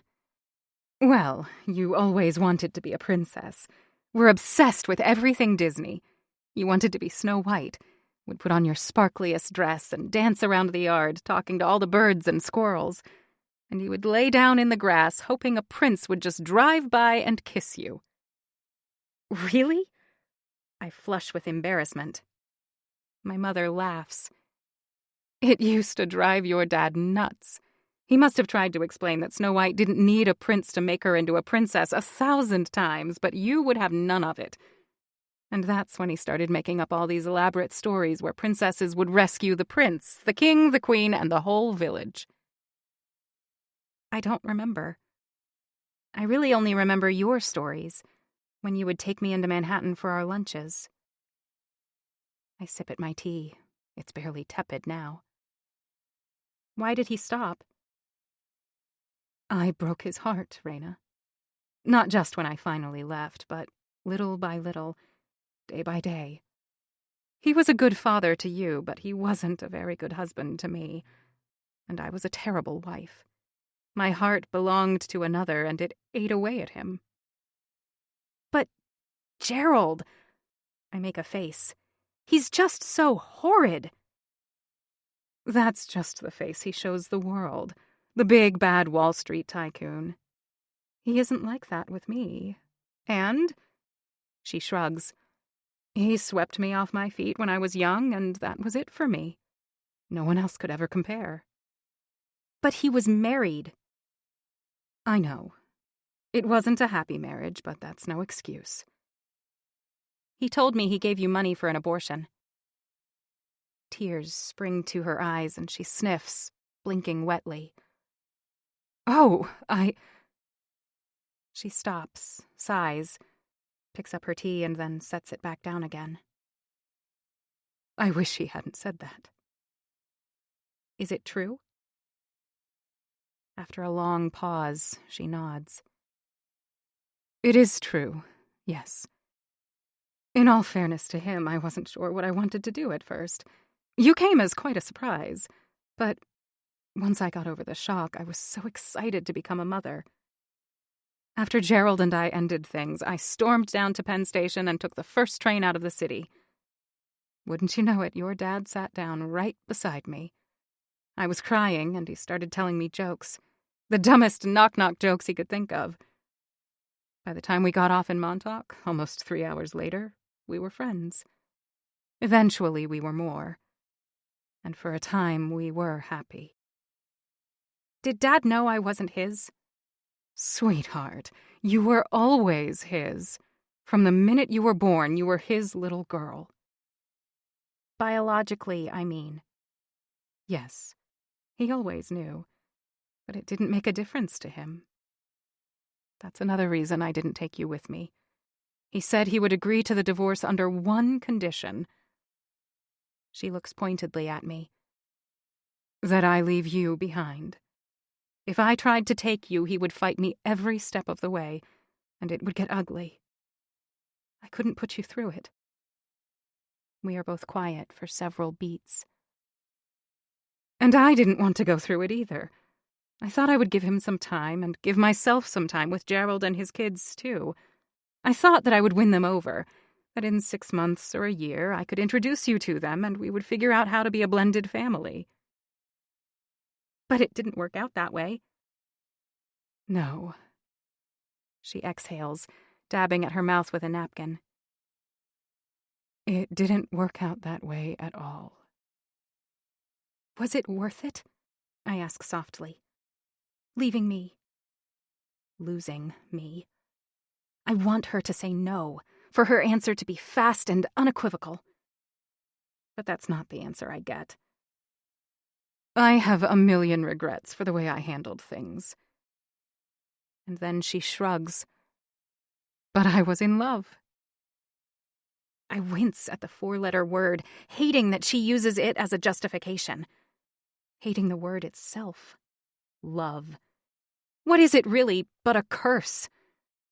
I think of Tristan, my heart twisting painfully inside my chest. Love takes hostages, makes victims out of innocent bystanders. Love sucks. Tristan. I force myself to slog through the rest of the day. I still have a job to do, investors to pitch, investments to manage, giving in to my overriding impulse to chase Raina down, to get on my knees and apologize until I'm blue in the face, beg her to forgive me. It feels like a privilege I don't deserve. I was a jackass. I am a jackass. After the way I treated her, she'd be a fool to take me back, and Raina's no fool. I spend the afternoon on the phone, talking to current clients and checking in with prospects, selling myself, my fund, my bank, my soul. Even as my mouth is moving, my brain is whirring double time, coming up with a new kind of pitch, one that might get me a second chance with the woman I never should have lost in the first place. I take off my headset and throw it on my desk, filling Kyle in on my latest call. That was Jake Allen from Dominion. They're in. I'll have legal messenger over the contracts first thing tomorrow. He nods. Check your email. Dale and Tim sent their final report. Turns out things are both simpler and more complicated than we guessed. I know. He frowns. How? They just... He stops. Your father. I nod.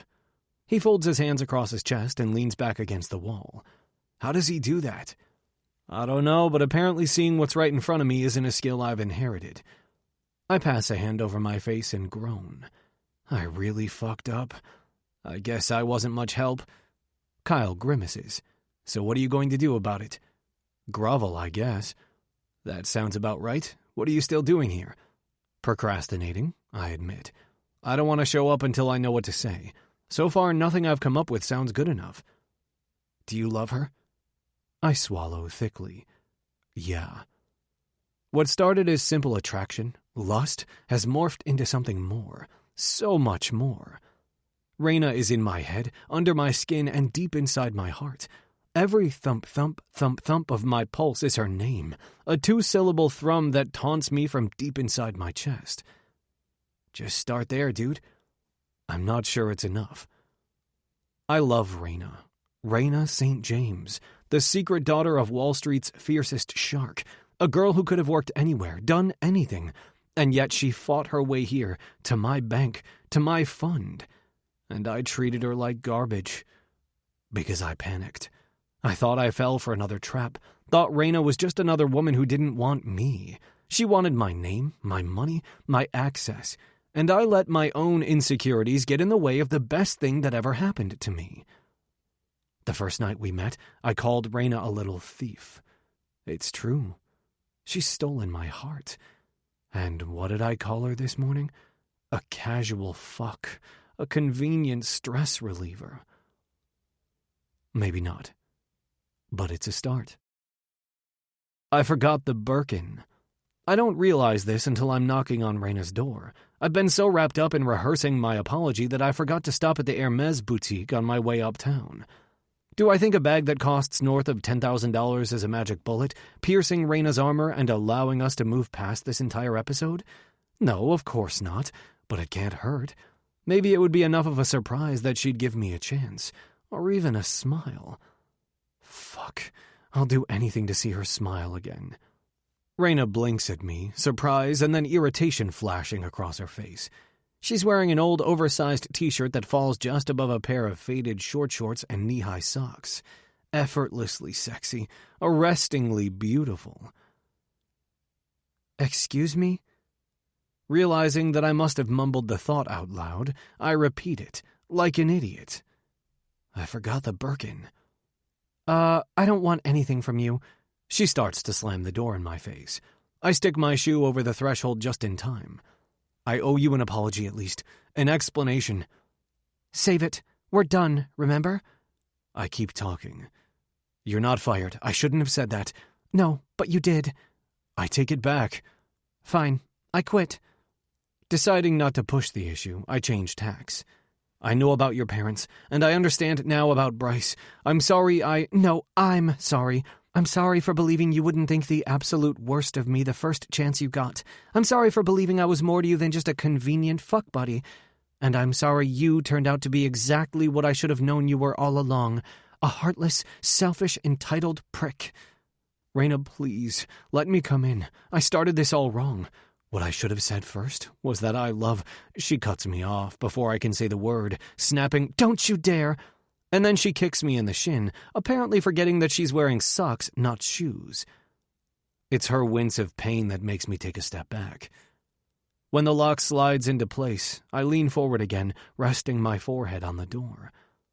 I sink to my knees, forcing myself to listen to the sound of her tears, to bear witness to her quiet, hiccuping sobs of anguish. I did this. I did this to the woman I love. She's the one crying, but inside... I feel like I'm dying.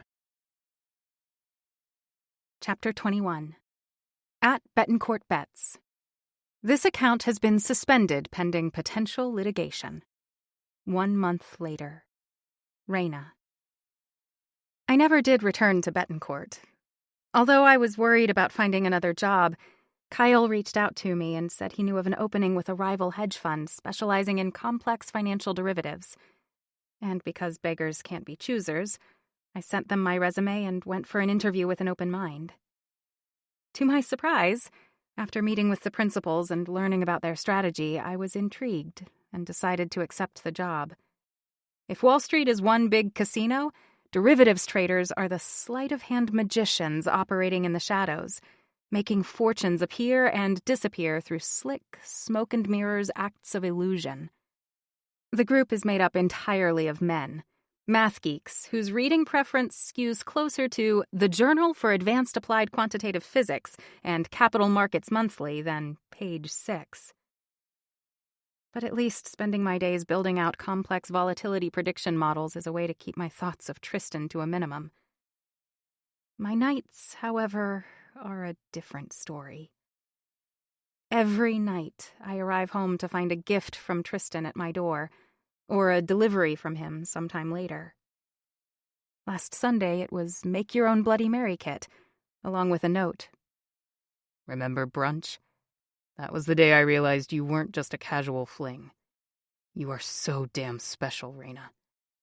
I lost sight of it for a minute, and I regret it more than I can ever say. A few days before that, it was a beautiful ivory silk blouse. Remember the night I was too impatient to bother with the buttons? I didn't tell you that I found one of them the next morning. I've kept it in my pocket ever since, so that I always have something that reminds me of you within reach. The other night he sent a delivery of truffle fries. I still remember the look on your face at your first bite of the French fry you stole from my plate. I hope one day I will see it again. Until then. I didn't even know you could still buy DVDs, but I now have DVDs of every heist movie ever made, along with an enormous tub of gourmet popcorn. For the little thief who stole my heart, don't forget me. The next night, as if Tristan realized I might not have a way to watch them, he sent a DVD player and an Afghan identical to the one I brought to his apartment. Not the same, though, because this one still has the tags on it. Remember our movie nights? Let me know if you want company. It hurts to remember. It hurts to breathe. Sleep is practically impossible. I don't know how to move forward, but I cannot go back. When the buzzer rings tonight, I almost ignore it. I don't think I can take another gift from Tristan, another note that leaves me in tears, clinging to my resolve not to go running back to him. What stops me? I don't trust Tristan anymore. Maybe this is just a game to him. Maybe I'm just a game to him. But tonight, because I'm a glutton for punishment, I push the call button that unlocks the front door and then stand sentry in the hallway with my arms crossed over my chest, waiting to see what new torture Tristan will inflict on me. But it's not a messenger from the delivery service Tristan favors, carrying a package for me in one hand and a bike helmet in the other. The person coming up my dingy stairwell is none other than Celeste Van Horn, looking radiant in tailored jeans and a crisp white button-down shirt, wearing a butter wouldn't dare melt in my mouth smile. We've never met before, but I would know her anywhere. "Wow," she says when she gets to the top. "Who needs SoulCycle when you get a workout like that every day?" Celeste Van Horn. My sister. And the epitome of everything I've always wanted to be. Not just beautiful, but confident and polished. It's taken me years to craft a veneer that even slightly resembles hers. But right now my guard is down. I changed out of my work clothes when I came home. I'm wearing sweats and fuzzy socks. My hair is in a ponytail, and there's not a speck of makeup on my freshly washed face. Yeah. Sorry about that. It takes some getting used to. Not knowing what else to do, I stick my hand out. "Hi, I'm Raina." Celeste laughs, opening her arms. "Never mind that. Come here, sis." I return her embrace tentatively, half afraid that if I squeeze too hard, she'll vanish into thin air. It feels like I'm hugging a unicorn. "I'm really sorry to just show up here like this, but I'm in the middle of a semester abroad and couldn't get back to the States until now." I lead her into my tiny studio, which feels even tinier because of the garment racks full of clothes lining one of the walls. A necessity, since my only closet is barely 2 feet wide. She sits down at the lopsided bistro table that serves as both my desk and dining table, dropping her bag on the floor and sighing dramatically. Typical baby of the family whining, I guess.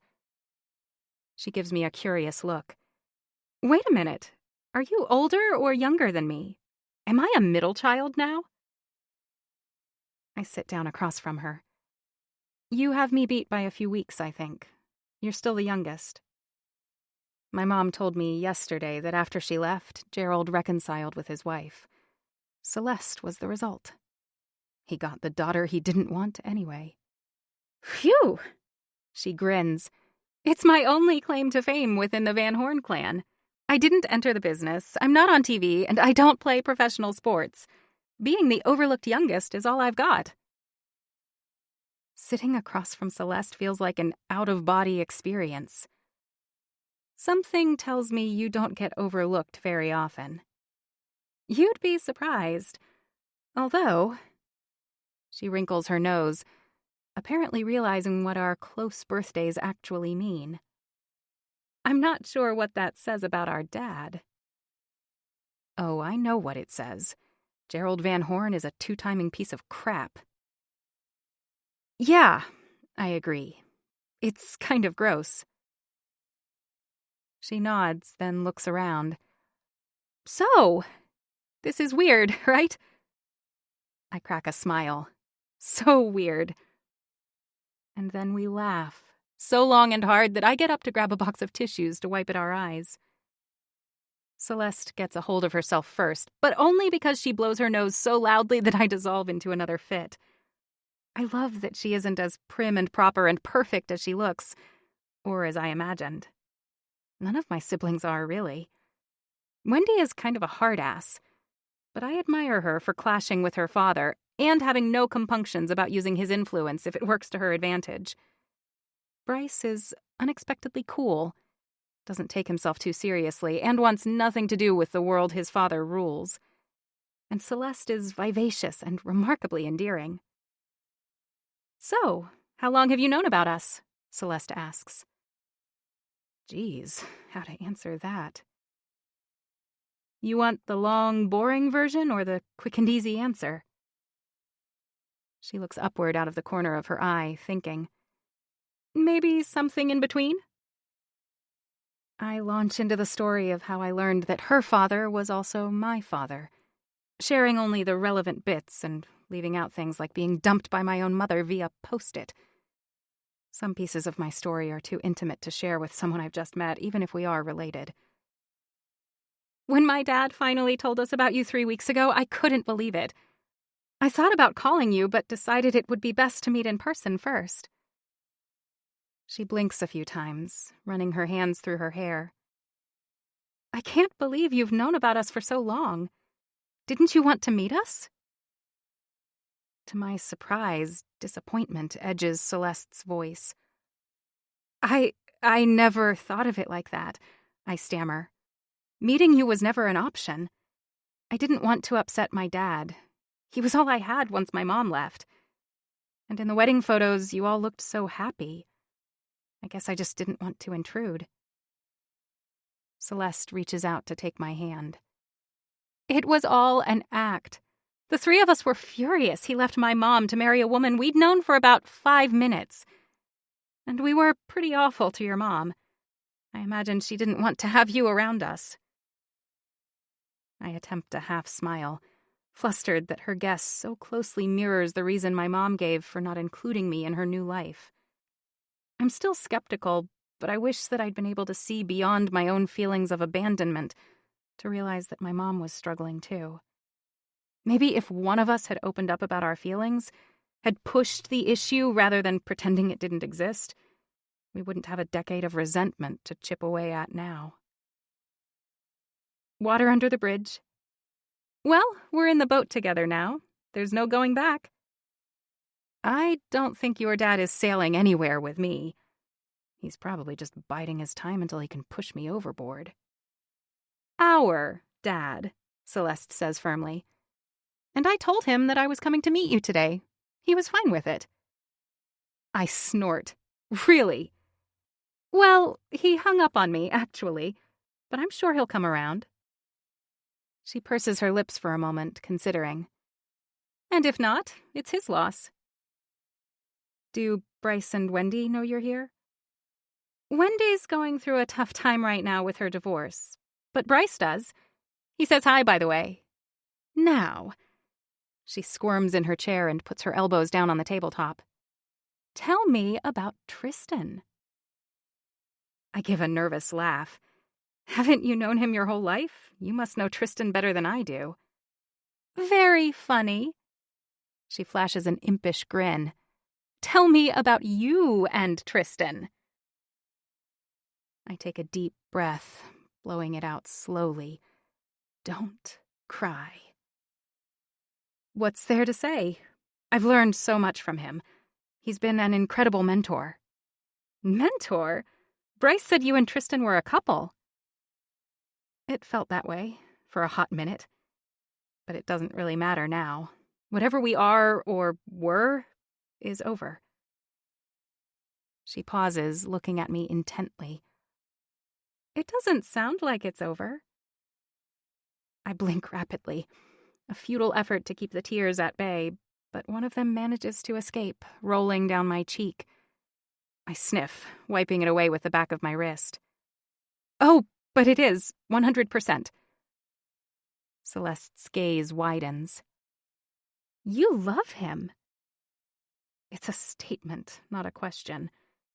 No, I shake my head. I don't love Tristan. But she sees right through me. You do. I sigh, relenting. I did, but not anymore. You know, I've known Tristan all my life. I had the biggest crush on him when I was a teenager. She giggles, rolling her eyes at herself. Completely unrequited, by the way. He barely acknowledged my existence. But when I asked him about you, my traitorous heart gives a lurch. You talked to Tristan? I couldn't help it. I just wanted to know more about you. What did he say? Just that you were great, really great, and that he thought we would be friends. But it wasn't what he said about you, it was the way he said your name. His voice got all funny, and he sounded sad. Sad? Yeah. Her eyes make a sweep of my room, snagging on the pile of gifts tossed into one corner. The basket of DVDs, the tub of popcorn, the box of Bloody Mary mix, several bouquets of flowers, my favorite coffee beans, the blouse, half visible through a sheet of folded tissue paper, a Birkin. All that's from him, isn't it? I nod glumly, another tear making a lonely trek down my face. Celeste continues with her visual tour, reading the quotes I've hung in simple white frames on my walls. I've been meaning to take them down, but I haven't been able to yet. Your worth is immeasurable. Don't let anyone relegate you to the corners of their life. You deserve to be center stage, top billing. She purses her lips and gives a low, plaintive whistle. Those are from him, too? Another somber, solemn nod. He must have really fucked up, huh? Yeah, he really did. We both did. For a long while, neither of us says anything. But eventually, Celeste reaches across the table to take my hand.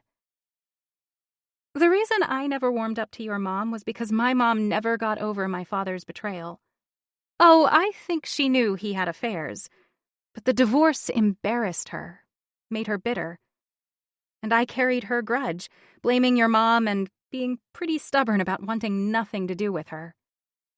But maybe if I'd given her a chance, if I looked at the bigger picture instead of just my small square, maybe things would have been different. Maybe we would have grown up together, as sisters. My heart clenches painfully. You don't understand. He really hurt me. I don't know if I can forgive him. I'm no expert at love, but I do know that forgiveness isn't something you do for other people. It's something you do for yourself, so you can move on. So you can stop hurting.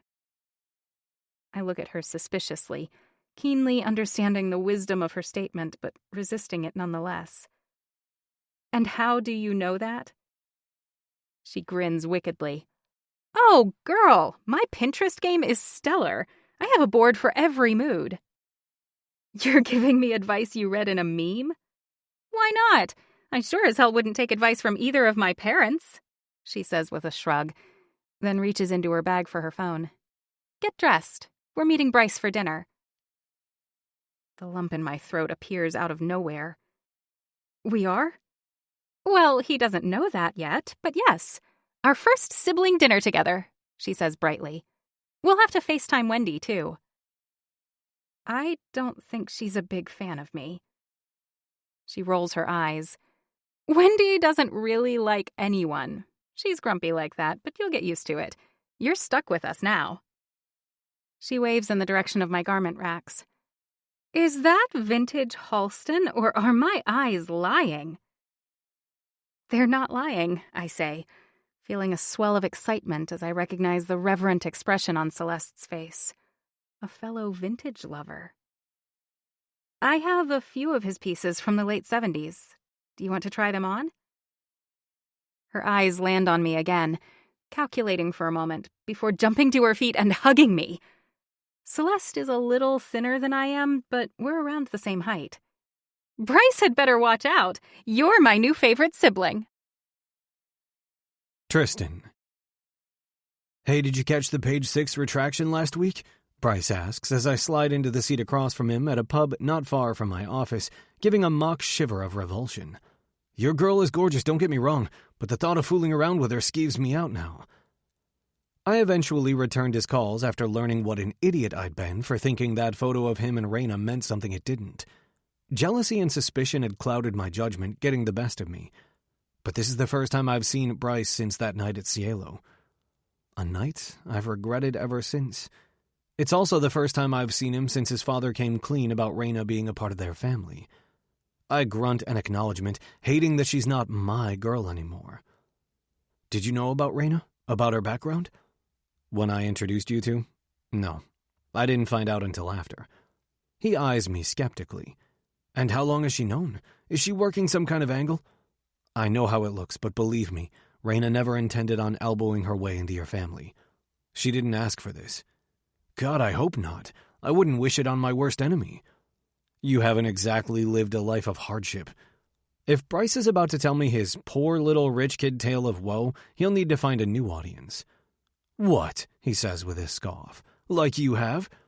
No, but Raina's definitely caught more than her fair share of tough breaks, so be nice to your new sibling. Got it? No hazing the new sis? Bryce grunts. Another sister. I guess I shouldn't be all that surprised. Good old Gerald's never been good at keeping his dick in his pants. He reaches for his pint glass, taking a long swallow of Guinness.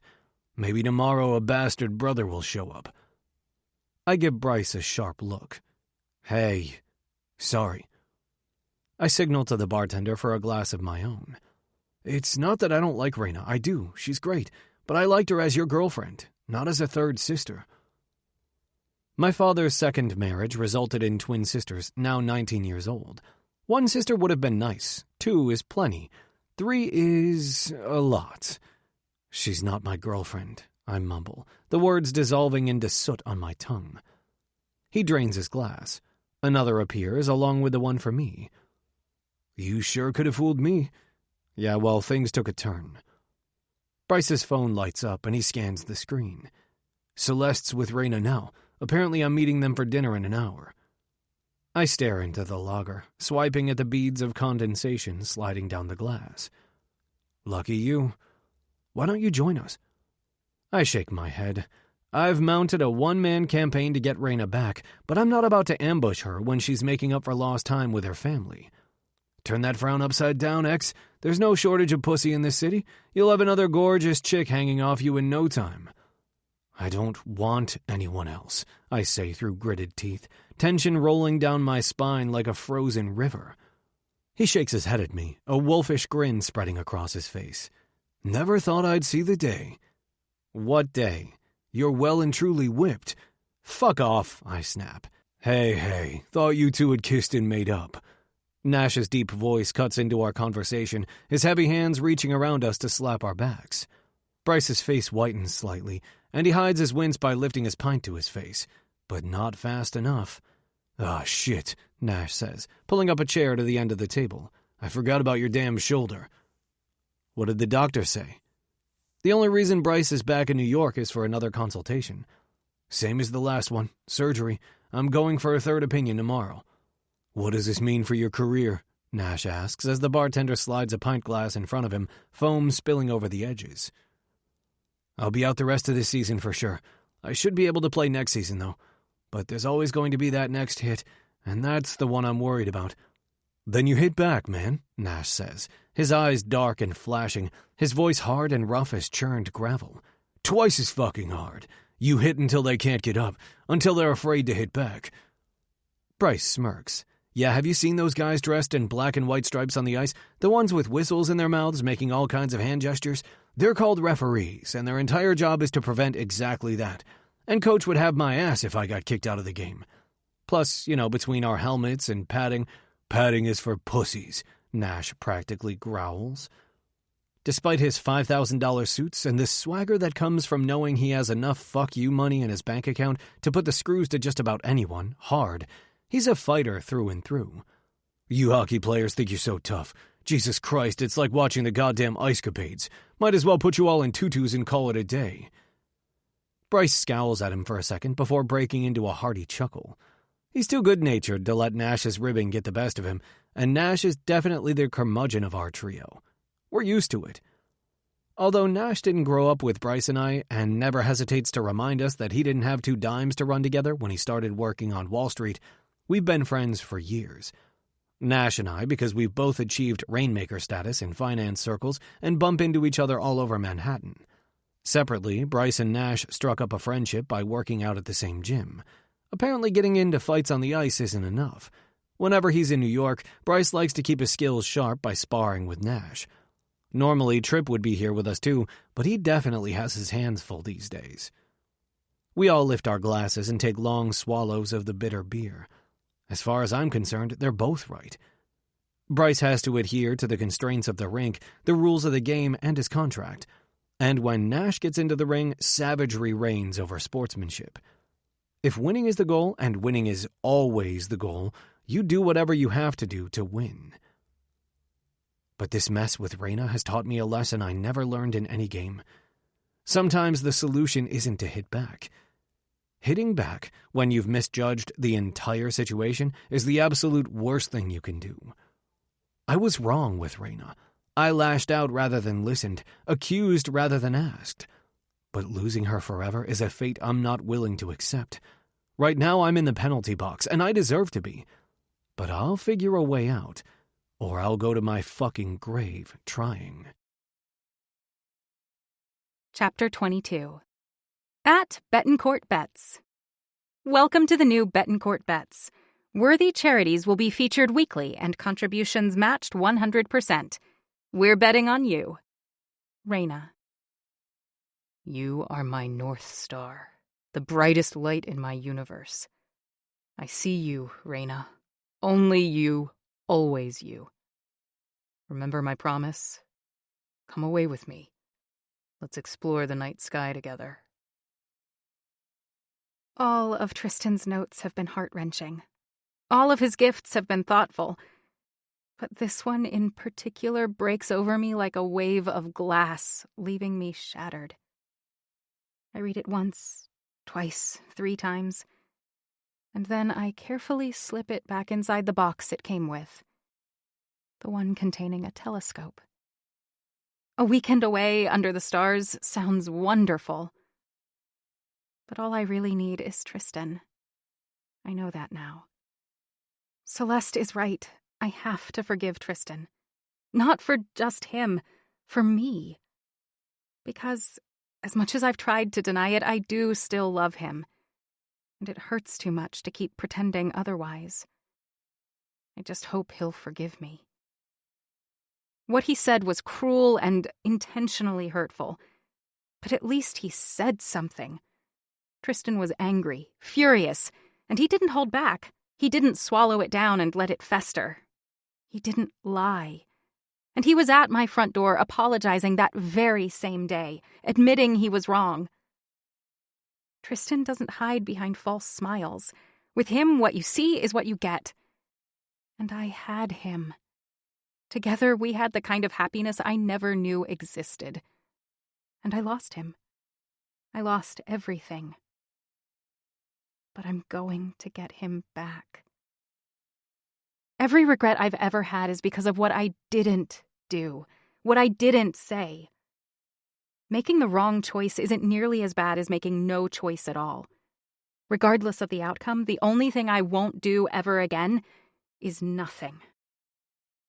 The next morning, I am up before dawn to grab a prime window seat in the coffee shop, just across the street from the entrance to Tristan's building. He is a creature of habit and never misses his Sunday morning runs. Half an hour later, my heart clenches with love and anxiety as Tristan emerges from the revolving door. I watch him go through a few stretches before taking off down the block, and then I toss my still full cup in the garbage. I don't need the caffeine. I'm jittery enough already. My bag is heavy, the strap digging into my shoulder as I cross the street. The doorman recognizes me, giving me a cheery smile as I breeze past him to the elevator. So far, so good. But there is one thing out of my control, one thing that might upend my entire plan. I still have my key, but if Tristan erased my palm print from his security reader... Nope. The light turns from blinking red to solid green, and I expel a relieved sigh, the door closing behind me. I lean back against it, an echo of memory thudding inside my chest, reminding me of the first time I came to Tristan's apartment. The first time I ever experienced ecstasy, really. God, I've missed him so much. Blinking back the damp mist rising in my eyes, I head toward the small utility room tucked just behind the kitchen, and the ladder I once saw Tristan use to replace a light bulb in the hallway. But along the way, I can't help noticing the scatter of paper and balled-up, crumpled pages littering his normally pristine dining table. Curiosity propels me to take a closer look. One of the pages looks like a shopping list. I smile, running my finger over the scrawled ink. The items I recognize have check marks next to them. Shirt, telescope, movies, flowers, French fries. The unfamiliar ones don't. Jigsaw puzzle, NYC skyline. Michael Lewis book. Shoes. It's a shopping list. For me. My hands shake as I carefully open one of the crumpled notes, smoothing out the page. Raina, you shine brighter than any star, but... It cuts off mid-sentence. I pick up another bald note. I promised to take you stargazing, and I always keep my... I open another note, and another. Sentence fragments, all of them. Evidence of how much effort Tristan puts into each gift he's sent me, each written thought. I'm surprised, though I know I shouldn't be. Tristan once asked me, "Hasn't anyone ever told you that you're worth making an effort for?" And now, it's time for me to do something special for him. By the time I hear the lock turn in his door, I'm waiting in the front hall with a Bloody Mary in each hand. The blackout shades that normally hide in concealed pockets at the edge of the ceiling have all been lowered, but the apartment isn't dark. Incandescent stars shine from the ceiling and walls. Glowing planets, suspended from invisible threads, spin and sway. And a lantern sits on the rug, beside a basket filled with muffins and pastries. Tristan's eyes round when he sees me. Raina. My name is barely a breath. An adorable frown tugs at his brows, as if he thinks I might be an exercise-induced mirage. I extend one of the glasses in his direction. I brought brunch. He takes it, his fingers brushing over mine and sending an electric charge racing through my veins. Feeling giddy and nervous, I step aside, gesturing at his apartment. What if this is all too much? What if... You brought more than that. His breath ghosts over my lips, making them tingle from the memory of 1,000 kisses. You brought an entire galaxy. Come here. And then he sets both of our drinks on the console table and wraps his arms around me, pulling me close. Tristan is warm, his sweat-slick skin glistening from his run. I guess I brought gravity too, I say, laughing lightly. Even sweaty, he smells so good, like grass after it rains. You are my gravity, the one force I can't resist. He kisses my temple, the tip of my nose, my cheeks. Are you sure? I find myself asking. You're Mr. Wonderful and I'm Miss Complicated. Your family has heirlooms, mine has secrets. We're complete opposites. Opposites attract, Tristan murmurs, before capturing my mouth in an urgent, possessive kiss, my fingers twisting through his damp hair. But I resist the urge to lose myself in it. I have too much I need to say. When we finally come up for air, I bring him into the living room and we sit on the rug in the nest of pillows I made. I lied to you, Tristan. About so much. Everything, really. And not just to you, I lied to everyone. Lies that became such a part of my identity, they almost felt like the truth to me. Why? He asks. Why didn't you trust me with the truth? Maybe not in the beginning, but after we got back to New York, after we were spending just about every waking moment together. I was going to. But then, after what you said about Elise, I didn't want you to think I was a social climber, that I was using you. He rubs at his forehead, smoothing out the creases I've put there. You're nothing like Elise. I shake my head sadly. You say that now, but back then? My words emerge trembling and unsteady, stacking up in the air between us. Tristan, I'm not like you. I'm the result of a tawdry affair between Van Horn and my mother years ago. I'm their dirty little secret. And frankly, I thought I always would be. There's nothing dirty about you, Raina. And Van Horn is a world-class prick. I was naive to think I could work on Wall Street without him noticing. And I hate that I dragged you into my mess. His eyes drill into mine. Making a play for Bettencourt was his way of warning me. Profiting from revenge. It's classic Van Horn. Except it didn't work. Polaris outstripped even my own expectations. I smile at Tristan, so proud of his well-deserved success. When the lockup period expired, investors were practically shoving money at him. I heard $1 billion under management. Pretty impressive. True to form, he deflects the praise. It's a team effort. I miss being on your team. I miss you, Raina, he says. And I didn't mean a word of what I said in my office that day. I was jealous and cruel and... I know. I understand. Those words had hurt like hell. But I forgive Tristan for lashing out at me. If I'd been honest with him from the beginning, it never would have happened. And I forgive you. His eyes smolder with a light that springs from deep inside his huge heart. Thank you. For a while we sit quietly, my legs draped over his, my head resting on his chest. I heard you went to his office, Tristan says eventually, his voice a throaty grumble in my ear. Told him to back off. I couldn't let him hurt you. You didn't have to do that, you know. I would never have let him take Bettencourt. But it wasn't really your battle to fight. And it was you who taught me to stand up for myself, to fight for what's important. I did? Mm-hmm. I had to save my prince, after all. His lips quirk, his dimple flashing at me. You're the only one I know who can get into a ring with a bull and emerge not only unscathed, but with his leash in your hands. Hardly, I demur. That bull is never going to be tamed. How did it feel to finally confront him? A wide grin loops over my lips. It felt amazing, actually. I've only been face-to-face with him 2 other times, and the first was when I was still in grad school. When was the next?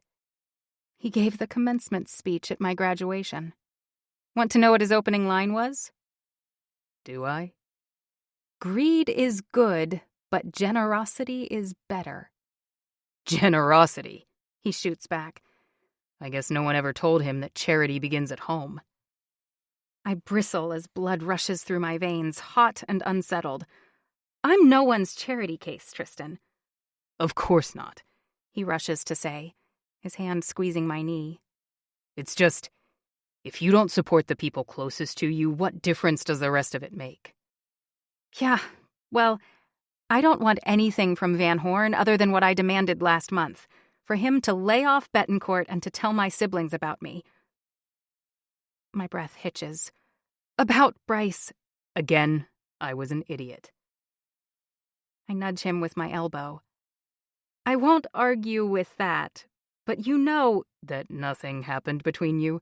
Yes, of course. I might be a liar, but I'm not a cheater.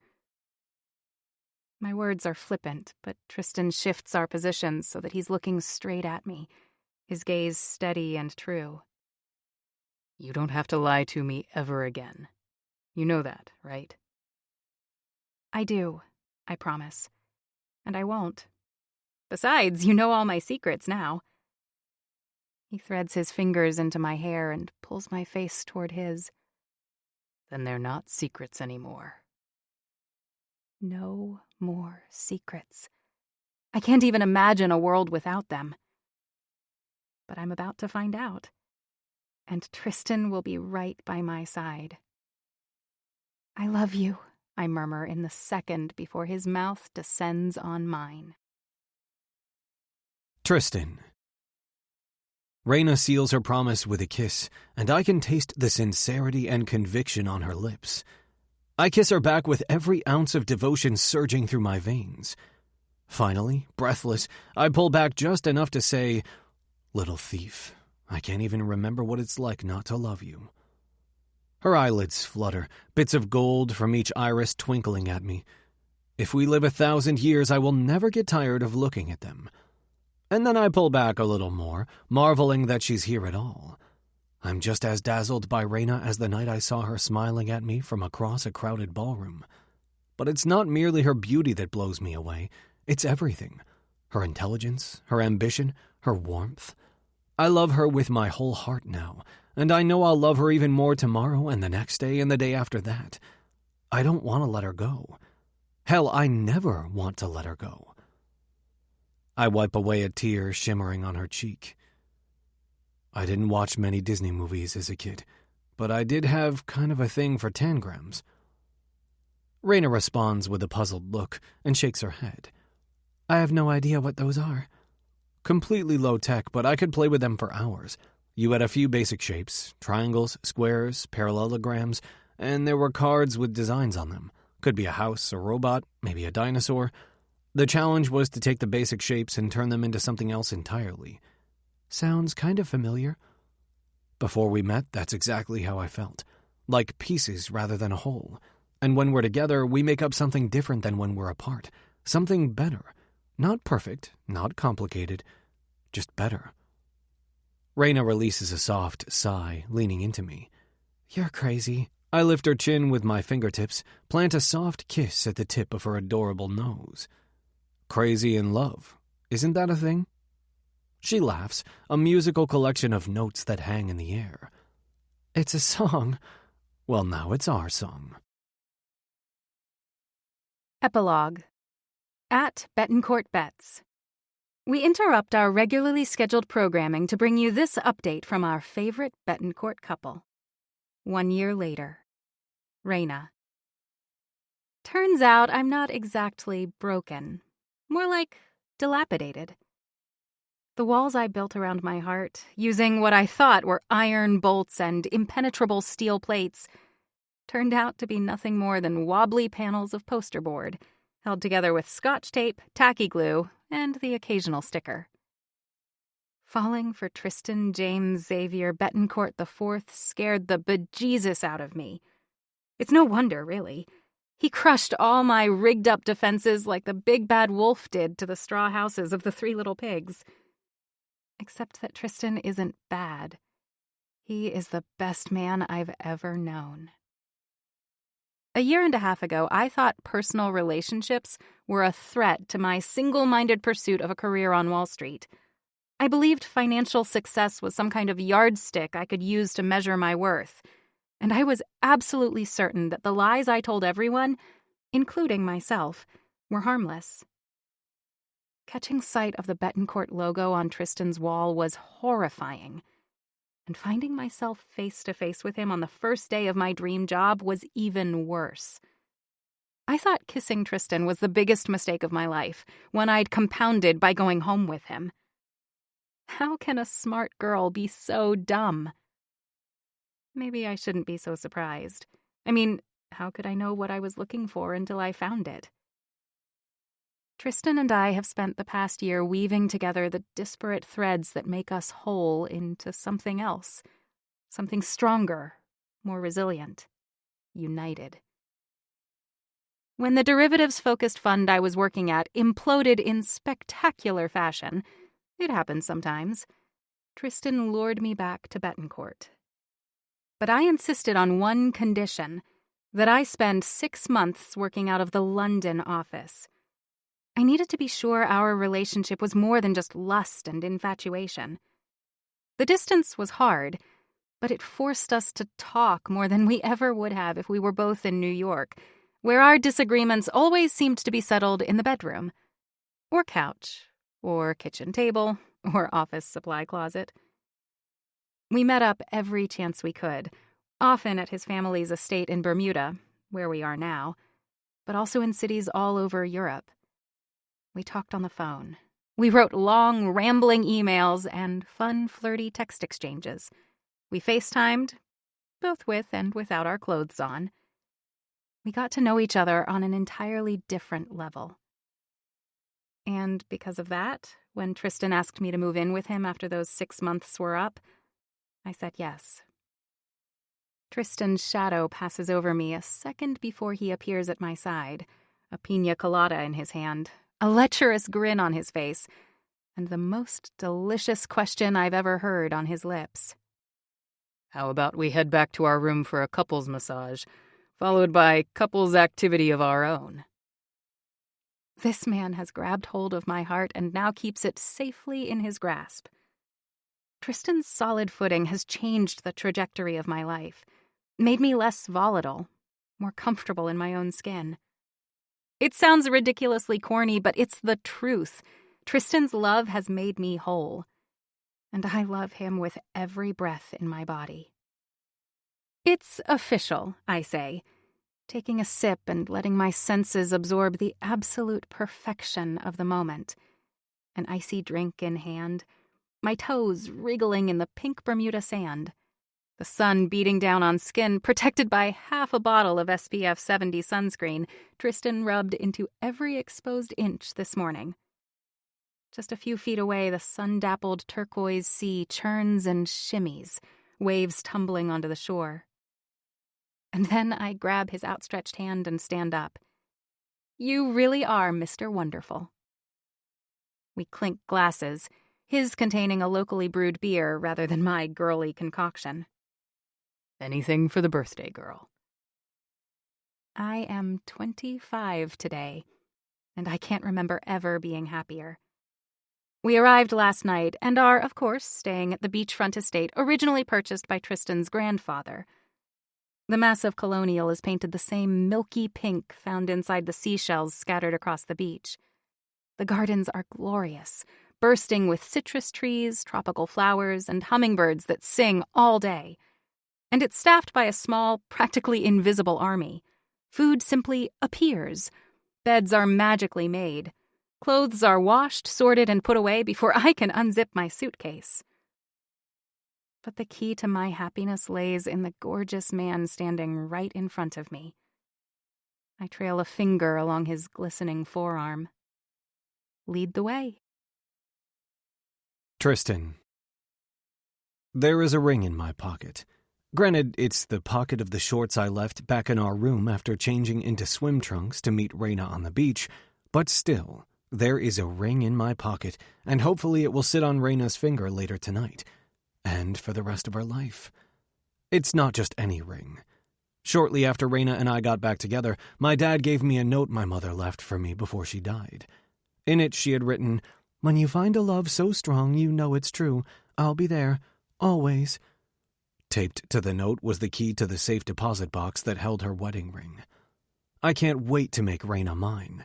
I plan to propose as the setting sun breaks on the horizon, imagining my mother painting the sky in joyful streaks of gold and orange and pink. Bermuda is the perfect place to celebrate Raina's birthday for many reasons, including the fact that it is home to the Betancourt Bank, where my great-grandmother's ring, the same one my father gave to my mother, has been kept in a safety deposit box since her death. Even our couples massage has an ulterior motive.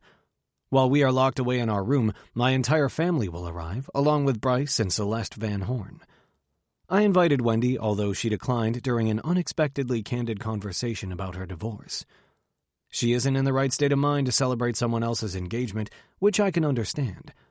She did send a bouquet of flowers, along with a note of congratulations. It is a start. Raina's mother is coming, and I even reached out to Gerald. He declined, no reason given. I drink my beer, long swallows as we cross the sand and head back to the house. I am already anxious to feel Raina beneath me again, even though it's only been a few hours since we came together in the still, soft light of dawn, our bodies melding into one before consciousness caught up with our minds. The flavorful beer does nothing to drown out the taste of her on my tongue. It tugs at me like a craving, as consistent and unrelenting as the tide. I should be exhausted, so should Raina. I recently launched a new fund as part of a collaborative effort with my friend Nash, focusing on venture capital investment opportunities. And Raina has stayed with the Polaris team in an expanded role. We are both pulling 70, 80, even 90-hour work weeks, but I know neither of us would want it any other way. Raina is, without a doubt, my perfect partner in work and in life. I can't wait for every sparkle of the diamond on her hand to proclaim that she is the love of my life. Wall Street is all random walks and unpredictable whims. My job is the equivalent of jumping on a bucking horse and riding it long enough to make it shit a stream of golden coins. Some days I leave the ring battered and bruised, and other days my pockets bulge with loot. I can't imagine anyone else but Raina will appreciate the highs and lows of such a speculative career. But right now, work is the last thing on my mind. Let's go.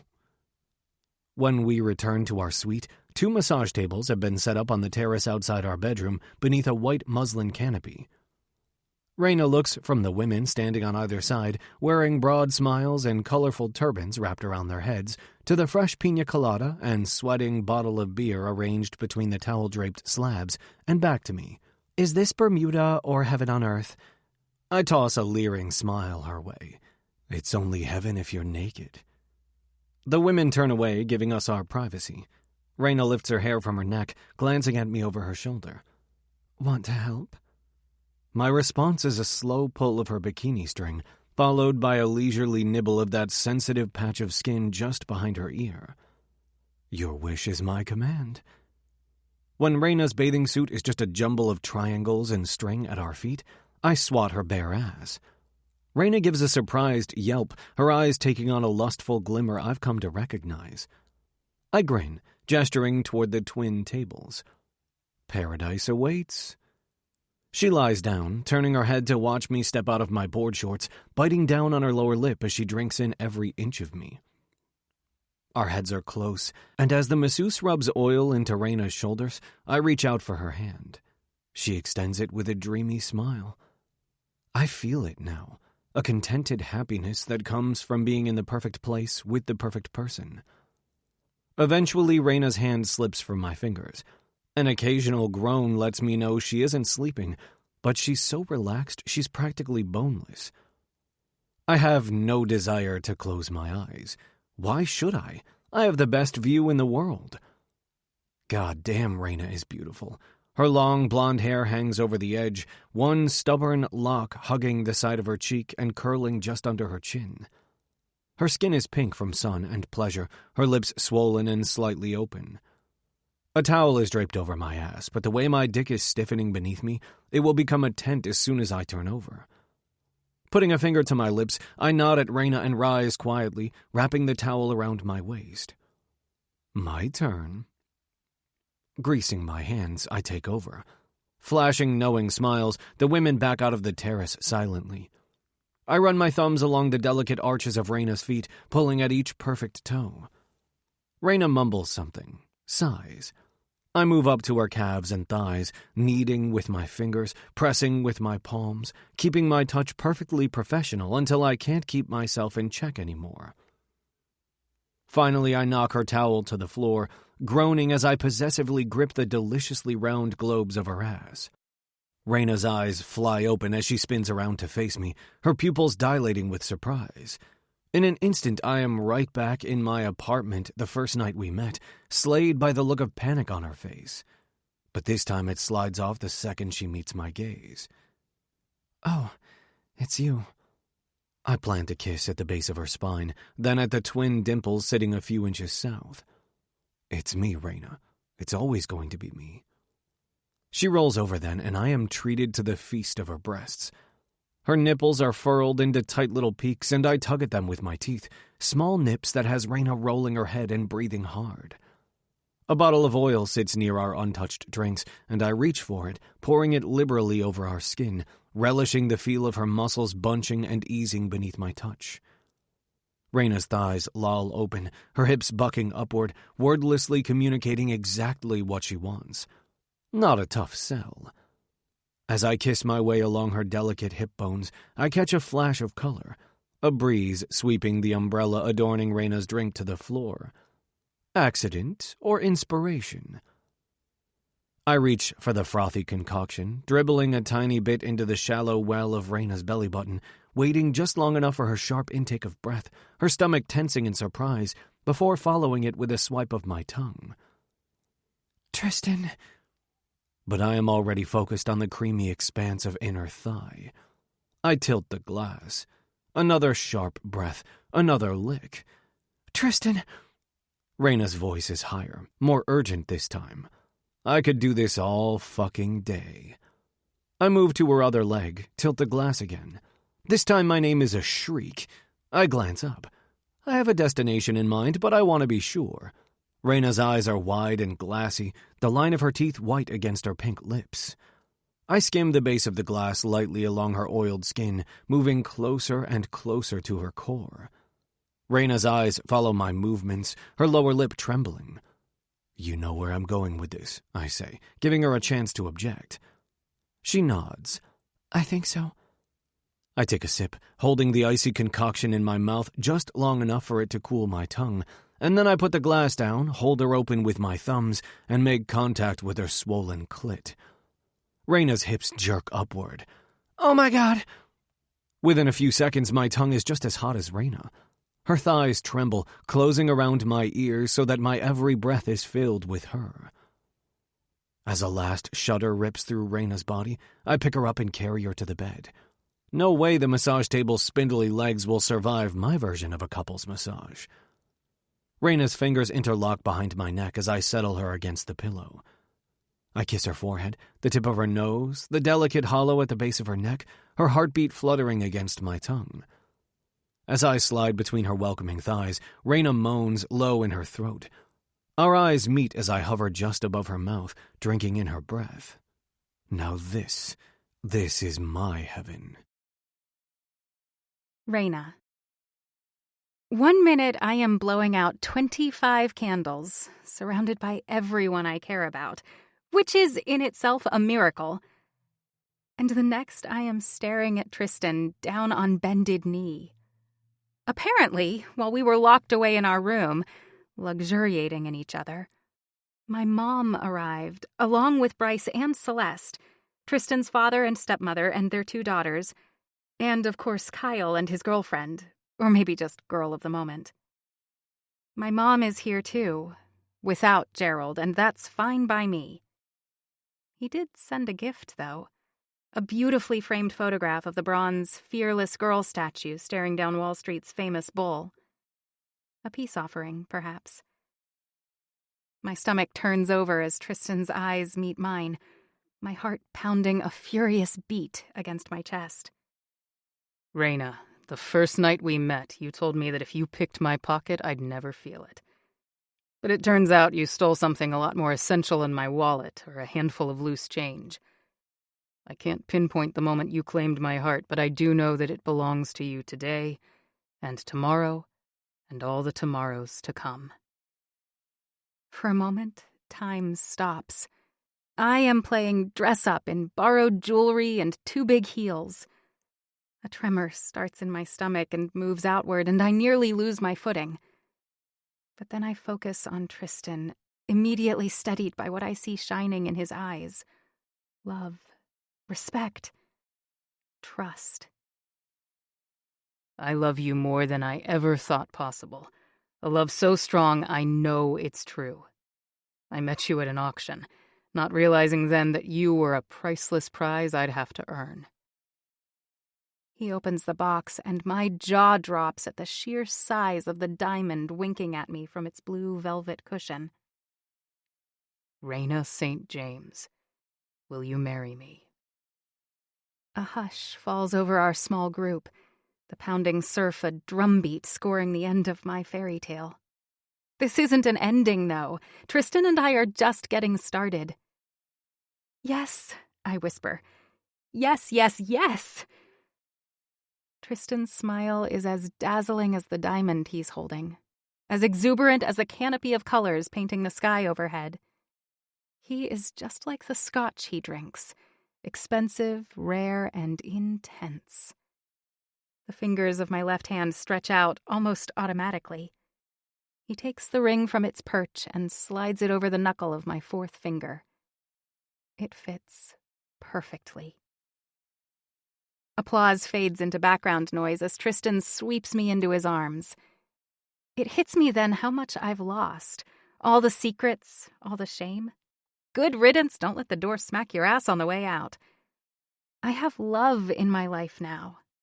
I have family. And this wonderful hunk of a man who looked at my dug-up patch of dirt and saw only the beginnings of a garden. For a girl who has never heard even the slightest tick of her biological clock, a visceral urge slams into my belly. I want a Tristan James Xavier Betancourt the Fifth, and a dozen other Betancourts to follow with dark hair, blue-gray eyes, and preppy-sounding names that will be shortened to ridiculous nicknames. I want a lifetime of hedge funds and holidays, honoring old traditions and making new ones together. I kiss Tristan back as if my life depends on it. In a way, it does. He is my life, and I am his. Best birthday ever. This concludes Penthouse Prince by Tara Leigh, narrated by Isabel Ruther and Tim Page. Copyright 2021 by Tara Leigh. This unabridged audiobook is published by arrangement with Bookends, LLC, and was produced in the year 2023 by Tantor Media Incorporated, a division of Recorded Books, which holds the copyright thereto. Please visit tantor.com for more information on our growing library of unabridged audiobooks.